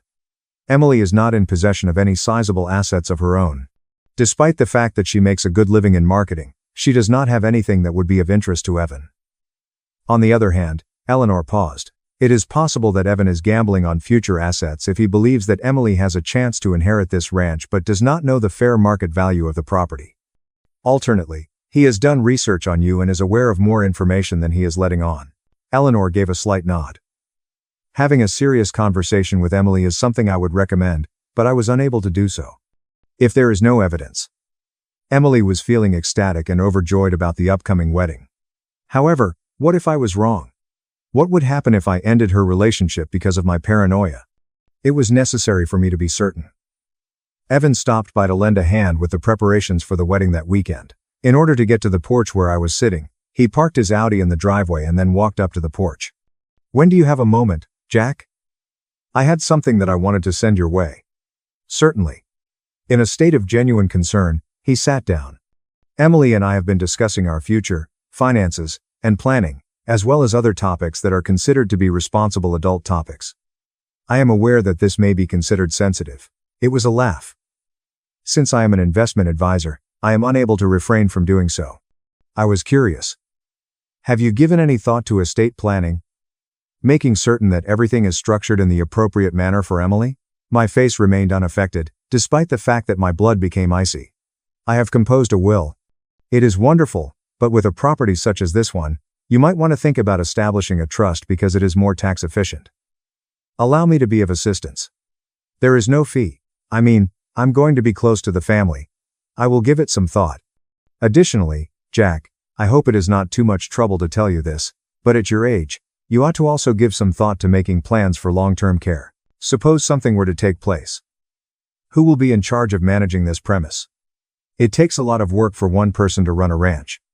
That was the case. It was probably the same script that he had used with Hannah's father and Lauren's father. The seed is planted, and access to the financials is gained. What comes next? Even though I was not aware of it just yet, I was going to find out. My voice was slow as I said, "You make a good point. To tell you the truth, during the next 10 days, why don't you and I schedule a meeting to discuss this matter? Each and every one of these tactics can be explained to me." Evan's eyes became bright with excitement. In a word, yes. Some materials will be brought by me. Certainly, we are able to improve your circumstances. Following his departure, I called Eleanor once more. I am in need of an observer. Just now, Jack, he inquired about my long-term care and estate planning. He's gaining a position. What he is actually planning is something I need to know. There was a brief pause in Eleanor's noise. A private investigator is someone I am familiar with. Extremely discreet. Employ them. A woman by the name of Monica Alvarez, who was the investigator, was absolutely worth every penny. The phone records, email patterns, and meeting schedules of Evan were all in her possession within a span of 9 days. She assured me that there was nothing illegal going on. It was just some good old-fashioned detective work together with some strategic social engineering. During the month of September, she called me on a Thursday evening. "You absolutely must listen to this, Mr. Caldwell." He had a routine service appointment at the dealership, and she had managed to sneak a recording device into Evan's vehicle during that appointment. She gave me her word that it was within the law because the device in question was technically a maintenance sensor that also happened to record audio. Maybe the attorneys will figure it out at a later time. While I was by myself in my study, I listened to the recording. The voice of Evan. I am, in fact, back at the ranch, this time playing the role of the lovely son-in-law. This old man is completely clueless. It's another voice. A male. What are your thoughts on the price? Jeremy. To Daniel. I have performed 3 separate checks on the county records. There were 192 acres, and he purchased them for a pittance in the year 96. We are talking about a minimum of $3.6 million thanks to the fact that Denver development has reached this far out. If we play it correctly, we will probably get closer to 4. Evan, the elderly gentleman, and Daniel. It is likely that he is loaded. Pay attention to this property. Free and unobstructed. For the past 6 years, he has been retired. Owns a home only. There is no debt. He is most likely sitting on investments worth several $1,000,000, and possibly even more. The daughter is completely clueless. In her mind, her father is nothing more than a typical middle-class retiree. To Daniel. So, what exactly is the play? This coming October, Evan, I will be marrying Emily. During the first year, you should focus on being the ideal husband and the most devoted son-in-law. I need to convince him to trust me. Perhaps you could obtain a power of attorney for financial matters under the guise of assisting. Elderly man lives by himself. Who can foresee what might take place? A mental decline, a fall, or an accident could have occurred. Before you know it, he is already residing in a nursing home. Emily will inherit everything, and I will be in charge of managing his affairs. The divorce will be finalized before she is able to comprehend what took place, and I will receive my share of the settlement. He laughed out loud. Evan, you are a snobbish and icy person. I'm a businessman who is very practical. A waste of time was Lauren's presence. Her father got the hang of it too quickly. Hannah was showing signs of improvement, but her grandfather had everything in a trust. To which one? This one is absolutely flawless. A guy from a small town. When it comes to safeguarding assets, there is no maturity. It is almost as if he is requesting to be taken. I stopped the recording from playing. I could feel my hands shaking. Without fear, but with rage instead. On the other hand, Emily would not benefit from anger. I needed to have a good mind. In the event of an emergency, I summoned Eleanor and Monica to a meeting. For now, I have the evidence. A plan is required of me. A total of 2 times, Eleanor listened to the recording. The situation is a criminal conspiracy. We have the option of going to the authorities and informing Emily that her fiancé is a con artist just under a month before the wedding, which will be attended by 180 guests. She will never forgive me if I do not have evidence that is beyond reasonable doubt. She will believe that I am attempting to exert control over her life. A literal admission was made by him that he was planning your possible murder, Jack. Possibilities. It was not what he said he would do himself. A competent attorney would dismantle that argument. I need him to make a confession in front of witnesses and incriminate himself. Monica showed her eyebrows while she was at the wedding. Would you like to come clean about him during the ceremony? It is what I want Emily to hear. I would like for her to have a clear understanding of the kind of person she was about to marry, and I would also like for there to be 180 witnesses, so that he cannot get out of it lying. For the next 2 weeks, we focused on getting ready. Throughout the ranch property, Monica installed a number of miniature cameras. Eleanor drafted several legal documents that would safeguard Emily and me in the event of any unforeseen circumstances. I pretended to be Evan's future father-in-law, a trustworthy individual, and we had a meeting to talk about estate planning. He arrived at my office carrying a briefcase that was stuffed with forms. All right, Jack. There are some documents that I have prepared that will really make everything more streamlined. Using this power of attorney form, I will be able to assist you in managing things in the event that you ever require my assistance. Your will has been updated to include the establishment of a trust, with Emily serving as the primary beneficiary. However, I will serve as trustee to ensure that everything is organized in the appropriate manner. The fact that I pretended to study the documents is beneficial when it comes to taxes. In a word, yes. You could save a significant amount of money. My head slowly nodded. In all honesty, Evan, I've been thinking about it. I am beginning to feel overwhelmed by this location. As you are correct in saying, it is possible that the time has come to initiate changes. His eyes shone with a gleam. It's great that you're taking a pragmatic approach to this matter, but I have a question about something. Your inquiries regarding the boundaries of the property continue. Is that the case?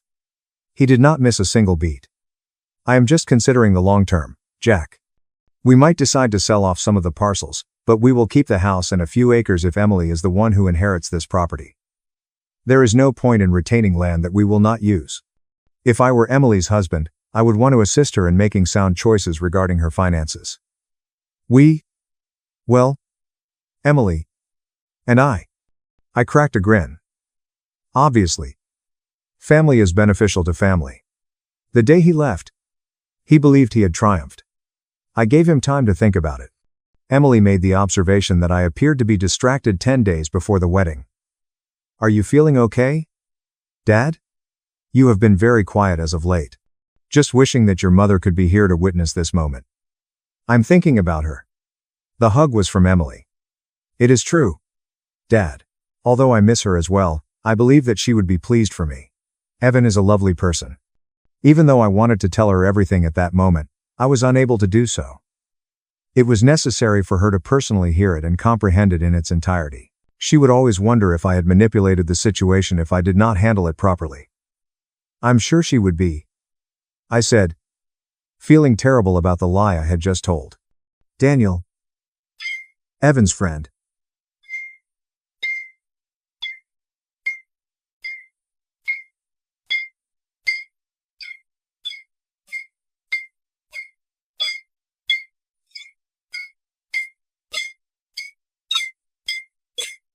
Daniel Evans.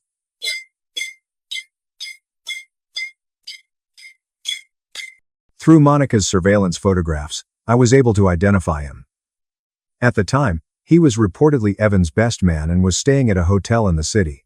They were laughing together and exuding self-assurance as I watched them at the rehearsal dinner.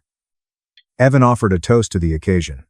Jack, who has accepted me into his family, and Emily, who has made me the luckiest man alive, I would like to express my gratitude. Things are going to go wonderfully tomorrow." The applause was unanimous. I smiled and raised my glass to my lips. It was a wonderful day for the wedding. The weather in Colorado, the sunshine in the early part of October, the aspen leaves turning gold, and the mountains standing out against the blue sky. Susan would have liked it very much. On our lawn, each of the folding chairs was occupied by guests. Emily's insistence on having an arbor that was decked out with late summer flowers was finally realized. The pearls that belonged to Emily's mother were placed at her throat as I walked Emily down the makeshift aisle with her arm through mine. She appeared to be in a good mood. Having knowledge of what was going to happen broke my heart.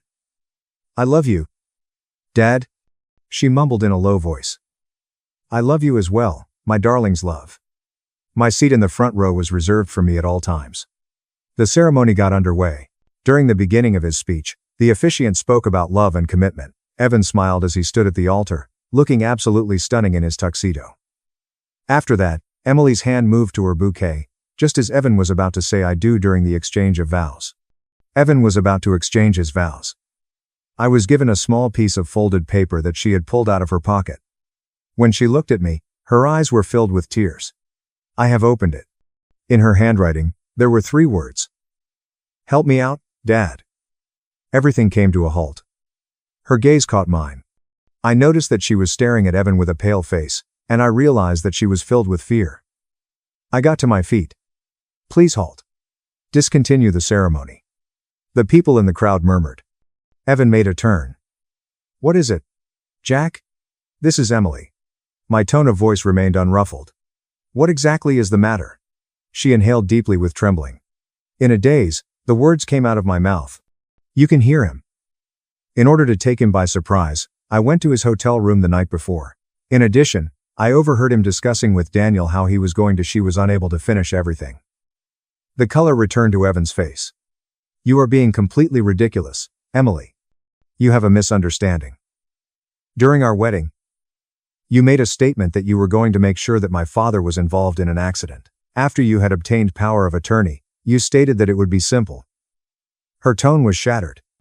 "You claimed that I was a moron and that I wouldn't figure it out until after you had already purchased everything." The crowd went into a frenzy. Shouts, gasps, and people standing up are heard. Taking Emily's arm, Evan grabbed it. "You are completely insane." It's nerves on the day of the wedding. I made progress, but 2 other men were far ahead of me. In a matter of seconds, the county sheriff and a deputy, both of whom were friends of mine and had been sitting in the audience wearing plain clothes, had Evan's arms behind his back. "You are being detained for questioning regarding a possible conspiracy to commit violence as well as a conspiracy to commit fraud," according to Evan Cole, who is the sheriff making the announcement. Dan made an attempt to flee. In the time it took Monica to tackle him, he had not even made it past the driveway. As a precautionary measure, she had been waiting by the cars. The subsequent 90 minutes were total anarchy. Attendees are being requested to provide statements. Evan hysterically yelling about fabricated allegations and legal actions. During my embrace, Emily was crying. On her arrival, Eleanor brought with her the recordings, the evidence files, and everything else that we had gathered. In the end, the police were able to remove both Daniel and Evan. The guests gradually dispersed, with some of them being supportive while others were simply eager to gossip. After the dinner had been served, the caterers packed it up. Emily and I were still dressed in our wedding attire as we sat on the porch steps and watched the sun go down with the mountains in the background. Under her breath, she whispered, "I'm sorry, Dad. My apologies for not informing you sooner." I was completely taken aback when I overheard them talking. I had known them for 2 days. It was something I didn't want to be true. I kept saying to myself that perhaps I had misunderstood. I went through with all of the preparations, and I was going to marry him, and you were the one who gave me that note at the very last possible moment. Perhaps there was a reason for this. "Oh, Emily, why?" Her eyes were wiped clean. "Simply because I was fearful. However, what if I was wrong? If I were to ruin my own wedding due to a misunderstanding, what would happen?" However, as I stood there about to say "I do," I suddenly became aware that I was unable to do so. I couldn't marry someone I didn't trust. So, I wrote the note, and I prayed you'd understand. I put my arm around her. I did understand. I've understood for months. You knew? I suspected. I had him investigated. I have recordings of him and Daniel planning this whole thing. I was going to expose him today, Even if you hadn't given me that note. Emily stared at me. Why didn't you tell me? Because you wouldn't have believed me. You'd have thought I was being a controlling father who didn't trust your judgment. You needed to discover it yourself. Come to your own conclusion. I was just there to back you up when you did. She leaned her head on my shoulder. I feel so stupid. You're not stupid. You're someone who believes the best in people. That's a good quality, even when people don't deserve it. Evan is a professional con artist. He's fooled women and families before. You're not the first. And probably not the last. What happens now? Now, the district attorney will review the evidence. Evan and Daniel will likely face charges for conspiracy and fraud. You'll give your statement. We'll deal with canceling wedding gifts and apologizing to guests. Life goes on. We sat in silence for a while. Then Emily asked, Dad, how rich are you? I laughed. Why do you want to know? Because Evan kept saying you were loaded. I always thought we were comfortable but normal. Now I'm wondering what I don't know. Your mother and I bought this ranch for $95,000 in 1996. It's now worth just over $3.6 million. I also hold several patents from my engineering work that pay royalties, and I've invested carefully for nearly 3 decades. Total assets approximately $7.4 million. Emily's jaw dropped. $7.4 million, and you drive that old truck and wear clothes from Walmart. Money doesn't impress me, Emily. Your mother and I grew up poor. We knew what money could do to families, how it could poison relationships. We decided to live modestly, enjoy what we had, and not make wealth our identity. I wanted you to grow up normal, not as some rich kid who thought she was better than everyone else. And my inheritance is already in a trust that takes effect when I die. You'll be comfortable, but it's structured so no spouse can touch it without your explicit consent. I set that up years ago after watching your Aunt Karen's divorce. I wanted to protect you. She was quiet for a long time. Then she said, I wish Mom was here. Me too, sweetheart. Me too. 4 months later, Evan and Daniel were charged with conspiracy to commit fraud, attempted financial exploitation of an at-risk adult, and a handful of other crimes. Evan took a plea deal. 6 years probation. Full restitution of our investigation costs. And a permanent ban on working in financial services. Daniel got 30 months for his role. Emily moved back to the ranch for a while, recovering. She went to therapy, dealt with the betrayal, slowly rebuilt herself. She started dating again eventually, but she was more careful now, sadder, but wiser. As for me, I'm still here in the ranch house, still driving that old truck, still wearing flannel, but I did make one change. I had Susan's garden expanded, planted new roses, added a stone bench with her name on it. Sometimes Emily and I sit there in the evening, watching the sunset, and I tell her stories about her mother, about the woman who believed in buying land instead of fancy cars, in planting gardens instead of showing off jewelry, in building a life instead of maintaining an image. Dad, Emily said one evening, do you ever regret not being more open about the money? If I'd known, maybe I would have been more suspicious of Evan from the start. Maybe. Or maybe you'd have attracted more Evans, wondering if everyone who showed interest was after your inheritance. The way we did it, you got to be yourself. You got to make your own choices. And when things went wrong, you had the strength to ask for help. That's worth more than any amount of money. She leaned against me. I love you. Dad. I love you, too, sweetheart. The sun dropped behind the mountains, painting the sky orange and purple. Somewhere in the meadow, a bird called. Susan's garden bloomed, wild and beautiful, just the way she'd wanted it. Money can't buy moments like this, but it can buy the security to enjoy them without fear. That's the real value of wealth. Not what it displays, but what it protects. And I'd protect my daughter with every dollar I had for as long as I lived. My wife stayed silent when her son called me a loser. Later I found she'd opened credit in my name, so I stopped everything. I didn't raise my voice when my stepson yelled, "He ruined my life," as he stood up red-faced in the church fellowship hall. I simply placed a simple manila folder on the table that folds. The room fell silent.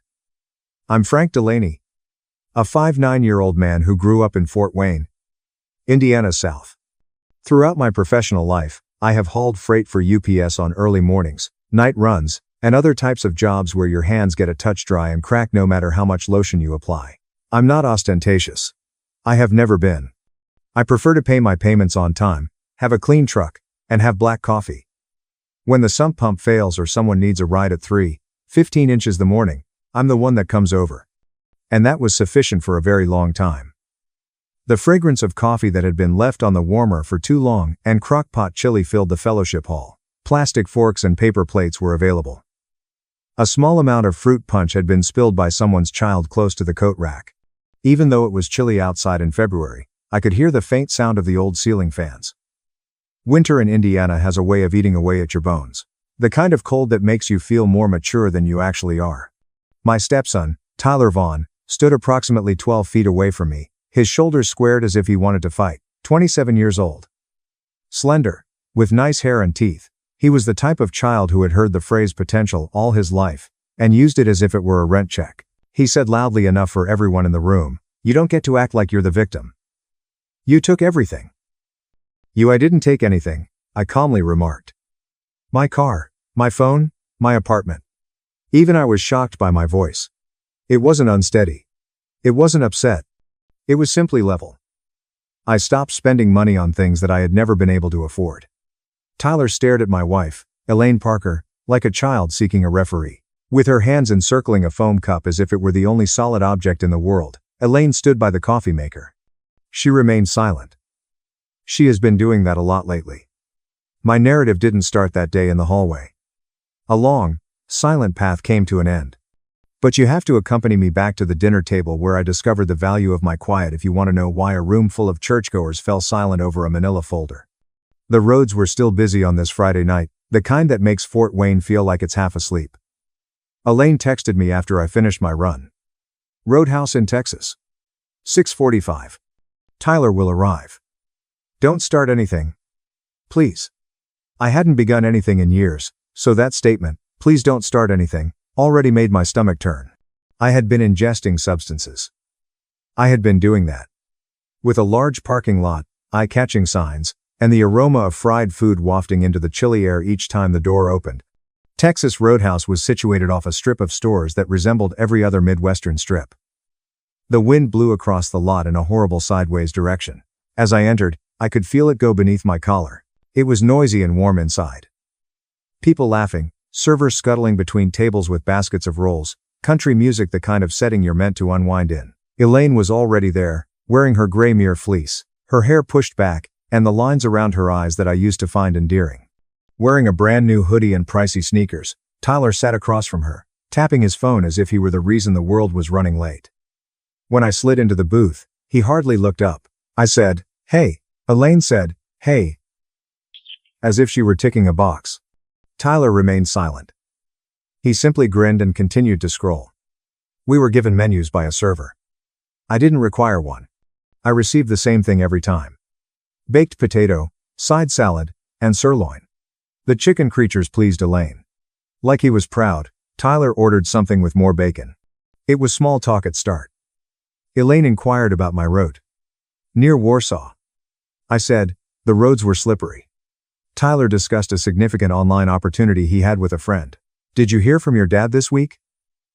Elaine gently inquired. At that moment, Tyler relaxed as if he had been anticipating it. "Yeah," he responded, perhaps loud enough for the table next to us to hear. "Dad is doing quite well. He recently received a new lease. Nice location. Additionally, he has a new girlfriend." He gave me that expression as if he was ready to tell something he had been holding back. Elaine's gaze briefly shifted to me before settling on her water glass. Tyler bent over. "Are you curious about Dad's words?" "I can't believe Mom settled," he remarked. The heat began to rise up my neck. It was more akin to shame than anger, like if someone had poured warm soda down my back. "Tyler," Elaine muttered. And he waved her away. "No, I mean it." He looked directly at me and said, "Come on, Mom. You act like this is some nice little family. My dad isn't a loser, but you are." The word loser lingered. Somewhere behind me, all I could hear for a moment was a fork scraping across a plate. The sound of ice clinking in a glass. The background music is a country song. Life continues. I gave Elaine a look. I held out. She didn't even raise her head. She gazed at her water glass as if it contained instructions. Tyler's remarks didn't have the same impact as her quiet. Right then, I could have lost it. I had the option to get up and leave. I had the option of saying something scathing. However, I didn't, as I had been the man who maintained order for years. The man who took in the sharp edges, so that everyone else may continue to smile. So I took my usual action. I said nothing. As if I needed it, I picked up my menu. I used my nose to breathe. Don't make a scene. I told myself. Don't give them an excuse to portray you negatively. Tyler grinned as if he had won. Let's just eat. Elaine finally whispered, and I nodded as if I hadn't just been killed in a booth with neon beer signs. However, something changed inside. It feels more like a bolt loosening than a big movie scene. Quietly beginning to give. Something that had been keeping things together. The wind hit us once more in the parking lot as we were leaving. With her arms crossed, Elaine moved forward. Tyler opened his shiny-rimmed, late-model automobile, which he handled like a trophy. His credit was so bad that I had signed for the same automobile. I had insured the same vehicle. I had seen him drive the identical car as if it didn't matter if it lived or died. He didn't even wish me a good night. He entered and exited as if the regulations didn't exist. Elaine climbed into my vehicle. My previous Silverado was sturdy, tidy, and uncomplicated. That's how I kept it. There was a slight fragrance of motor oil and coffee in the cab. My life in a nutshell. For a few miles, we drove in silence. Warm air was blown over my hands on the steering wheel by the heater. Elaine concluded by saying that he has experienced a lot. I exhaled. I have to. She didn't respond. I glanced at her at a red light. Do you believe that was acceptable? What did he say? Her jaw stiffened as she looked straight ahead. Please. Frank. I'm worn out. I'm not interested in fighting. Her gift was that. Quiet. Always keep quiet when it's important. I faced the road once more. The light shifted. We continued driving. I entered the kitchen after we arrived home and gazed at the small pile of mail on the counter. A credit card offer, an electric bill, Meijer coupons, and everyday living. It felt like betrayal, even though nothing in that pile appeared to be it. Without saying another word, Elaine left into the bedroom. Behind her, the door clicked slightly. With the slight buzz of the TV in the living room and the hum of the refrigerator, I stood by myself in the kitchen. A meteorologist is discussing wind chill. It was a constant, almost calming sound. I finally acknowledged what I had been avoiding for years with that steady sound. It was more than just contempt. They were using me. Because Tyler didn't suddenly label me a loser. He knew I would accept it. So he called me that. Since he was aware that I would continue to cover the expenses that maintained his life comfortable. Because every time he stepped over a line, he'd seen his mother turn away. He had also discovered that there were no repercussions. Not authentic ones. I opened the drawer in the small desk near the corridor that evening after Elaine had gone to sleep. The drawer of vital papers. It had been months since I had touched it. Titles, insurance cards, and receipts that I couldn't discard because I still harbored the hope that someone might one day comment, "Wow, Frank, you really did a lot, we're all within." I took out the folder containing Tyler Vaughn's automobile, my name on the documents, my loan signature, and my accountability. The home was silent as I sat at the kitchen table with that folder. I didn't have trembling hands. They remained stable. And I didn't feel like a loser for the first time in a long time. I felt like a finished man. I woke up earlier than my alarm the following morning. That wasn't out of the ordinary. I have a lot of experience with night routes. The clock in my body didn't trust sleep. However, I refrained from checking my phone for any missed calls or messages from Tyler Vaughn this time. I listened to the house while I laid there. There was a deep grumble as the furnace turned on. A pickup cranked up and rumbled off somewhere down the block. Even Elaine Parker's breathing was next to me. Facing the wall. Silently, I rose and made my way to the kitchen. My feet were on a chilly floor. As usual, I poured myself a cup of black coffee and took a seat at the table where I had laid out Tyler Vaughn's documents the previous evening. Everything was crisper, less dramatic, and more honest in the daylight. I wasn't upset. I was shocked by that. I sensed a sense of clarity, the kind that comes after a long journey. When the exit sign you've been waiting for appears at last. Once more, I opened the manila folder. My name, the car title, simple and uncomplicated. Insurance declarations page, my address, my policy number, phone plan, family account, 6 lines mine, paying for all of them, storage unit contract, my signature, my checking account, apartment lease, amendment, me designated as co-signer, the responsible party. It was not a single major event. Every month, it was death by 1,000 tiny withdrawals. I reflected on the past few years. At the time, the excuses had always seemed plausible. Only until he is able to stand again. Until his credit gets better. Only till everything calms down.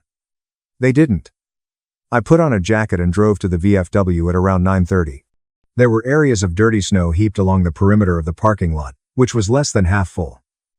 It smelled like floor cleaning and old coffee inside. The bartender gave me a nod. I sat down at a table by the window and waved him away. A few minutes later, Walt Harrigan entered. He walked steadily but slowly, hands like cinder blocks, white hair cropped close, retired teamster. When I originally recruited him, he was a union representative, the type of man who could clear his throat and close a room. He lowered himself into the chair across from me and remarked, "You look like hell." I said, "I feel better than I look." He arched an eyebrow. "That's novel." I told him about Elaine Parker peering into her water as if it were safer than looking at me, about the supper, and about the word loser. Walt didn't say anything. With his fingers encircling his mug, he simply listened. He gave me a single nod when I was done. "You know why it hurt so much?" I half joked, "Because it was true." "No," he replied. "He was able to say it because you helped teach him." That hit the ground hard. I turned to face my hands. "I don't want to make a big deal out of nothing." Walt reclined. "You're not talking about blowing anything up, Frank Delaney. You're referring to leaving the blast zone." I let out a breath. "He's going to fall hard if I stop paying for things." Walt looked directly into my eyes.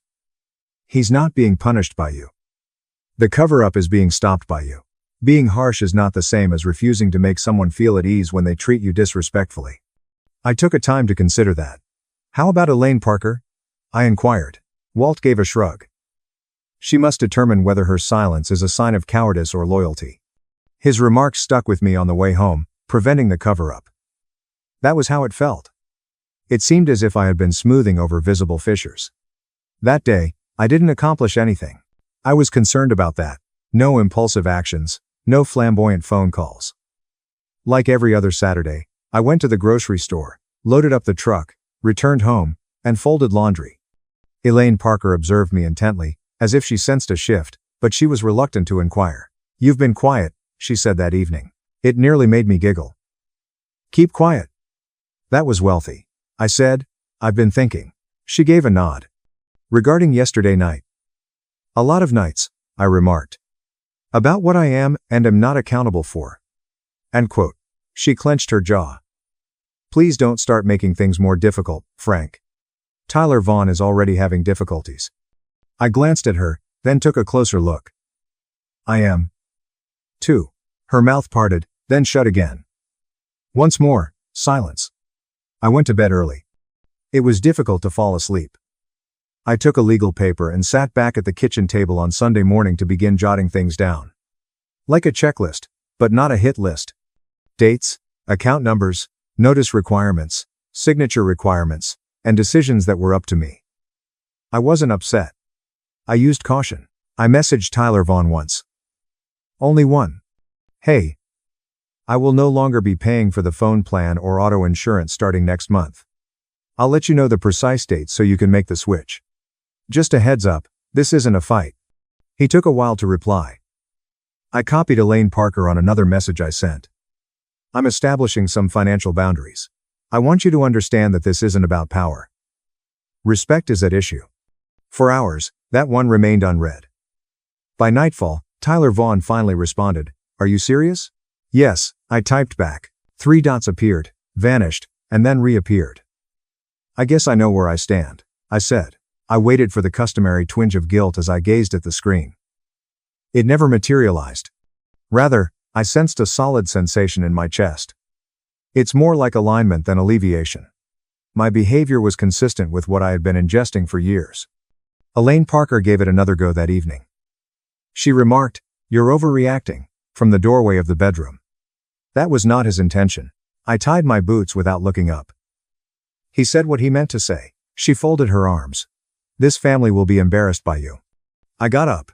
"No, I will no longer pretend." She observed me as if I were a stranger. Perhaps I was. The air was clear and crisp when I went for my nighttime run. I inhaled deeply before getting inside the automobile. The cab light came on and went off. My phone buzzed as I turned onto the street. Tyler Vaughn sent a text message. Elaine Parker won't pardon you if you do this. After reading it once, I placed the phone in the cup holder, face down. I drove into the night without being burdened by anyone else for the first time in years. And I had a gut feeling that the truth would become apparent as soon as I stopped funding the illusion. It was a quiet, gray Monday morning, the kind of winter morning when the sky appears to be undecided. After my run, I went to sleep for a few hours. When I woke up, I heard Elaine Parker moving around the house and opening and closing cabinets a bit too loudly. I remained silent. She didn't either. I returned to the kitchen table with my legal pad by midday. After sleeping on it and mentally reviewing it twice, it was time to tackle the tedious yet crucial part. This was not an act of retaliation. It had to do with protocol. The insurance company was contacted first. The woman on the line knew my name because I had been with them for more than 22 years. She tapped the keys and said, "Frank Delaney. How may I help you today?" With effect from the following billing cycle, I stated, "I need to remove a vehicle from my policy. I'll also need an email with a written confirmation." "No issue," she replied. "It's the 2021 sedan. Just to be clear, that's the one." She hesitated. "My stepson is currently the driver of that car." "I'll be notifying him," I said. "All right," she said, in a professional manner. "You have all the rights you need." It was like a tiny hand on my shoulder when you said, "Within your rights." The phone plan came next. The same thing. Dates and confirmations. No shouting or speeches. In order to prevent Tyler Vaughn from claiming that I caught him off guard, I requested the precise time the service would end. The storage unit comes next. I personally drove over, the wind slicing through my jacket as I went through the parking lot. The manager was a young man with eyes that were tired. I presented the contract and my ID to him. I said, "I need to set up a supervised access window for the secondary user." He nodded and said, "And then I want the lock code changed." It occurs frequently. I was always surprised by that. I had half of my list crossed off by mid-afternoon. I was exhausted, but not as sick to my stomach as I had anticipated. It felt more like I had cleaned a garage all day. Dusty. Exhausting. But sincere labor. At approximately 4:40, Tyler Vaughn finally made a call. "What on earth is this?" he yelled. "I just received an email from my insurance company." I said, "I promised to give notice." He said, "You're screwing me. I need the car for work, as you are aware." "That part's no longer on me," he remarked. "You need insurance to drive it. This is your way of punishing me." I reclined in my chair and gazed at the kitchen wall scuff mark. "I'm taking this action because I'm tired of paying for things that make me feel disrespected." Silence fell for a beat. Then he laughed bitterly and sharply. "You're really picking this hill, wow." "No," I replied. "You made the decision to call me a loser." He hung up after swearing. With my phone still in my hand, and my heart pounding more forcefully than I liked, I sat there for a while. The part I had been dreading, the point at which doubt tries to creep in, was finally here. I nearly gave him a call back. Nearly. Rather, I picked up the apartment lease, which was the last item on my list. It took longer this time. I informed the property management office over the phone that, in accordance with the terms of the contract, I was a co-signer who had to withdraw. The woman explained the procedure and sent me a form via email. She stated, "He'll have to prove himself or provide a new guarantor. We'll send out a notice until then." "Comprehensive," I replied. I slid the printed email into the folder along with the others. Elaine Parker finally spoke that night. She stood in the doorway with her arms folded and remarked, "You've really done it." "I'm doing it," I clarified. She gave a headshake. "Frank." He called me crying. I gave her a look. Was what he said to me mentioned? She turned her head away. "You are aware of the way he becomes anxious." I replied, "So do I. I simply don't get away with it." She spoke up. "You're causing him anxiety." I didn't raise mine. "He is 27 years old." She looked at me as if she hadn't seen me before. Perhaps she didn't. Tyler Vaughn's panic began to manifest that evening. A text first. "I don't have a ride, so my boss says I'm going to be late again." Then another. "I have 3 days, according to storage, to retrieve my belongings. Are you happy now, then?" I didn't respond. 3 days later, I received a call from an unfamiliar number. It was the office in the apartment. Mr. Your stepson did not meet the requalification requirements, Delaney, the woman said. We've sent out a notice. Just to keep you updated. Thanks. I replied. I noticed Tyler Vaughn's car parked crookedly in our driveway that same afternoon, with a bright orange notice tucked under the wiper. No insurance. I was not arrogant when I saw it. I was worn out. You didn't have to let it get this far. Elaine Parker said softly as she sat on the edge of the bed later that evening. I switched off the light. It came this far a long time ago. I simply stopped acting as though it hadn't. The consequences finally lined up 9 days after the dinner. Tyler Vaughn's job was terminated. Just an attendance policy with no room for excuses. Nothing dramatic. By morning, the car had been legally towed after being left on the street without insurance. His phone died. The storage unit was locked. Not having a job, a car, or a place to live. That morning, as I watched steam rise from my coffee while standing at the kitchen sink, I experienced a twist in my stomach. Not contentment, not regret. Accountability. The mail then arrived. A certified envelope bearing my name and the bank logo in the corner was among the flyers and bills. I placed it on the table, signed for it, and just stared. It had been years since I had opened a new account. I read the first line after breaking the seal. We're getting in touch with you because of some recent activity on your account. I had the uneasy feeling that I was going to find out what Tyler Vaughn had lost that week, and my chest went cold. It wasn't just him who had been using my name as if it were his own. I took a while to open the envelope. With my fingers resting on the edge of the paper as if it might bite me if I moved too quickly, I stood at the table. It was Elaine Parker taking a shower. The house hummed as usual. Furnace and refrigerator. The wall clock ticked faintly. Common noises, the ones that typically indicate everything is all right. I used my thumb to cut a hole in the envelope and took out the letter. Our credit union sent it. Professional, courteous, and using language that subtly conveys that everything is fine while acting as though nothing is. Regarding recent activity on an account that was registered in my name, they were contacting me. 5 months ago, a store credit line was established. Maximum balance. Late payments. I took a seat. This time, I read it more slowly. The dates coincided with my travel nights. Elaine Parker stated that she was simply exhausted at night. Tyler Vaughn had been working things out at night. I looked over the fine print. My address, phone number, and social security number were all on the application, but my signature was missing. At last, my hands began to shake. Elaine Parker stopped when she saw my face after entering the kitchen with a towel wrapped around her hair. What's the matter? She inquired. I moved the letter over the table. She picked it up, glanced at it, and then gave me the look as if I had just accused her of a horrible thing. What's this? I said, that's what I'm asking. With a sigh, she put the letter aside. You make assumptions, Frank. Elaine, whose store card is this? She paused. Even though it was only a split second, I had mastered the art of identifying a crucial pause from years of transporting cargo. It isn't anything, she stated. Tyler Vaughn required assistance. Just something to help him get through it. You call me by name. She crossed her arms. You always assist him. I got to my feet. My voice was strong, but my knees were weak. Lying is not the same as helping. Opening accounts behind my back is not the definition of helping. She turned to face the floor.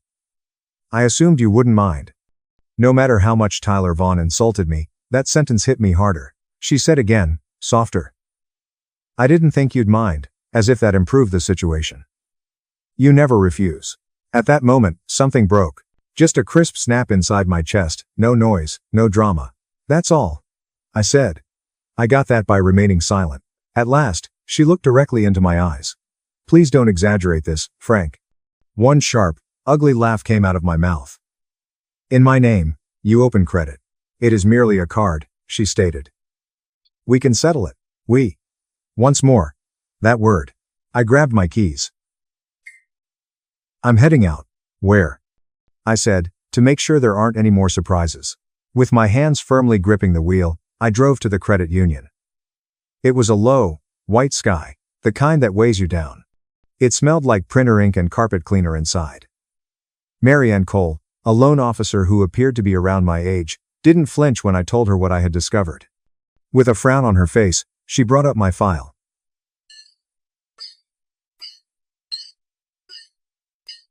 There are several, she remarked softly. My stomach fell. My information is linked to 2 store cards, and 1 short-term installment loan that are all open within 8 months.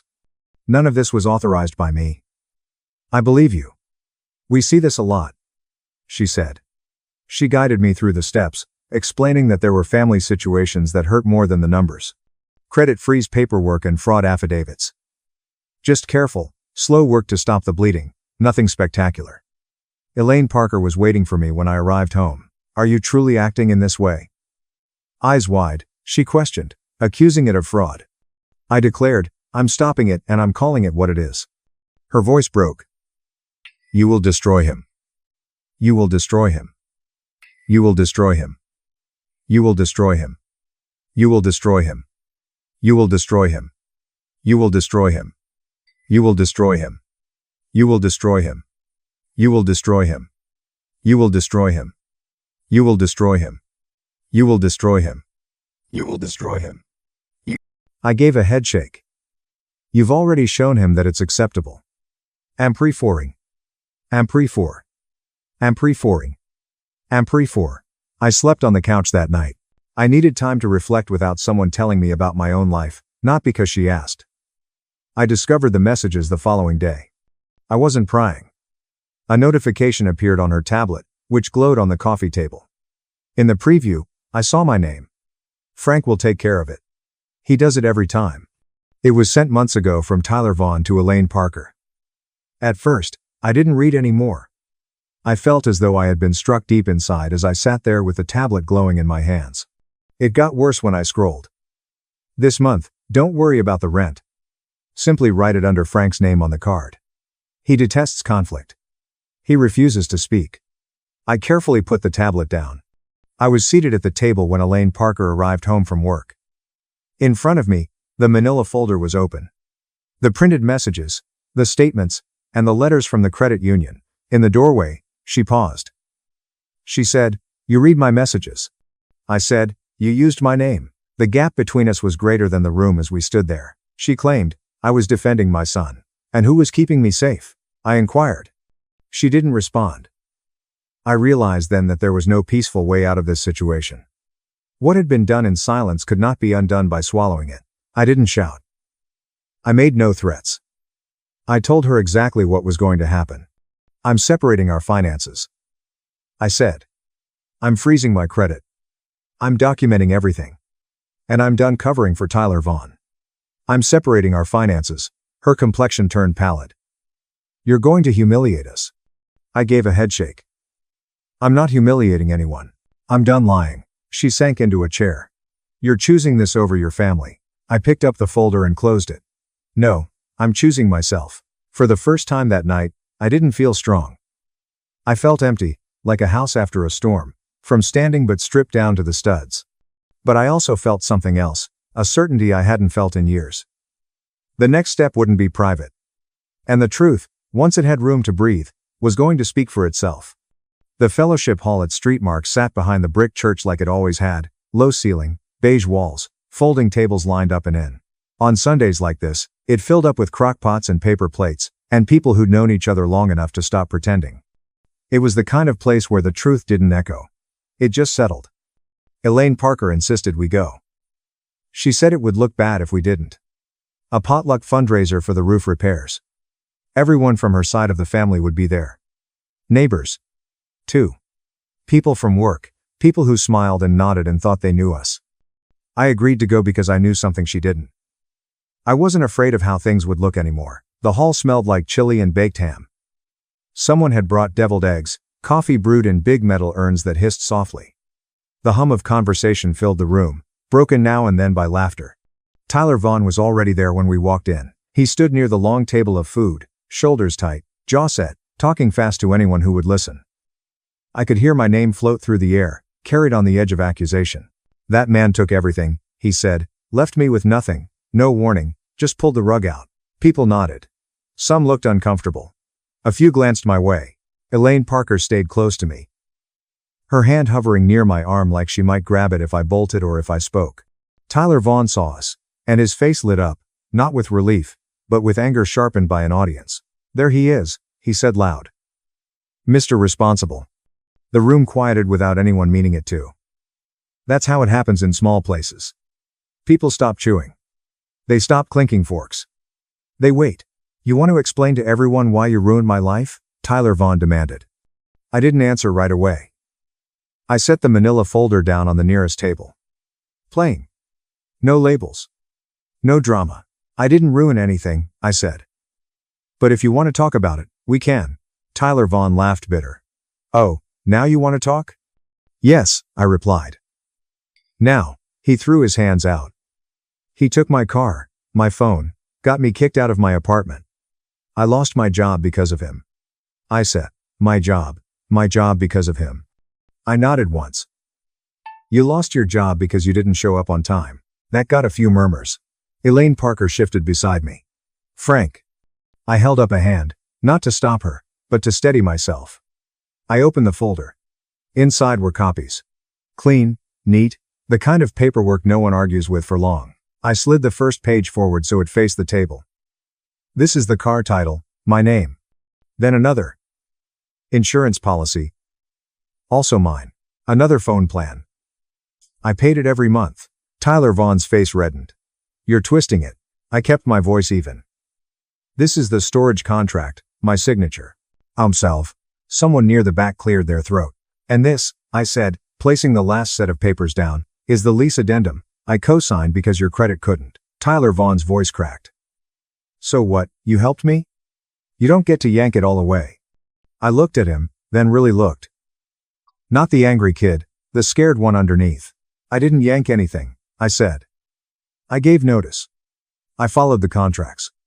I stopped paying for things that weren't mine to carry. That's a lie, he shouted. You did it to hurt me. I took a breath. I did it because you stood across a dinner table and called me a loser. And your mother said nothing. Every eye in the room slid to Elaine Parker. She froze for a moment. I almost felt sorry for her. Nearly. Tyler Vaughn spun toward her. Mom. Mom.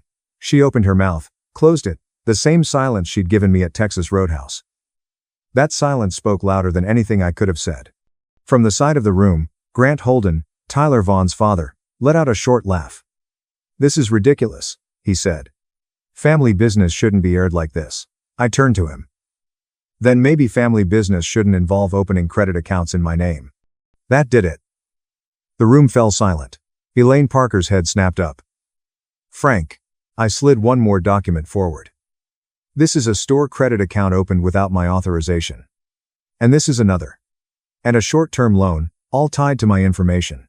Tyler Vaughn stared at the papers like they might burst into flames. Grant Holden took a step back. I don't want any part of that. He muttered. Elaine Parker's voice shook. You didn't have to bring this here. I gave her a look. You brought it here the day you chose silence over truth. Tyler Vaughn slammed his fist on the table. You ruined everything. I didn't raise my voice. I didn't move closer. I didn't take anything from you. I said. I stopped pretending it was okay to be disrespected. That's all. The hum of the ceiling fans filled the space.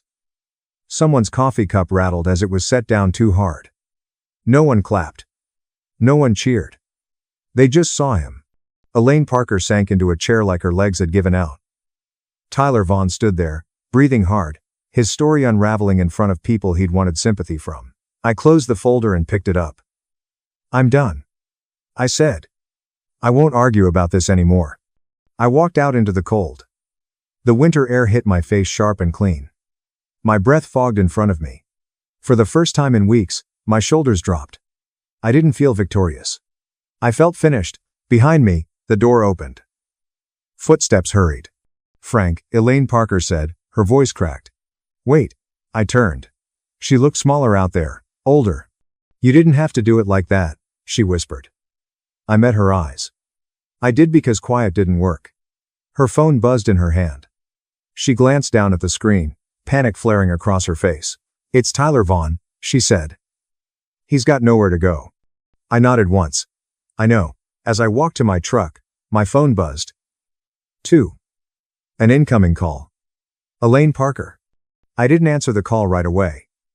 I stood by my truck in the church parking lot, cold seeping through the soles of my boots, listening to the phone buzz itself quiet in my hand. The night had dropped fast, Indiana winter doing what it does best, turning breath into fog and thoughts into something sharp. When I finally answered, I didn't say hello. "Frank," Elaine Parker said. Her voice was thin, stretched tight with panic. "You have to come back. He's losing it. He says he's got nowhere to go." I leaned against the side of the Silverado and looked up at the fellowship hall windows, glowing yellow against the dark. People were still inside, still talking, still processing. "I'm not coming back inside," I said. "You can't just leave him like this," she said. "He's your family. He's your family." I closed my eyes for a moment. The word family used to mean something that kept me quiet. Tonight, it meant something else. "I'm not leaving him," I said.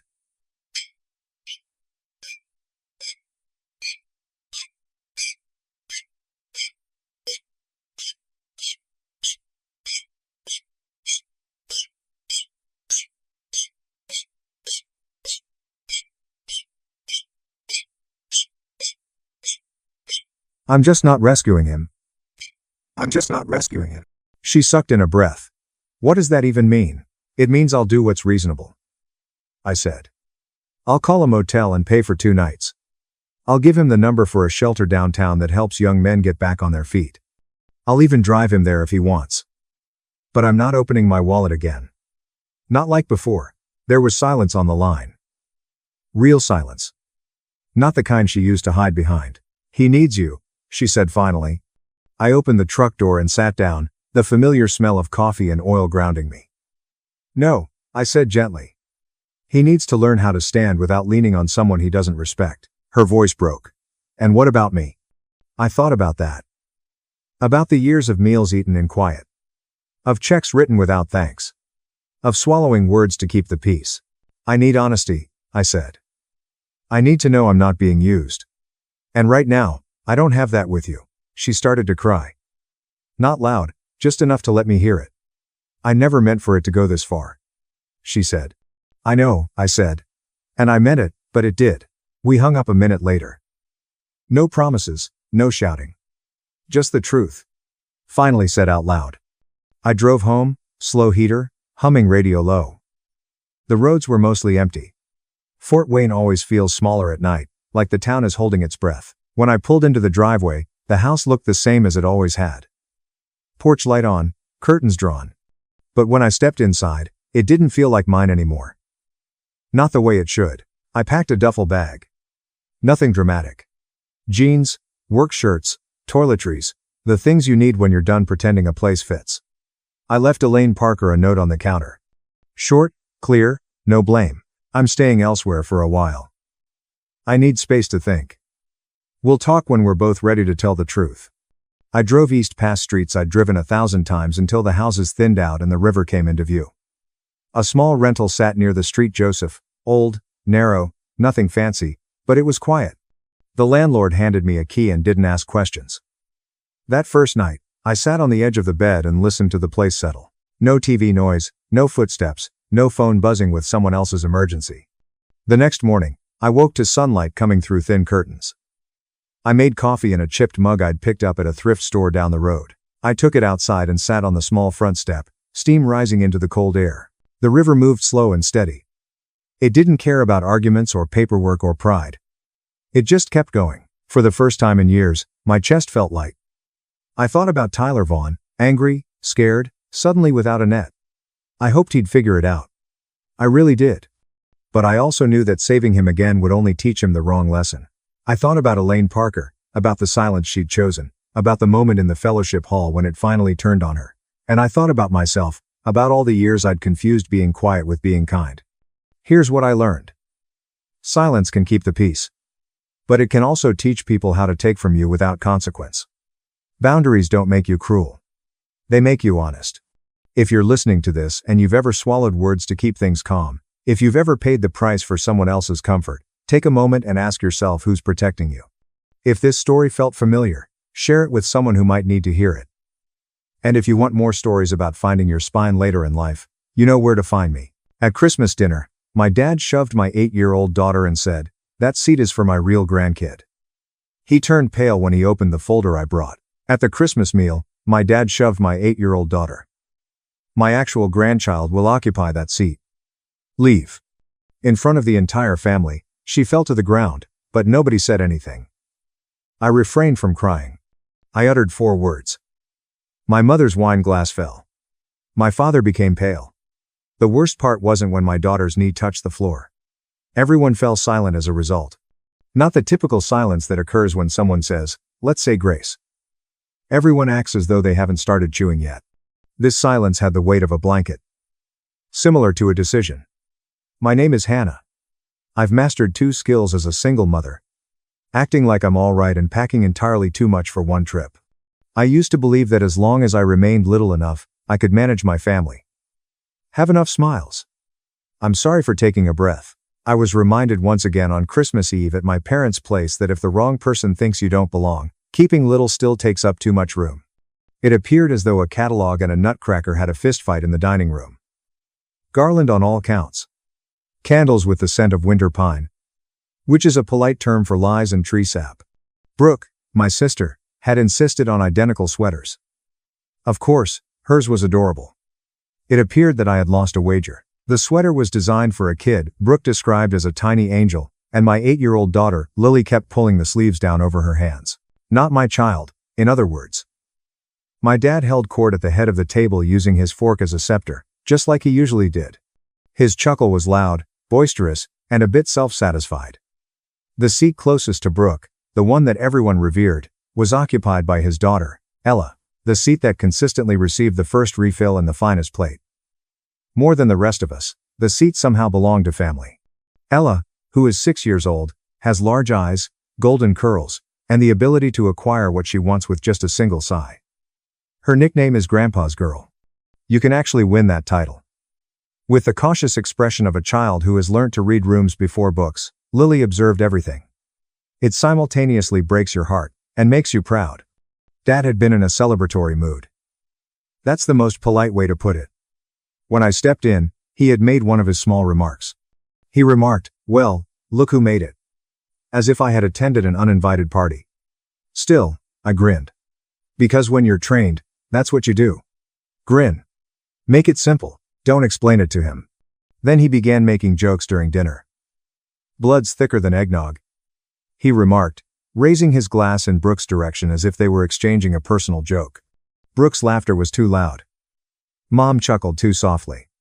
Aunt Carol chuckled as if she were compensated for it. Lily didn't chuckle.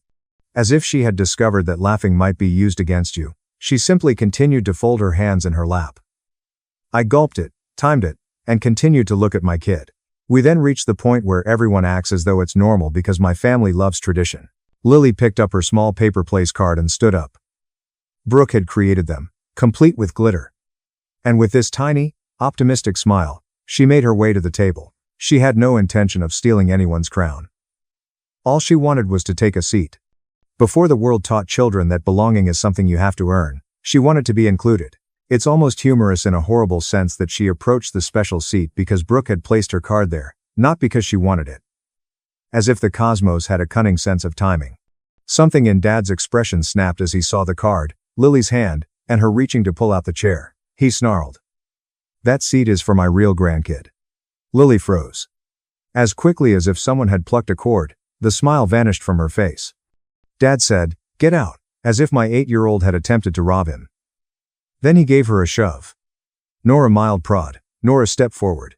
A youngster was shoved back, as if she were a problem that needed to be solved, by an adult's hand on her shoulder. Lily faltered. The rug caught her foot. I felt my stomach turn when her knee struck the hardwood. Then there was quiet. Forks stopped in midair. The napkin of someone fell. Aunt Carol oohed a little.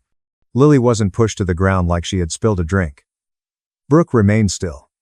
She simply gazed as if this were a moment from a musical she might still enjoy but hadn't requested to see. Mom's expression froze. She practiced as if she had spent her entire life preparing for this precise moment. My daughter was looking up at me, not sobbing yet, but just perplexed, as if her brain was having trouble with the math. Before I knew it, I was already in motion.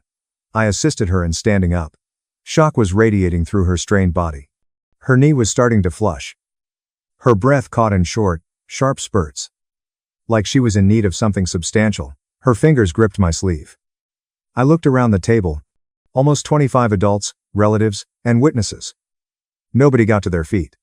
Not a single person reached for my daughter or asked, "What the hell is wrong with you?" Not even my mom. My ears were ringing. I had a tunneling vision. Then, with crystal clear clarity, an idea came to me in the midst of that ringing. This concludes. I needed Lily to hear at least one adult in that room say something real, so I leaned in close and said, "I've got you." Then I grabbed my backpack with my free hand and reached down. I didn't say anything. I didn't request authorization. I didn't wait for someone to get a backbone. Between the cranberry sauce and the lie my parents had been feeding me my entire life, I took out a folder and placed it on the table in front of them. I said 4 things after glancing at my mom and dad. "They've serviced you." No one, not even my father, moved for a moment. Then, as with everything else in that house, his hand moved to the folder as if it were his own. He opened it. He glanced at the first page. Time seemed to stop if my mother didn't blink, and she was still holding her wine glass, frozen halfway between the table and her mouth. After that, my mother's wine glass fell out of her hands and struck the table with an ugly, piercing clink before toppling over, and my father's face lost its color. My dad wasn't pallid with rage. "How dare you be pale? Pale like terror. Pale like recognition." After that, I left with my daughter, and for the first time that night, there was silence behind me. Not with ease, but with fear. You must be aware of my life at their home in order to comprehend why I carried that folder in my backpack. As if family is a light switch, people frequently ask questions such, "Why didn't you just cut them off?" As though you could simply turn it off and move on without having to listen to their voices for the next 10 years. My sister Brooke was sunshine as a child. I was in the weather. Brooke received recognition. I was corrected. Dad's favorite tactic was to say the harsh thing as if it were a joke. Brooke received, "You're such a star." I received, "Don't be so sensitive." Brooke received, "Come sit by me." I received, "Move. You're in the way." As if it didn't matter if he smiled as he spoke. When I was a teenager, he would ask, "Where'd you get that hair?" Everyone would chuckle in the same way that they do when they're afraid of becoming the next victim. Must have been the mailman. Brooke became the evidence my dad sought, and Mom would give me that look that said, "Don't start. Don't make this worse. Don't ruin dinner." Evidence that the marriage was successful. Evidence that he wasn't being tricked. Evidence that he was the type of man who could have a daughter. I turned into the ambiguity. My father was never tested. That would have meant acknowledging that he might be mistaken. It would be much simpler to label it righteousness and punish me for the suspicion. My mother allowed him to do so. People don't comprehend that aspect until they have experienced it firsthand. Because he is cruel. A father can be cruel. A mother must repeatedly choose to watch it occur. The only person on that side who gave me a sense of belonging was my grandfather, my dad's father. He wasn't particularly warm.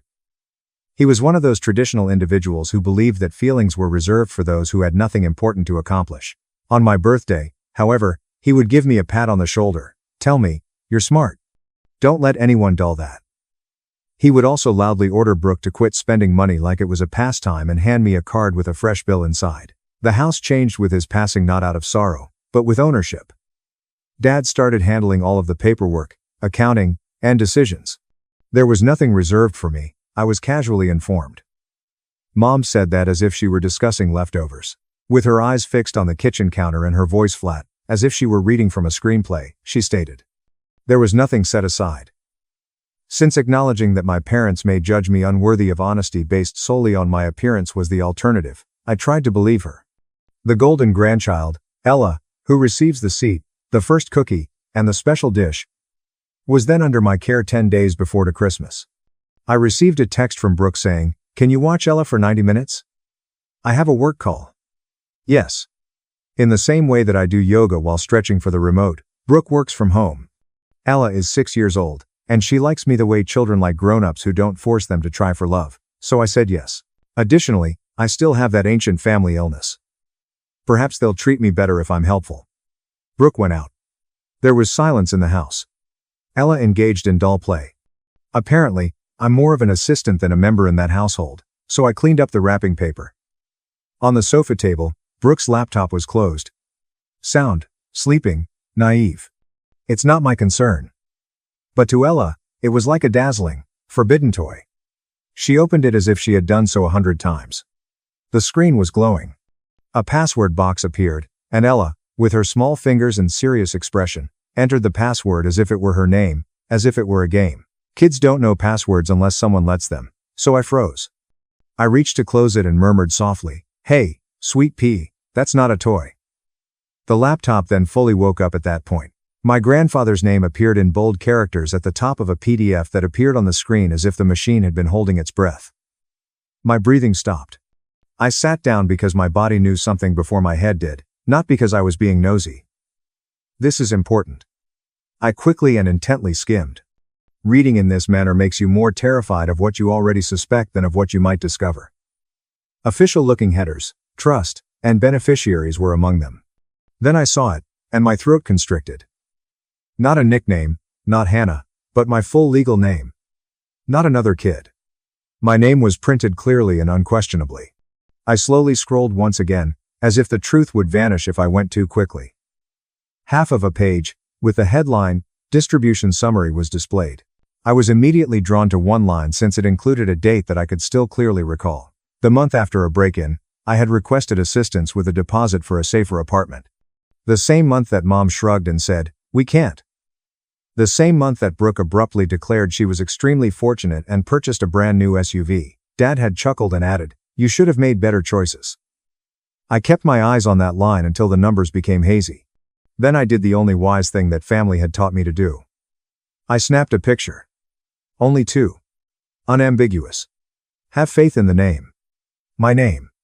The important part. I shut down the laptop. Ella wanted to watch cartoons. I gave her a smile as if nothing had suddenly shifted in my life. I answered, "Yes. Honey." Select one. When Brooke arrived home that evening and chirped, "Everything fine?" I replied, "Yes, because I needed time and because it's like trying to navigate a tornado with an umbrella when you're facing folks like my parents." 3 days later, I was seated across from Megan Whitmore in a tiny, competent-smelling legal office. My phone slid across the desk. Megan looked at the picture for around 7 seconds before her face altered. Not surprise, not perplexity, nor acknowledgement. The expression you make when you recognize this pattern. "If your name is on it," she calmly stated. I gulped and said, "Trustees don't get to decide you don't count." "Even so, they are free to think whatever they want." Megan interrupted. "Opinions are beaten by ink." I did not give my parents a call. Brooke wasn't consulted. I didn't make things clear. I let Megan quietly do what she does. A few days later, Megan gave me a folder, but unlike a character in a movie, I didn't open it in the parking lot. Like it was a bomb, I sat in my car and stared at it. Because it wasn't the kind that changed people's lives or was explosive. That folder sat in my backpack for days. I removed it. Return it. Took it out. Return it. Not at Christmas, not in front of everyone, I reminded myself after the holidays. Avoid being theatrical. Don't mess things up. I convinced myself that I could manage one more dinner. I assured myself that I could maintain harmony. Waiting was no longer an option once my father touched my child. In the drive, Lily was quiet, not the kind of silence where she's planning how to persuade me that dessert qualifies as a food group. As a parent, you can hear your child's tiny brain attempting to make sense of something that shouldn't have happened, which is why this kind of silence terrifies you. Her knee was beginning to swell. As if sobbing would make her a nuisance, she sniffed vigorously to keep from crying. For that, I detested them. For imparting that knowledge to her. I said softly, "Look at me, please. There was nothing wrong with you." Her gaze was fixed on the window. "He doesn't like me." My throat constricted. "That's not about you, sweetie, that's about him." Lily's voice became softer. "I'm not genuine, is that why?" It was there. Like an heirloom, the poison was passed on. I needed my hands to be steady, so I stopped the car for a moment. "No," I said, building the word into a wall. She nodded as if she wanted to believe me, as if she had to earn it. "You are real. You belong with me always." I clenched my mouth so tightly that my teeth ached as I drove the remainder of the way home. I've included the contents of the folder because I know some of you have already asked. The reward. My family doesn't deserve speeches, therefore, I didn't explain it at the table. There was no danger in that folder. Legal service was what it was. A court petition was filed to compel my grandfather's trust to be fully accounted for. Every signature, every transfer, every cash coming in and going out. It requested that the court halt future disseminations until the truth was recorded on paper so that no one could forget it. Since what I had discovered was not misunderstanding, it requested that my parents be removed as its controllers. It was a distraction. There were displays there. My name on the trust, the distribution lines that corresponded with Brooke's unexpected life miracles, and the details of the trust administrator so that no one could claim it was a fake. That cover page, too. My father turned pale because of this. Since he was aware of it. Since he was fully aware of what he had been doing. Since he was aware that I wasn't speculating. I was finished. Even before I arrived into my driveway, my phone began to ring. First Brooke, then Mom, then Dad, repeatedly. A voicemail, part worry, half anger, was left by Brooke. What did you do? Are you crazy? Everything is being ruined by you. Mom's message sounded like a whisper of tears. Please, Hannah. Don't do this, please. Consider. As like my child's knee slamming against hardwood hadn't been on my mind. Dad left a chilly voicemail. Just this, no shouting, no showmanship. Nothing from this family is being taken by you. I didn't return the call. Sometimes parenting is just knowing when to bring sugar to pain. So I made cocoa with extra marshmallows, got Lily comfy on the couch in her leggings and an old hoodie, and pressed Snorts an ice pack to her knee. Lily was nestled against my side as if she was terrified that if she moved, the world would push her again while we watched a Christmas movie on the couch. The buzzing on my phone persisted. The family group chat is going crazy. How could you do this on Christmas, Aunt Carol? I hardly ever spoke to my cousin. I witnessed the event. Are you all right? Ella was sitting in the special seat, and Brooke posted images of her with a lovely, everyday caption. After that, the smear began. Some people will destroy a family for money. Brooke wrote on Facebook. People responded with small heart emoticons as if treachery was inspirational content, no names, but enough for everyone to point. I learned everything I needed to know about the family I'd been attempting to maintain when my aunt messaged me, saying, "You've always been dramatic, Hannah." My uncle responded, "Call your father and apologize." No one wrote, "Is Lily okay?" After that, my dad texted me once to terrify me into silence. A message that had been waiting for the most painful moment of my life, all my life, in his back pocket. Do you want court? All right. If you're not even mine, explain to the judge why you should receive my father's estate. I felt sick to my stomach. I knew what he was attempting to do. Not because I trusted him. He wasn't protecting cash. He was standing up for his authority to punish. He also intended to try to include my daughter in it. I gazed at the text until my hands ceased to tremble. Then I whispered to myself and to Lily, who was dozing off on the couch. He is no longer able to write our story. Megan Whitmore sent me a PDF called Response Plus Motion, 4 days after Christmas. There's nothing like discovering a document in your inbox that sounds like a science fiction sequel. The second response. Make a stronger motion. Because that's what kids do when they're trying to be brave. I was standing in my kitchen in yesterday's sweatshirt and watching Lily eat cereal as if nothing had happened. She was 8 years old. She had stopped crying. She was engaging in that silent process where kids conclude that emotions are harmful because adults behave in such a way. Once more. My phone buzzed. They went for my throat on page 2 after Megan Whitmore texted, "Open it. Call me when you're on page 2. But it's not just the actual grandchildren nonsense. Yes, it was there, bolded like a billboard slogan. They wanted the court to reject my petition and punish me for harassment and bad faith. Sanction as if I were a dog that misbehaved. My stomach dropped so much that I had to lean on the counter because I could almost hear my father narrating, "See, even the judge thinks you're dramatic." Before I could say anything, Megan called and said in a calm voice, "After watching this film and knowing how it ends, people are at ease. They will attempt to use this to question whether you are truly related. Avoid falling for the trick." My throat constricted. This is what they're actually doing. They are in a desperate situation. I swallowed when she said, "Desperate people throw sand." If he says I'm not his, should we do a test? My shame tried to crawl up my neck during the brief pause. Megan continued. Not for court. Not for them. Your name is on the trust. Trustees don't get to rewrite it based on suspicion. I looked at Lily, who was arranging her bowl and spoon with such care that it seemed as though she could control the morning if she could control the objects. I muttered, I'm not sure if I wanted the truth. That afternoon, Megan asked me to come in. She brought a printout over to me. According to her, the trust administrator provided the first snapshot. My ears pricked up when I read the top line. Principal of the trust at the death of the grandfather. $520,000. I blinked at the next line. Intended division. 40% Brooke and 60% Hannah. I reclined deeply in the chair. My portion. My voice broke. My throat was cleared. That's $312,000. After giving a single nod, Megan tapped the bottom line. $41,000 is the current trust balance. For a full second, my brain refused to accept it, as if it was waiting for someone to chuckle and say, just kidding. That can't be right. I muttered. Megan remained unflinching. It's right. Now we show the court how it happened. She slid a page titled Distributions Trustee Approved across the desk. It wasn't the whole file. Just the highlights. Enough to make me sick. Not enough to pin it on paper. Not just yet. After that, I realized where my life had gone. Not in a poetic way, in a line-item way. We didn't go through every single transaction because nobody needs a 90-minute documentary about my parents' creativity with other people's money. Megan highlighted the big ones, the kind that tell a story even if you don't understand. Finance. Brooke's down payment. A vehicle purchase, medical, education. The categories were almost insulting, like if you label theft family support, it becomes wholesome.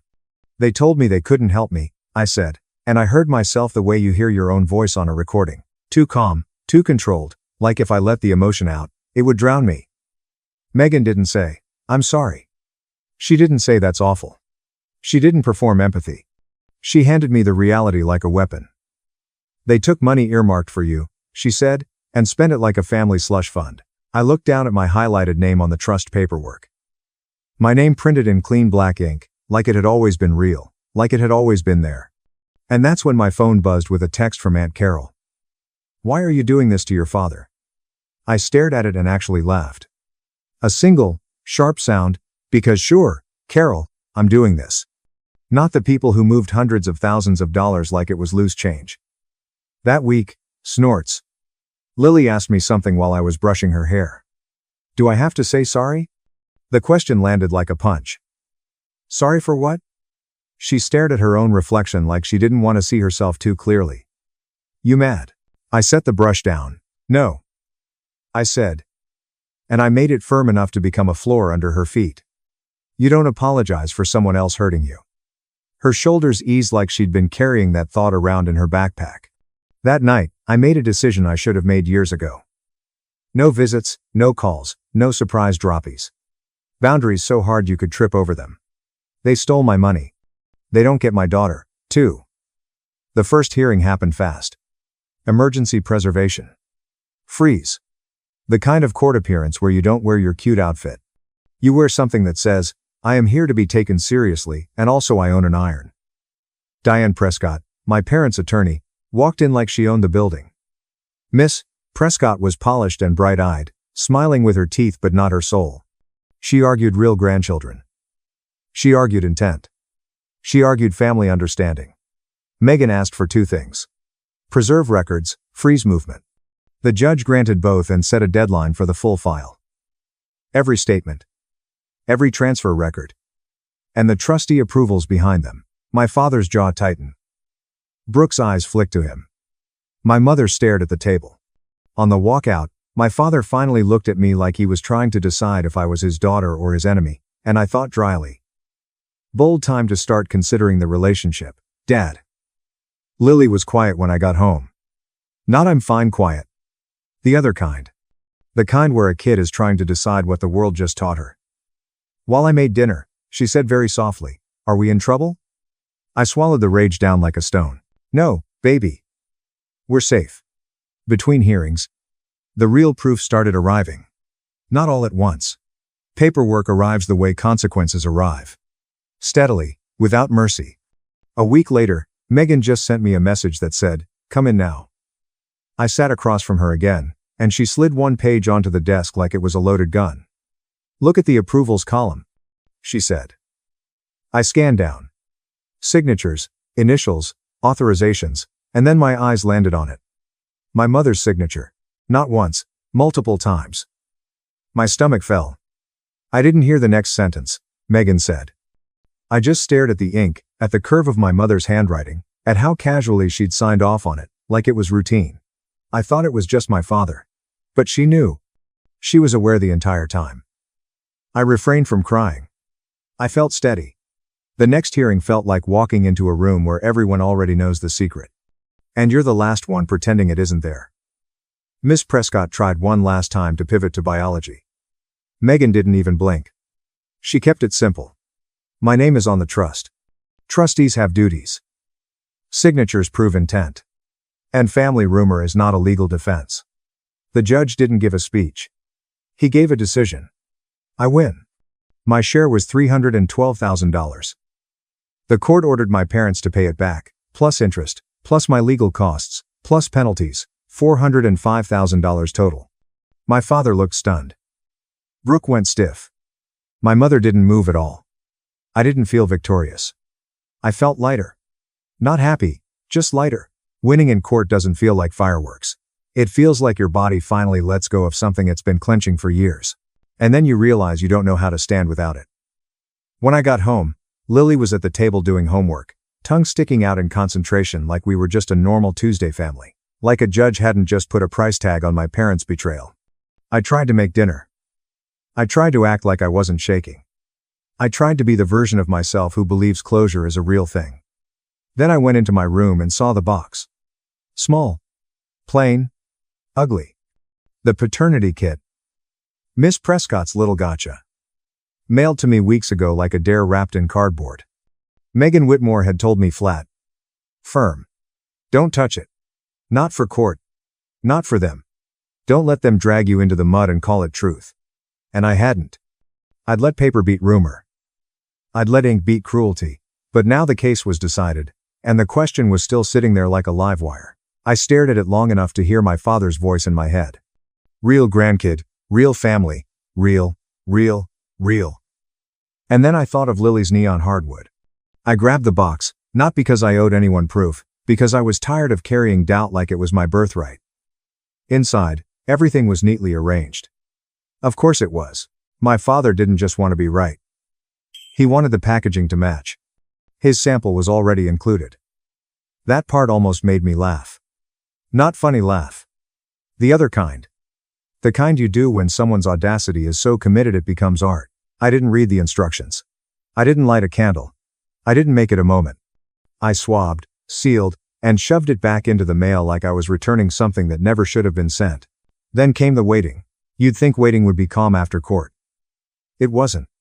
Every day I checked for updates like a compulsive habit. Every day I told myself it didn't matter. Every day it mattered anyway.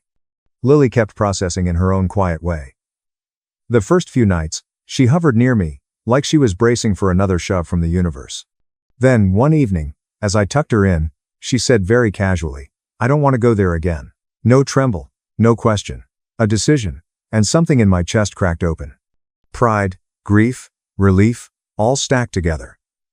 The email came on a Tuesday because life loves dropping grenades into ordinary days. I opened it alone at my kitchen counter, read it once, twice, 3 times, like the words might rearrange themselves into something kinder. Biological match. I'm his daughter. My first feeling wasn't relief. It was fury so clean it made me cold because it meant the suspicion was wrong and the cruelty was still deliberate. It meant they could have ended this years ago, with 1 test and 1 ounce of decency. They didn't want clarity. They wanted a license. So I sent the results to both of them. No long message, no explanation, no invitation to respond. Just you built my whole life around a lie. Here's the truth. I then blocked them. And I thought that would be the end of it. It wasn't. A week later, my doorbell rang, and I looked through the peephole and saw my mother standing there alone, hands clasped like she was about to ask for forgiveness, the way you ask for a favor. Lily was at school. God be praised. I opened the door just enough to make it clear I was listening, not welcoming. My mother's eyes were swollen. Not in a dramatic way, in a tired way, like she'd been crying at the mirror and losing. She didn't start with "I'm sorry." She started with strategy. She said, Your father has been different. He inquired about Lily. I remained silent. She hurried on because he wanted to see her. Now that we know, he wants to start a family. Now that we are aware. When the lab verifies your eligibility, like love becomes active, much like a subscription. After years of silence, she finally broke down, revealing the truth in the only way possible. Too late and messy. She said, her voice trembling, before you were born. I had an affair with someone else. Only once. Either your father suspected it or found out. To be honest, I can't even recall which came first anymore. However, he decided that you might not be his after that. And because I was guilty, I allowed him to treat you like a question mark. I believed I was deserving of it. And in the end, you had to pay for it. She went on, I believed I was doing what I had to do. And we can fix it now. We are able to. I waited for her to be done. Her face tensed as if she didn't understand the language, so I made it clear when I said, quietly, no. It wasn't supposed to matter. She attempted to speak when I told her. You were my mother whether I was his or not. And you chose him anyway. I prevented her from doing so. Since a test indicates that Lily is real, my father no longer receives her. You don't get to come back because the story is comfortable again, I said, telling her that the only thing she was taking with her was the realization that she had been mistaken. I shut the door after that. We're not going back, right? Lily asked me, small and steady, that night as I sat next to her on the couch, close enough that she didn't have to be brave on her own. No, I replied. We're not. And it wasn't a promise this time. It was a line. The money arrived in my account 5 months later. Everything. The house was sold. The home. The one they were the sole owners of. My father used to refer to it as his legacy. When a judge orders restitution, interest, and fees, it turns out that legacy doesn't really matter. And there's nothing else to rely on. It was covered by the sale. All of the money that was stolen. Each additional dollar that the court added. I didn't cry when the wire cleared. I didn't rejoice. I closed the door after making the necessary payments to secure Lily's future. Now they're broke. We don't have to go over budget. Quite broke, borrowed, and downsized. The kind of broke that stops making excuses and family members stop phoning. We don't communicate. Not the dramatic type. The calm variety. Lily chuckles even more. She sleeps all night long. She no longer inquires about reality. She is aware of her place. My phone buzzing doesn't make me cringe. During the holidays, I don't prepare myself. Our lives are both smaller and, in some ways, much larger. Their money was lost. Their story was lost.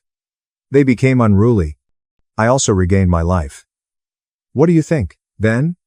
Did I go far enough, or too far? Share your thoughts in the comments section and sign up for My Mill said my 8-year-old didn't belong and banned us from the wedding. Then acted shocked. When I didn't stay quiet. My mother-in-law forbade my 8-year-old and I from attending my husband's sister's wedding, which had over 25 children and 112 guests. Her child doesn't belong with us, she remarked nonchalantly. I didn't yell. I took one silent step. They examined the checkbook and began yelling when the wedding payment was due. I was standing in my kitchen with a glittering barrette in my palm and pancake batter on my wrist when I heard Marjorie say it. Because Aunt Madeline loves purple, Chloe had chosen it the previous evening. It was glittery and purple. Like a crown, she had placed it on the table as a pledge. At 8, she was old enough to give a damn. Young enough to still think that adults have good intentions. After clipping it into her hair, I assured myself that everything would be all right. The problem with being fine is that usually, it's a costume. Until someone takes it off in public, you wear it. Logan arrived downstairs looking like a man on his way to disaster. Carrying a bag of clothes. A bag of clothes for emergencies. Yes. We had 9 years of marriage. For 9 years, I had to translate Logan's family's jokes into reality and deal with school drop-offs, dentist reminders, and PTA emails. Tiny, precise cuts, tiny tests, and tiny prods. Marjorie never let forth a cry. She didn't have to. Marjorie had the ability to make a compliment destroy your day. She would smile as if she had just found a new species and exclaim, "Oh, Hannah, I adore your efforts." We lived in a peaceful suburb outside of Chicago. The kind where Target was 8 minutes away and the homeowners association thought that the length of the grass was morally wrong. Our life appeared normal from the street. A house with seasonal wreaths and Amazon shipments on the doorstep, a husband, and a child. Logan's family, however, continued to treat me like a temporary worker inside the house. Not quite one of them, but useful and interchangeable. Logan avoided looking at me as he filled his travel mug with coffee.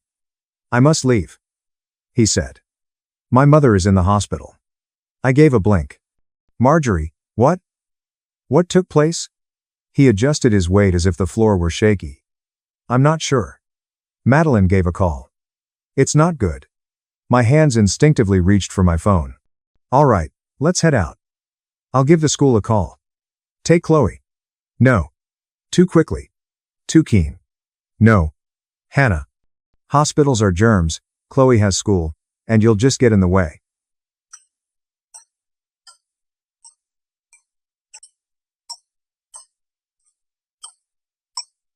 I finished. After waiting all morning for me to ask the incorrect question, Logan finally turned to face me, his annoyance obviously evident. "Please let me take care of it, Hannah. Keep me out of the room until it was too late to protest, and handle it the way he did everything." With her eyes half awake and her hair sticking up, Chloe padded into the kitchen wearing unicorn pajamas. "Dad?" she inquired. "Drowsy. How is Grandma Marjorie doing?" In a split second, Logan's expression changed. Warm grin. Gentle voice. Dad mode. "She'll be all right, but she's sick, bug." After giving Chloe a forehead kiss, he took his keys and left. Swinging clothing bag. When someone places a lie on the floor and expects you to cover it with a rug, the house fell silent in that particular way. Swinging her legs, Chloe climbed onto her chair. "Is it possible for us to attend Aunt Madeline's wedding?" I froze. "Getting married?" I said it again as if it were a foreign word. Chloe nodded as if it were clear. "It is this weekend." According to Daddy, Logan had made no mention of getting married. Never once. Not a casual "hey, my sister's getting married" kind of thing. "Don't panic. Who informed you of that?" I asked too calmly. Chloe gave a shrug. "Last night." He said it over the phone. "Mom, stop," he said. "Oh, so there was a script." I'm trying to keep Hannah calm. My lines were simply not delivered to me. Chloe's big, trusting eyes were fixed on me, so I plastered a compassionate expression on my face. I said, "Go get dressed." She got off, whistling, and said, "And don't forget your backpack."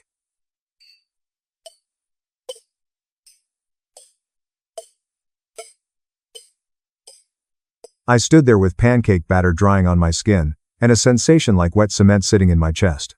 Because you learn the difference between forget and hid when you've been married long enough. Logan remembered the wedding of his sister. He concealed it, indicating that he was instructed to do so. And Logan obliged, devoted to his mother, as if it were a religion. I drove Chloe to school as usual, kissed her on the cheek, grinned at her teacher, and watched her rush inside with her hair sparkling purple. I then tried to come up with a plausible answer while sitting in the parking lot and staring straight ahead. Perhaps Madeline had a little wedding. Perhaps they had postponed it because Marjorie was actually ill. Perhaps I was exaggerating. The other thing toxic families do is that they don't simply leave you out. They teach you to question your own intuition. It buzzed on my phone. Logan is in the hospital. It's a complete disaster. Chloe. Don't worry. Later, I'll give you an update. Hospital. Yes. When I felt crazy with Logan's folks, I drove home and did what I normally did. I searched for invoices. They were buried behind Costco paper towels in a folder in the cupboard, since it seems that our marriage depended on secret documents and bulk purchases. Spreadsheets were in there. When accountability and printed emails weren't involved, Logan adored spreadsheets. On top of that, he loved a shiny contract with gold lettering that said, Oak and Iron Catering, Fairview Country Club. Sunday is the event date. There were 112 visitors, 31 kids, and my 8-year-old somehow didn't fit in. I turned to the schedule of payments. The deposit has been paid. Payment for the second installment. The last payment is due tomorrow, Thursday, at 9:30 a.m. Then I noticed it. Hannah is the billing contact. My email, connected account. My name is our joint checking. Not Logan's. Not Madeline's. Mine. Because 3 years ago, just after informing me that I did a great job folding napkins for Thanksgiving, Marjorie grinned across my dining table and remarked, "Hannah, you're so organized. It's easier if the family stuff goes through you."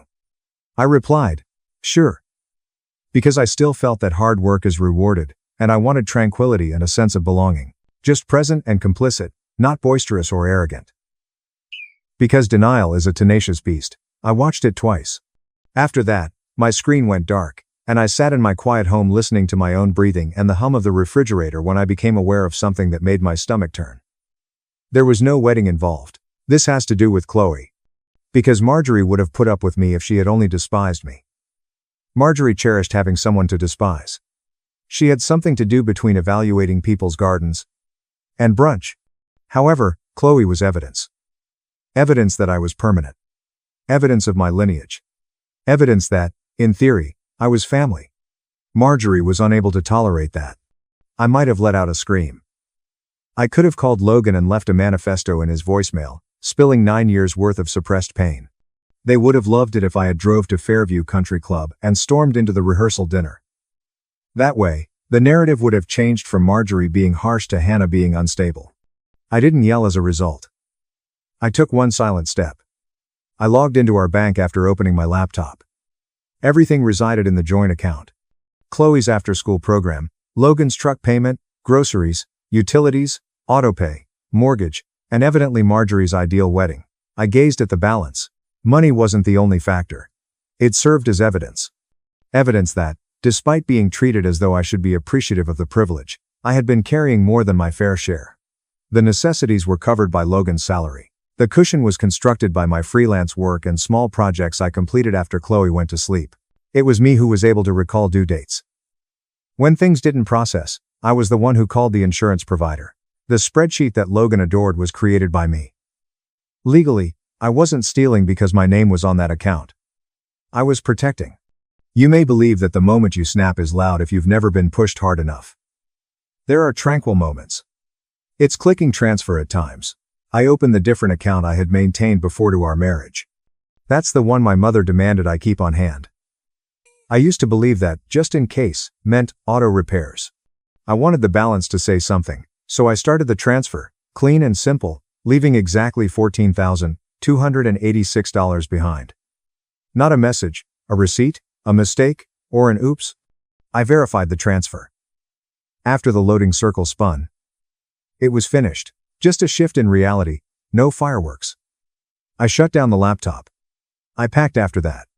Not for show, not for retaliation, not for oxygen, nor for Chloe. Because I was going to demonstrate to my daughter that she belonged with me, if Marjorie wanted to discuss belonging. My plan wasn't flawless. I had a school pickup, a deadline, and a truck that had just struck my nervous system. When life breaks, I did what all stressed-out American mothers do. I picked up my phone and made travel arrangements. Florida appeared first since the program is able to detect instability. 3 tickets were still available on the trip that evening, and there was a hotel with a pool and a refundable cost. I made a click. I made the payment. I used my credit card, which is in my name, to pay for the accommodation and the trip. Since I already knew how that would turn out, I kept it a secret. I was overreacting, according to Logan. According to Marjorie, I was self-centered. Madeline would weep. Chloe would also witness adults punishing her for simply being alive. No. It seemed like any other weekday afternoon when I brought Chloe up from school. With her barrette still gleaming and her backpack bouncing, she dashed to the car. "Mom, you know what?" My voice was too bright when I said, "Hey baby. What would you think of going on an adventure?" Her eyes grew wide. I answered, like a surprise, "Like you and me. Only us." She paused. "Will Daddy arrive?" I softly said, "No." Chloe glanced at her hands. Were we not invited? My throat tightened when I heard an 8-year-old ask that question, since it indicated that she was already aware of social rejection and how it hurts. I said, "We weren't invited." Her expression became motionless, as if her brain rejected the information. She muttered, "But Aunt Madeline likes me." I felt my teeth clenched as I remembered Marjorie's cool, snarky voice. I extended my arm to grasp Chloe's hand. I said, carefully selecting every word, "Some people say things that aren't true. Additionally, they occasionally act rudely, but that's about them, not you." Her eyes brightened. "Did I make a mistake?" Something inside me opened up when I was asked that question. A vow, not rage. No, I replied firmly. There was nothing wrong with you. The issue is not you. You are never required to earn a spot. Chloe gave a sniff. Where are we heading, then? I grinned. It was my first genuine smile of the day. Somewhere with ice cream and a large pool. No one has the right to tell you that you don't belong elsewhere. She blinked. Disney. Is that right? It was. Of course. I suggested it might be. With just one luggage and Chloe's backpack, we strolled through the airport that night. She gripped my hand as if the universe could change its mind if she let go. I got her a pretzel that was larger than her face. I led her to choose an absurd keychain. I saw the melancholy begin to fade a little as her curiosity took over. I sent Logan a message before we boarded. I am safe, as is Chloe. We're going on vacation. Don't get in touch with me via your mom. When I'm ready, I'll get in contact. Then, as timestamps are important in America when individuals like Marjorie want to alter reality, I sent the same email. As the plane took off, I saw Chloe push her forehead against the window while I switched my phone to airplane mode. Not the calm of defeat, just silence. The silence of realizing you don't have to stay in a room where you've been insulted. We woke up Thursday morning in a motel room that had a subtle scent of waffle maker syrup and chlorine. As if gravity didn't exist, Chloe bounced on the bed. First, the pool? She inquired. First, the pool? I concurred. We went swimming. Pancakes were our meal. Chloe laughed so much that she snorted, and after snorting for a few hours, she laughed even more. She wasn't someone's disgrace, she was just a child. It's not difficult to conceal. Just a child with bright eyes and damp hair, and a mother, who was at last picking her. My phone then started up again. Voicemails, missed calls, and texts that appeared to have been penned by trembling hands. Logan's voicemail came in first, jarring and frantic. What the devil did you do, Hannah? Madeline is in a panic. The account. Give me a call now, Hannah. Madeline's message was a complete meltdown, the kind when everything ends because the spotlight is not as bright as it should be. She cried, "This is my wedding. Without payment, the caterer won't begin serving. Make it right. Everything is being ruined by you." The voicemail from Marjorie came in like a show. She made an effort to come across as kind, as if she hadn't already publicly rejected my child. "Sweetheart, Hannah," she said. "There has been a miscommunication. Return the money. You don't need to throw a fit right now. Be sensible." "You mean a tantrum?" Because it's taste when Marjorie makes fun of a child. It's a tantrum when a mother shields her child. Something that felt nearly like laughter rose in my chest as I gazed at the voicemails. Not happiness, but relief. For the first time, their fear demonstrated that I wasn't insane. All of a sudden, my presence became important when the payment was due. It's funny how that operates. I sent Logan a single message via SMS. I watched the video. Never again lie to me. After that, I put my phone aside and went to grab ice cream with Chloe. Chloe grasped her cup with both hands as if it were holy and skipped the trek back. "Mom," she said softly. "Yes, sweetheart. Are we having problems?" My throat constricted. Why would we be in danger? She cast a downward glance. On the phone, Daddy sounded irate. As well as Grandma. I am disliked by Grandma. The final sentence was spoken quietly, as if she had been carrying it all along. I halted my progress and knelt before her. I said, "Listen to me, steady. I'm not in problem with you. You are not an issue. You are not excessive. When Grandma is being cruel, you are not anything." Chloe's eyes brightened. "But why is she not fond of me?"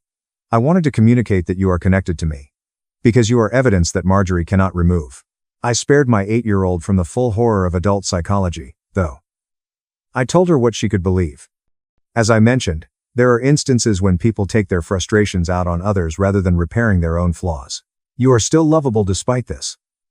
It indicates that Grandma's statements aren't secure. Chloe sniffed, then nodded as if she were putting it away. "All right," she muttered. "Can we get sprinkles tomorrow, too?" Followed by a pause. I chuckled because children are incredibly humble and resilient. I promised sprinkles tomorrow. I completed the unglamorous part of leaving that afternoon, the paperwork part, not the cinematic part, while Chloe took a nap. I launched a notes app and began making a list of the things I would need in the event that this became a legal mess. Passwords, health insurance numbers, school records, social security cards, and birth certificates. Since men don't always turn violent in times of panic, I changed the passwords first for safety reasons rather than out of retaliation. He can be careless at times. Occasionally, he begins making repairs. Additionally, I no longer trusted Logan's definition of fixing. My credit was frozen. My direct deposit was moved. I recorded each message. I then scheduled a consultation with a family law lawyer in my hometown. Danielle was her name. She sounded as though she had heard that my spouse's mother is problematic. It frequently had its own category. I explained the facts to her, and she listened. The video, the trip, the texts, the joint account, and my name on the invoice. After I was done, she calmly stated, "You're not abducting your child by going on a trip, but you should continue communicating in writing. Keep your whereabouts known, and unless your husband starts acting abusively, don't deny him reasonable contact. Moving money from a joint account is not against the law. But in a divorce, the court is concerned with equity. Secure it instead of spending it. We'll record your motivation, documentation, and fairness. Nearly as much as Marjorie loves control, America loves paperwork." I also remember something Danielle said. "The emotional safety of your daughter is important. Courts dislike grandparents who alienate a child," she stated. "Maintain documentation. Avoid exaggerating. Simply document." I did.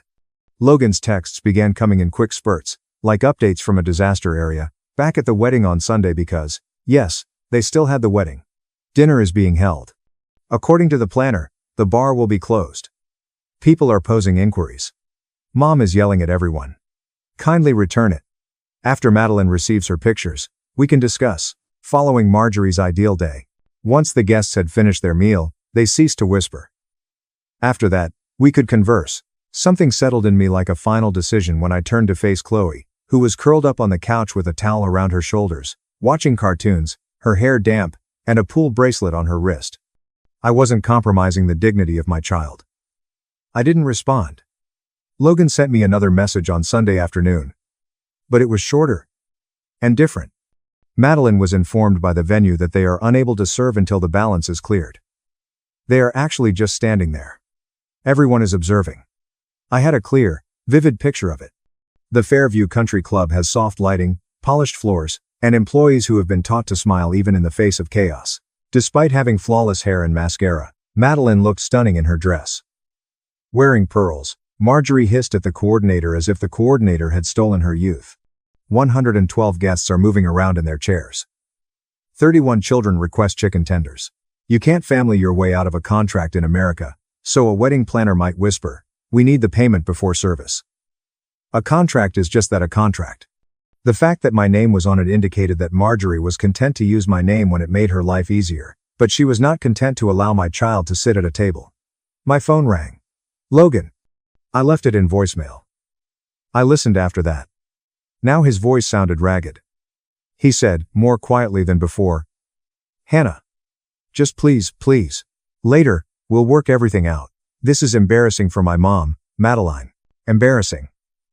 That word is neither cruel nor incorrect. Embarrassing. The fact that people were observing was the true tragedy. I removed the voicemail, not because I didn't need it, but rather because I didn't want Chloe to hear his voice in that manner in the event that my phone unintentionally played it. Certain things are excluded from her world. Chloe and I ate fries from a paper basket while sitting on the balcony that evening. Warm air enveloped us like a blanket as palm trees swayed. "Are we going home to Daddy?" Chloe asked nonchalantly as she dipped a fry in ketchup. I inhaled. "To be honest," I said, "I don't know yet." She seemed to accept that by nodding. Then she asked the question that broke my heart, and her face tightened. "Did my father not want me to be there?" I could have told a falsehood. "Daddy loves you, honey," I could have said. It's difficult, but children can detect deception like smoke. I gave her the truth that she deserved. "Daddy made a poor decision," I remarked. Chloe whispered, "I like you better." And I laughed. Real and watery. "And I'm going to make sure you're safe while he figures out how to make better ones." "Same," I said. Logan's tone changed on Monday. He sounded smaller and more worn out, as if he had just spent the weekend tidying up a mess he had helped create. Not because he deserved it, but because I was prepared, I responded. "Where are you?" he inquired. I replied, "On a trip. With Chloe." You can't just take her. I can, I said coolly. She is also my child. I also assured you that she is secure. After a moment of silence, I carefully wrote it down. The wedding of Madeline was a complete failure. I uttered a quiet sound. Yes, they needed to take out a loan. He acknowledged it. My father made a cash advance. Mom gave everyone a call. Dinner was postponed by the caterer. The bar was closed for almost 90 minutes. People were conversing. It wasn't good. I also inquired. Logan's voice broke. What made you do it? Why would you harm us like this? To us? Not to Chloe? Not in my opinion. To the marriage ceremony. I noticed my jaw getting tense. Logan, I said softly, according to your mother, her child shouldn't be on camera with us. You misled me about a medical facility. In the background, I could hear you laughing. Quiet. Online. You misled me about a medical facility. About Chloe. She didn't mean it. He made a feeble attempt. I chuckled briefly, and without humor. As if picking out napkins, she said it. I had no idea what to do. He muttered. I said, you did.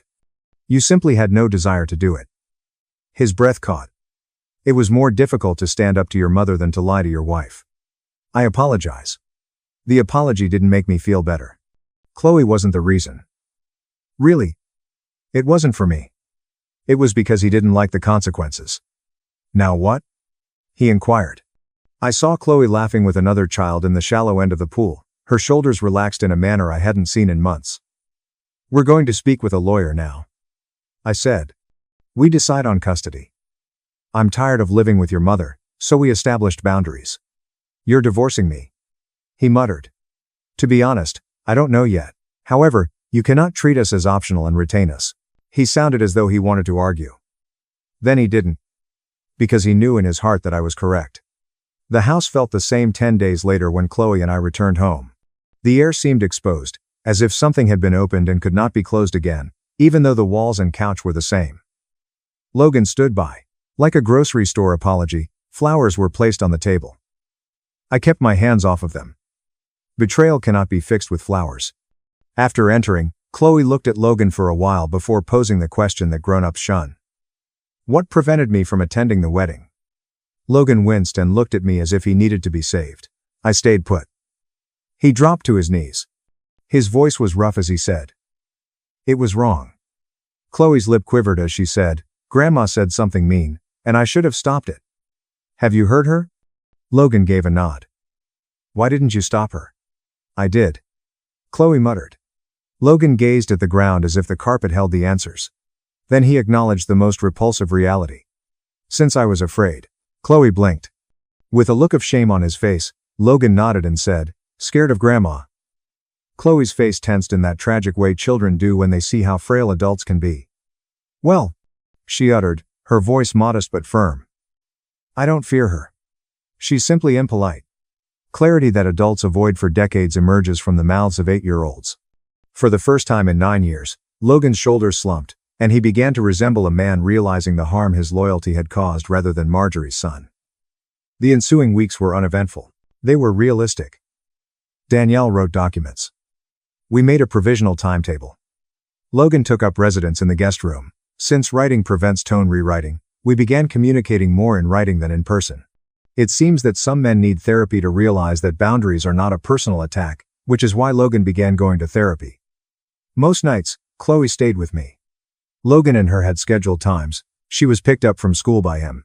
He arrived. He made an effort. I observed. He put forth effort, but I didn't give him forgiveness. However, I became aware. Marjorie as well. Escalating was the only way Marjorie knew how to regain control. She texted first. You must stop, Hannah. We don't deal with family issues this way. You will be held responsible. Who will be responsible? The police at the wedding. She then wrote lengthy emails about respect and family harmony. She then attempted to contact Chloe via Logan, acting as though an 8-year-old existed to appease a grandmother. When Logan eventually told her no, she arrived. Unannounced, pearls on, anger polished to a shine, Tuesday afternoon. She didn't inquire about Chloe. Naturally, she didn't. She pointed at me in my own driveway after getting out of her SUV as if she owned the road. She declared, You are ruining this family. I examined her. Hello, Marjorie. That you finally acknowledged my existence is nice. Don't be smart, she yelled.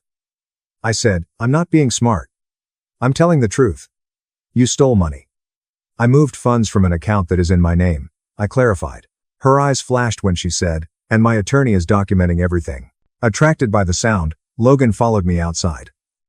Immediately, Marjorie's face softened. A performance smile, and a sweet motherly voice. She cooed, oh, honey. Observe what she's doing to you.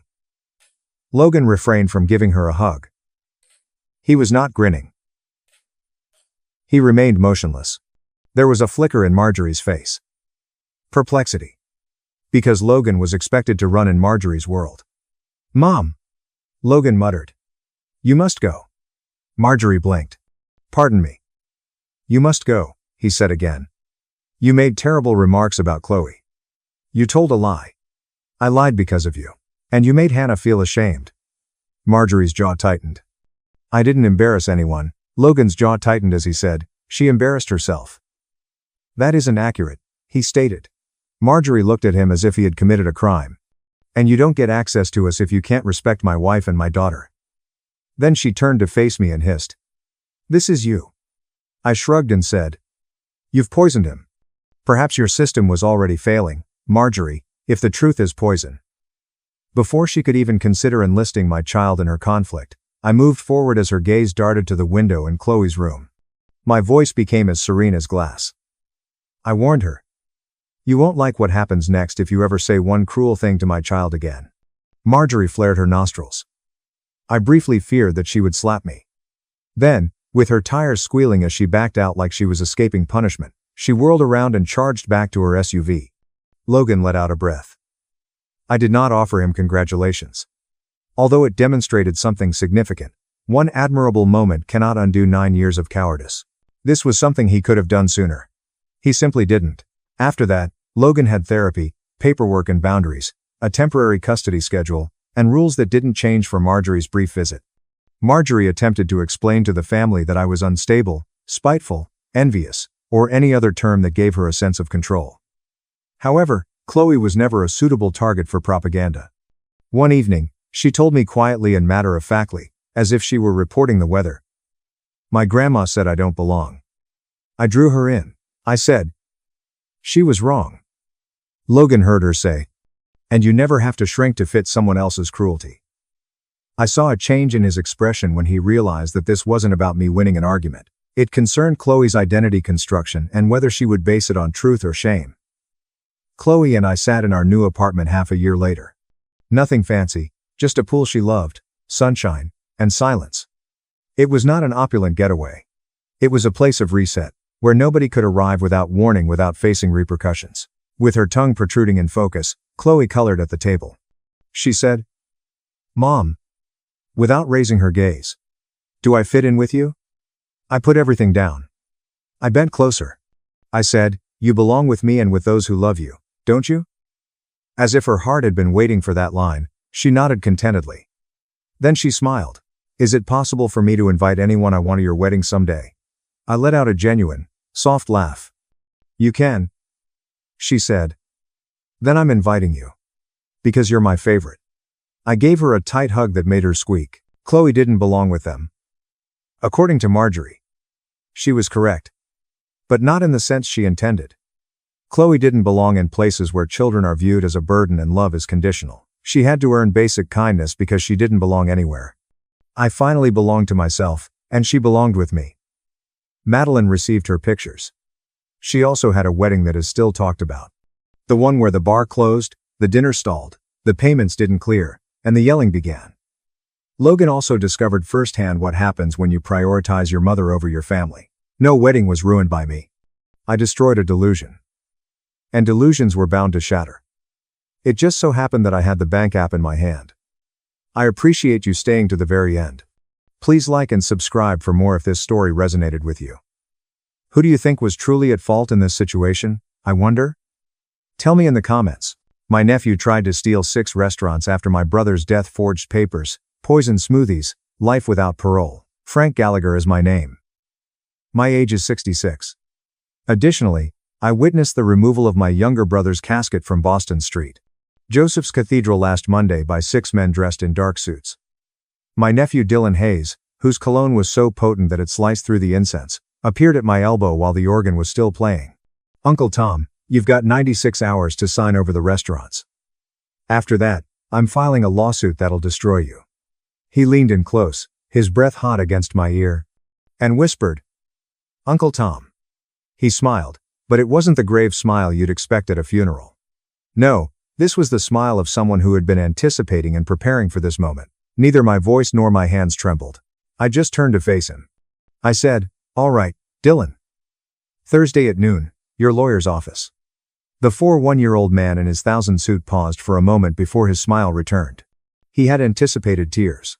He had anticipated me pleading with him, reminding him that I had known him since the day he was born and that I had covered his college expenses when his father, my brother Patrick Gallagher, was too arrogant to seek assistance. Instead, I simply nodded to him quietly and left my brother's grave. As I climbed into my old Honda Civic, I could feel Dylan's gaze on my back. I caught a glimpse of him and his expectant spouse, Brooke Whitman, in the rearview mirror. They both appear perplexed. They believed they had won the lotto.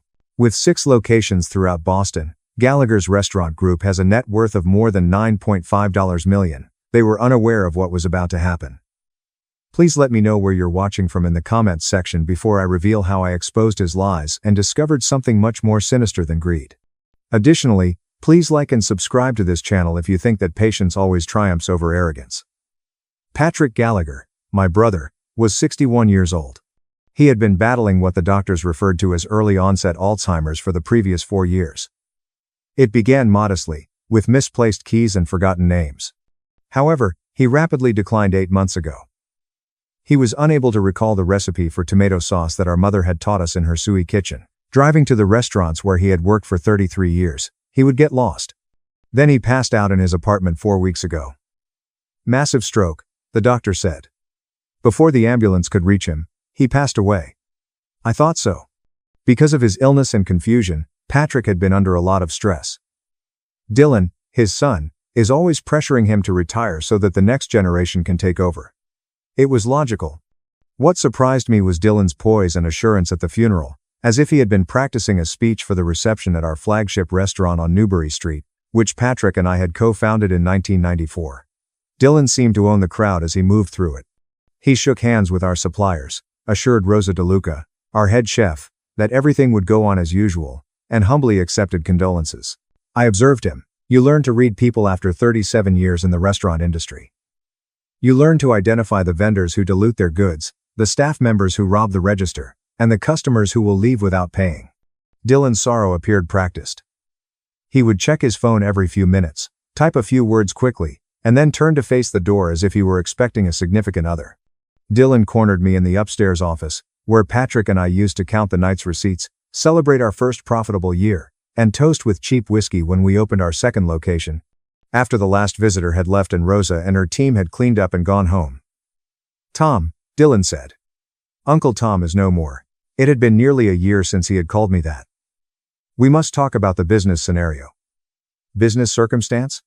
After a day of hurried conversations and vacuous condolences, I repeated, my voice rough. On the desk, he set a leather portfolio.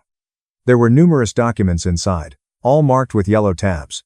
When Dad's mind was still somewhat clear, he signed these 8 months ago. A power of attorney. He wanted all business decisions to be made by me. You are aware of his confusion. I examined the documents. Every page had my brother's signature at the bottom. However, something didn't feel right. Patrick had never been good at writing by hand. Only he could read the scrawl of a doctor. However, these signatures were overly controlled and tidy, practiced. Whispering, "Patrick never mentioned this to me," I said. Dylan's mouth clenched. "Let's face it, Uncle Tom, Dad no longer trusted your judgment. You're stuck in the past. You wouldn't let us grow into delivery apps. I had received offers, including one from a corporate chain offering $14 million for the entire operation. Patrick and I had laughed about it over beers. We're not selling our mother's recipes to some corporation that'll turn them into frozen meals," he had said. He wouldn't update the menus or even consider selling to one of the restaurant groups that had been calling for years. As Dylan went on, reclining in the leather chair that had once belonged to Patrick. The truth is that Dad left me in charge. These documents are legal and binding. You own 35%, I own 65%, and I'm making some changes. First, we're bringing in new management. Second, we're hiring a consulting firm to audit everything. Dylan slid another document across the desk and said, "You have 96 hours to sign the transition documents. If you don't, my lawyer will file a suit for breach of fiduciary duty, mismanagement, and embezzlement. Third, you're stepping down as operating partner 35%. Patrick and I had always been 50/50 partners, splitting everything down the middle for 34 years. Large cash withdrawals, mysterious expenses, and embezzlement, the word hit like a slap. I had never stolen a dime. All cash withdrawals were recorded. There were also legitimate payments to day laborers and tips for suppliers, the kind of underhanded business dealings that kept a restaurant afloat in a city like Boston. I said, keeping my voice level, "I'll need to speak with my attorney." Dylan got up and buttoned his suit jacket. "You do that, but Tom, think carefully. You're 66 years old. Do you really want to spend your retirement in court? Or worse?" He left the thread hanging.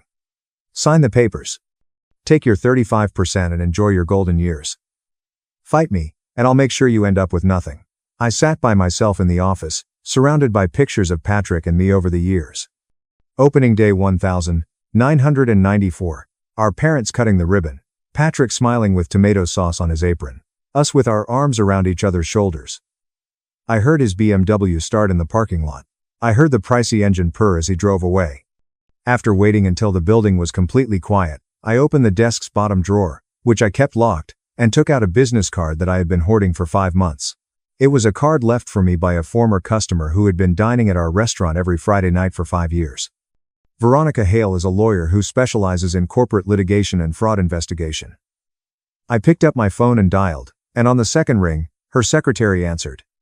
"Hale and Associates. This is Frank Gallagher. Veronica told me to call if I ever needed help." The secretary's voice warmed up right away. "Gallagher, Miss Hale has been anticipating your call.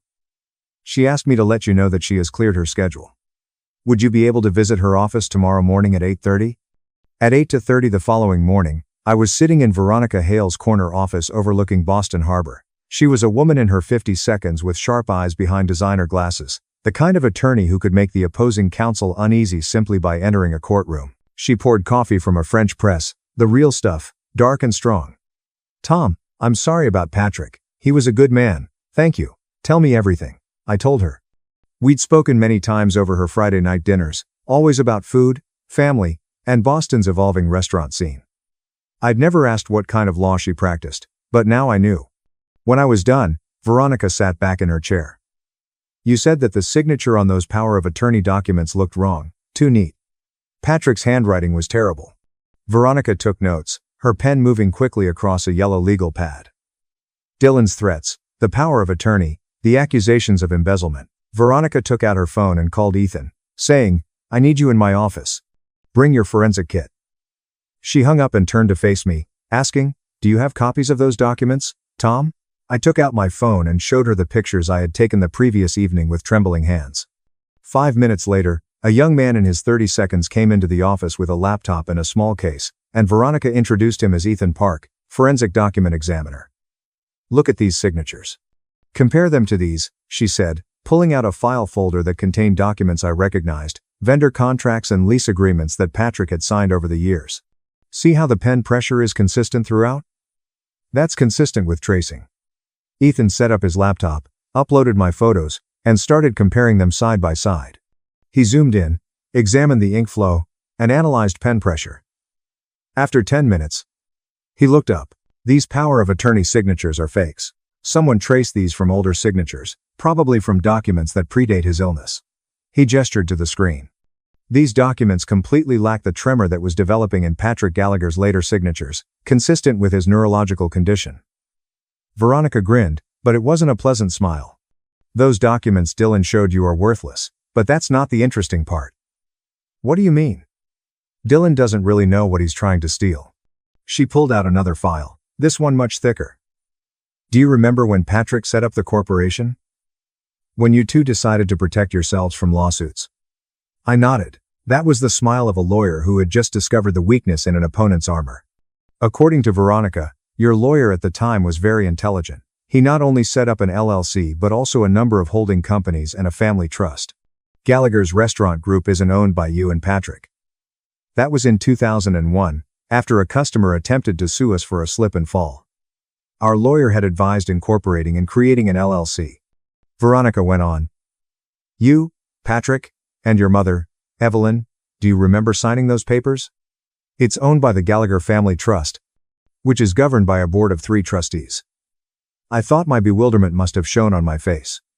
I answered incoherently. At the time, it had sounded like legalese. When Patrick passes away, his trustee position passes to his estate, which means it goes into probate. Your mother is still alive, Tom. She is still living in that assisted care facility in Quincy, still legally competent, and the trust documents state that no significant decisions can be made without the unanimous consent of all 3 trustees. Exactly. And there's more. Veronica produced another document. The trust also owns the real estate. The building on Newbury Street. You and Patrick didn't just lease it. Dylan doesn't automatically inherit anything, so he can't sell the restaurants, fire me, or do anything else without my mother's approval. I sat back feeling like I could breathe for the first time in 2 days. You bought it in 2006, and it's now worth about $4.8 million. The building in Cambridge where your second location is located is worth another $3.6 million. Dylan believes he's stealing a restaurant, but he has no idea that he's trying to steal a real estate empire. We go to court, show that the signatures are fake, and Dylan leaves with nothing. Veronica's face darkened. Tom, if Dylan is willing to falsify legal documents and threaten you with false charges of embezzlement, what else might he have done? What are you suggesting? Patrick's rapid decline over the past 8 months. Have you ever asked yourself if it was really natural? The room felt cold. I told the medical examiner that my brother, my younger brother, who I had taught to cook, shielded from bullies in elementary school, and who had been my best friend for 61 years, had suffered a stroke, but even my own voice sounded far away. Medical examiners make preliminary decisions based on clear evidence. Veronica leaned forward. I have a friend at the DA's office. If you're willing, I can make a call.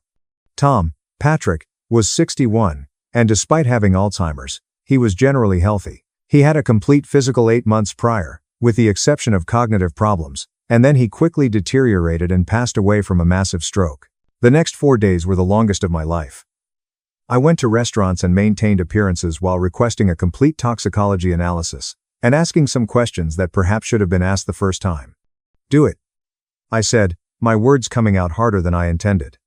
If Dylan did something to Patrick, if he hurt my brother, I want to know. Veronica made the call.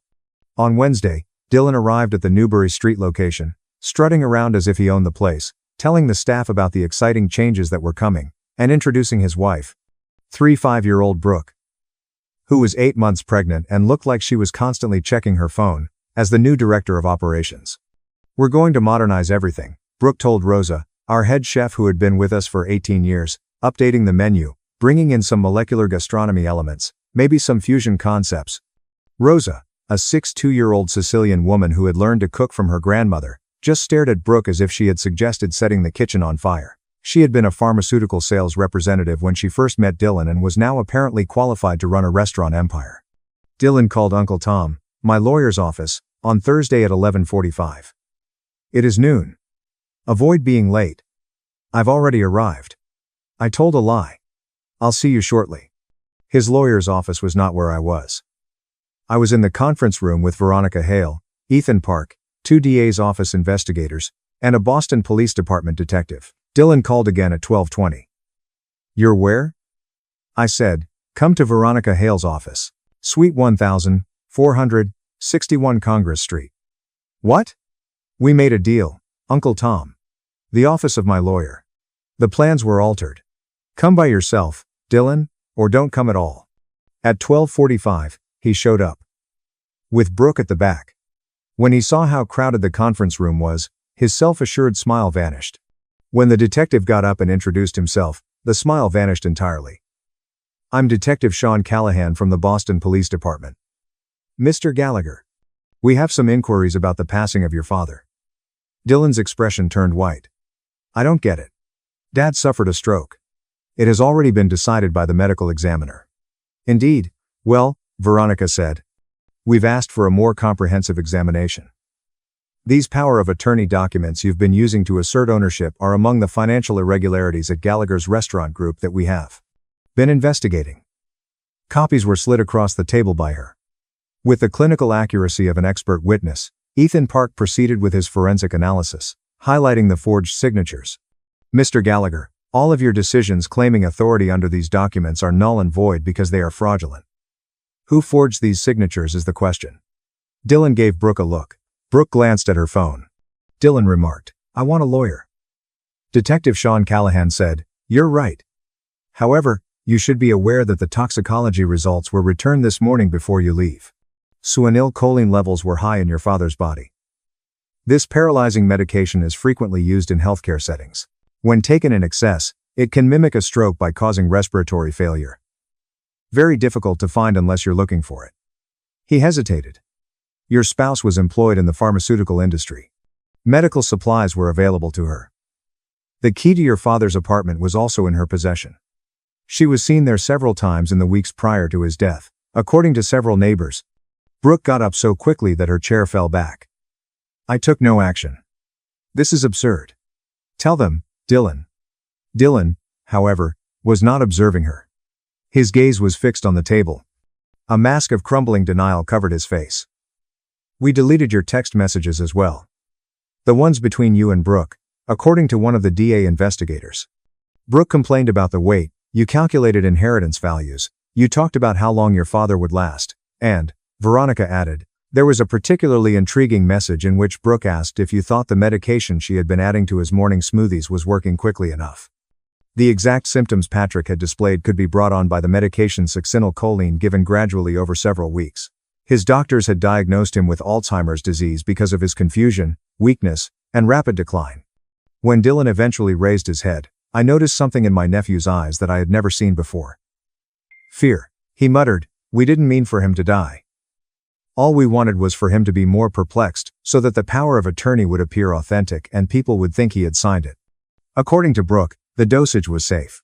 With mascara streaming down her meticulously applied makeup, Brooke was now crying.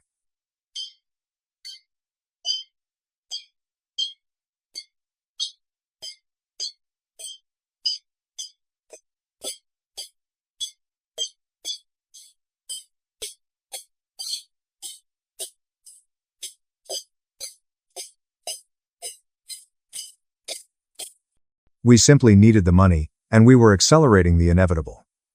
Dylan has been gambling. Dangerous people are what we owe. They were already being read their rights by Detective Sean Callahan. From the corridor came two officers in uniform. I saw Dylan, Brooke, and my nephew whom I had held as a baby, taught to ride a bike, and who had killed his own father for restaurants he couldn't even legally inherit, all placed in handcuffs. The trial went on for 7 weeks. The forensic evidence, falsified documents, and text messages that demonstrated months of preparation were presented by the prosecution. They brought in neighbors who had witnessed Brooke carrying smoothies from our restaurant into Patrick's apartment, claiming to be checking on her father-in-law. A pharmaceutical company whistleblower who verified that Brooke had been ordering succinylcholine, claiming it was for her sales demonstrations, testified on their behalf. Dylan's defense team attempted to place the blame on Brooke. The text messages contradicted his claims that he was unaware of the drug and didn't comprehend what she was doing. Messages in which he gave her encouragement, inquired about the effectiveness of the plan, and estimated the time until they could seize power. The jury rejected Brooke's defense's attempt to argue that Dylan had coerced her, and that she was a victim of his pressure and gambling debts. They came across two individuals who had determined that their ambition was more important than Patrick's life. On a chilly March afternoon, the decision was rendered. Both of them are guilty. Fraud, conspiracy, and first-degree murder. Dylan was given a life sentence without the possibility of release. Brooke's 30 came to life. She would give birth while incarcerated. That child, who would grow up knowing their parents were murderers, would be my grandnephew or niece. I felt nothing but emptiness as I sat in the courtroom gallery, where my nephew and brother had once been. Patrick was gone, but justice had been done.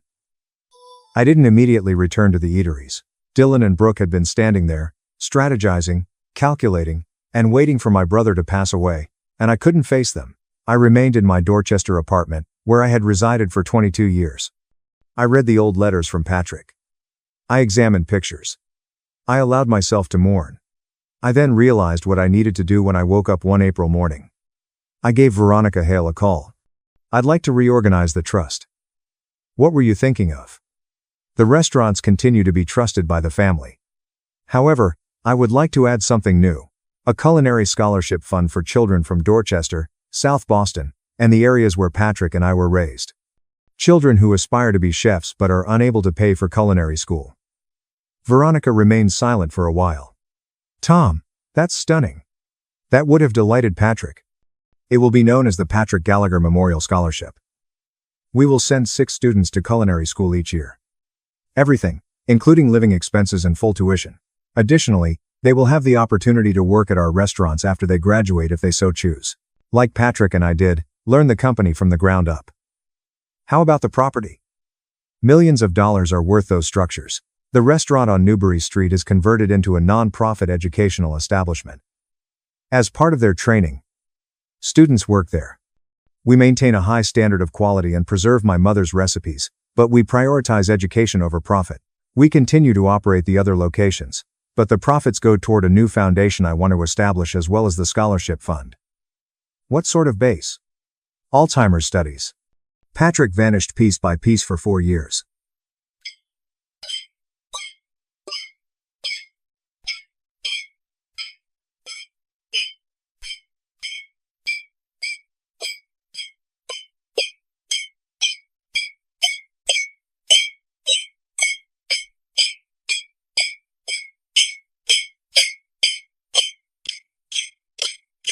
That shouldn't have to happen to any family. Veronica assisted me with the setup.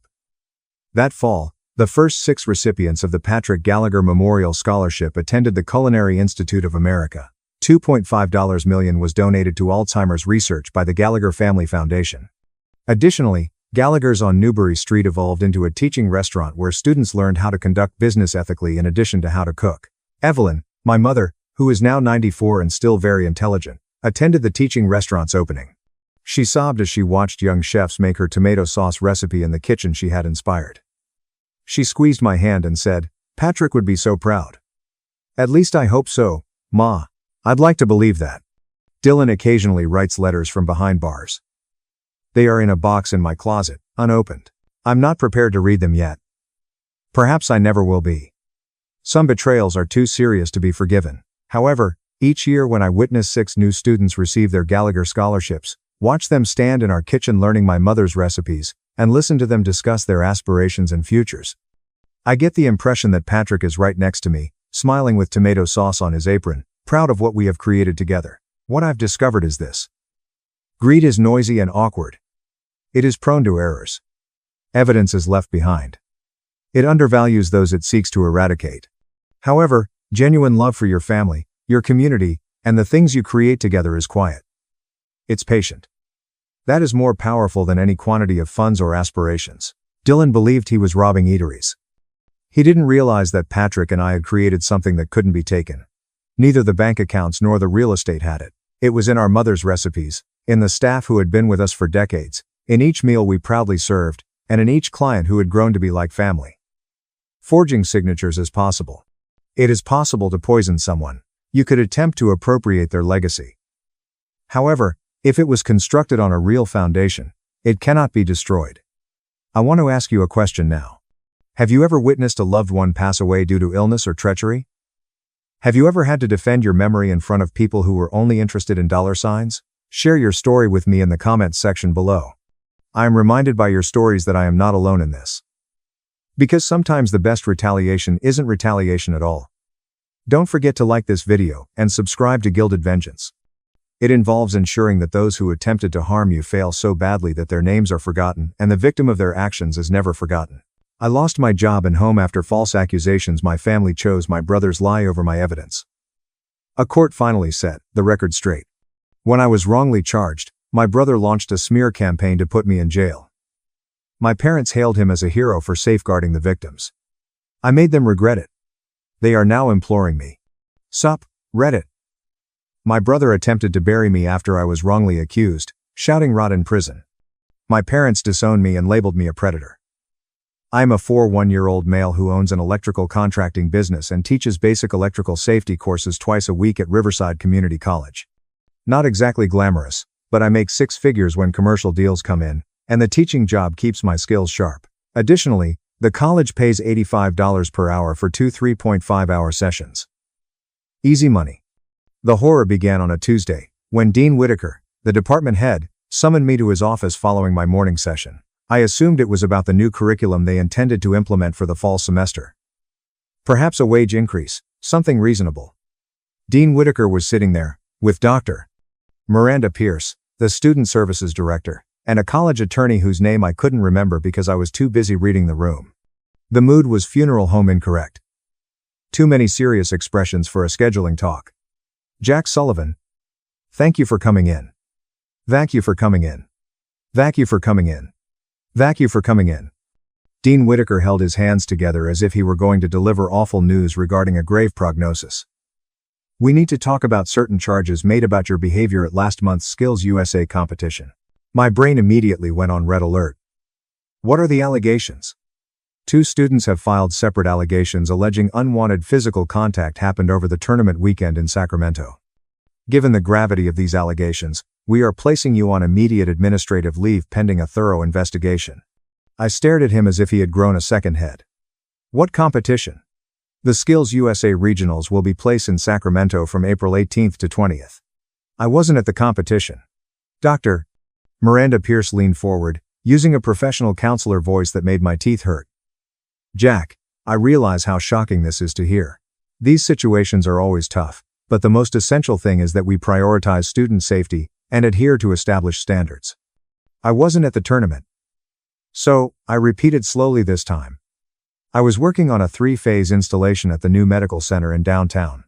I can get the permits, inspection reports, and everything. Dean Whitaker's expression did not change.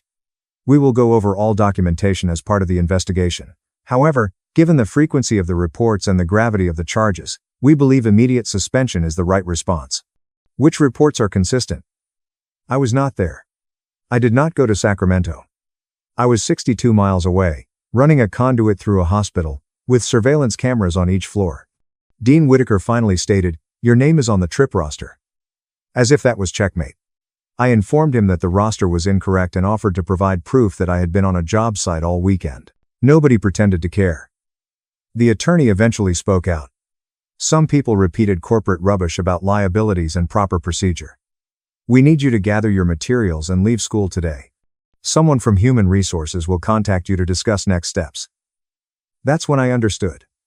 They'd already determined that evidence was merely a nuisance that may complicate their neat little story. Can I at least know what I've been accused of?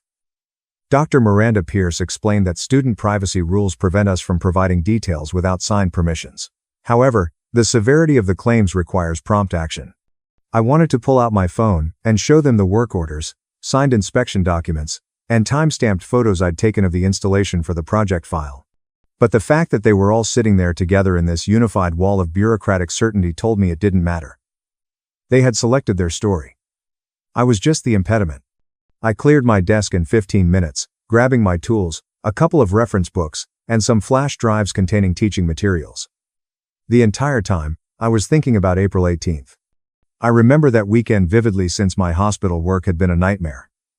Work on the critical corridor, with inspections anticipated for Tuesday a.m. I'd been on location since 6:30 a.m. Friday, Saturday, and Sunday. I was in charge of a team of 5 workers while also running the rough on the surgical wing. My back was killing me by Sunday night. I went home and spent an hour soaking in a hot bath. I had permits requiring my signature, inspection reports, progress images, and daily logs. 5 electricians who had worked with me all weekend. Over the course of 3 days, my phone probably pinged 180 times off the hospital's cell tower. 8 minutes of record checking would have resolved this issue immediately. They did not wish to check. I called my parents from the truck. My father responded on the second ring. They're accusing me of something that is physically impossible. I explained. No build-up. No drama. 2 pupils allege I did something at a tournament I didn't attend. They suspended me. My mother went on speaker. Her speech had the sharpness that comes with seeing an opportunity. What exactly do they claim happened? They won't give me information, but they stated it happened at the Skills USA tournament in Sacramento. I worked the hospital job all weekend. There was a pause. Then, my father. Do you have proof? Permits, inspection documentation, construction crew witnesses, and site images have all been signed. Then we'll handle this, he said, his tone calculating rather than reassuring. Come by the home tonight. We need to talk about strategy. That night, I retrieved every piece of material I had. Permits with my signature as the license holder on site, inspection reports from 3 separate walkthroughs that weekend, hospital security badge logs showing entry and exit times, crew statements, progress photos with timestamps, everything organized, chronological, and airtight proof that demonstrated physical impossibility rather than mere innocence. I wasn't in Sacramento. I was 62 miles away on a job site that left a paper trail that any first-year law student could verify in 8 minutes. I sent it all to Dean Whitaker at 11:30 p.m. with the subject line, Documentation April 18th to 20th hospital job, and he never responded. My brother Evan Cole called me at 9:15 a.m. on Friday. I was still half asleep, but we grew up in the same house and shared the same surname, so I figured blood would count for something. Then, I remembered Evan Cole, who had always needed to be the better son. When I started my business at 28 and bought my first house at 31, he spent Thanksgiving dinner explaining to everyone how real careers required advanced degrees. When I paid off my truck in cash, he made a comment about how blue-collar money didn't build generational wealth. Our parents had always preferred his corporate path over my trade work, state MBA, nonprofit job title, and community leadership nonsense. He'd been posting ally content on social media for 2 years, mostly performative threads about accountability and believing survivors. Evan, thank God. Did you hear what's happening? The college is trying to. I can't talk to you right now. His voice was cold and professional. I'm meeting with the college administration this afternoon. His career had stalled after being passed over for director twice. I just didn't know I'd become that cause. I wanted you to know that Lauren Cole and I are taking this very seriously. Taking what? Seriously? I wasn't even at the competition. I have documentation proving I was on a job site the entire weekend. Permits, inspections, crew statements. I have to go. He hung up. I tried calling back. Blocked. I tried texting. Blocked. I sat there in my truck, staring at my phone, thinking maybe I misheard. Evan Cole had sent a private message to my parents, aunt, and a couple of cousins, which Uncle Rob Hayes forwarded to me. Perhaps he needed time to process, or maybe the college had fed him some nonsense that made him cautious. The warning shot came 5 hours later, when Evan Cole posted a message that felt like being stabbed in the chest. He used professional language to discuss serious allegations and support the investigative process, and he stated that he couldn't, in good conscience, maintain contact until the facts were established. After meeting with college officials and carefully reviewing the information they provided, Lauren Cole and I believe the students who have come forward. We will not be maintaining contact with Jack Sullivan, and we strongly urge the family to prioritize the safety and well-being of the young people involved in this situation. I read it 4 times, trying to make the words say something different. My mom responded first, "We support you both. This is heartbreaking but necessary." My dad agreed. "Some things are more important than family loyalty. You're a hero for standing up for the victims." My cousin Olivia Hayes. "Wait. What? Has anyone talked to Jack Sullivan?" My uncle Rob Hayes. "This is insane. You're condemning him without hearing his side." I started typing a response. Deleted it. Started again. Deleted it. What was I supposed to say? That I wasn't there? I'd already told Evan Cole that he hadn't cared enough to look at the evidence before declaring me guilty in front of everyone we knew. I tried calling my father. I tried calling my mother, but she sounded like she was reading from a script. Evan Cole has shown us the college's concerns, and we believe the best course of action is to take a step back and let the investigation proceed without interference from family. I was on a job site 62 miles away with 5 witnesses and a stack of inspection documents, and I'm trying to show you evidence that I wasn't even there. We're not investigators, and we're not qualified to evaluate evidence. What we can do is support the process and make victims feel comfortable coming forward. We love you, but we need to think about the broader implications of what? Destroying an innocent person because it's easier than checking basic facts? She sighed, as if I was being difficult. We'll talk when you've calmed down. She hung up. Evan Cole had posted something on social media by Thursday night. My uncle Rob Hayes screenshotted it and sent it to me before my mom made him delete his number from the family contacts. It's a long manifesto about believing survivors even if it costs you relationships, about how true accountability requires sacrifice, and about choosing what's right over what's easy. It received 420 likes in 2 hours. After 5 years of teaching there, I received a termination letter from the college on Friday morning. The letter used corporate language about maintaining safe learning environments and making difficult decisions in the interest of student welfare, and no one asked if he had verified any of the facts. I helped design their entire electrical safety curriculum, had a 98% student approval rating, and never had a single complaint until 2 kids who'd never been in my class suddenly remembered I'd molested them at an event I hadn't attended. They fired me in 3 paragraphs, and my landlord sent me an eviction notice the next Wednesday. After being falsely accused of being a predator, my commercial account began pulling contracts, as word spreads quickly in the construction industry, and no one wants to be associated with that kind of liability.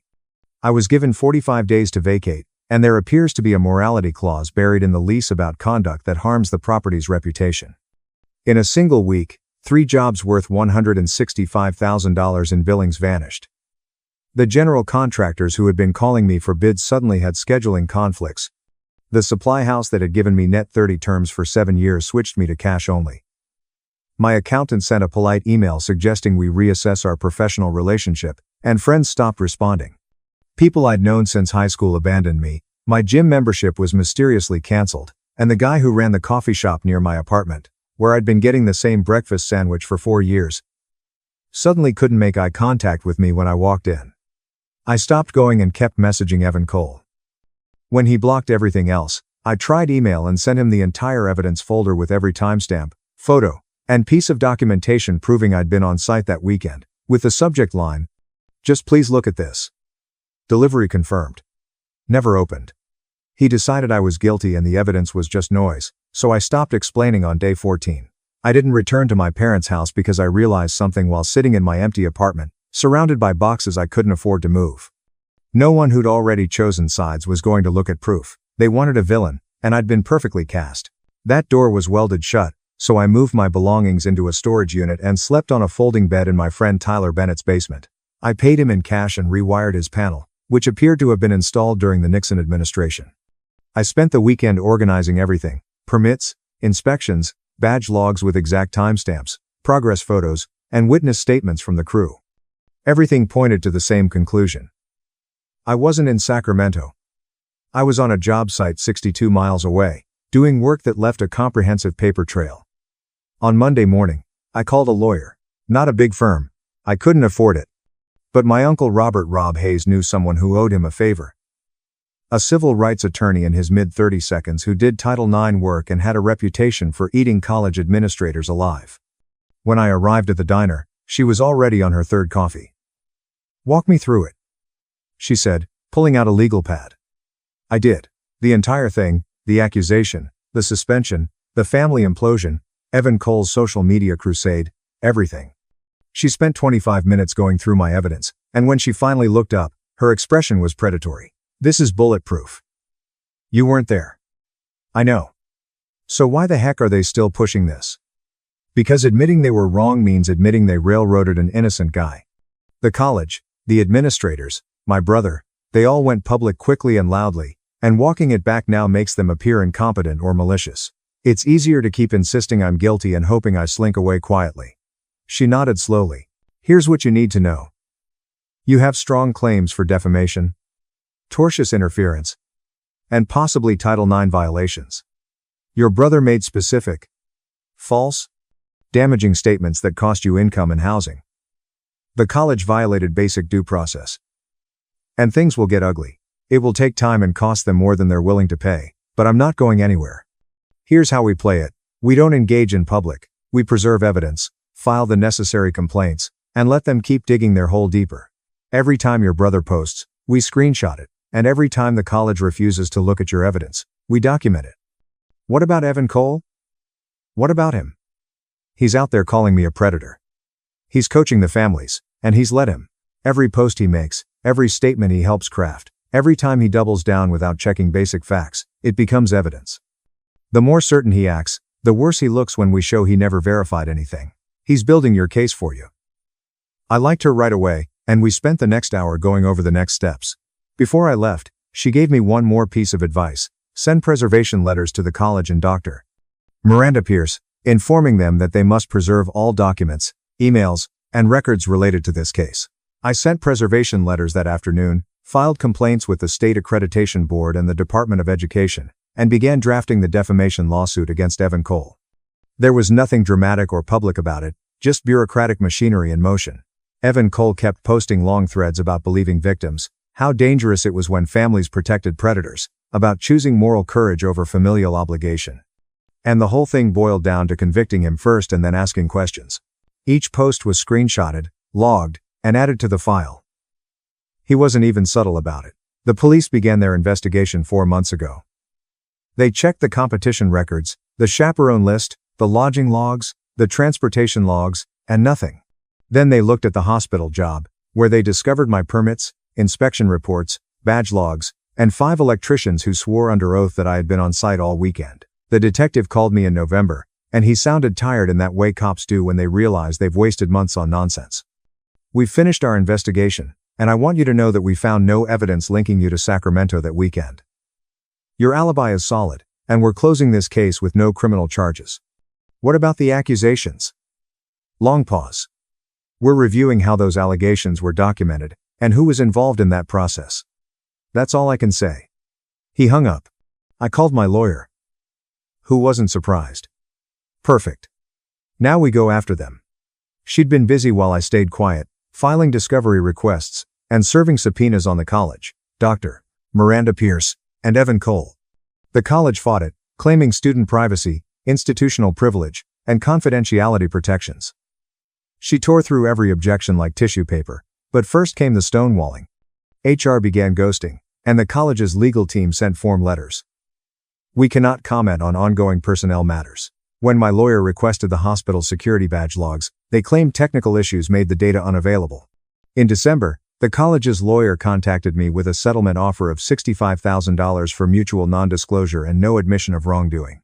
The email had that desperate corporate smell to it, and my lawyer forwarded it to me with one word: laughable. She responded with our own offer. Full reinstatement, a public apology, $325,000, and the termination of Dr. Miranda Pierce, or we go to trial and expose every procedural failure in discovery. They went silent for 3 weeks. Then a reporter from the local paper began asking questions. The college's public relations office began putting out fires. And board members became concerned. Dr. Miranda Pierce had forwarded the Sacramento trip roster, which was a recycled template from the previous year, and my name was still on it. Donors began calling, and those unavailable hospital badge logs appeared with perfect timestamps. External pressure had forced them to face reality. Haley Morgan, an 8-year-old welding student, and Brianna Carter, a 7-year-old HVAC student, were the accusers. Dr. Miranda Pierce and the students' parents exchanged text messages about assisting them in organizing their memories. And there were multiple drafts of student statements with significant edits and additions that clearly did not originate from teenagers. During what was supposed to be a routine feedback session about the event, Dr. Miranda Pierce approached both of them after they had attended the Sacramento competition. Their initial statements had been vague, confused, and uncertain, but one email from Dr. Miranda Pierce to Haley Morgan's mother caught their attention. "I know she's having trouble remembering specifics, but sometimes trauma makes memories fuzzy. Let's try the timeline exercise we discussed. Walking through the weekend hour by hour can help things surface." Another to Brianna Carter's father: "I believe we have enough consistency now to move forward confidently, and the statements align well." There were more pages of it, with Dr. Miranda Pierce guiding, suggesting, and shaping every detail until the stories locked into place. However, the most damning evidence came from Evan Cole's own digital trail, which he documented because he was so convinced he was the hero. A communication to Haley Morgan's mother said, "I understand your daughter is having second thoughts. However, backing out now gives the message that if you put enough pressure on victims, they will give in. We need to demonstrate strength here." Another, "Don't let them fixate on timeframes and alibis. That's just a distraction tactic used by predators. What matters is the trauma, not the practicalities." He had kept everything. My lawyer scheduled depositions for February, and Evan Cole was the first to appear. The conference room smelled of old coffee and desperation, and he had prioritized his crusade over basic fact-checking at every opportunity. Evan Cole sat across from me for the first time in 9 months. He looked terrible, with dark circles under his eyes. His lawyer was some underpaid associate who kept checking his watch as if he had somewhere better to be. My lawyer looked like a shark that had just spotted blood in the water. She began softly, asking about his relationship with me, his work, and community advocacy. In late April, the college contacted me and asked if I would meet with them to discuss a serious situation. During that meeting, they informed me that 2 students had reported inappropriate contact during a competition weekend, but they did not provide specific details about what allegedly occurred. They said privacy laws prevented them from sharing details without parental consent. Did they tell you which competition? The Skills USA Regionals in Sacramento, April 18th through 20th. Did you confirm Jack Sullivan's attendance at any point during or after that meeting? Pause. Evan Cole looked at his lawyer, who nodded slightly. No, you didn't check the attendance records, didn't verify the chaperone list, didn't ask the college to confirm Jack Sullivan's presence? No. My lawyer let that sit for a moment. Jack Sullivan reached out to you after the accusation was made. Correct. Yes. And what did he tell you? He said he wasn't at the competition, and that he had proof he was working a job that weekend. What did you do with that information? I told him I couldn't discuss it with him, and ended the call. Did you ask to see the proof? No. He sent you documentation, permits, inspection reports, witness statements, and emails. I didn't open them. Why not? Evan Cole's jaw tightened. I'd already made my decision based on the information the college provided, and looking at his defense felt like it would jeopardize my ability to support the victims. Support the victims? My lawyer flatly repeated, even if the alleged victim wasn't actually victimized by your brother. I thought the allegations were credible, but you didn't verify them. My lawyer let it hang there. The court reporter's fingers stopped. Evan Cole's lawyer shifted in his seat, and the whole room could feel the weight of that admission settling like cement. You posted about this case on social media several times, correct? My lawyer slid a printed screenshot across the table. This is a message from you to Haley Morgan's mother. You made a public statement declaring your belief in the accusations, and your decision to cut contact with Jack Sullivan. You also assisted the families involved in organizing their statements. You wrote, and I quote, "Don't let them concentrate on timelines and alibis. That's just a distraction tactic that predators use." Do you remember writing that? Evan Cole stared at the paper. Yes. Were you aware that timelines might actually matter if, for example, the accused person wasn't present at the event in question? I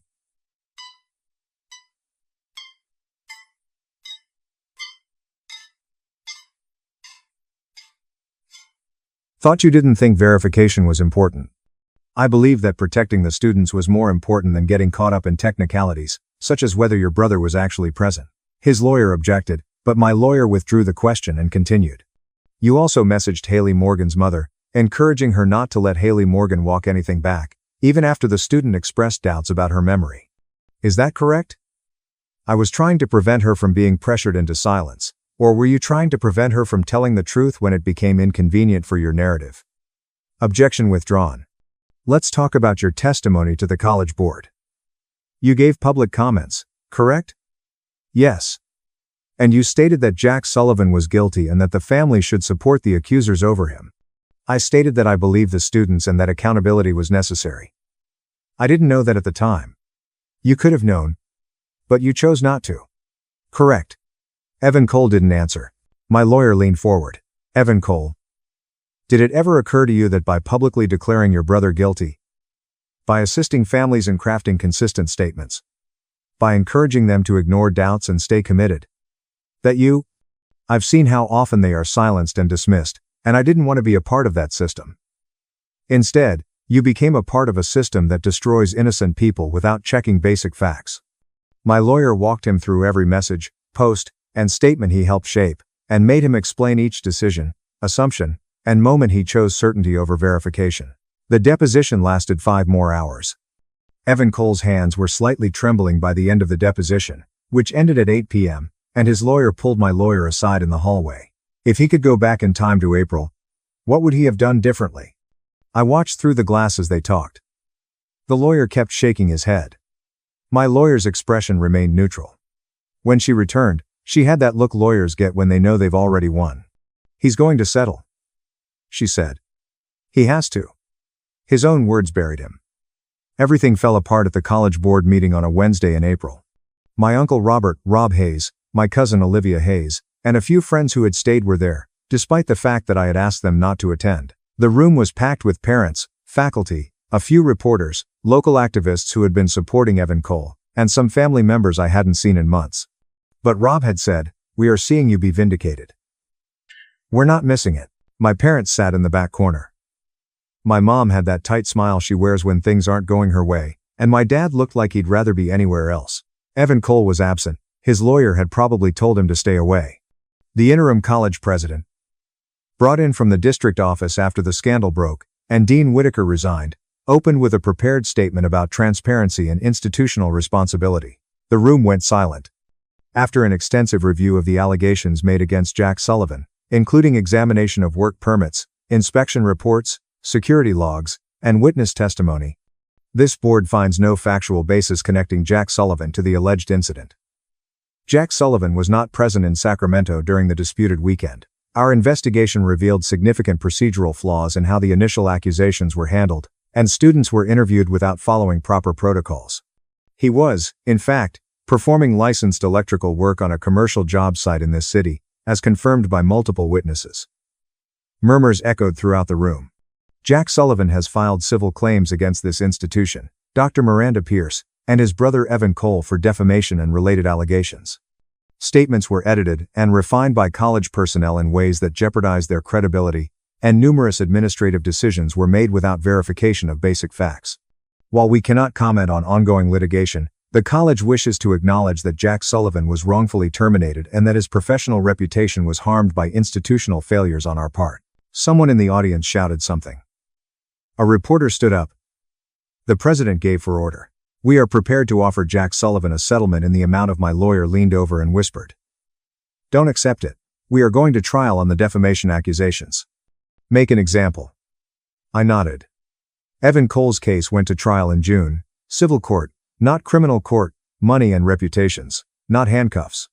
His lawyer tried everything, claiming good faith reliance on the college's investigation, that his posts were protected opinion, that he was attempting to support victims, and that he had no legal obligation to verify facts. My lawyer demolished him. She brought the jury through every piece of information Evan Cole had disregarded. Every message, encouraging families to ignore misgivings. And every public proclamation of guilt without confirming if I'd even been in the same place.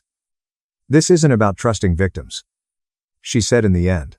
"It's about what happens when belief becomes a weapon." Evan Cole didn't just fail to verify facts. He actively avoided them because they were inconvenient. He helped manufacture consistency in statements that were falling apart. He pressured families to ignore their children's doubts. And he did all of this in public, loudly, and with absolute certainty.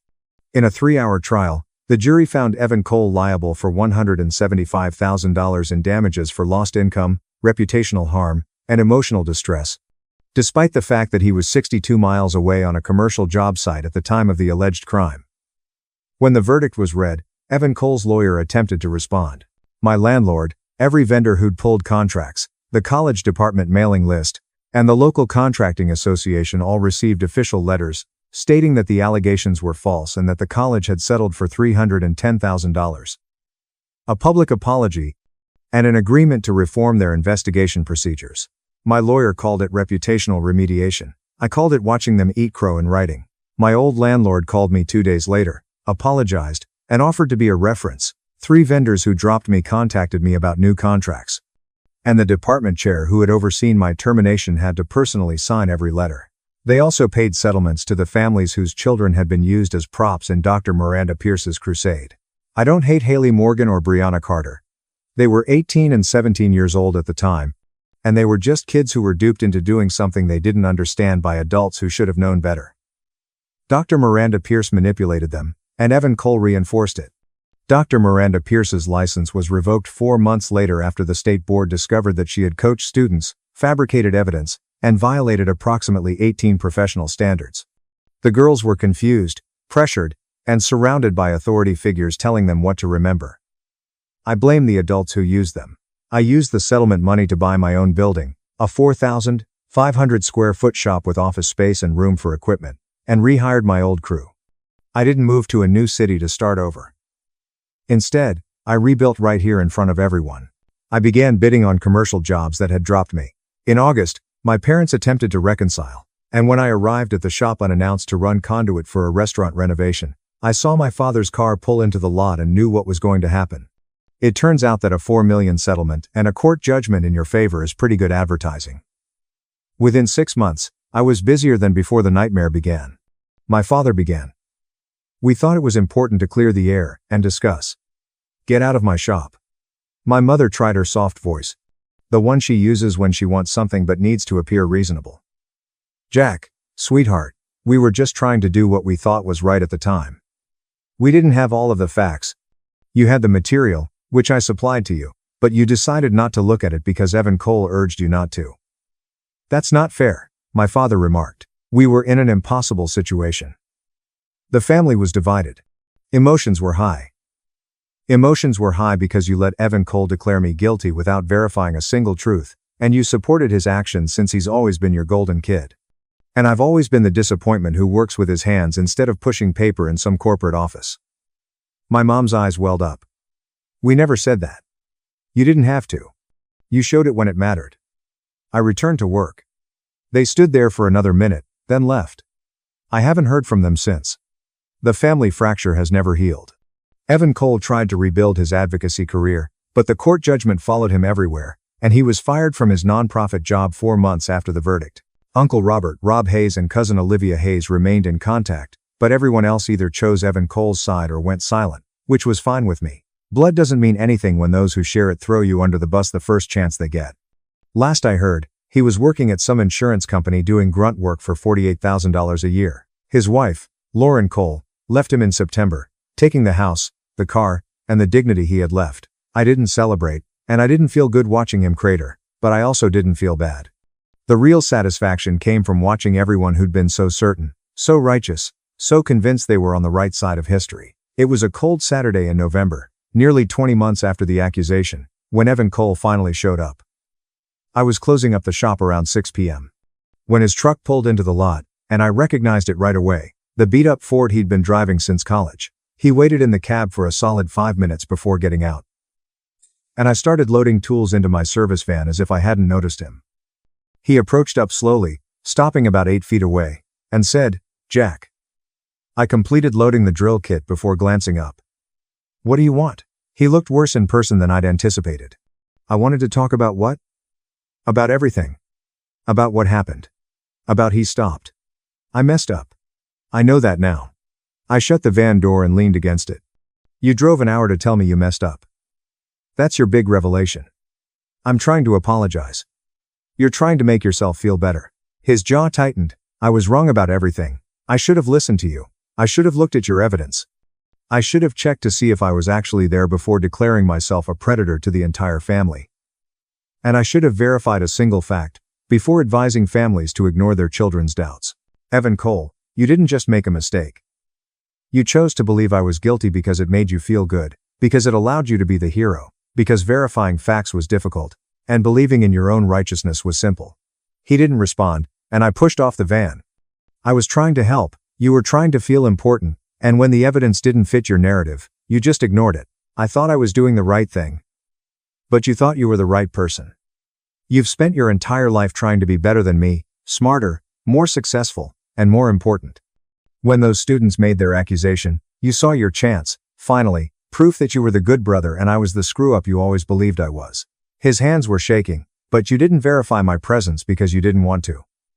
You wanted me to be guilty because it fit the story you'd been telling yourself since we were kids.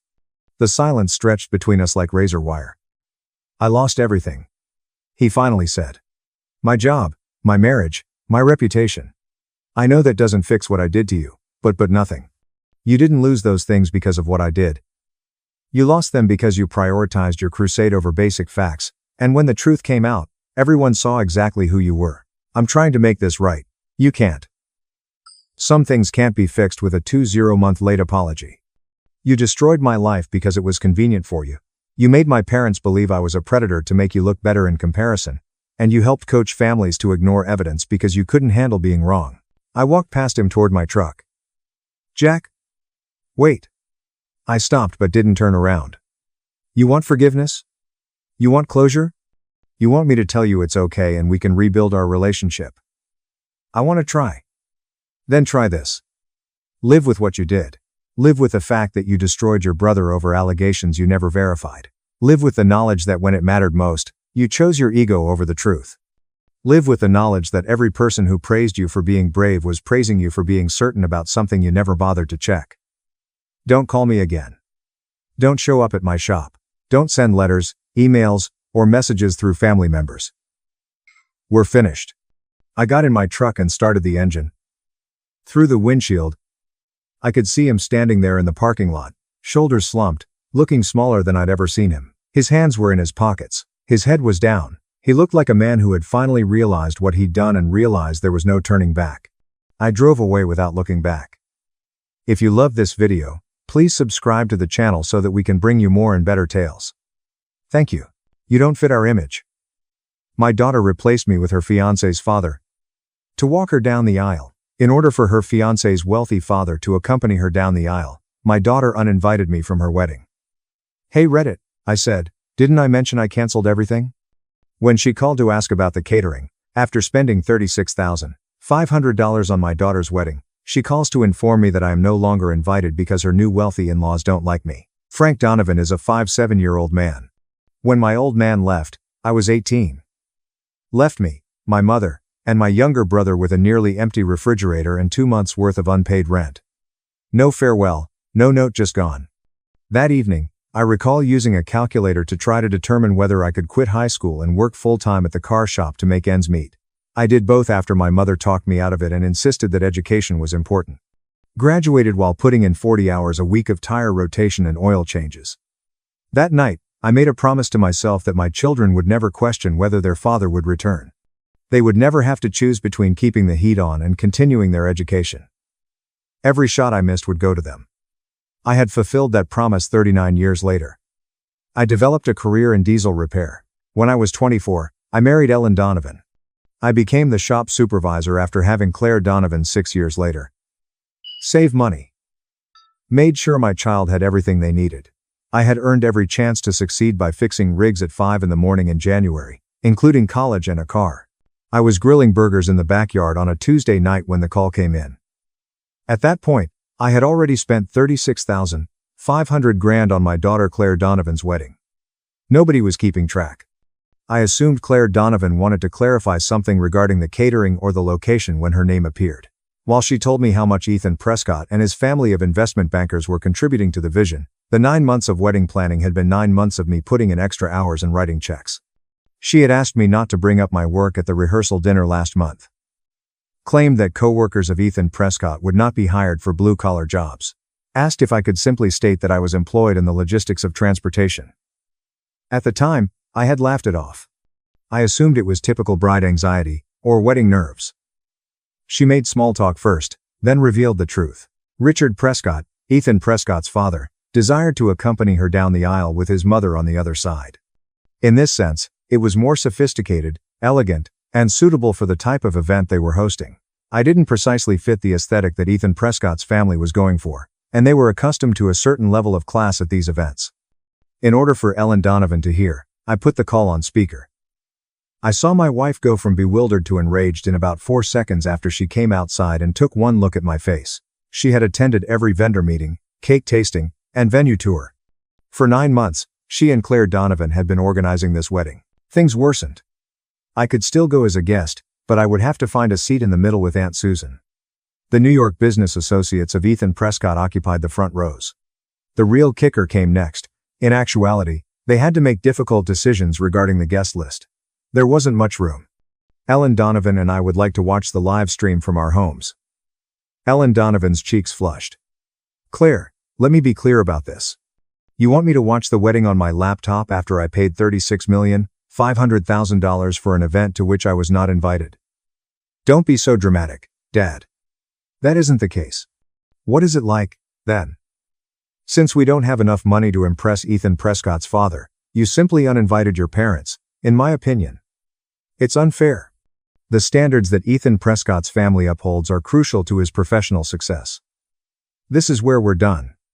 Do you want to be escorted down the aisle by Richard Prescott? Fantastic. He is also able to pay for it." Before she could answer, I hung up. I knew we had just crossed a line we couldn't get back because Ellen Donovan was trembling next to me. The following morning, I gave my friend Mark Sullivan a call. We got together at the downtown diner. Without interjecting, Mark Sullivan listened to the entire thing. He simply shook his head and added more sugar to his coffee after I was done. Told me that I already knew what I needed to do and that there was only one way to deal with what Claire Donovan had done. As it happens, my timing was ideal. I had been using the Notes app on my phone to keep track of my spending. Just a basic running list. $9,200 for the venue deposit. $13,500 for catering. $3,600 for the photographer. And $2,100 for flowers. The dress alone cost $4,400, plus an additional $700 for what Claire Donovan claimed were necessary alterations. Then there was the rehearsal dinner location, the DJ, the cake, the invitations, the programs, and the favors. Another expense, another wire transfer, another portion of my paycheck vanishing into Claire Donovan's ideal world every week for 9 months. As per the photographer's contract, cancellations made more than 65 days in advance would result in a full refund. The wedding was 72 days away. Up to 50 days, the caterer offered a 50% refund policy. It was 80% for the florist. Since the cake lady hadn't begun anything yet, a complete refund was due. Minor miracles. Mark Sullivan completed the calculations more quickly than I could. If I worked quickly and met all of the vendors' deadlines, I might get back $18,000 or $19,000. Enough for Ellen Donovan's long-desired vacation. The one we had consistently postponed in order to save money for Claire Donovan's future. That thought made Mark Sullivan laugh so hard he almost choked on his coffee. While Ethan Prescott was explaining to his senatorial friends why there was no cake, no flowers, and no food at the wedding reception, he claimed he wanted a postcard from me living my best life. I talked on the phone for the remainder of that day. Ellen Donovan sat at the kitchen table beside me, tag-teaming vendors with her own list. She was in charge of the cake, flowers, and rental business. I took on the larger ones. As we had done for 33 years, we operated as a team, exchanging notes regarding refund amounts. It was pleasant. In fact, the photographer expressed regret, claimed that he had been feeling strange about Claire Donovan anyhow, particularly after she had called to ask him to remove me from any pictures in which I had unintentionally appeared. He immediately processed the refund. Told me he understood. The DJ was professional, laid back, and asked no questions. It was even simpler at the honeymoon resort. They frequently had to deal with cancellations. The caterer was more challenging. A woman named Natalie Brooks had been organizing Claire Donovan's menu for months. She had prepared special dishes, and had been genuinely thrilled about the wedding. Pulling the plug on someone who had truly worked on the project made me feel terrible. However, Natalie Brooks remained silent for a full 10 seconds after I explained the circumstances. Then she said something that will always stick in my memory. She had worked in the industry for 22 years and had never heard of anything so tacky. She would personally deal with the cancellation and issue a refund for each cent. We had canceled or begun to cancel everything by 5:30, with the exception of the venue. It was a defeat. No refund clause, full payment already made. Everything else was moving, but $9,200 was gone. Our rough estimate was $16,500 back. Ellen Donovan began researching potential vacation destinations. A little something for the two of us. At approximately 6:45, my phone began to ring. Donovan. Claire. I turned it down. Once more. It rang. Declined. There was a deluge of text messages. She had apparently received a call from Natalie Brooks, confirming the cancellation. Through text, Claire Donovan was having a total breakdown. "What are you doing, Dad?" More texts, accusations, threats, and assurances that she would never forgive this manipulation, that I was ruining her life over hurt feelings, that Ethan Prescott's family was appalled, and that I was demonstrating precisely why they didn't want me at the wedding were sent after Natalie said, "You canceled." "This isn't funny. Call me right now." I completely switched off my phone. Ellen Donovan inquired about my dinner preferences. I told her about last night's burgers. After heating them, we sat in the backyard as the sun sank. And for the first time in 9 months, I wasn't preoccupied with how I was going to pay for my wedding, figure out how many overtime hours I would need, or worry about how I would make ends meet. Her issue now was the wedding. 4 days were spent on the piece. The grocery store then declined my credit card. The cashier informed me that my purchase of motor oil and beef jerky was unsuccessful. I tried using my debit card. The same thing. I felt sick to my stomach. I went outside to give my bank a call. I'm already mulling over potential outcomes. Identity theft, fraud, and account errors are all bad. I spoke with Andrew Miller in the fraud department, who informed me that my accounts had been frozen because of questionable activity. I had applied for a $55,000 personal loan yesterday, based on their records. Because the application asked for instant payment to an account unrelated to my profile, it was flagged. I informed Andrew Miller that I had not submitted a loan application. He hung up after telling me that I would have to file a fraud report. I immediately gave Ellen Donovan a call and requested that she check our bank account. She moved. Her laptop opened, and then there was an excessively long period of silence. Then she let out a gasp. That morning, $8,200 had been moved out of our checking account. Wedding costs were mentioned in the memo. C was the username.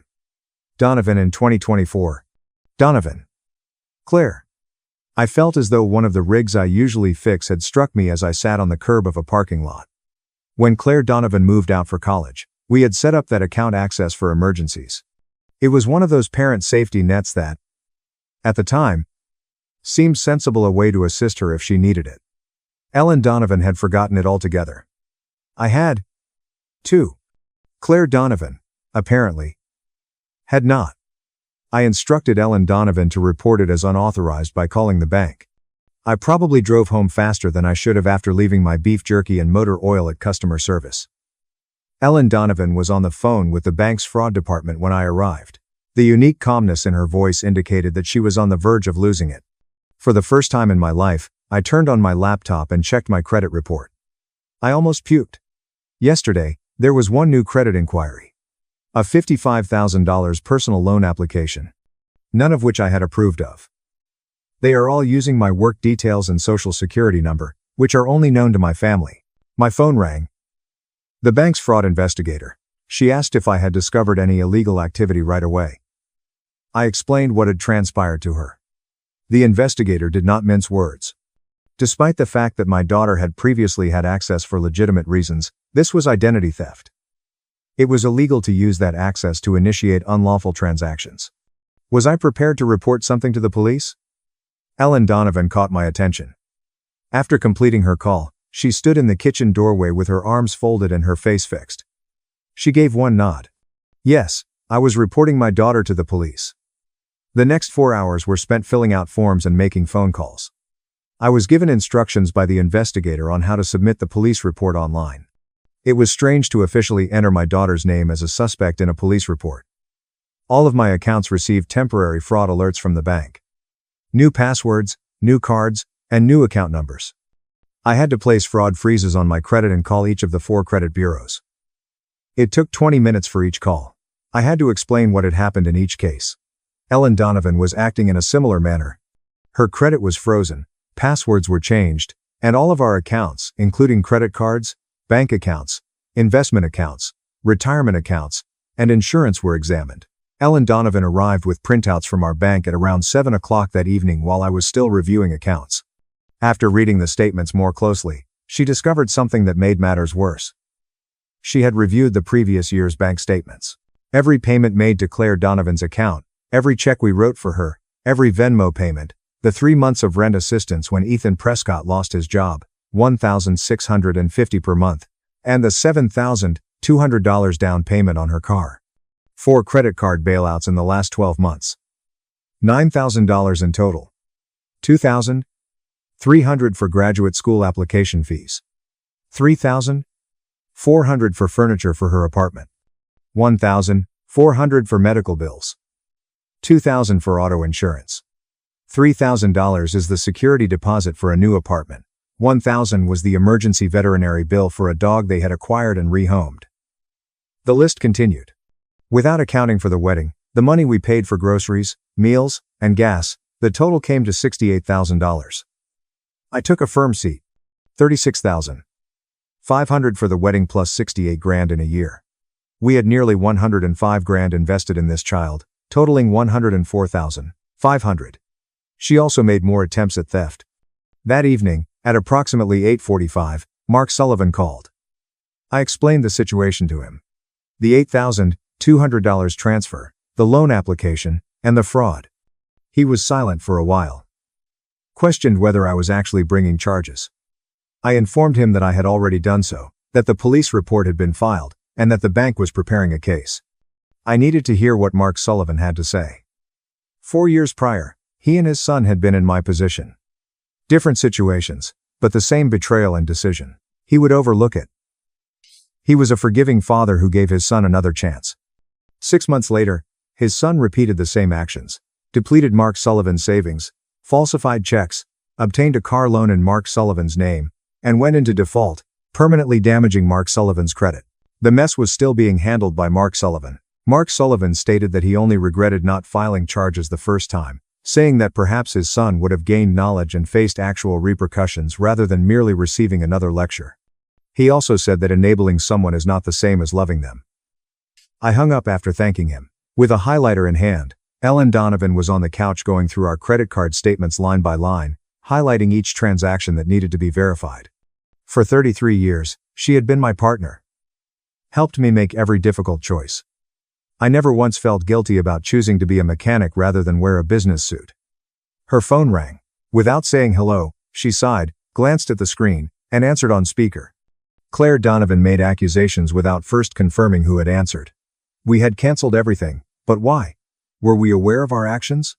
We were ruining her wedding, her special day, because our feelings were wounded. After allowing her to finish, Ellen Donovan asked a straightforward question in a voice I had never heard before. Claire, did you steal $8,200 from us? Quiet. Heavy silence for a long time. I can explain, Mom. Did you use your father's social security number to apply for a $55,000 loan without getting his consent? More quiet. Claire Donovan then attempted to defend it. In any case, she was going to get the money. We had always promised to assist. She had no choice but to cancel everything when I went insane. The parents of Ethan Prescott would have felt ashamed. This afternoon, your father reported something to the police. The bank is looking into it. You stole someone else's identity. There will be repercussions. Claire Donovan changed her strategy, broke down in tears, and declared that the wedding was ruined. The parents of Ethan Prescott were incensed. That she was hardly being spoken to by Ethan Prescott. We were necessary for her. She required her parents. We're not going to give you another cent. We're going to file criminal charges if you don't return that $8,200 by Monday. Claire, we're done. Claire Donovan's tears abruptly stopped. Her voice changed abruptly from crying to icy. All right. Everything will be covered by Ethan Prescott's parents. They claimed that you two were still preventing me from moving forward. You are not necessary to me. Ellen Donovan did not answer and hung up. Bank statements, credit reports, and evidence of our daughter's theft were all around us as we sat there. As I sat there, I became aware of something. Our choice had already been made. No reconciliation or turning back would make this acceptable. Our daughter was gone. Or perhaps she had lost us. I instructed the investigator to proceed with the investigation when I called her the following morning. I didn't anticipate how helpful my shop buddy Tom Reynolds would be. The son-in-law of Tom Reynolds worked as a paralegal handling fraud cases. He called me immediately after I brought up my predicament during the Thursday morning break. A man by the name of Jason Cole called and asked 3 quick questions. He told me not to tell her anything when I responded. Wait for the investigation to conclude. Within an hour, he would email me a checklist of documents. The list from Jason Cole arrived prior to lunch. 23 items. Police report copies. Bank statements demonstrating the illegal transfers. Screenshots of the loan application. Emails, texts, and wedding vendor contracts. I needed good documentation in case this turned into a crime. I went through each item on the list one by one during my lunch break. At home, Ellen Donovan was acting in the same manner. She was creating her own paper trail and had called in sick to the library, which she never did. Every text message Claire Donovan had sent requesting money, every invoice and contract, and every email she had sent regarding wedding costs. When she felt like it, the woman was thorough. Ellen Donovan had papers all over the dining room table when I arrived home that night. She had made a timeline of everything, including all of the money requests, justifications, and unfulfilled promises to reimburse us. The chronology spanned 4 years. We should have been asking questions instead of saying yes for 4 years. When I saw everything arranged that way, I came to a realization. For years, this had been developing. Everything just came to a head at the wedding. For a long time, Claire Donovan had been treating us like ATMs. Because we loved her and wanted her to have opportunities, we would allow her. As it happens, we had been allowing her to develop into the person she is today. Someone who did not view her family as people to love, but rather as resources to be exploited. That night, Tom Reynolds called with additional information. Claire Donovan had obtained a loan in my name. Bank had located it. A wedding planner's account received the funds. She had been attempting to find a last-minute fixer. When the bank discovered it was fraud, they frozen the account. The wedding coordinator was helpful and gave everything back. However, the detective wanted to speak with me on Monday. They were constructing evidence of fraud, identity theft, and illegal access. I was asked what I wanted to do by Ellen Donovan. If I chose to prosecute, Claire Donovan might be charged with a crime. For a first offense, there would likely be a record but no jail time, fines, community service, and probation. I told her I had no idea. Even though Claire Donovan was still our daughter, her actions were illegal. For a while, we sat there in silence. Then I was taken aback by something Ellen Donovan said. Claimed that we had been shielding Claire Donovan from consequences her entire life, and that perhaps the only way she would learn was to face actual consequences. I glanced at my spouse. She had never been the one to be harsh. I've never advocated for tough love. She was correct. But that was usually my domain. Perhaps it was time to let her deal with the fallout from her own decisions. It was Saturday morning 10 weeks later, the day before the planned wedding. At 7:30 a.m., my phone rang. Unknown figure. The other person's voice was polished, knowledgeable, and well-practiced. Ethan Prescott's father, Richard Prescott, suggested that we talk. I informed him that we had nothing to discuss. He didn't agree, claimed that things had gotten out of control due to a miscommunication regarding the wedding plans. I chuckled and assured him that there was no miscommunication. We embarrassed his son and my daughter, so they uninvited us from a wedding I was paying for because we weren't wealthy enough. After that, my daughter tried to defraud us of more money by committing fraud. Quite simple. Richard Prescott stated that Claire Donovan's actions were wrong, but that stress causes mistakes in young people. Tomorrow was the wedding. Claire Donovan felt agitated. A new venue had cost his family $14,000. He was prepared to pay the balance. We could all be adults about this, surely. That was his problem, not mine, I told him. A different strategy was tried by Richard Prescott. Claimed to understand that my pride was wounded, that he could understand how challenging this must be, having been a father himself. However, I had to consider what I was doing to my daughter. Was it really my intention for her to recall that her wedding had been ruined by her own father? I informed him that nothing was sabotaged by her father. Her father simply ceased to be an automated teller machine. At that point, Richard Prescott stopped acting. Mr. I'm going to tell you the truth, Donovan. I will soon welcome Claire Donovan into my family. There are standards in my family. The goal is to prepare Ethan Prescott for partnership. His wife must have a background that seems suitable for that path. That image isn't enhanced by a father who works as a diesel mechanic and makes public commotion over money. You instructed Claire Donovan to remove our invitation. You came up with this idea. I propose that the wedding party represent the type of individuals Ethan Prescott collaborates with in his professional life. Claire Donovan concurred that her modest beginnings shouldn't be the main attraction at a gathering where half of the attendees are millionaire. Richard Prescott. Tell me something. Who paid Claire Donovan's bills when Ethan Prescott lost his job last year and was unable to pay rent for 3 months? Was it the lowly diesel mechanic, or was it you? Richard Prescott remained silent. I could almost hear him trying to think of something that would avoid making him appear hypocritical. He was unable to. You're paying for a wedding? Since all of my vendors are cancelled, I hope you have good ones. The fraud investigation is progressing. What about the $8,200 that Claire Donovan pilfered? I will file a criminal complaint if it is not returned by Monday. Do you wish to marry a woman with a criminal record to your son? You are responsible for that. The voice of Richard Prescott became icy. Questioned whether I was truly that spiteful. She chose your wealth and prestige over her own family. She made those decisions, not me. At that time, Richard Prescott attempted to intimidate me. I claimed that I had no idea who I was dealing with, and that he had connections and resources. I hung up after telling him to watch me.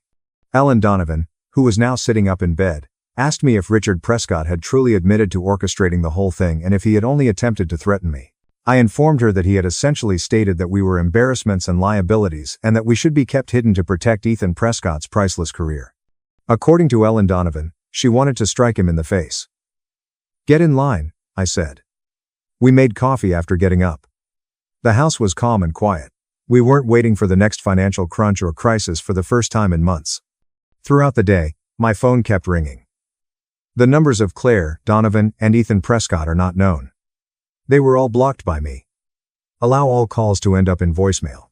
We didn't need to know what was going on with that wedding. Ellen Donovan and I were doing nothing wedding related in our backyard on Sunday afternoon, the day that would have been Claire Donovan's wedding. The weather was ideal. I couldn't recall the last weekend when I felt this at ease. My phone isn't checked every 5 minutes. Watching birds battle over the feeder while sipping sweet tea in my backyard with my spouse. Around 2 o'clock, Mark Sullivan arrived with a 6-pack of sweet tea and a smile that told me he had good news. He opened a tea, took a seat in one of our patio chairs, and shook his head as if he couldn't believe what he was going to tell me. Natalie Brooks, the caterer I had canceled, had run into him. That morning, they had met at the farmer's market. Mark Sullivan had visited the store a few weeks prior, and Natalie Brooks recognized him. She had to tell someone what had happened when she saw him. At approximately 11:45 p.m. on Friday, Claire Donovan had called her, begging her to cater the wedding today. I was so desperate that I was on the verge of losing my mind. Offered $12,000 for a same-day job to Natalie Brooks. $12,000 with less than 40 hours notice to prepare food for 220 people. In fact, Natalie Brooks had chuckled, assuming it was a joke. Claire Donovan, however, wasn't kidding. When Natalie Brooks began to laugh and make demands, she became enraged. Claire Donovan went completely crazy when Natalie Brooks explained that it was literally impossible to prepare food and get ingredients for 220 people in a day and a half. Began yelling that she would ensure Natalie Brooks never worked in this city again. How one of the most influential men in the state, her future father-in-law, would ruin her company. For 3 full minutes, it went on and on. The entire incident was recorded by Natalie Brooks, who saved the voicemail and stated that she would keep it in case Claire Donovan actually attempted to carry out her threats. Our daughter threatened a small business owner who had done nothing wrong during a 3-minute outburst. I listened to all of this while reclining in my chair. I felt horrible about it. Ellen Donovan also didn't seem pleased about any of it. She was sitting with her jaw clenched and her arms crossed, the expression she gets when she's making a concerted effort not to feel sorry for someone who doesn't deserve it. However, it was difficult to feel too sorry for someone who had brought it all upon herself, who had lied to us, stolen from us, and treated us like embarrassing roadblocks. After finishing his tea, Mark Sullivan apologized and told me to call him if I needed anything. The sky was turning pink, orange, and purple as the sun set. Ellen Donovan was the first to speak. She asked me if I believed that we had failed as parents and if there was anything we had done that made Claire Donovan capable of doing this to us. I gave that some thought. I told her that I believed we had given Claire Donovan every chance to be a decent person. We had provided her with an example of what hard work looked like. We had discussed what family was meant to be. It was her fault, not ours, if she had chosen to overlook all of that for a wealthy man with a fancy job title and parents who belonged to country clubs. What would I tell the investigator on Monday? Ellen Donovan inquired. She had informed me over the phone on Friday that they had sufficient proof to press charges if I so desired. I told her that although I was still unsure, I was leaning toward allowing them to continue. Then my phone buzzed. An unknown number sent you a text. Still, I opened it. It's me, Dad. Don't block this number, please. I must speak with you. The wedding didn't work out. Everything broke down. I can't get Ethan Prescott to talk. He was called in by his company. I was wrong. I need you, please. Ellen Donovan was shown. Her expression remained unchanged as she read it, and she returned the phone silently. I inquired about her preferences. Ellen Donovan gave a direct and unambiguous response. Her goal was to complete the repotting of her tomatoes. She wanted to give us a genuine vacation. Take a look at beaches, restaurants, and lodging. She also asked me to tell that detective to do his job tomorrow. Since there was no turning back once we took this action, I asked her if she was certain. She was certain. I turned off my phone entirely and didn't reply to the text. We sat there, gazing up at the sky after Ellen Donovan pushed her chair closer to mine. Once more, she brought up that vacation, something we had earned, something exclusive to us. We had a strategy. I called the investigator on Monday morning and instructed her to proceed. She said they had sufficient proof to press charges. They would get in contact with the district attorney. Ellen Donovan had returned to her job and needed normalcy. Tom Reynolds arrived to pick me up while I was at the shop changing my oil. Informed me that I needed to see someone in the front office. Claire Donovan appeared to have aged 5 years in just 1 week as she stood there. Running makeup, unclean hair, sweatpants, and an old college sweatshirt, red and swollen eyes. She had been crying lately and was getting ready to cry once more. I prevented her from getting started. You must go. There is nothing to discuss. There are police involved. Don't tell your lawyer what you came here to say. Just listen, Dad. No. Your decisions were your own. You took from us. Lied to us. You treated us as though we were embarrassing garbage that you had to conceal, and now you want me to pay attention. Nevertheless, she made an effort. I began by apologizing. She was aware of her error. The stress, but the awful things she'd said. The parents of Ethan Prescott are pressuring her. Everything is spiraling out of control. I interrupted her. Stress is not to blame. When you instructed us to watch your wedding live, you were not under any stress. When you attempted to obtain a loan using my social security number, you weren't anxious. Because you were more concerned with Richard Prescott's opinion than your own parents, you made conscious decisions. I was attempting to blend in with the world of Ethan Prescott. And that's the issue. To appease those who believe we are worthless, you threw away your real family, individuals who despise us. She started crying. Then informed me of the nuptials. How half of the guests failed to arrive. How the people who did talked about the catastrophe in whispers the entire time. Richard Prescott apologized for her throughout the reception, acting as though she was his greatest error. How, all night long, Ethan Prescott hardly gave her a glance. I apologize for what happened to you. With hope in her eyes, she raised her head. However, I'm not sorry enough to make it right. Hope died. She looked at me as if I had given her a slap. Dad. The wedding was awful. Everything broke down. And now, they're threatening to put me in jail. The charges must be dropped. Please. I'll reimburse every penny. I'll comply with your requests. Just put an end to this. Not jail. Most likely. You will receive community service and probation for your first offense. However, you will have a permanent record. My life will be ruined by this. Ethan Prescott's parents forbid him from getting married to a person with a criminal history. He has already been called in by his firm regarding his judgment. I'll lose everything I've worked for. I took a moment to consider that. I then made the necessary statement. There was nothing you worked for. I worked with your mom. We covered the cost of your wedding, your car, your apartment, and your education. To give you opportunities, we reduced our own budget, put in extra hours, and worked overtime. You repaid us by robbing us and telling your new family that we weren't worthy of your company. However, I am your daughter. You're expected to pardon me. No matter what I do, you're expected to love me. You have my undying love. This is the reason it hurts so much. However, love does not entail treating us like a heartless ATM. It does not entail shielding you from repercussions for real crimes. Are you actually going to allow them to bring charges against me? Your own daughter? Indeed. After giving me a long look, she tried the final angle I had been waiting for. This is not what Mom would do. Mom genuinely cares for me.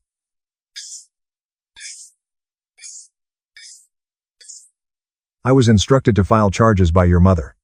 It was she who, after learning what you had done, was unable to sleep for 4 days. It was she who wept for 2 hours over the death of her daughter. Therefore, don't even try to pit us against one another. She's also over you. Within 2 seconds, Claire Donovan's expression changed from one of desperation to one of coldness. All right. You are not necessary to me. I'll work this out with Ethan Prescott. We'll get assistance from his parents. They don't hold me back out of jealousy. They genuinely care about my future. The parents of Ethan Prescott are concerned about their son's reputation. They fired you as soon as your criminal record made you a liability. The company that employs Ethan Prescott is debating whether to retain him. Do you believe that Richard Prescott is now concerned about you? He has to explain you to his country club friends, which is an embarrassment. You're not correct. You are not like them. They are aware of ambition. They know what it's like to want more than a dull life with dull parents in a dull house. It was there. You're correct. I'm dull. I am a truck mechanic. I've spent 30 years living in the same home. Through good times and bad, I remained with the woman I married. I'm glad I brought up a daughter who had all the advantages we didn't. I simply don't like what she did with those advantages. To that, she had nothing to say. Simply stood there looking exactly like her. Someone who would lose if they placed all of their money on the wrong people. You are free to leave now. Your court date will be discussed by the detective. Be sure to arrive. Ignoring it would result in additional fees. I hate you. I actually hate you right now. I know. Maybe someday you'll understand why I did this. You must go. I have work to do. She left. Just walked out quietly defeated. I watched her get into a BMW I'd never seen before. Probably Ethan Prescott's. Probably the last thing of his she'd get to use and sit in the driver's seat for a long moment before starting the car and driving away. Tom Reynolds appeared from the back office where he'd been pretending not to listen. You okay, Frank Donovan? Yeah, that needed to happen. Think she'll come around eventually? No. She won't. And I'm okay with that. I went back to the bay and finished the oil change. My mind was clear. Some decisions hurt in the moment, but feel right in your gut. This was one of those. When I got home that evening, Ellen Donovan was cooking dinner and humming to herself, and I knew we'd made the right choice. That night in bed, Ellen Donovan asked if I had any regrets. I told her I thought we'd given Claire Donovan every opportunity to be a good person. If she picked wrong anyway, that wasn't on us. Ellen Donovan agreed. Said she had to believe that, otherwise she'd go crazy trying to figure out where we failed. I pulled her close, told her we'd figure it out together. We always had. 4 months later, we were on that cruise. The Greek islands were exactly as beautiful as Ellen Donovan had imagined. We'd booked 2 weeks with a private balcony, and every morning we sat there drinking coffee while watching the sunrise over the Mediterranean. We didn't check our phones for days. Just two people who'd been married for 33 years, finally taking the vacation they'd earned. The charges against Claire Donovan were reduced to a misdemeanor. Probation for 30 months. 120 hours of community service. Full repayment of the $8,200, and a criminal record that would follow her forever. Ethan Prescott lost his job anyway. They broke off the engagement a month later.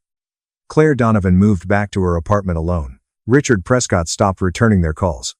The bank kept us updated on the case as it moved through the system. Claire Donovan never called to apologize, never tried to make amends. After a while, Ellen Donovan and I stopped expecting her to. The hardest part wasn't the anger. Anger fades. The hardest part was accepting that the daughter we'd raised was gone, replaced by someone who valued money over love, status over loyalty. Ellen Donovan cried about it sometimes late at night when she thought I was asleep. I'd hold her because there was nothing to say. But we had each other. We had our house and our health and our friends. We had Mark Sullivan and Tom Reynolds and Natalie Brooks who sent us a Christmas card saying she was proud of us. We had jobs we were proud of and a life we'd built together over 33 years. Sometimes love means holding people accountable. Sometimes it means watching them fail because that's the only way they'll learn. We were okay with that. We were more than okay. If you enjoyed this video, please hit that subscribe button. It really benefits the channel and enables us to provide you with more and better stories. Thanks.